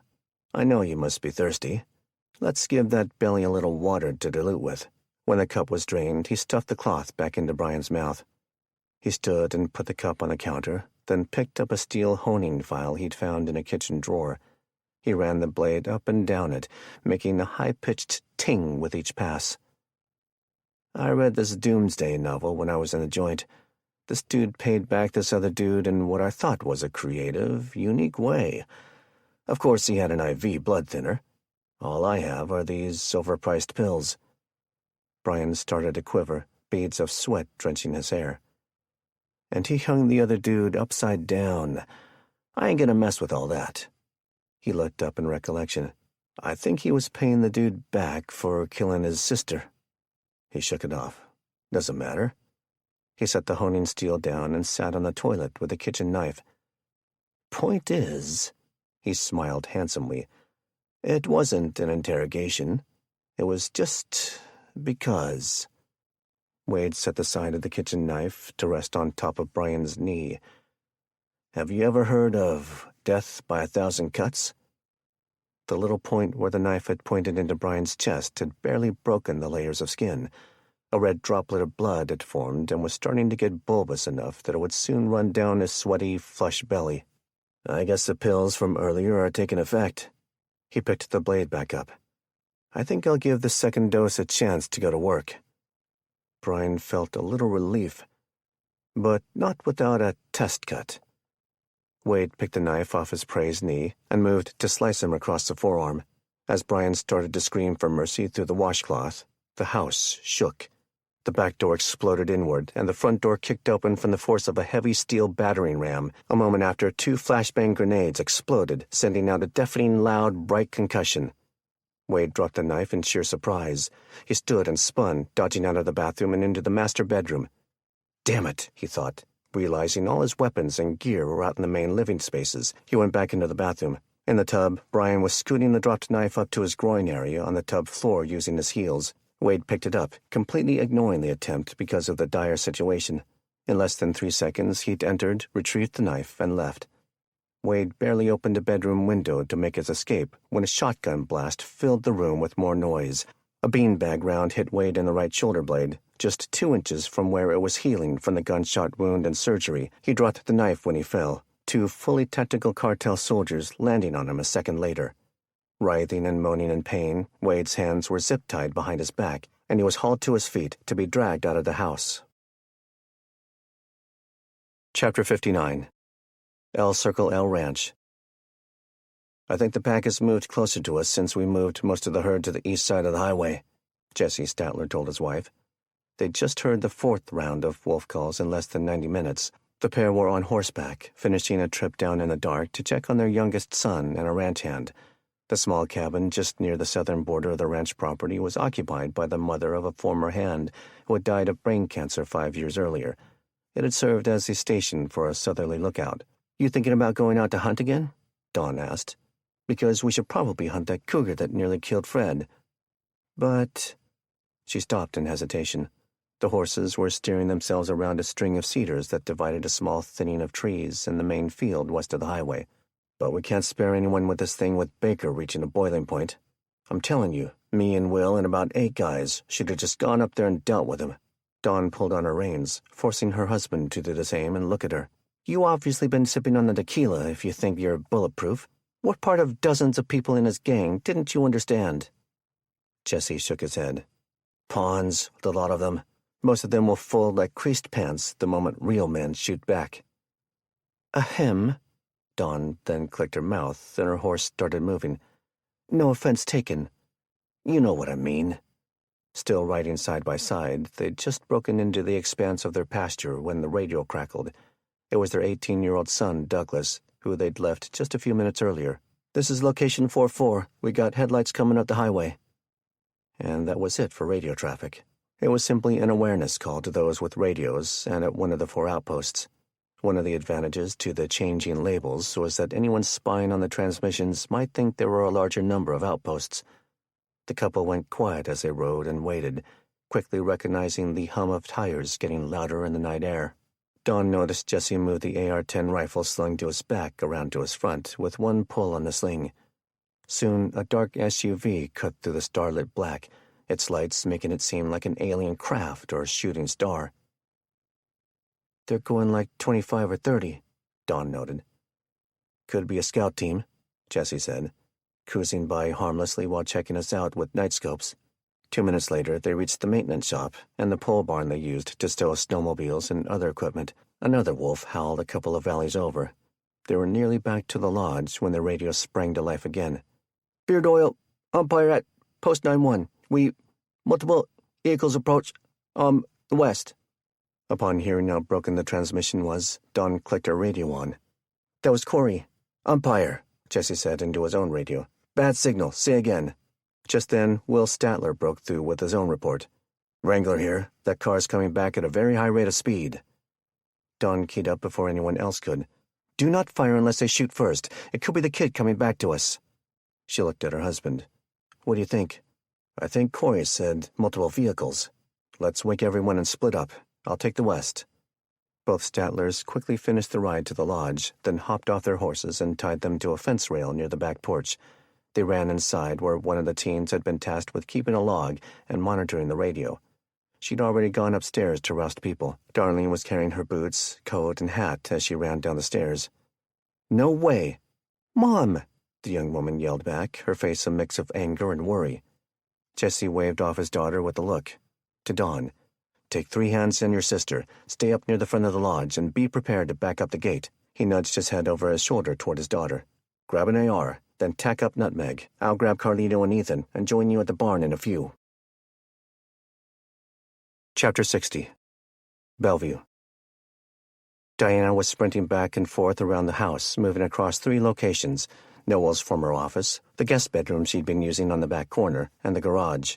The obvious explosions and gunshot from next door had sprung them all into action. Pain be damned, Ramona assigned James to cover the front corner facing Mrs. Giraudeau's, and Walt to cover the back corner. She crouched out to the garage, where Walt reported to her 2 big SUVs in front of the house next door.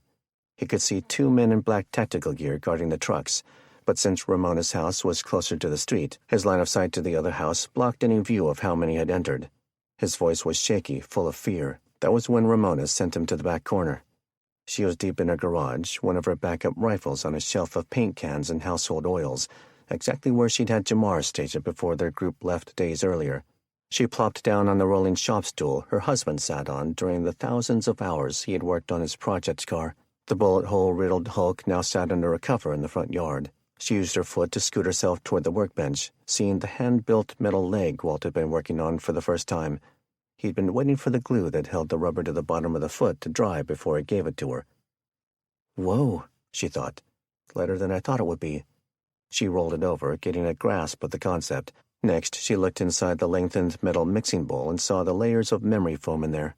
There were other pieces on the bench for test fitting, though there was no time for that.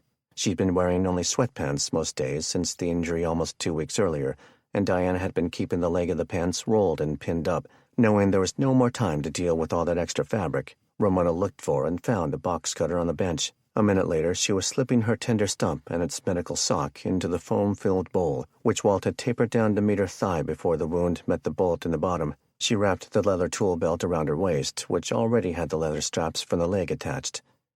Here goes nothing. She winced in anticipation when she grabbed the workbench and used her one full leg to stand. She transferred weight and was pleasantly surprised. It hurt, but not nearly as badly as she expected.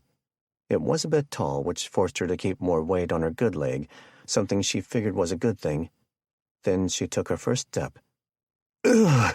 She grunted as the pain grabbed her leg where the bull squeezed her skin like a big hand. She dared to take another and realized that it wasn't the bone at the end of the amputation, but just the overall tenderness of her flesh.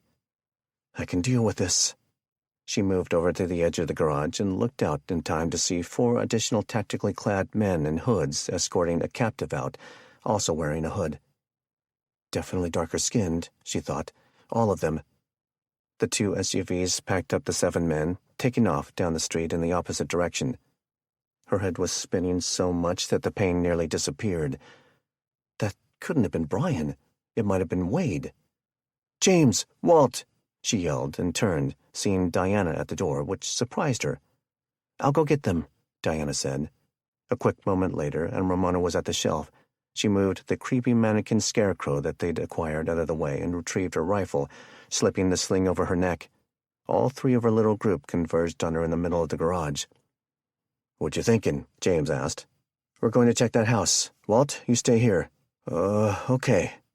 His voice and face showed the relief he felt. If you're sure. I don't need a bodyguard, Diana said. Give me one of your spare guns. It's not just for you, Ramona assured her. We don't dare leave our food and spare guns and gear alone, even for a minute. She studied Diana's face. I should have given you a piece days ago. I'm sorry. Grab my Glock from the couch cushion for now. Keep your finger off the trigger until you're ready to shoot it. Diana nodded and went inside. Walt had his hands wrapped around James's shotgun. You guys be safe, he said. Ready? Ramona asked James, who was holding his big revolver. Is a chicken beak a little pecker? James replied. Ramona couldn't help but grin and shake her head. She winced in pain as she led him out of the garage with her rifle up. We got some curious neighbors staring, James said as he trailed a mere foot or 2 behind her. I should have had my main rifle and SWAT gear ready to go, Ramona criticized herself under her breath. Walking was a nearly agonizing challenge, forcing her to mentally focus on the view through her sight for an immediate threat. We should hurry and look for Brian, James urged. Let me lead. You stay at that front door. Despite her obvious experience, Ramona nodded and let out a big breath in pain. James passed her and found the door wide open when he stepped on the porch. The acrid smoke of the stun grenades lingered, slowly drifting outside. With his heavy pistol up, the man entered and swung around the corners, reducing his exposure as much as possible. Ramona parked herself only a few feet inside the house, ready to hobble in if James called. He cleared the main spaces first, eventually moving down the bedroom hall. I got him, he yelled out. Just stay there. We'll be on in a second or 2. Almost 2 excruciating minutes later, James had Brian's arm around his own shoulders, the black man saving the white cop. The color barrier was dissolving in some groups in the New World effects. Brian was adorned in only an old lady's bathrobe, which covered his privates but did little to hide the torture he endured. After the beating, you forced me to OD on blood thinners, he mumbled with faltering words when they reached Ramona. Get him back to the house, she ordered James. Then come back. We need to find his gear at least. She moved aside for the 2 men to pass as a huddle, then began her own search. Not only did she find Brian's police gear, she found a bag. Ramona's heart became a lump in her throat when she unzipped it. A couple of weapons, some high-tech night vision, a big knife, a folder. None of the things mattered so much. It was the club that had taken her knee. The club she had built with her hands, a small piece of her rage over Noel's murder and Missy's kidnapping, seared into its grain as if it had a soul. Incisor, Ramona called its name, as if a phantom had appeared out of nowhere. She felt stunned, staring at it until James came back. "Ramona?" he said, seeing the look on her face. She shook herself back to the present. "Is that all his stuff?" "Looks like it." James reached to grab it when she waved him off. "Wait." She reached into a rib pocket on the right side of her tactical plate carrier's cummerbund. She smiled at James when she pulled out the little plastic bag with a couple of dummy rounds chambered in 5.56mm and 9mm. They were the perfect training aid for practicing misfeeds and other firearm failures. "Clear his guns. I have an idea." Chapter 61. Ferry County. Kevin slowed Coda to a trot before letting the horse take a breather on its second trip of the late night. It was taking all his will not to ride hard, but the memory of triggering the event that killed Keith was too fresh, too raw. He would not run off on his own until he'd made the time to give his peers a plan of action. Next to him was Jamar and Jalen on Crystal. Lydia had provided a set of saddlebags that had been attached to the saddle, which had a seat pad. In the bags was the headset, controller, and spare batteries to the folding drone, while the hard case and flying device itself was being worn by the team like a backpack, using paracord as straps. Each man was decked out with rifles and magazines and wearing a night vision device. Jamar had his pistol and was wearing his blue ballistic plate carrier, while Kevin had the RPG loaded with the last rocket resting on his back. They had ditched their bigger packs, though Kevin had grabbed the last good set of climbing rope and his bag with the climbing equipment and attached it to the saddle. "Should we launch the drone?" Jamar asked. "Not yet," Kevin said. "This road goes many miles and breaks off into many deeper dead-end roads." 2 minutes later, Lydia rode up on Duncan, a much more muscular and slower horse. She also had no nods, so staying on the dark road was paramount for her. They'd left Coral tied to the cruiser, which Corny and the other kids were now seeking shelter inside of. Kevin handed Lydia the plastic bag of maps with his compass and the rest of his navigation tools inside. "You got a flashlight?"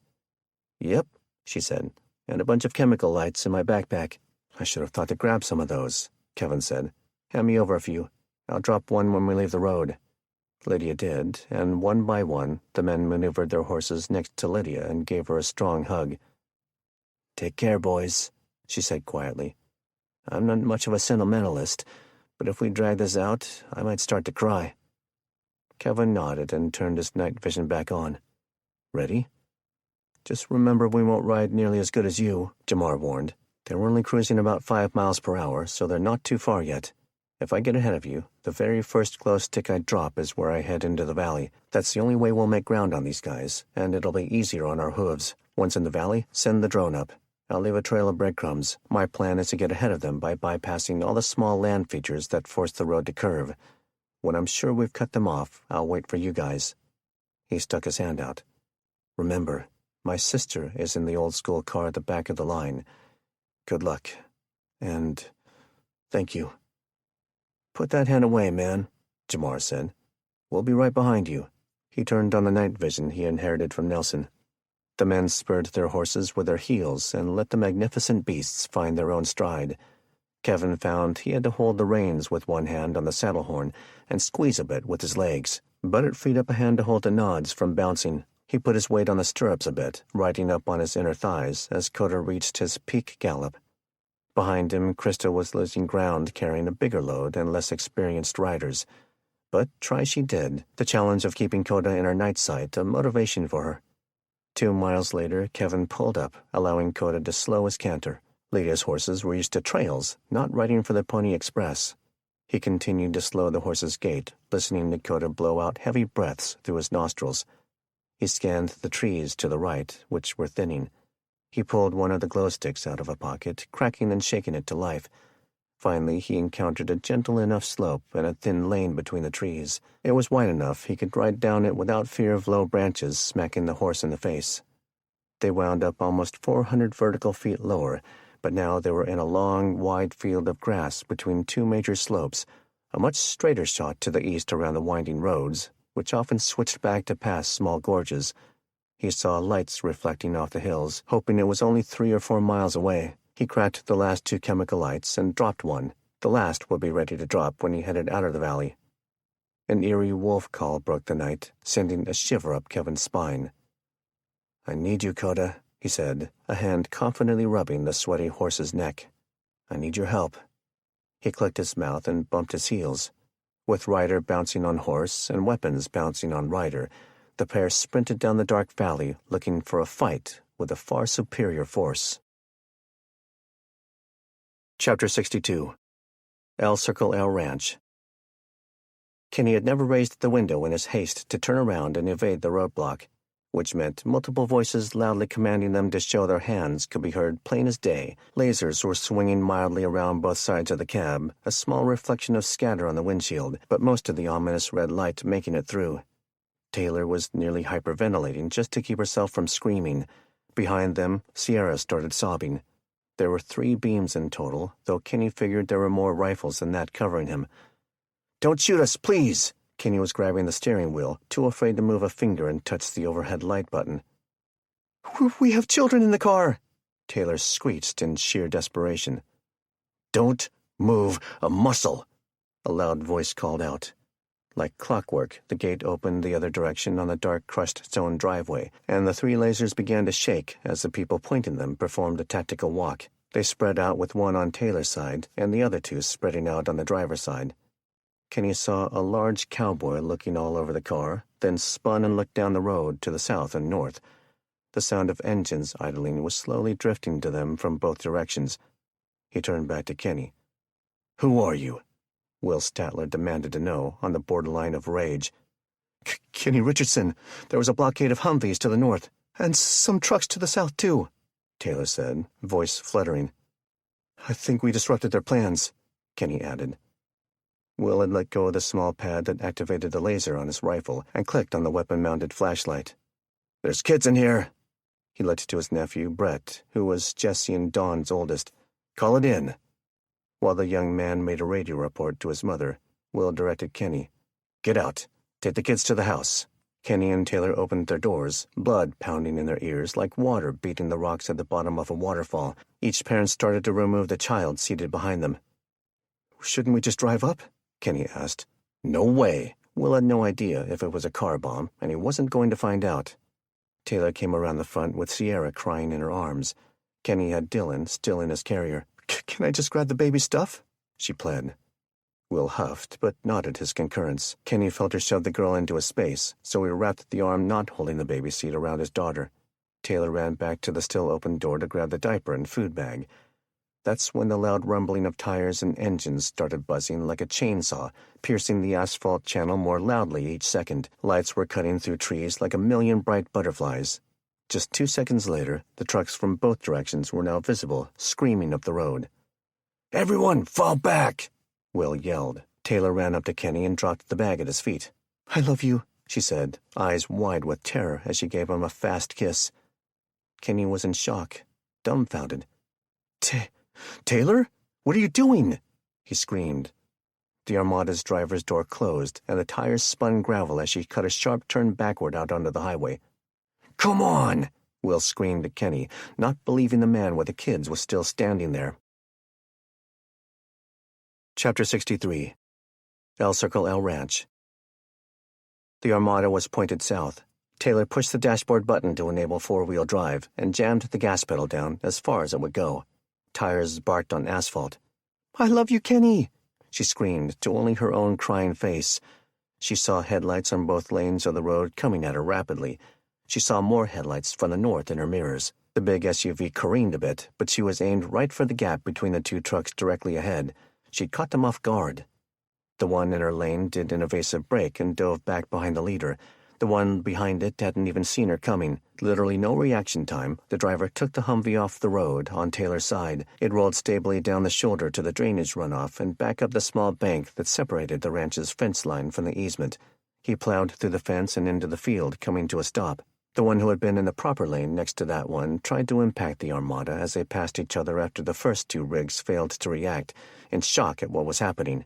She cut right, slicing into the same shoulder along the fence line, but she was able to correct it once she passed the 4th and final rig. Taylor took a huge breath, not realizing she hadn't breathed for the entire worst seconds of her life until her body needed air. She eased off the gas a bit, knowing how dark the highway was, knowing she couldn't find help if she died hitting a tree. None of the vehicles turned to follow. They're after the ranch, she thought. Emotion poured down her creased face, wondering if she'd just abandoned her children to die. She looked through salty eyes at the blue faceplate of their new used ham radio. Then she grabbed the microphone. Frank, please tell me you can hear me, she screamed. Chapter 64. Bellevue. Through the agony of his pain where the high-powered beanbag had hit his back near the existing wound, it had not escaped Wade's attention that the car ride had lasted maybe 2 minutes. They were dragging him into a house on a short dead-end road, isolated from the other homes by a long driveway and a thick belt of trees. We're still in the same neighborhood? He was perplexed, assuming it wasn't a coincidental safe house, that, like himself, they were simply taking what they wanted at any level of force needed. He didn't bother to speak until they had set him in a dining chair in the middle of the living room's taupe carpet. The blinds and curtains were closed, but 2 lanterns were on, the stench of death and human waste drifting from some other part of the building. The 2 biggest captors, still in their tactical gear and black hoods, shoved him down onto the chair, not even tying him down before they ripped off his hood. All 6 men spread out around the room, with pistols drawn at the low ready. A familiar face was seated on the couch, sipping on a can of Coca-Cola. He lit a cigar, his off-white jungle shirt with floral patterns making him seem like he was on vacation. Wade, the handler said calmly, when we're done with you, we're going to eliminate those friends of yours in the woods. The next scarecrows to go up around here will be their dead babies and children. Wade smiled. Oh, because I went after Ramona first. He shook his head. Because you disobeyed, the Mexican man said, just before taking a puff on his cigar. Rules are rules. I'm not afraid to die, Wade said. The man laughed. Afraid? You'll be begging to die by the time we're done. Surely you know what that can mean. The man nodded, and the 2 men behind Wade grabbed him under his arms. He tried to resist, but immediately felt the butt of a rifle slam the side of his head, stunning him. The men dragged Wade into one of the bedrooms. The house's mattresses had been leaned against the outer wall, which he knew was to deaden his screams to the outside world. A pair of chains had been bolted into the ceiling, presumably to the attic joists. They each ended about head-high with a handcuff. Still groggy, he could do little to fight it as he pulled off his shirt, boots, and socks and cuffed him. The handler walked in and ordered the 3 men who had dragged him into the room to leave. Once they had, a new cartel man Wade had never seen strolled in. Like the handler, he was dressed somewhat casually and carrying a tool roll. They exchanged silent glances, and the handler left, closing the door. The new man was old, his brown hands gnarled from arthritis, but it didn't stop him from doing his job. The torturer set the roll down and unsnapped the 2 straps that wrapped around it, allowing him to unroll it. Several pouches and small keepers held in a variety of blades, syringes, and vials. He picked up a surgical scalpel and stood. You've got 1 shot at this, Wade, the contract killer thought. Wade had done this once before, when he got jumped by a group of neo-Nazis in prison. A front kick right to the chin would smash the jaw backward to stimulate a nerve, something boxers called the button. Done well, a man would drop like pants in a $3 whorehouse. Even done wrong, it could disable a man's will to fight due to intense pain.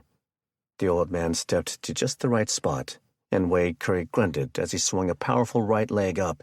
He braced his foot for impact, kicking the man directly in the jaw. He fell back in a hard daze and hit his head on the floor. With no wasted motion, Wade used his strong core to pull his legs up into the air, pointing his feet toward the ceiling. He did a row and curl type motion with his back and both arms, which brought his belt buckle area to his hands. Unlatching the cobra buckle, he was forced to hold the strength-zapping pose while he slowly pulled the belt out a few painful inches at a time. The cuff rings were digging into the meat of his hand, while the wounded shoulder was in agony. Finally, he had the belt in his hand. Wade lowered his body and moved the belt through his 2 hands until he found the special slot in the seam of the nylon. Yes. The handcuff key was exactly where he left it. It didn't take long to get free. The groggy old man was coming around, so Wade got on and choked the life out of him with an angry, powerful grip. How do you keep finding me? He hissed lowly while the man, still stunned, could barely resist.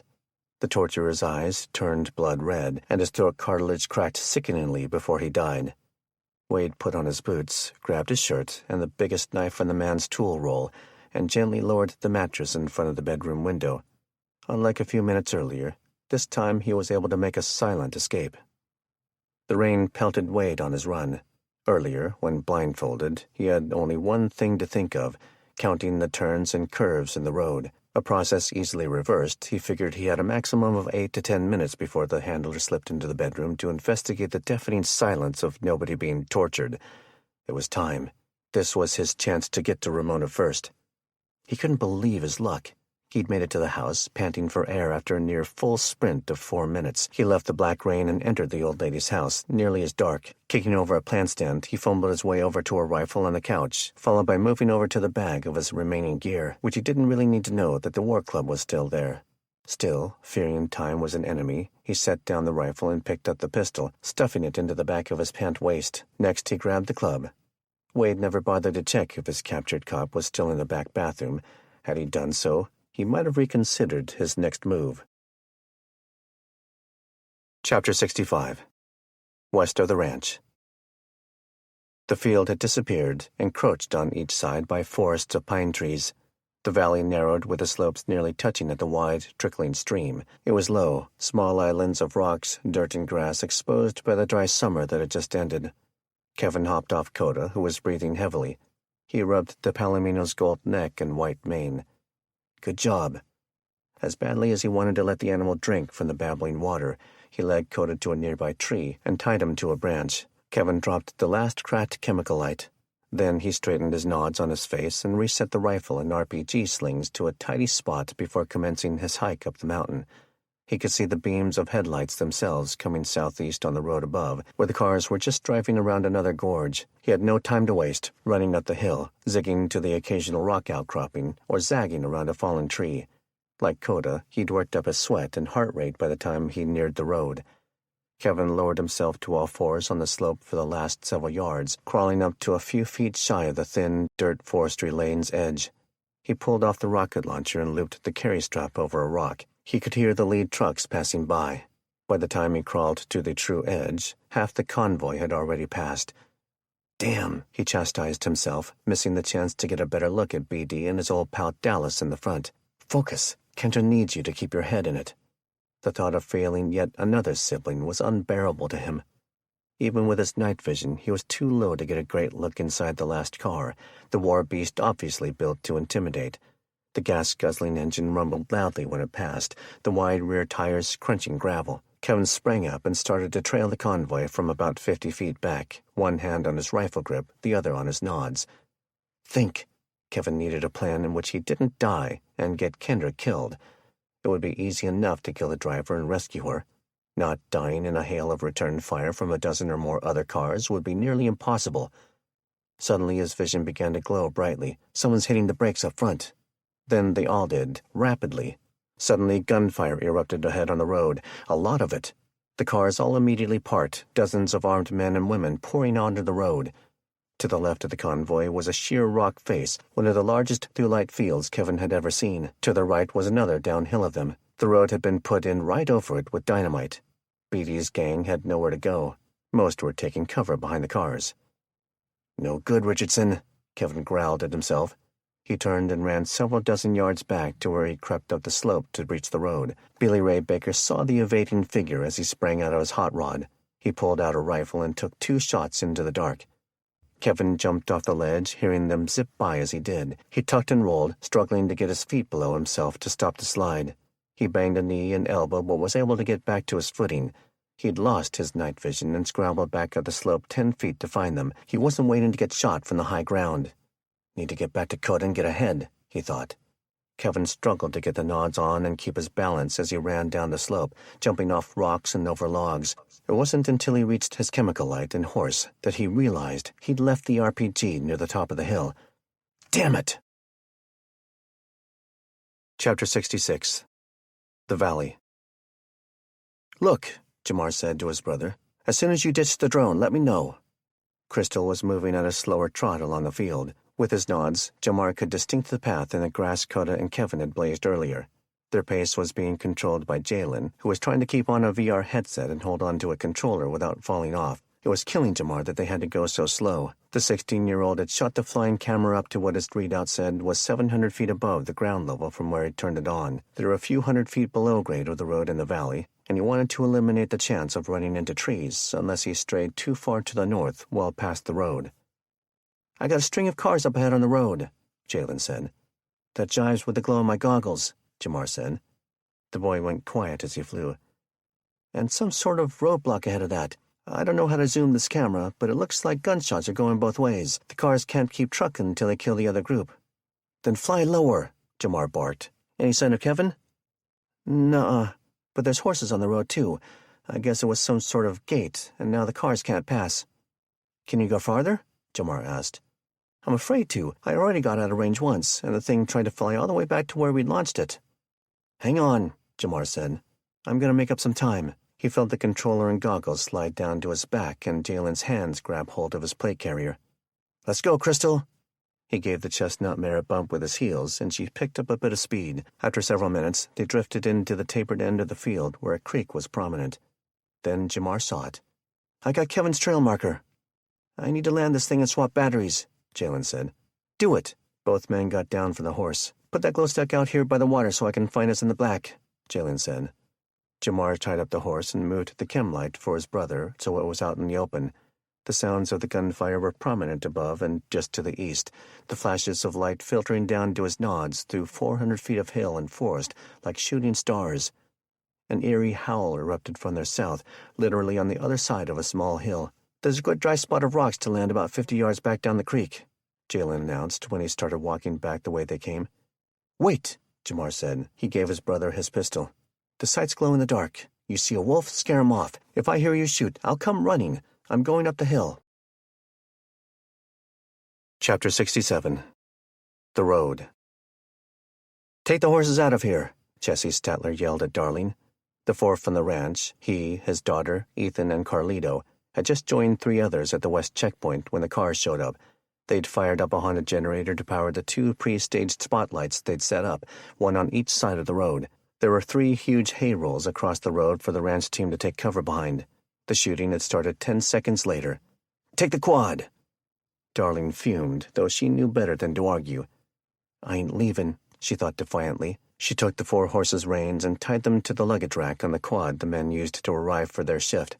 The outpost was right at the edge of where pines and red dirt turned to a rock wall. She drove along the trees, pulling the horses behind, who were nervous due to the gunshots behind them. As soon as she got out of sight around a bend in the road, she stopped. One by one, she took her father's and the other horses and gave them a swat on the rump to send them back to the ranch on their own. Darling untied Nutmeg and mounted her favorite horse. She moved her rifle to her front. "Come on, girl," she said, adding a command click with her mouth. The beautiful bay followed her human's instruction and moved up into the forest. Darling steered Nutmeg westerly, trying to get above the rock cliff and be able to snipe down to protect her father and her family. The gunshots grew louder. She had no doubt this attack had been brought on by Dallas's father, despite her friend's selfless efforts to deceive them. She soothed Nutmeg's mane. "We have to get into this fight." Chapter 68. Bellevue. With the night vision on, Wade Curry slipped along the front of Ramona Perez's house. Despite the pain in his shoulder and the exhaustion of barely escaping the cartel, he had never felt more alive. He got to a smaller ground-floor window and pushed up on the sash. It slid up easily. This must be a trap, he thought with an adrenaline surge.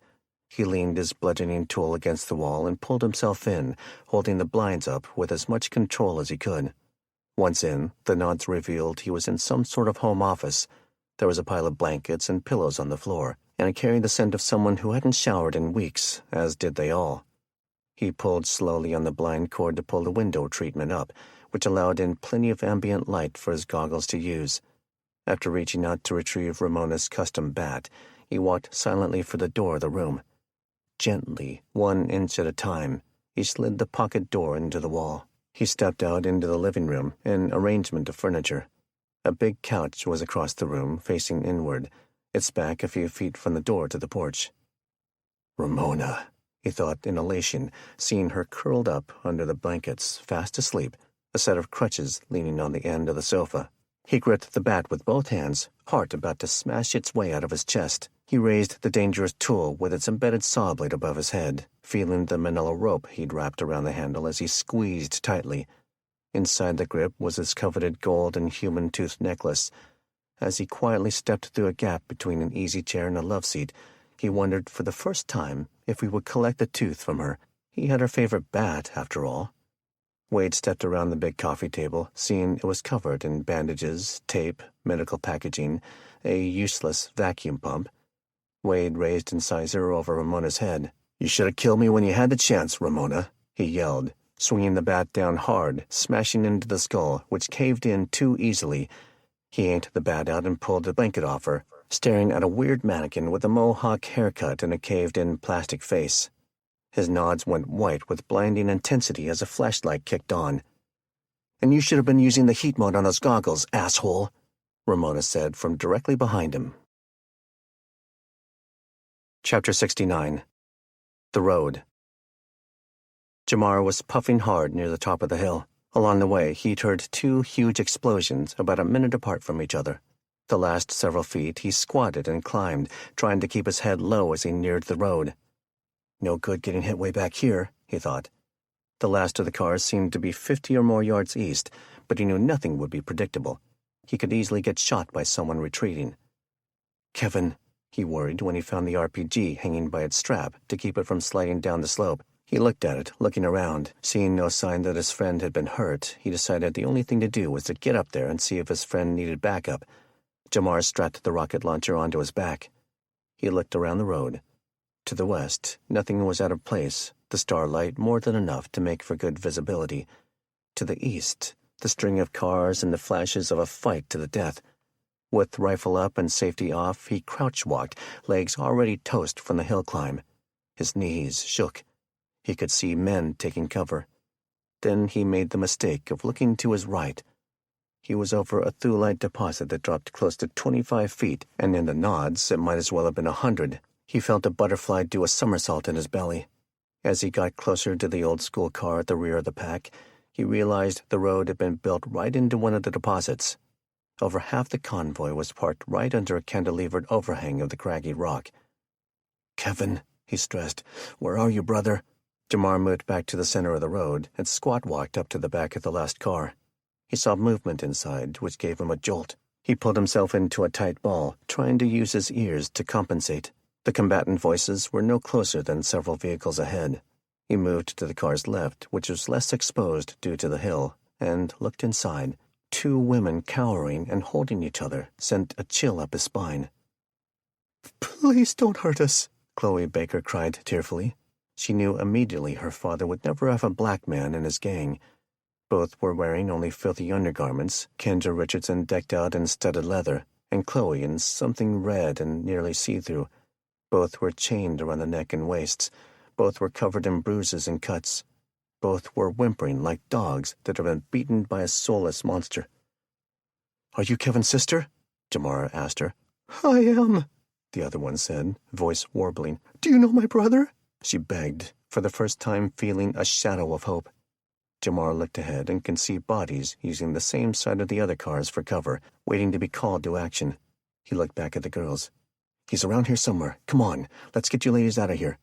"No," Chloe said, looking her sister slave in the eyes. "They'll kill us, or worse." "We have to," Kendra said through her own fear. "It's now or never." "Come on," Jamar urged. One by one, the two bound girls came through the windowless opening from the back area, which had no back seat. He pulled them out and rushed them to the back of the car. "Stay behind me." He ran straight down the road, trying to keep directly behind the car. The women were running barefoot but not making a peep as they stumbled along on the dirt and gravel. The only noise was the dull clinking of their chains and locks. When he reached the spot where he'd come up the hill, he got to one knee and pointed. "Hide down on this hill and wait." He watched the escapees follow his orders, still bothered by the type of men who could resort to this, despite having spent nearly 2 years guarding them. He ran back up to the car and cautiously peeked around its right side. Seeing that nobody was heading backward, Jamar went back over to the near drop-off along the thulite field the road was built across. It gave him a much better view of the line of vehicles. Jamar took the rocket launcher off and scanned it, looking for the safety clip and the fuse on the cone's front. He studied the old Russian hardware's handle and trigger. He took another scan of the fight ahead, knowing that any moment could be the one someone turned around and found him. Will this thing be able to cave that rock? Then he saw something that made it feel like he was watching old war footage. That must be the explosions I heard. About 2/3 of the way up the string of cars was a truck. The men behind it were opening a crate and pulled out what looked like a road flare. Jamar couldn't believe it. Dynamite? He lined up the steel sights on the tube launcher and grabbed each handle. Lord help me. Jamar squeezed the trigger, sending the motorized rocket right past the men and into the wheel well of the same truck. Designed to penetrate American tanks, the rocket detonated the truck, the men, the case of dynamite, and every car or truck minus the last 3 in the entire chain. The roar broke eardrums and shook the ground out from everyone's feet, who wasn't blown apart by it, leaving an 80-foot deep crater where the men had been lighting TNT fuses. Jamar and the now empty tube were thrown backward. He fought to keep from falling off the cliff to his right. A rain shower of stones started, forcing him to cover his head in a tight ball and pray for the best. What have I done? Chapter 70. The Road. The concussion knocked Darling off Nutmeg, slamming her into the trunk of a tree. The thulite wall crumbled, and east of that, so did the earth. What started as crumbling rock about 40 yards ahead turned into a hillslide of dirt, trees, 1 horse, and 1 woman. It covered the gap between B.D. Baker's truck and the remnants of the checkpoint, which had been turned into burning hay for 80 feet in every direction thanks to the dynamite. Darling took a huge branch to her face, which not only gashed her cheek and broke her nose, but left her feeling dizzy. Both she and Nutmeg wore looks of fright coupled with screams of extreme terror. Rocks slammed them both. The pile stopped its gravity-powered ski to the flat road below, burying the bulk of B.D.'s people in their advance. Once they stopped moving, Nutmeg shot back up to standing and ran down the road toward the ranch until the slope of the hill was soft enough for her to dart into the trees. Darling picked up her woozy noggin and saw that 2 people near the shredded hay were also alive. Beyond, 3 ranch hands lay dead and the others were barely moving. Her father was standing behind a tree, a confused look on his face as to how he just saw his daughter and her horse ride a landslide. His hands grabbed her and dragged her down to the road as a bloodied, snarling big dog Baker whipped the girl over and manhandled her upright in front of him. He had one hand crushing the back of her neck and the other holding a pistol to her head. "Not 1 more inch!" he yelled at the towering Jesse Statler, only 30 yards away. He backed up, tripping over rocks as he did, trying to drag his human shield with him over the huge mound of dirt and trees. Dallas's hand reached up from the dirt, the boy screaming in pain and rage. He punched straight up when B.D. inadvertently attempted to walk over him in the soil. He connected a fist with the balls that spawned him, sending a new wave of intestine-twisting torment into his father's groin. B.D. let go with both hands. Despite her dizziness, Darling spun to shove him off the road and down into a rocky gorge at the end of the lower thulite deposit. Dallas had managed to pull himself out of the earthslide, yelping in pain from his crushed, infected ankle. He grabbed his father, too, who was trying to shove back against the tall young lady. The 3 wounded ducks went over the edge in a clumped mass of torsos and flailing arms. Chapter 71. The Lodge. "We need to try and get the wounded to the vet clinic," Sherry yelled at Dawn. "Carrie doesn't have enough supplies here." Dawn took another shot out the window, her ears ringing from her rifle. She moved out of the window frame and looked at her sister, not fully hearing the message. They were in one of the upstairs bedrooms on the big log structure's north wing. "What?" "Neil's been killed," Sherry said. She was crying and in shock that somehow the world had transitioned to something that would rip open their home and murder their brother. "And we have others that are wounded." "No!" Dawn yelled back, stressed. The battle had been going on for most of an hour. It had evolved into a siege. In the field, the enemy trucks with bright spotlights had deployed men on foot, who quickly found light cover behind the rocks and a small statue in the landscaped park-like feature inside the circular driveway. One of the stolen Humvees had an M250 caliber machine gun firing at the ranch team, who were all in the lodge. The heavy log construction was the only reason they were still alive, providing thick wood ballistic protection. The wide-open lobby area was devastated, all the glass shot out. That many doors and windows meant a log-free death zone for anyone inside. The ranch family had quit using the radios. All coordination was done via yelling or running to talk in person. The main gate team had made it back with a stranger and 2 children just in the nick of time. Dawn had no idea what the North and South outposts were doing, fearing they were dead. But since her youngest son had been staffing one of those, she was forced to put it out of her mind. Her one report from Jesse was that the West was also being attacked. The smaller group of trucks that had rolled in from Republic to the north had a boom truck with a piece of quarter-inch plate steel added to one side of the basket. There was a man 30 feet in the air shooting Big Dog Baker's M60 machine gun whenever something dared to move. Their objective had been to secure the eastern perimeter and keep the ranch from bugging out. B.D. Baker had been clear that he wanted to conduct the primary sneak attack from the hill above the lodge, but the mystery car from nowhere had forced the helpers from Kettle Falls to speed up the timeline. "We can't protect anyone trying to run that far," Dawn screamed at her sister, overwhelmed by it all. "Not without some sort of miracle." Chapter 72. The Road.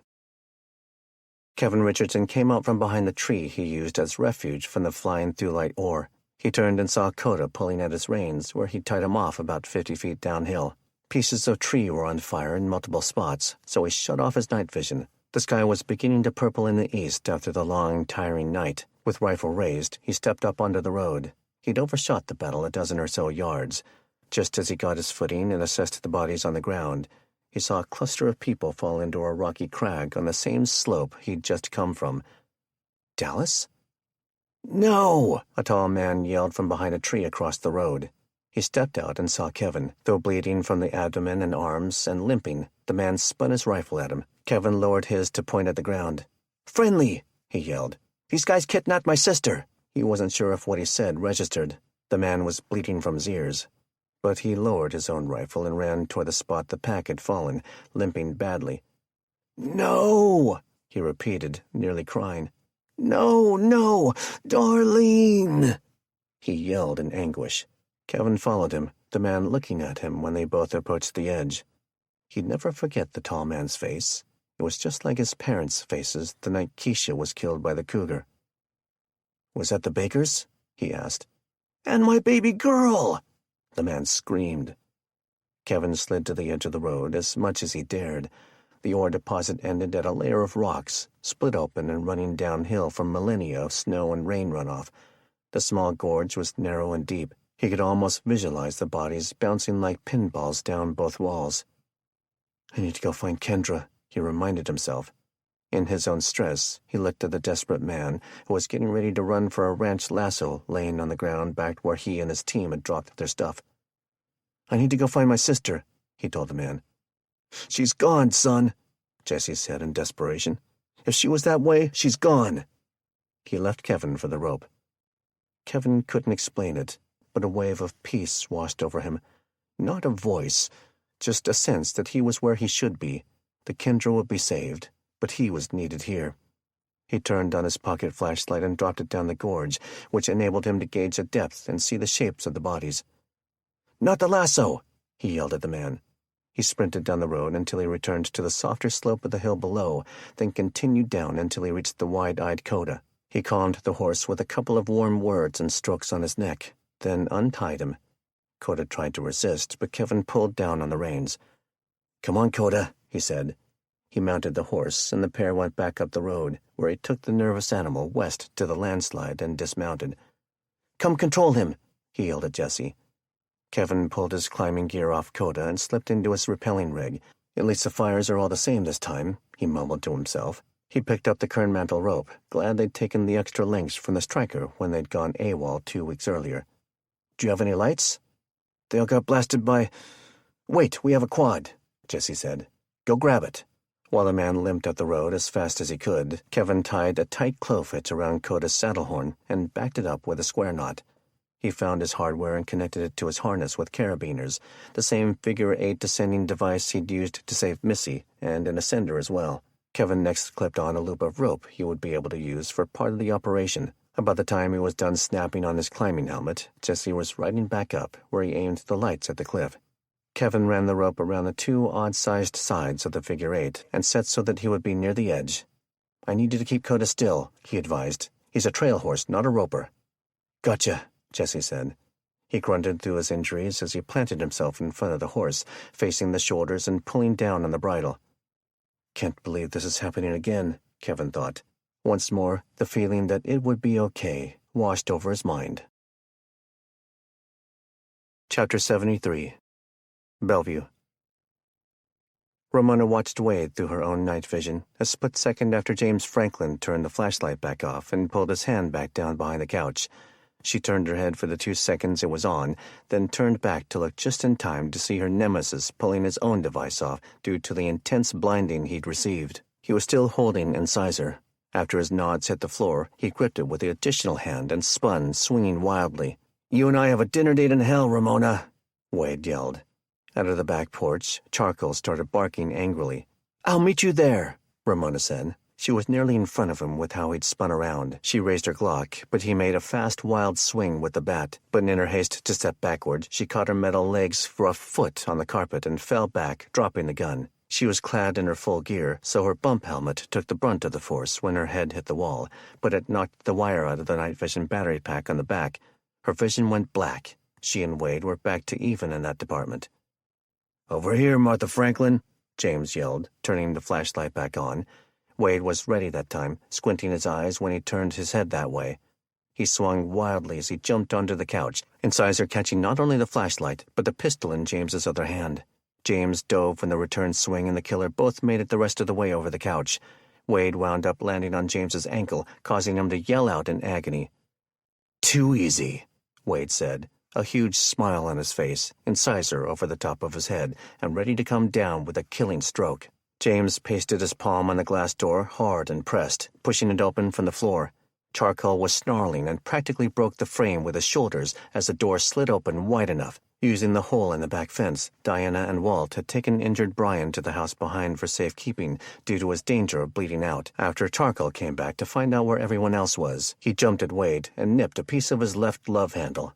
"Arrgh!" he yelled in instinct, the memory of barely escaping the dog pack haunting him. He let go of Incisor with one hand to push the dog off his side. When he tried to bring the wieldy club back around to his front with his weaker right arm, the bulky blade caught itself on the bottom of the bar counter that divided the living space from the living and dining room. Forced to drop it, he kicked at the dog and pulled his own Glock out from his pants and pointed it right at Charcoal. The click of the striker trying to shoot a round in a chamber that was empty of ammo sounded as loud as thunder. He cycled the slide as fast as he could, dog coming back in, growling and snarling. The action closed with Ramona's dummy round in the chamber. Another deadly click sounded with no ensuing gunshot. Charcoal got a bite on Wade's hands, causing him to yell once more. He couldn't see Ramona in the dark room, but he could make out her shape. Ramona had gotten back up, slowly and clumsily. One of the improvised weapons Walt had shown off was leaning against a wine rack. She fumbled for and found the steel pipe and moved toward Wade. "I'm going to kill you for taking my little girl!" she screamed in rage. Wade had started backpedaling toward the front of the house, blocking attempts by Charcoal to land another bite. He kicked the dog, sending it back toward James with a series of wounded whelps. There were no flashbangs this time. The front door flew open with a bang, and a 4-man cartel entry team strode in. The point man put 2 rounds in Wade's left thigh, the shots filling the house with noise. First the gunpowder, then the man in torment from all his wounds. In 2 seconds, the light beams of 4 rifle-mounted flashlights cut around the living room and kitchen. "Don't move," they yelled in Spanish, which Ramona spoke perfectly. "Don't come after us. I only want to kill him," she screamed. Had she been thinking, and had she had her rifle in hand, she might just exact some revenge for Noel and the other prosecutors grisly hanging on the Seattle Great Wheel, but she hadn't wanted a rifle in the way when she went after Wade. It wasn't the first or last fight in the Axiom world to entail the regret of hindsight in battlefield decisions. "It will be handled. Do not try to follow," the voice behind the black balaclava repeated. He barked an order, and the 2 men scooped the wounded assassin up from the floor.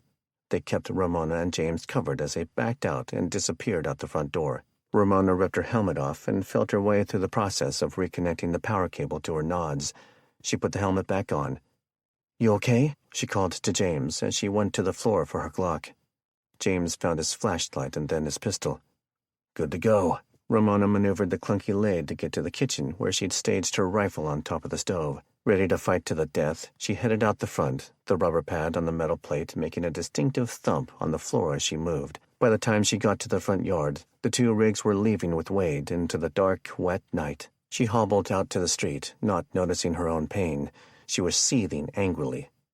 James caught up and shone the bright light down the street. "Who were those cats?" "Cartel," Ramona said angrily. "They've snatched him up twice tonight." She stared down the road in her night vision long after the two rigs had disappeared. Ramona?" James said, a certain air to his tone. He was moving the flashlight around the neighborhood. She turned to look at him, but the humanoid shape across the street, standing like a staring, creepy statue, startled her. She raised the rifle and flipped off the safety. "Show yourselves!" Another figure stepped out from the gap between Walt's house, then two more from behind the houses down the other end of the street, then three from the gap between her own house and Mrs. Girardot's house. She was spinning around, trying to keep up with their appearances. "Get back to the house!" she yelled at James. "Together," he said, much more calmly. "We come in peace," one man yelled out in a booming voice. Ramona pivoted at him. It was then she realized not a single one of them had raised a weapon toward her and James. "Don't move an inch closer," she hollered. "I'll kill every one of you." Hey, James urged. "Let the man speak." She could see the one yelling. He took his hockey mask off and dropped it. Then he took a very customized M4 off his shoulder and laid it on the ground with his mask. He put his hands up. "We should talk," he said. Ramona felt her sweat roll from her scalp down the back of her neck and join the rain. She stared, deliberated. Finally, she clicked the safety with her thumb and lowered the rifle. "Just you." The man walked over. James kept moving the flashlight around. "There must be 25 of them." Slowly, a shorter-than-average man was close enough that Ramona turned the nods off. James's light revealed him to be muscular, bald, with a red braided beard. "We want peace," the man said, "and to thrive in the new world. We'll kill anyone who tries to ruin that." "What's your point?" Ramona said. "My leg hurts, and I didn't get to send a bastard to hell tonight." "I gather you're in a bad mood," the stranger said. "Like PMS times 1,000, Ramona said. Both men suppressed the immature desire to snicker, knowing that it may lead to tooth decay should she take a rifle butt to their mouths. "Is this over, then?"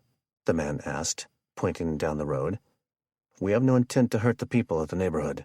"Then what's up with the goddamn scarecrows?" James blurted. "Why can't you weirdos just put up signs or something?" The man, who resembled a Celtic warrior, laughed out loud. "Signs are so last era. The new world could stand a little flair, don't you think?" Ramona grew tired of the visit, but deep inside she knew she'd want to speak to them again. "They won't be back tonight, or any other night, probably. We need to go retrieve our friends from hiding so they don't come out here looking to shoot somebody." She was tired, and it showed. "Let's say we meet at the water tank, morning after tomorrow," James suggested. "We'll see you there," the man said. "What should we call you?" Ramona asked. "The outfits kind of make it hard to tell who is who." "They call me Four-Leaf," he said, "as in four-leaf clover. For good luck." Chapter 74. The Road. Billy Ray picked himself up, covered in rocks. He and a few others had managed to crawl under the lifted pickup truck as protection from the stone hail, but there was still dirt, rock, and fire everywhere. He stood, and the flash of a dark shadow caught his attention. "It was a rocket," he mumbled to himself. He picked up a rifle laying near him and shot at the retreating figure. "You're a dead man!" Billy Ray yelled as loud as he could. The gun ran out of ammo and locked the bolt back, so he dropped it. "Get into your cars," Billy Ray ordered the handful of men that were left. None were the true blood relatives. Most were simply local dirtbags his father had been partying with for 30 years, or their lazy offspring. One of the men cried out in anguish, "My brother and dad were up there. So were my son and stepson." Another yelled, "What the hell did you guys get us into?" He screamed at Billy Ray. The man went to raise his shotgun when the convict beat him to the punch. Billy Ray already had his pistol pulled. He shot the man square in the forehead, his body landing on a small chunk of tree fire. He swung the Beretta toward the others. Most were still too dazed and in shock to have picked up weapons when they recovered from the explosion. "Why'd you shoot Brent, you—" Billy Ray opened up on them, killing all but one when he ran out of ammo. The man raised his own rifle and shot, but the barrel was full of gravel from digging out of the mound. It exploded the receiver in his hand when the bullet stopped in the packed barrel and the gases had nowhere to go but back. It shredded the man's right hand, ripping flesh and removing parts of 3 fingers, sending him to his knees, screaming. Billy Ray looked around him and realized that he'd just inherited the kingdom. Need to go link up with the KF boys. He tossed the empty pistol and froze when he got to his Chevelle. He shook his head while screaming a flight of curse words that could freeze boiling water. He jumped through the window of the car and started it. Chapter 75. The Road. Jamar picked himself up, bruised from small rocks hitting him. The trees and earth on the hill over the thulite deposit had caved in to an extent to backfill where the rock had been crumbled and rolled down onto the burning hulks of trucks. West of the rock slide, the last few cars were intact. The hill had crumbled some, but not caved and slid like it did on the procession's front end. Some of Beatty's followers slowly came to their feet, small fires all around illuminating their dazed expressions. The thought that they'd all seen the rocket's launch point just occurred to him. Jamar stood and dropped the tube, his night vision goggles knocked off his face. He found them smashed under a 6-pound rock 3 feet away. Thankful the same rock hadn't found his head, it was still a major disappointment. He reached for the rifle slung around his body. Blood ran down his cheeks from taking flying pebbles. His coat shed dust and stone as he moved. Standing tree branches and broken limbs and trunks on the pile of rock and dirt held spot fires in several places. Smoke joined the heavy dust that blanketed the entire scene to make him cough a bit. Jamar sprinted back to where he'd moved the girls to and crawled over the lip of the road to the slope just as several shots kicked dirt around him in the dark. He heard rounds hitting nearby trees. "You're a dead man!" Billy Ray yelled. But Jamar wasn't having it. The correction officer didn't know who was who, just that when he peeked over the edge of the road, fires showed 7 figures, maybe more. "Get downhill," he hissed at the girls. "There's a horse and my brother down there." Chloe and Kendra stumbled, trying to ignore their physical abuse and injuries as they descended shoeless into the dark, cold valley. Jamar ran a bit farther west, just below the edge of the road, traversing the grass and pine needle slope. He got behind the tree that had taken bullets a moment earlier and peeked out. All he had to work with to see them were spot fires and a slowly brightening eastward sky behind them. He couldn't hear much more than muffled yelling, but it looked like an argument was brewing. "Sorry, fellas. Little old grenade change your plans?" Jamar mocked in his thoughts. A gunshot rang out, followed by several others. He thought he'd seen at least one figure fall, but the background was much too dark to tell. The very last car, the muscle car from hell, roared to life. Whoever was driving cut the wheels and backed the custom rear bumper into the hill on the car's left. He slowly turned around, the headlights forcing Jamar behind the tree as they swept over him. The car slowly drove to just a bit away, about where he had disappeared to head downhill. The man got out, big engine idling ominously. Still too dark for details, Jamar could only tell he was a big man after he climbed back out of the car window. He clicked on a powerful flashlight and shone the beam down the hill. Seeing nothing but nature, he turned the light toward the ground, studying the bare footprints in the dirt. "I'm gonna get you horse back," Billy Ray yelled. "And kill your little hero, too." He hopped back through the window hole and dropped it into gear. Jamar sprang up to the edge of the road as the car passed him. "We'll see about that," he yelled. He raised his rifle, flipped off the safety, and hit a hard wall when he pressed the trigger. Billy Ray gunned it, but the drag-style tires spun wildly in the gravel, forcing him to let off and try again gradually. What the hell, Jamar thought. He tried to cycle the bolt carrier, but it wouldn't travel but an inch or so. He ripped the magazine out and dropped it, then yanked on the charging handle several times, clearing out a double feed by letting them fall out the magwell. He pulled a fresh magazine from his plate carrier, sent the bolt home, and aimed. The black silhouette of the car was almost to the bend that would take him north around a larger ravine before it came out on the other side 300 yards away. Jamar pulled the stock in tight and started firing, letting the hungry gun eat some ammo. Billy Ray tried to swerve the Chevelle, but it lost its traction, and he lost control, putting the front end into 2 trees on the downhill side. Jamar sprinted toward the crash for most of the gap, then slowed to approach with a bit of caution and to keep the muzzle from bouncing. From the road directly above, he clicked on the weapon's flashlight, expecting to shoot. The car was empty. He ran down to it, moving around the back, sweeping to check inside it and on the other side. The sound of twigs breaking several yards downhill caught his ears, but with no more night vision, it was all he had to go on. Get back to the girls, he thought. Jamar caught up to the tormented women on the bottom of the slope near the horse, running and jumping over logs like a desperate free runner. He took off the rifle and handed it to Kendra. Stay here. Kevin is around somewhere on a horse, so don't just shoot at anything that moves. He slowly started to move toward the creek and his brother, who surely had the drone in the air again. Looking for the chemical light, he knew he should say something so he didn't get shot. As the sky lightened and his eyes had gotten used to not having the goggles assist him, the field and trees were more distinctive. He knew where the rocky creek bank was. "Jalen," he said, not wanting to straight up yell it. "Yo!" His brother was in the foot-high field grass, lying flat, barely distinguishable. Jalen pulled the chem light out from under his body and waved it. Jamar ran the short distance and knelt next to him. "There's a really bad dude running around out here," he said. "Still too dark for the drone to see that well." "Bring it down lower," Jamar said. "Keep it over the field so the trees aren't an issue. There are 2 girls over by the horse." "Give me a sec." The teen lay in the grass with the VR goggles on, hands on the controller, just like he was playing a video game. "It's over us now."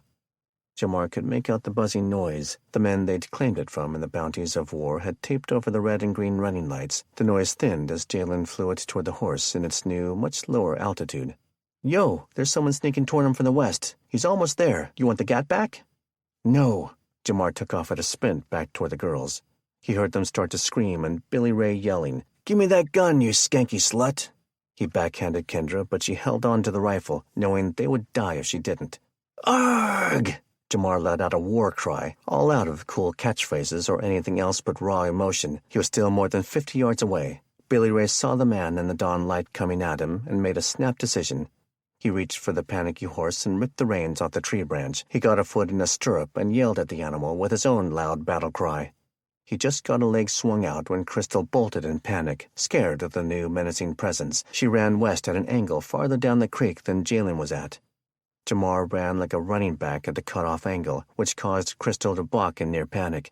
When she came to a full stop, Billy Ray lifted out of his seat and slammed back down. Jamar was right there, filled with the fight reflex. The correction officer yanked the convict's left arm down, pulling the man to the hard, rocky stream bank. The fight was on. Chapter 76. The Gorge. Kevin had failed to grab his gloves, and his hands were paying the price. Between the rope work and pushing off the slender, cracked rock walls, they were taking a beating. He estimated the descent was nearly 25 feet, and it was a bit harrowing. The rope moved and lurched above him twice due to using a live animal as an anchor, and though he might have had enough rope length to run above the landslide and find a solid tree, he needed Koda's help in getting up. The first half of the descent had been easy enough, but as the 2 walls converged to a common point, it became relevant to incorporate footwork to navigate the crevasse, which was only about twice his body width in the final 10 feet. His rifle was on his back, occasionally bouncing on small ledges. As he got closer, a woman's voice found his ears, then one a bit more familiar. I think I've done messed up," she said. He knew she was in intense pain and a bit woozy from the way she said it. "My leg and shoulder are broken. What's a guy gotta do to die?" Dallas Baker cried out, a bit farther away. "I'm gonna kill you," he screamed. Kevin's feet hit the ground. Without detaching from the rope, he pulled the rifle around him and aimed it at the barely visible figure. "No!" Darlene yelled. "Not him! His father!" Kevin swung the rifle to scan down the small gorge, seeing the red dot fine, but not much else. The purple morning was slowly getting lighter and drifting down, but the trees, forest, and crevasse were nearly pitch black. "Where'd your POS dad go, Dallas?" "Help me up, Kevin," Dallas begged. Ignoring him, Kevin lowered his gun and then pulled the long rope off his descender before unclipping it from his harness. He picked up the flashlight and quickly shone it over the young, bloodied woman before heading over to his former friend. "Why would I do that?" Kevin chided. He felt off-center, like the angry man in his head was winning. "After what you did in high school, I don't know you a damn thing."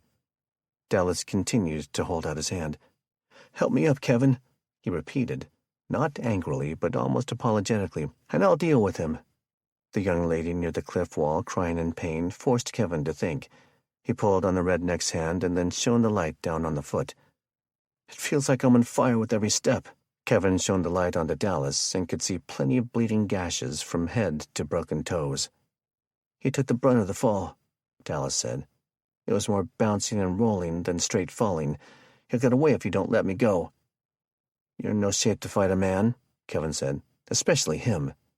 He wanted Big Dog for his own bloodlust, but the uneasy feeling in his mind amplified. It made him want to punch something. It was nudging him backward toward the crying woman. Kevin did something he would have never guessed he would do. He unslung his rifle. "Here, make sure he never comes back." Chapter 77. Highway 21. Army veteran Lyle Hawk, 50 years old, never thought he'd see combat. The truck mechanic served his 3 years in the late 1990s. He'd taken his GI Bill and lived in Spokane, obtaining a 2-year degree in agriculture before figuring out that wasn't his passion. He'd found an apprenticeship as a lineman with the power company and enjoyed that job before a back injury had made his career path go full circle, working on the utility trucks for the same company until the Axiom hack hit. Yet here he was, 2 carloads of his relatives and friends, coming to the aid of a young family they'd accepted as their own only days earlier. Of the 10 total men, aged 17 to 64, only he had ever been in the military. Frank had heard Taylor's call, though he was not convinced she heard his reply on the tiny antenna. It had taken him a few minutes to get to Lyle's house, and a few more to wake Lyle up and make him understand what was going on. "Your new children were attacked. Taylor ran for us. The man and children are at the big ranch on 21. The groggy veteran had his sons go tell their uncles and cousins. They passed what he thought might be his adopted family's Nissan Armada 15 minutes earlier, a hunch solidified when he saw it turn around and start to follow them. None of them knew what lay ahead, but they knew the meaning of friendship, of family. He rounded a bend in the highway, the bright headlights and spotlights of several trucks illuminating the field where the forest had been cut away most of a mile ahead. He moved his old truck's lights down to just the amber parking bulbs by pushing the pull-out switch in one click. The car behind him did the same. He let off the gas to bleed speed and buy a little time. "Looks like a damn war zone," Lyle's oldest son Douglas said. He reached over the head of his younger cousin in the cramped middle seat and unlocked the plastic tab on the sliding window to the bed. His brother-in-law and 2 more cousins were lying down in a low camper top. "Get ready, looks hot." Lyle's family and friends had built up a hodgepodge supply of rifles over the years. Many of them were hunters, so hunting rifles were the most common, though 4 of the younger ones had purchased semi-autos, including cheap reproduction SKSs and AK-47s. "Is that a—" young Randall said. "I thought my eyes were playing tricks on me." Lyle cut him off. He hit the brakes, causing the car behind him to have to jam on theirs too. "Time to get out." He shut the lights and car off right in the middle of the highway. When they opened the doors, the gunfire sounded controlled, timed, one side trying to keep the other at bay. The heavy M2 machine gun and the lighter M60 farther north were causing a staccato-like echo to bounce off the mountains to both east and west. The Armada had nearly caught up, but he wasn't waiting, using his arms to emphasize, "Kill your lights," to his other son driving. The clan gathered around him. "We need to take that machine gun. We're running in from here." It was a wide-open field. He couldn't even warn them to take cover.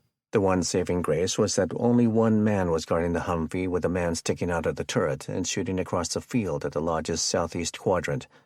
He led his family single file along the drainage ditch between the road and the fence until they came to the hole the Humvee made when it crashed through. He took a knee and looked. "Seems like most of those other trucks are empty," he thought. There were a few men taking cover around the other Humvees, but most were scattered amongst trees and garden features. He had no idea how many, but he could count parts of 5 or more of the military rigs. The elevated boom truck with the other machine gun looked to be at least 400 yards away. "Jimmy, Steve, you guys with the big game rifles, crawl up here."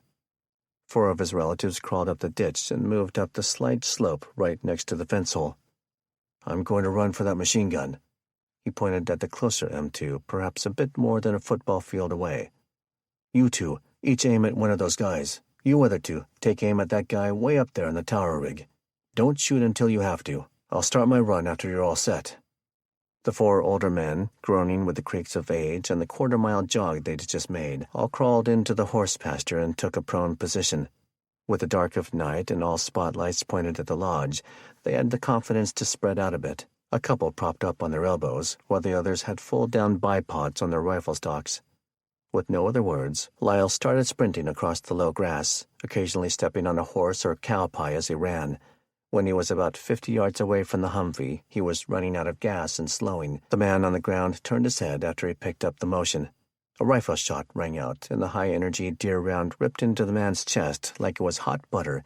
He dropped at the same moment the second round ripped through the machine gunner's neck, turning him into a jelly meat sack that fell lifelessly down into the rig.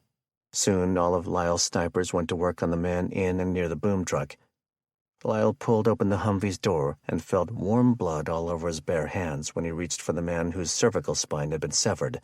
He dragged him out and climbed into the rig, over some ammo cans, and up into the big, hot Browning. He was too stressed and spent for organized thought, but the skills from basic training came right back.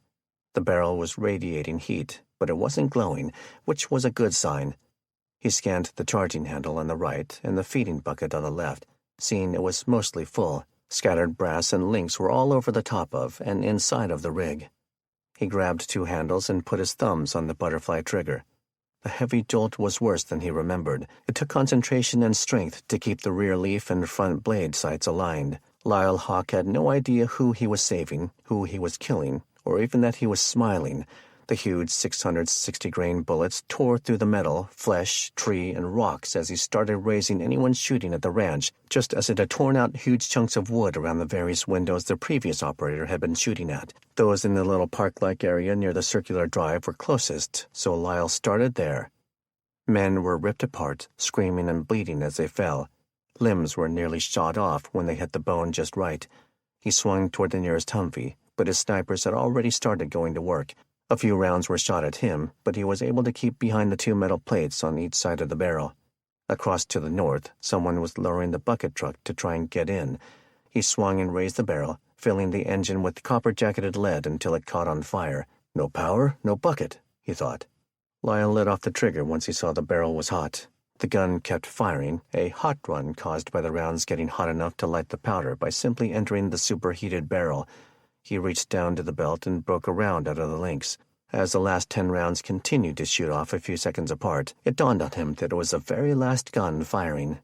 The Indians had saved the cowboys. Chapter 78.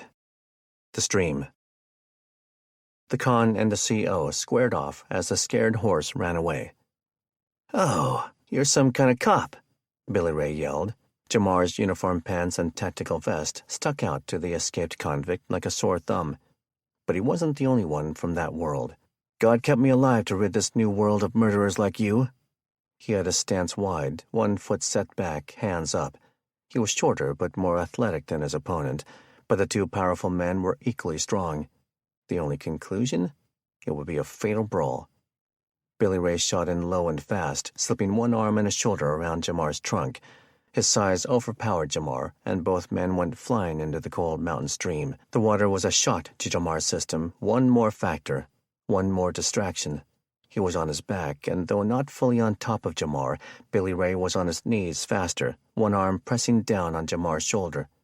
Jamar slammed the heel of his left palm into the side of Billy Ray's head. At the same moment, the con had tried to get his second hand on Jamar's throat. He repeated the blow a second time, a third, struggling to keep his core tight, refusing to breathe while the stream ran over his face. Billy Ray finally let go, needing to evade the strong slams to his right temple. As soon as he did, Jamar gave him a big shove and scrambled up. He spun and rapidly pulled the Velcro flaps on his chest rig, tossing it down just in time to partially sidestep another tackle attempt. He turned out at the hips, Billy Ray once more wrapped up with an arm around Jamar's midsection. Jamar struck down with his right heel strike this time, directly into the back of Billy Ray's neck. The man threw his arms down, falling face first into the stream. By this time, Jalen had run over, holding Jamar's pistol up, eyes wide with terror. He was too scared to shoot. He hid the gun in the grass and ran back to where he came from, an idea in his head. Jamar swung a leg over and got on Billy Ray's back, trying to get his arm around the throat for a chokehold. But the convict had pumped too much iron. He did a push-up from his knees, lifting the 190-pound CO up on his back. After the first one, Jamar got his right foot on the ground and tried to scoot a bit to work on the choke. That's when Billy Ray threw his own right leg under his raised torso and spun at the same moment, coming over. Jamar fell back into the stream on his back, completely submerged, with the big killer on top of him backward. Jamar was grabbing for anything to keep his opponent off balance, but he took in water, which rushed right into his throat. He started to hack and cough. Billy Ray slipped off, and Jamar lifted up, coughing. He tried to roll over and felt the convict get behind him. He got shoved down into the river face first, with his hands pinned down by his waist. Suddenly the drone flew straight into Billy Ray's head. Not an overly powerful collision, but enough of a distraction when something hit his eye. He hopped back off Jamar and swung at the flying gizmo, which was wobbly and trying to recover itself, but shaking badly from a bent rotor blade. He ran to it, grabbing it and smashing it down into the water. Billy Ray stared at it a second, looking around. He saw Jalen 50 yards upstream. "You're next."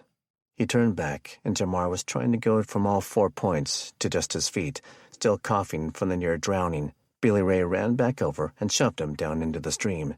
He reached down into the water and pulled back up a rock a bit bigger than a softball. "No!" Jalen yelled in complete shock. The convict got down over Jamar, a knee on each side, pinning him once more. He raised the rock over his shoulder. "I fought suck turds harder than you, turtle," he yelled, using the prison lingo for a guard. Then Murphy made his appearance, this time in Jamar's favor. The arrow pierced the nerve and muscle of Billy Ray's rear shoulder from a low angle behind and to his side. It came out of his chest through his right lung, the shaft disappearing into the water 10 feet away.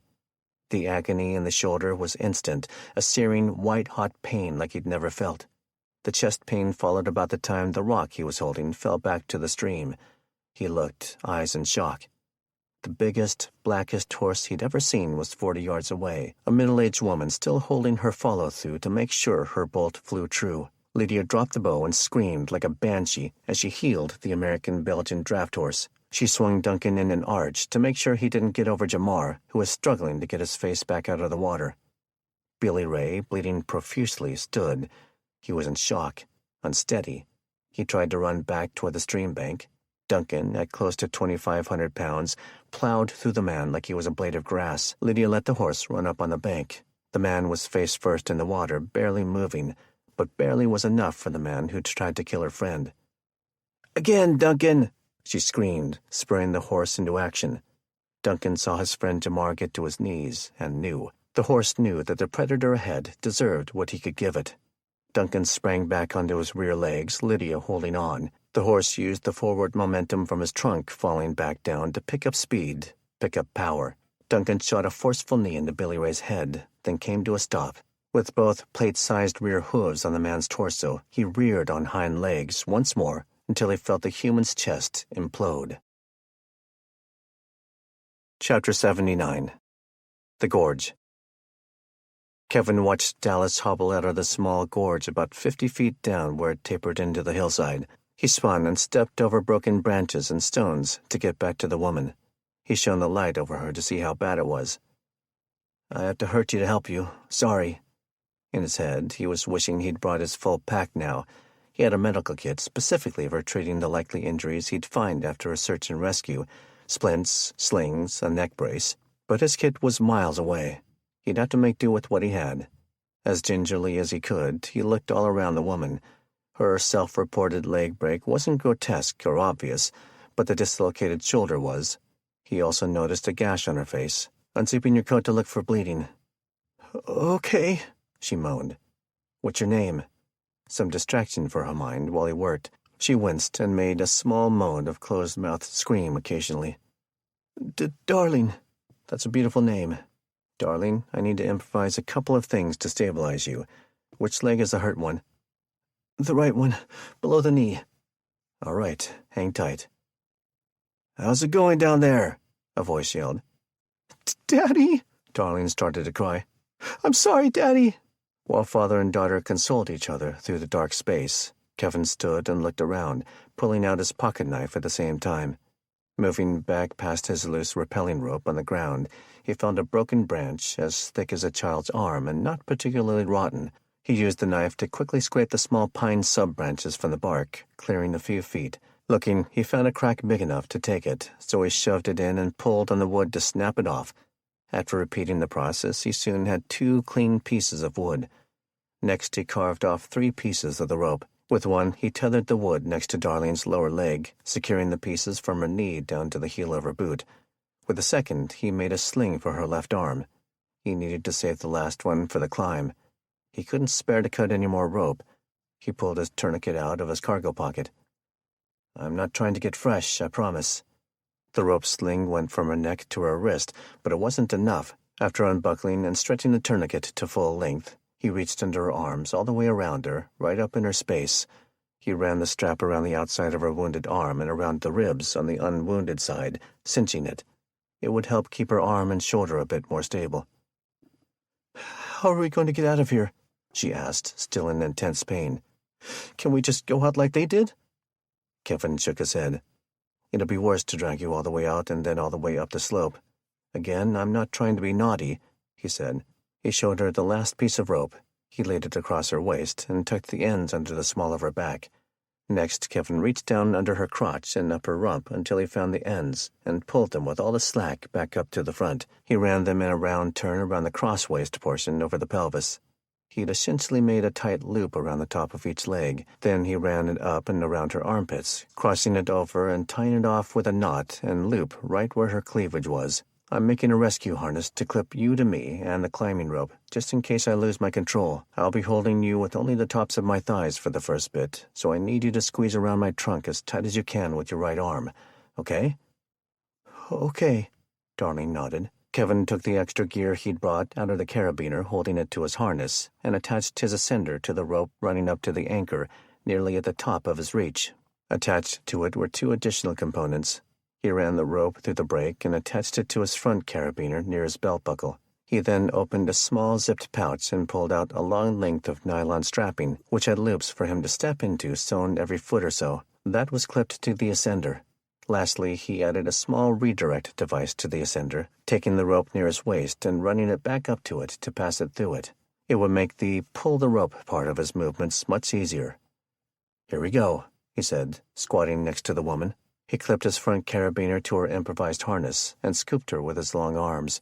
Darlene let out a howl. Kevin stood and planted a foot on the rock wall. "Hold on tight." He let her butt rest on his raised thigh so that he could finish the setup. He helped her sit up with his left hand and took the small clipped rope that would normally be his reserve attachment to the ascender, instead hooking it to the improvised loop at her chest. "If anything happens, this'll hold us, okay?" She nodded, the worry in her eyes soothed by his calm confidence. "Thank you." "Get the horse ready up there," he yelled. Kevin took the slack out of the system by pulling down on the rope hanging out of the redirect. With Darlene's butt still resting on his right leg, he picked his left off the ground, transferring weight to Coda. There was a small movement, but he didn't wait to get to work. His left foot found a loop as high up as it could, and he stepped up, straightening his leg while holding the ascender. Once he was standing, he was able to shove the device up as far as his reach and the tether to Darlene would allow, about 2 feet. He repeated the process. Kevin was nearly spent and breathless by the time they'd made it back up to the wider part of the gorge. "Okay," he yelled.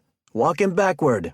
With Jesse steering the horse, Kevin was able to transition his feet to just keeping them from dragging the wall. They swayed quite a bit from side to side, making him glad he'd opted to use the ascender in the narrow part of the ascent. The heavy nylon sheath on the climbing rope would take some damage, but most of its strength was designed to be held by the inner core to allow for such friction, wear, and tear in a one-time emergency usage. Kevin was able to walk right up and over the rocky drop-off, carrying Darlene in his arms. He moved halfway to the horse before squatting and setting her down. Jesse limped over and knelt, cradling his daughter's bloody face with a rough palm. "Baby girl." The mountain of a cowboy was starting to cry. He moved the same big paw from his daughter to Kevin's shoulder, a look of relief like Kevin had never seen on the man's face. "Who'd you say you are again?" Kevin Richardson." Chapter 80. The Stream. Farther east, Dallas hobbled toward the scared horse that he knew was Nutmeg. "Shh," he soothed. "It's okay." His body was racked with pain from one end to the other. He was fueled only by the desire to see his father pay for all he'd done. Unlike Big Dog, nobody had ever accused Dallas of being charismatic, but having met Dallas once, the horse trusted him. They were near the mountain stream, east of the big field, where both banks shot out of it in a tree-lined angle. He'd tracked his father's blood drops. He'd never know if the horse was not there when Beatty had headed south across the stream, or if Nutmeg wouldn't let him get near. It don't matter, he knew. Nothing matters anymore. He grunted intently when he transferred weight to the bad ankle, holding on to the saddle with a death grip. He got his right foot into the stirrup and pushed himself up. As he did, he lost his hand on the rifle, and it fell to the ground. He took a series of deep breaths in frustration. In so much pain, he wasn't sure he could make it back up. "Come on, horse," he said, rubbing her neck. He'd decided to leave the rifle. "It'll be over soon." He went to the last blood drops he knew of on the north bank, then crossed over and picked the trail back up. The splatters were getting rounder, closer, tighter. He's slowing down. Horse and rider strode out of the frigid water and up the hills, the pines, cedars, and firs thin enough for them not to need to duck or dodge too much. It was smaller than the hill the road had been cut into. They'd only gone maybe 200 feet when they crested to the short, flat spot. He paused and looked around, then down the next slope. The dawn was starting to trickle through the trees enough to be of use. It was quiet. Too quiet. BD came from behind a tree, swinging a big branch right into his son's crushed ankle. Nutmeg reared and bolted back down toward the stream, leaving Dallas in the leaves and needles on the hard ground. He felt his dad grab him by the neck and hair. "Boy, you are done. Hear me? The best part of you ran down your mama's leg the night I planted a load in her." Dallas spun around, a fist-sized rock in his hand, which he crashed into Beatty's nose. It erupted in bright red blood, causing the man to nearly howl. Dallas struggled to stand, and as he did, two bloody hands and a face right out of a horror movie grabbed him by the front of the shirt. Dallas was adjacent to the edge of the slope down to the next valley. He spun out, causing him and Beatty to both start sliding down the steep, pine-needle surface. Both men struggled and failed to find a tree to hang on to.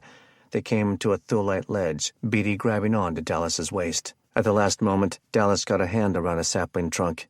Beatty's body went over the drop, the rocks below about 15 feet down, and quickly giving way to another small, flat valley.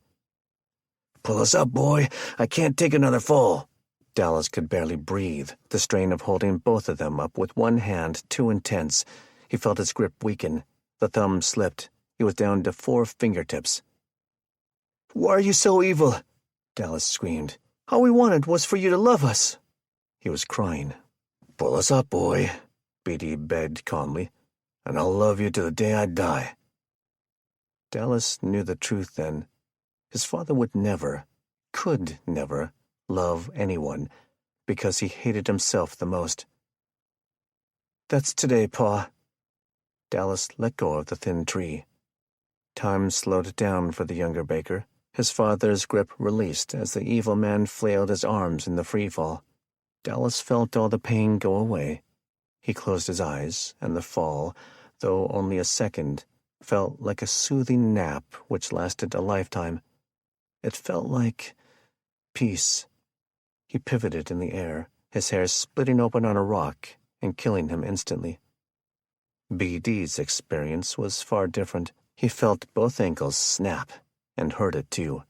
He rolled back, screaming in fierce suffering. He heard growling and snarling. BD opened his terrified eyes and looked right. 8 feet away, a light brown wolf was baring its teeth, its eyes like deep black caves of hate and focus. Another noise. He spun his head to the left. This wolf was gray, only 10 feet away. Saliva was drooling out of its mouth. Beatty spun over to his side, but the broken ankles made it too painful to do anything else. He scanned around. A third wolf picked itself up from its bed on the forest floor. A fourth. A fifth. Soon there were 8. Nutmeg was running up the slope past the stream, back to find her people, when the horrendous scream pierced the entire valley. The natural predators tore the unnatural one to 100 pieces, one sour bite at a time. Chapter 81. West of the Ranch. The sun rose, turning the dark sky into a brilliant aqua blue. After helping Jesse assess the status of his wounded men and load Darling onto the quad, he climbed to the top of the rock pile. It smoldered with the vapors from burning vehicles and men, the smoke drifting up from the rock pile that covered the road for 150 feet. It brought with it the smell of burned plastic and death. Rather than risk a broken leg on the unstable mess, he went back down to where Jesse had tied off Coda. He gathered his climbing gear, including the compromised rope, and packed Coda for a ride down to the valley. The beaten, bloody trail was easy to follow, and halfway down he came up to Nutmeg. He tied her reins to a saddle horn and used Coda to lead her to the valley floor. Seeing the blood and hoof prints, he decided he would come back later, needing to know what had happened to Damar, how his friend had made the decision to blow up the entire road. A couple of 100 yards had taken him back out into the field, where he felt his heart gush. Kevin got off Coda like his pants were on fire, sprinting to his sister. She and Chloe were huddled under a mylar blanket Lydia had in her backpack. The horsewoman had gotten the fire going near the riverbank, where Damar was sitting under a second blanket, its chrome lining reflecting the fire's flicker like a second sunrise in the grass.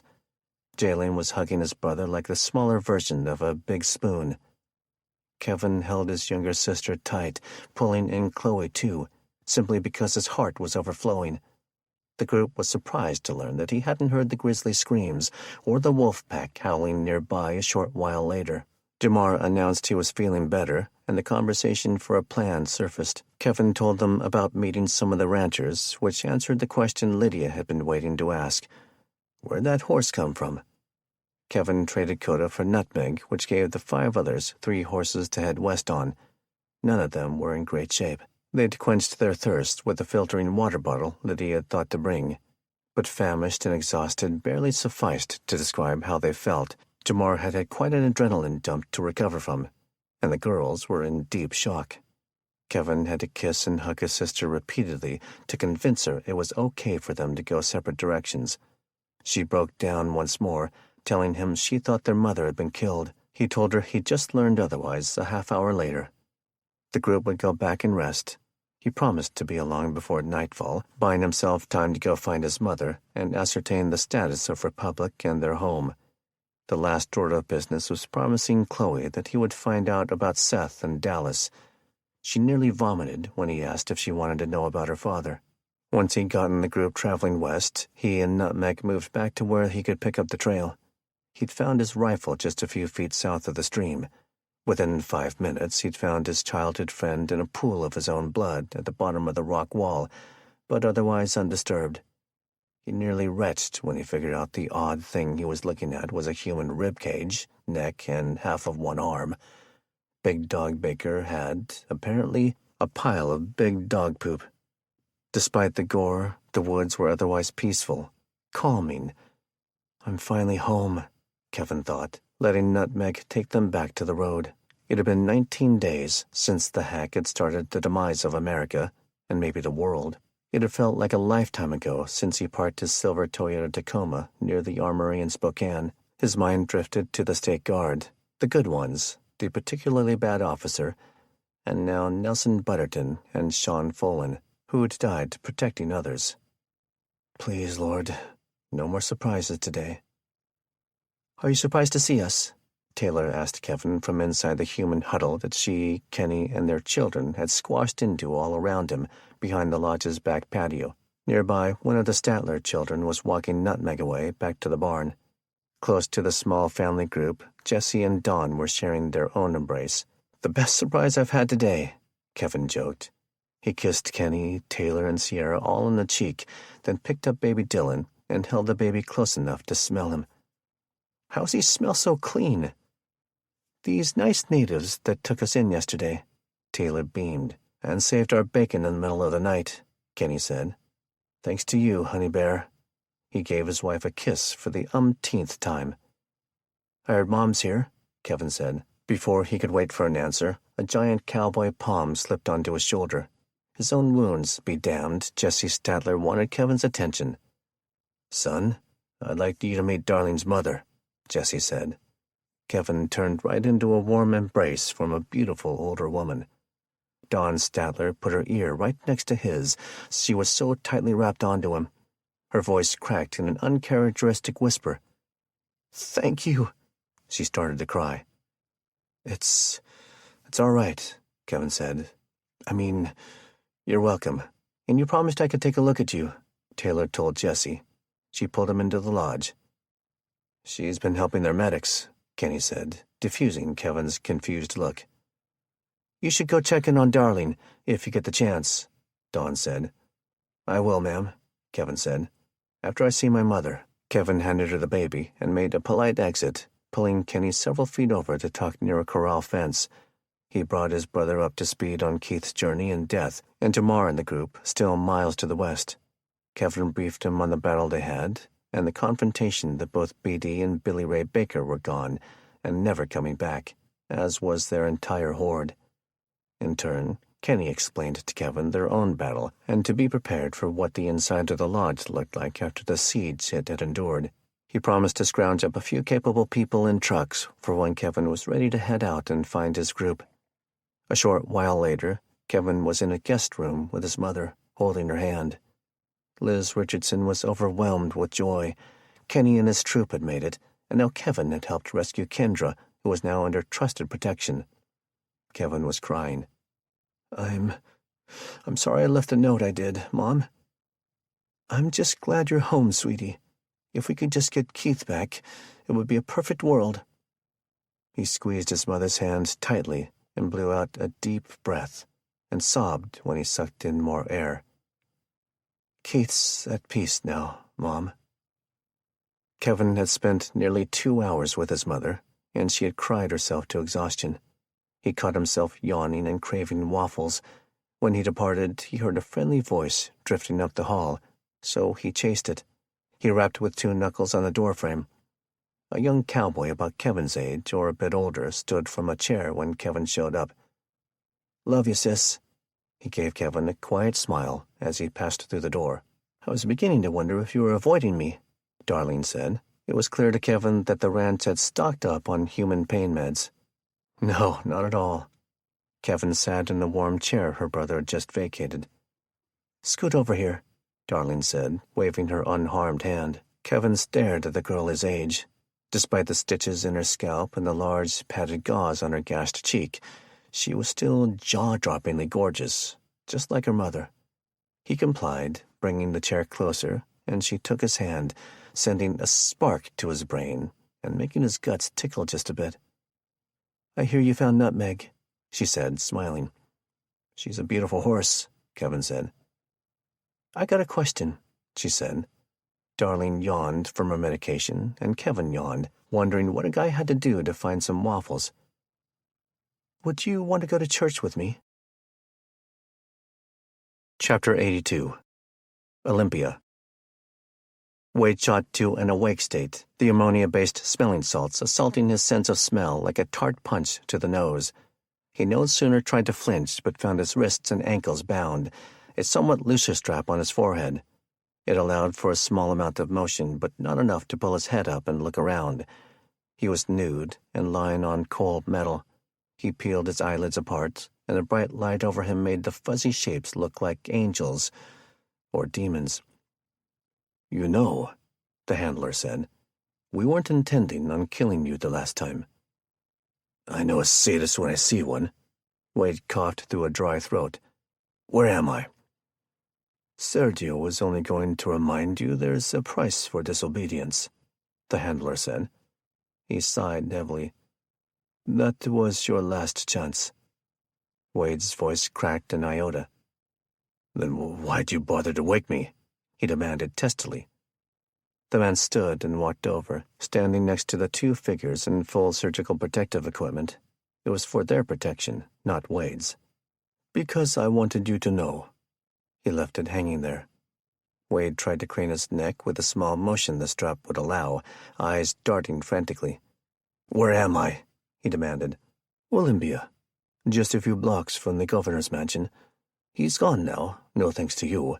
We just didn't see a reason to keep running things from his little emergency base.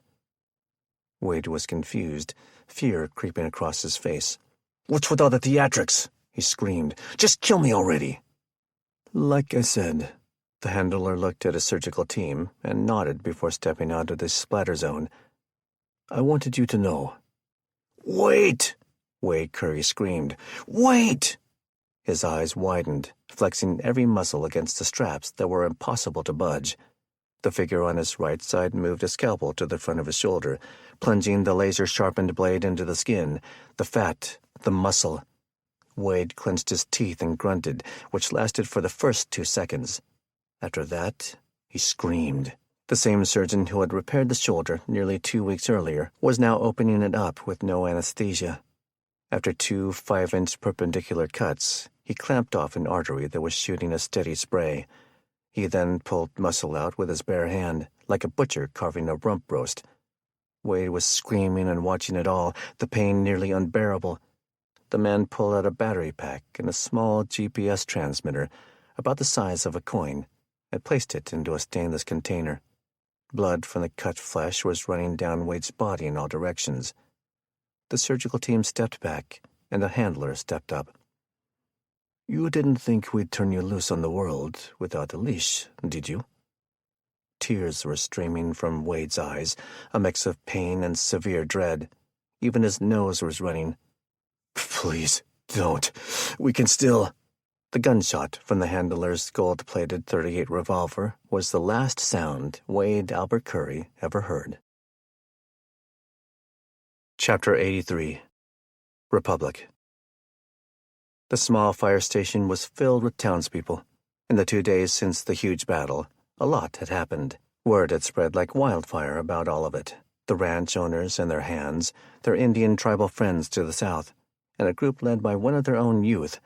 Good folks had stood their ground, had said, "Enough's enough." They'd not only quashed the Baker Gang uprising, they'd even wiped out an allied swarm from Kettle Falls.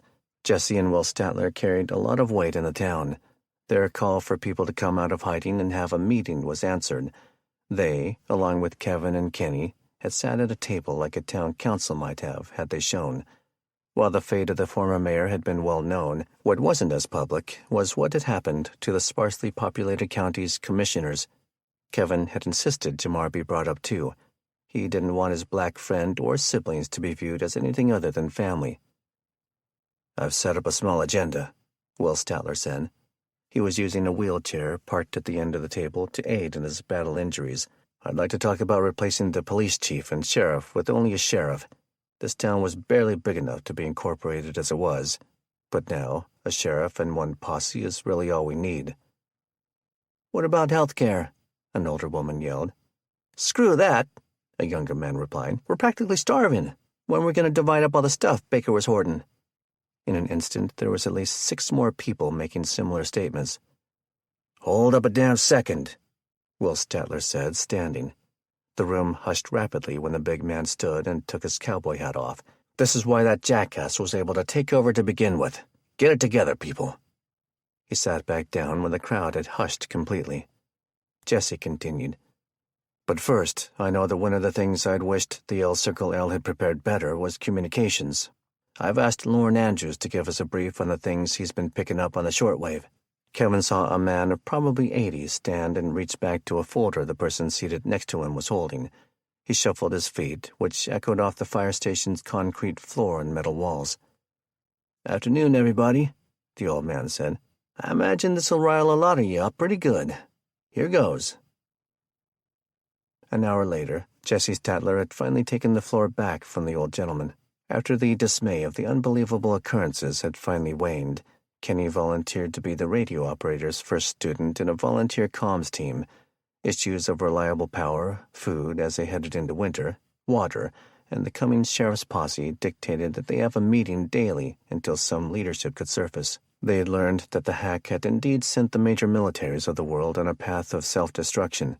Chinese warplanes had attacked all their dams and nuclear power plants. In France, the Eiffel Tower had been brought down by a cluster of armed drones.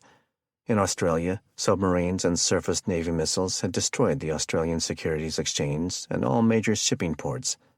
In Russia, their high-tech autonomous infantry robots had been unleashed on the facility building them before hypersonic rounds shot from space and destroyed every base. The world was out of power, and only navigation satellites were still operating. Governments were still trying to pretend to be in charge, but the cities were overrun with anarchy. A massive mob from Chicago drove to Peoria and burned the capital to the ground. The CDC in Atlanta was burned down too. Someone had taken out the vice president's plane with a rocket on the runway in Dallas, and rumor was that the president and Air Force One had grown tired of circling the East Coast for weeks, finally heading to a retreat in American Samoa. The meeting refused to break up, the people wanting to know for sure that Big Dog Baker was gone forever. Will and Jesse had told their portion of the story. After some urging, Kenny did too. He wanted the folks in town to understand as bad as Beatty had been, it was worse out there. Finally, it was Kevin's turn. "Your father was a respected man in this town, Kevin," one of the crowd said. "It did us proud to see you serving in the state guard in his place. But tell us, how did you come to be home? Did they release you? Did you go AWOL? What happened in Seattle?" Kevin stood and cleared his throat. I obviously am just one person, one man with his own story. For me, the writing on the wall was early. It started at Husky Stadium, and then Safeway. "What do you mean?" a different woman yelled from the back. "I mean, law and order was just an illusion. I think it always was. There weren't enough of us." He looked at Jamar. "There weren't enough cops. We were never going to be able to round up the escapees." He let the murmur start and then die before proceeding. They knew all along their plan was to simply lock down the entire city, the entire urban area. For their protection, I think I remember my leading officer say. But then, one day, he paused and put his hand on Jamar's shoulder. I saw the cops hijack a gas station and start a gun battle. The crowd was in disbelief, many of them agreeing with Kevin, others failing to see how it could happen. I wouldn't be here if it weren't for another man who believed in his oath saving me. We, and a few others, had figured it out. There was no coming back. "What about justice?" a woman called out, clearly crying, as if what Kevin was telling her was allowing her to finally admit the truth. "What about society?" "The old world is gone," Kevin said. "It won't ever be back, unless, truly, just folks stand up, like we did." He waved his hands along the table. "Society will die in the shadows. It'll fade with the echoes of the just, as they die trying to keep the evil from taking over." "Then what's left?"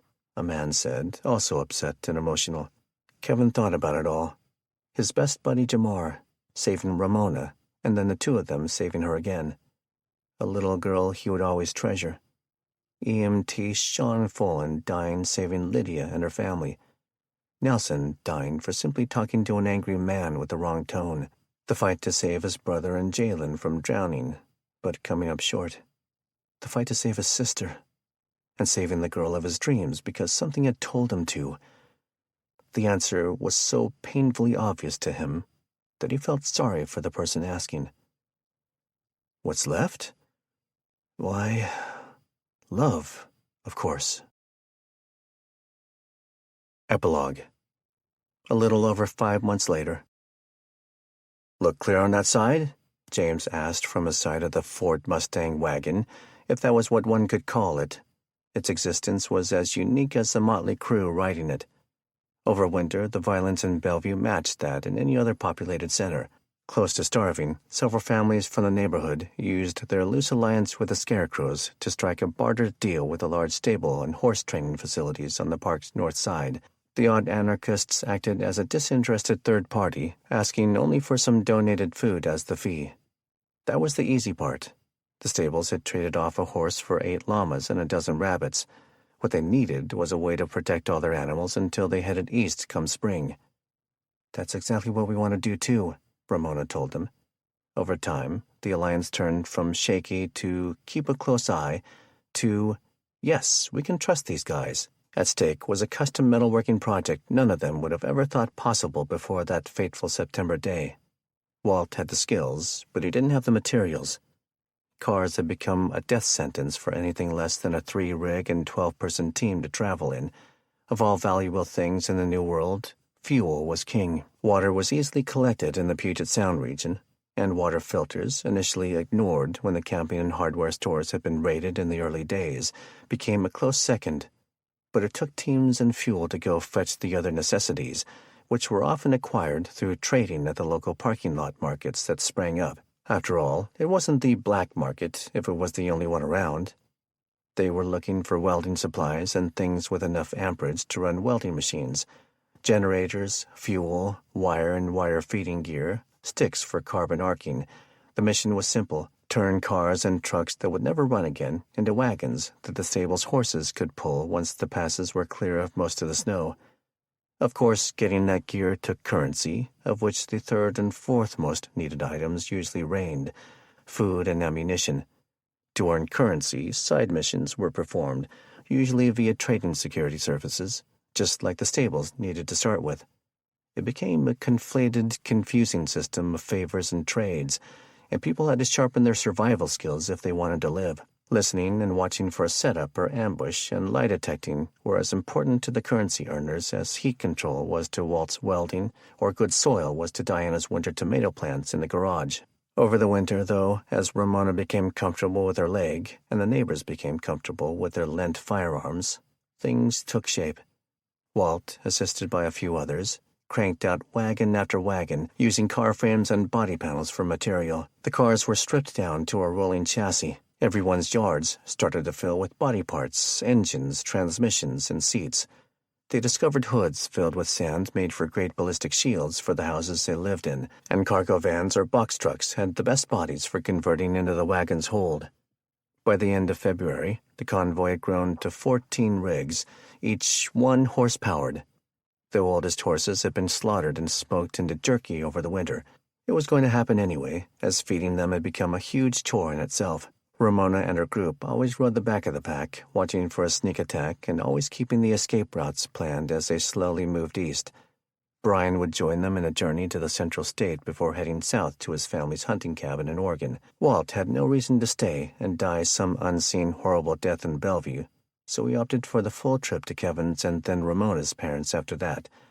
And Diana and James had rekindled. They'd found former church members who confirmed for them that their extended families had either perished or bugged out of the metro area.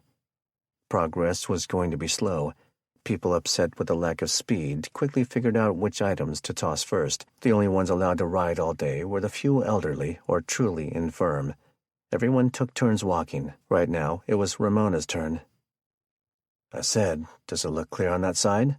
James repeated, snapping her out of dreaming about the day she would see her daughter again. "Yeah," Ramona said. "All clear." About the same time of winter, Kevin moved along the line of people under the L Circle L's covered drive-through entry, trying not to get emotional. The old school wagon was loaded to the gills, over half of it as feed and forage for Lydia's 4 horses. They would eat what they could scrounge on the trip to Montana, of course, but contrary to popular belief, they couldn't just eat any bush they found. The wagon even had its own tow-behind cart. It was made from the bed of a truck that had been partially intact after the back road was cleared. With enough brakes and a slow pace, the estimated 4,000 pounds would be steady exercise for Duncan. They could always put Coda into harness, too, if it came to be needed on a steep hill. Lydia, Corny, and their kids had all proved they were worth well over the cost of feeding them to Dawn. By the time the departure had come around, the ranch owner felt sorry they were going and provided as much food and supplies as she could spare. Jamar was adamant about escorting them, and Jalen and Felicity were agreeable to stay with the Richardsons, on the chance that their mama and Jamar's father would show up someday. Lydia made a valid argument about saving Jamar's butt back in fall, but she lost the battle nonetheless. However, Jamar agreed it would be unwise to come back alone, so Brett Statler agreed to go. He would have his own horse, and Jamar would earn ownership of Coda or Crystal in exchange. Kevin set his rifle in the lumber rack in front of the lodge. They were a common sight in Republic, whether on the ranch or on the main drag through town. Watering troughs and hitching posts had made a comeback too. He moved over to the last in line, watching the Johnsons move through and hug or high-five everyone. When they got to Jamar, both teens tried to play it cool, but the real sadness seeped out, and soon the entire line was feeling the melancholy.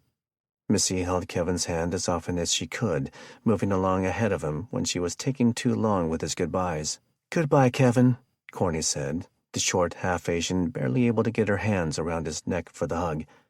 "I'll never forget some of our chats in the cruiser." Oh boy, Kevin thought, feeling the moisture build up. Don't be such a pansy. You're a great driver, Corny. Just don't wreck the wagon. That elicited a laugh from her and a chuckling eye roll from Lydia. He stepped in front of her next. Don't remind me about her driving, Lydia cracked about her wife. Goodbye, Elle, Kevin said. Please keep Tamar from doing anything stupid. The normally stoic woman cracked her voice. I will. They hugged, and he stepped in front of Lewis. Keep reading, Lewis. I hope you like those fishing and fashion magazines I found. On par, the autistic teen didn't look Kevin in the eye.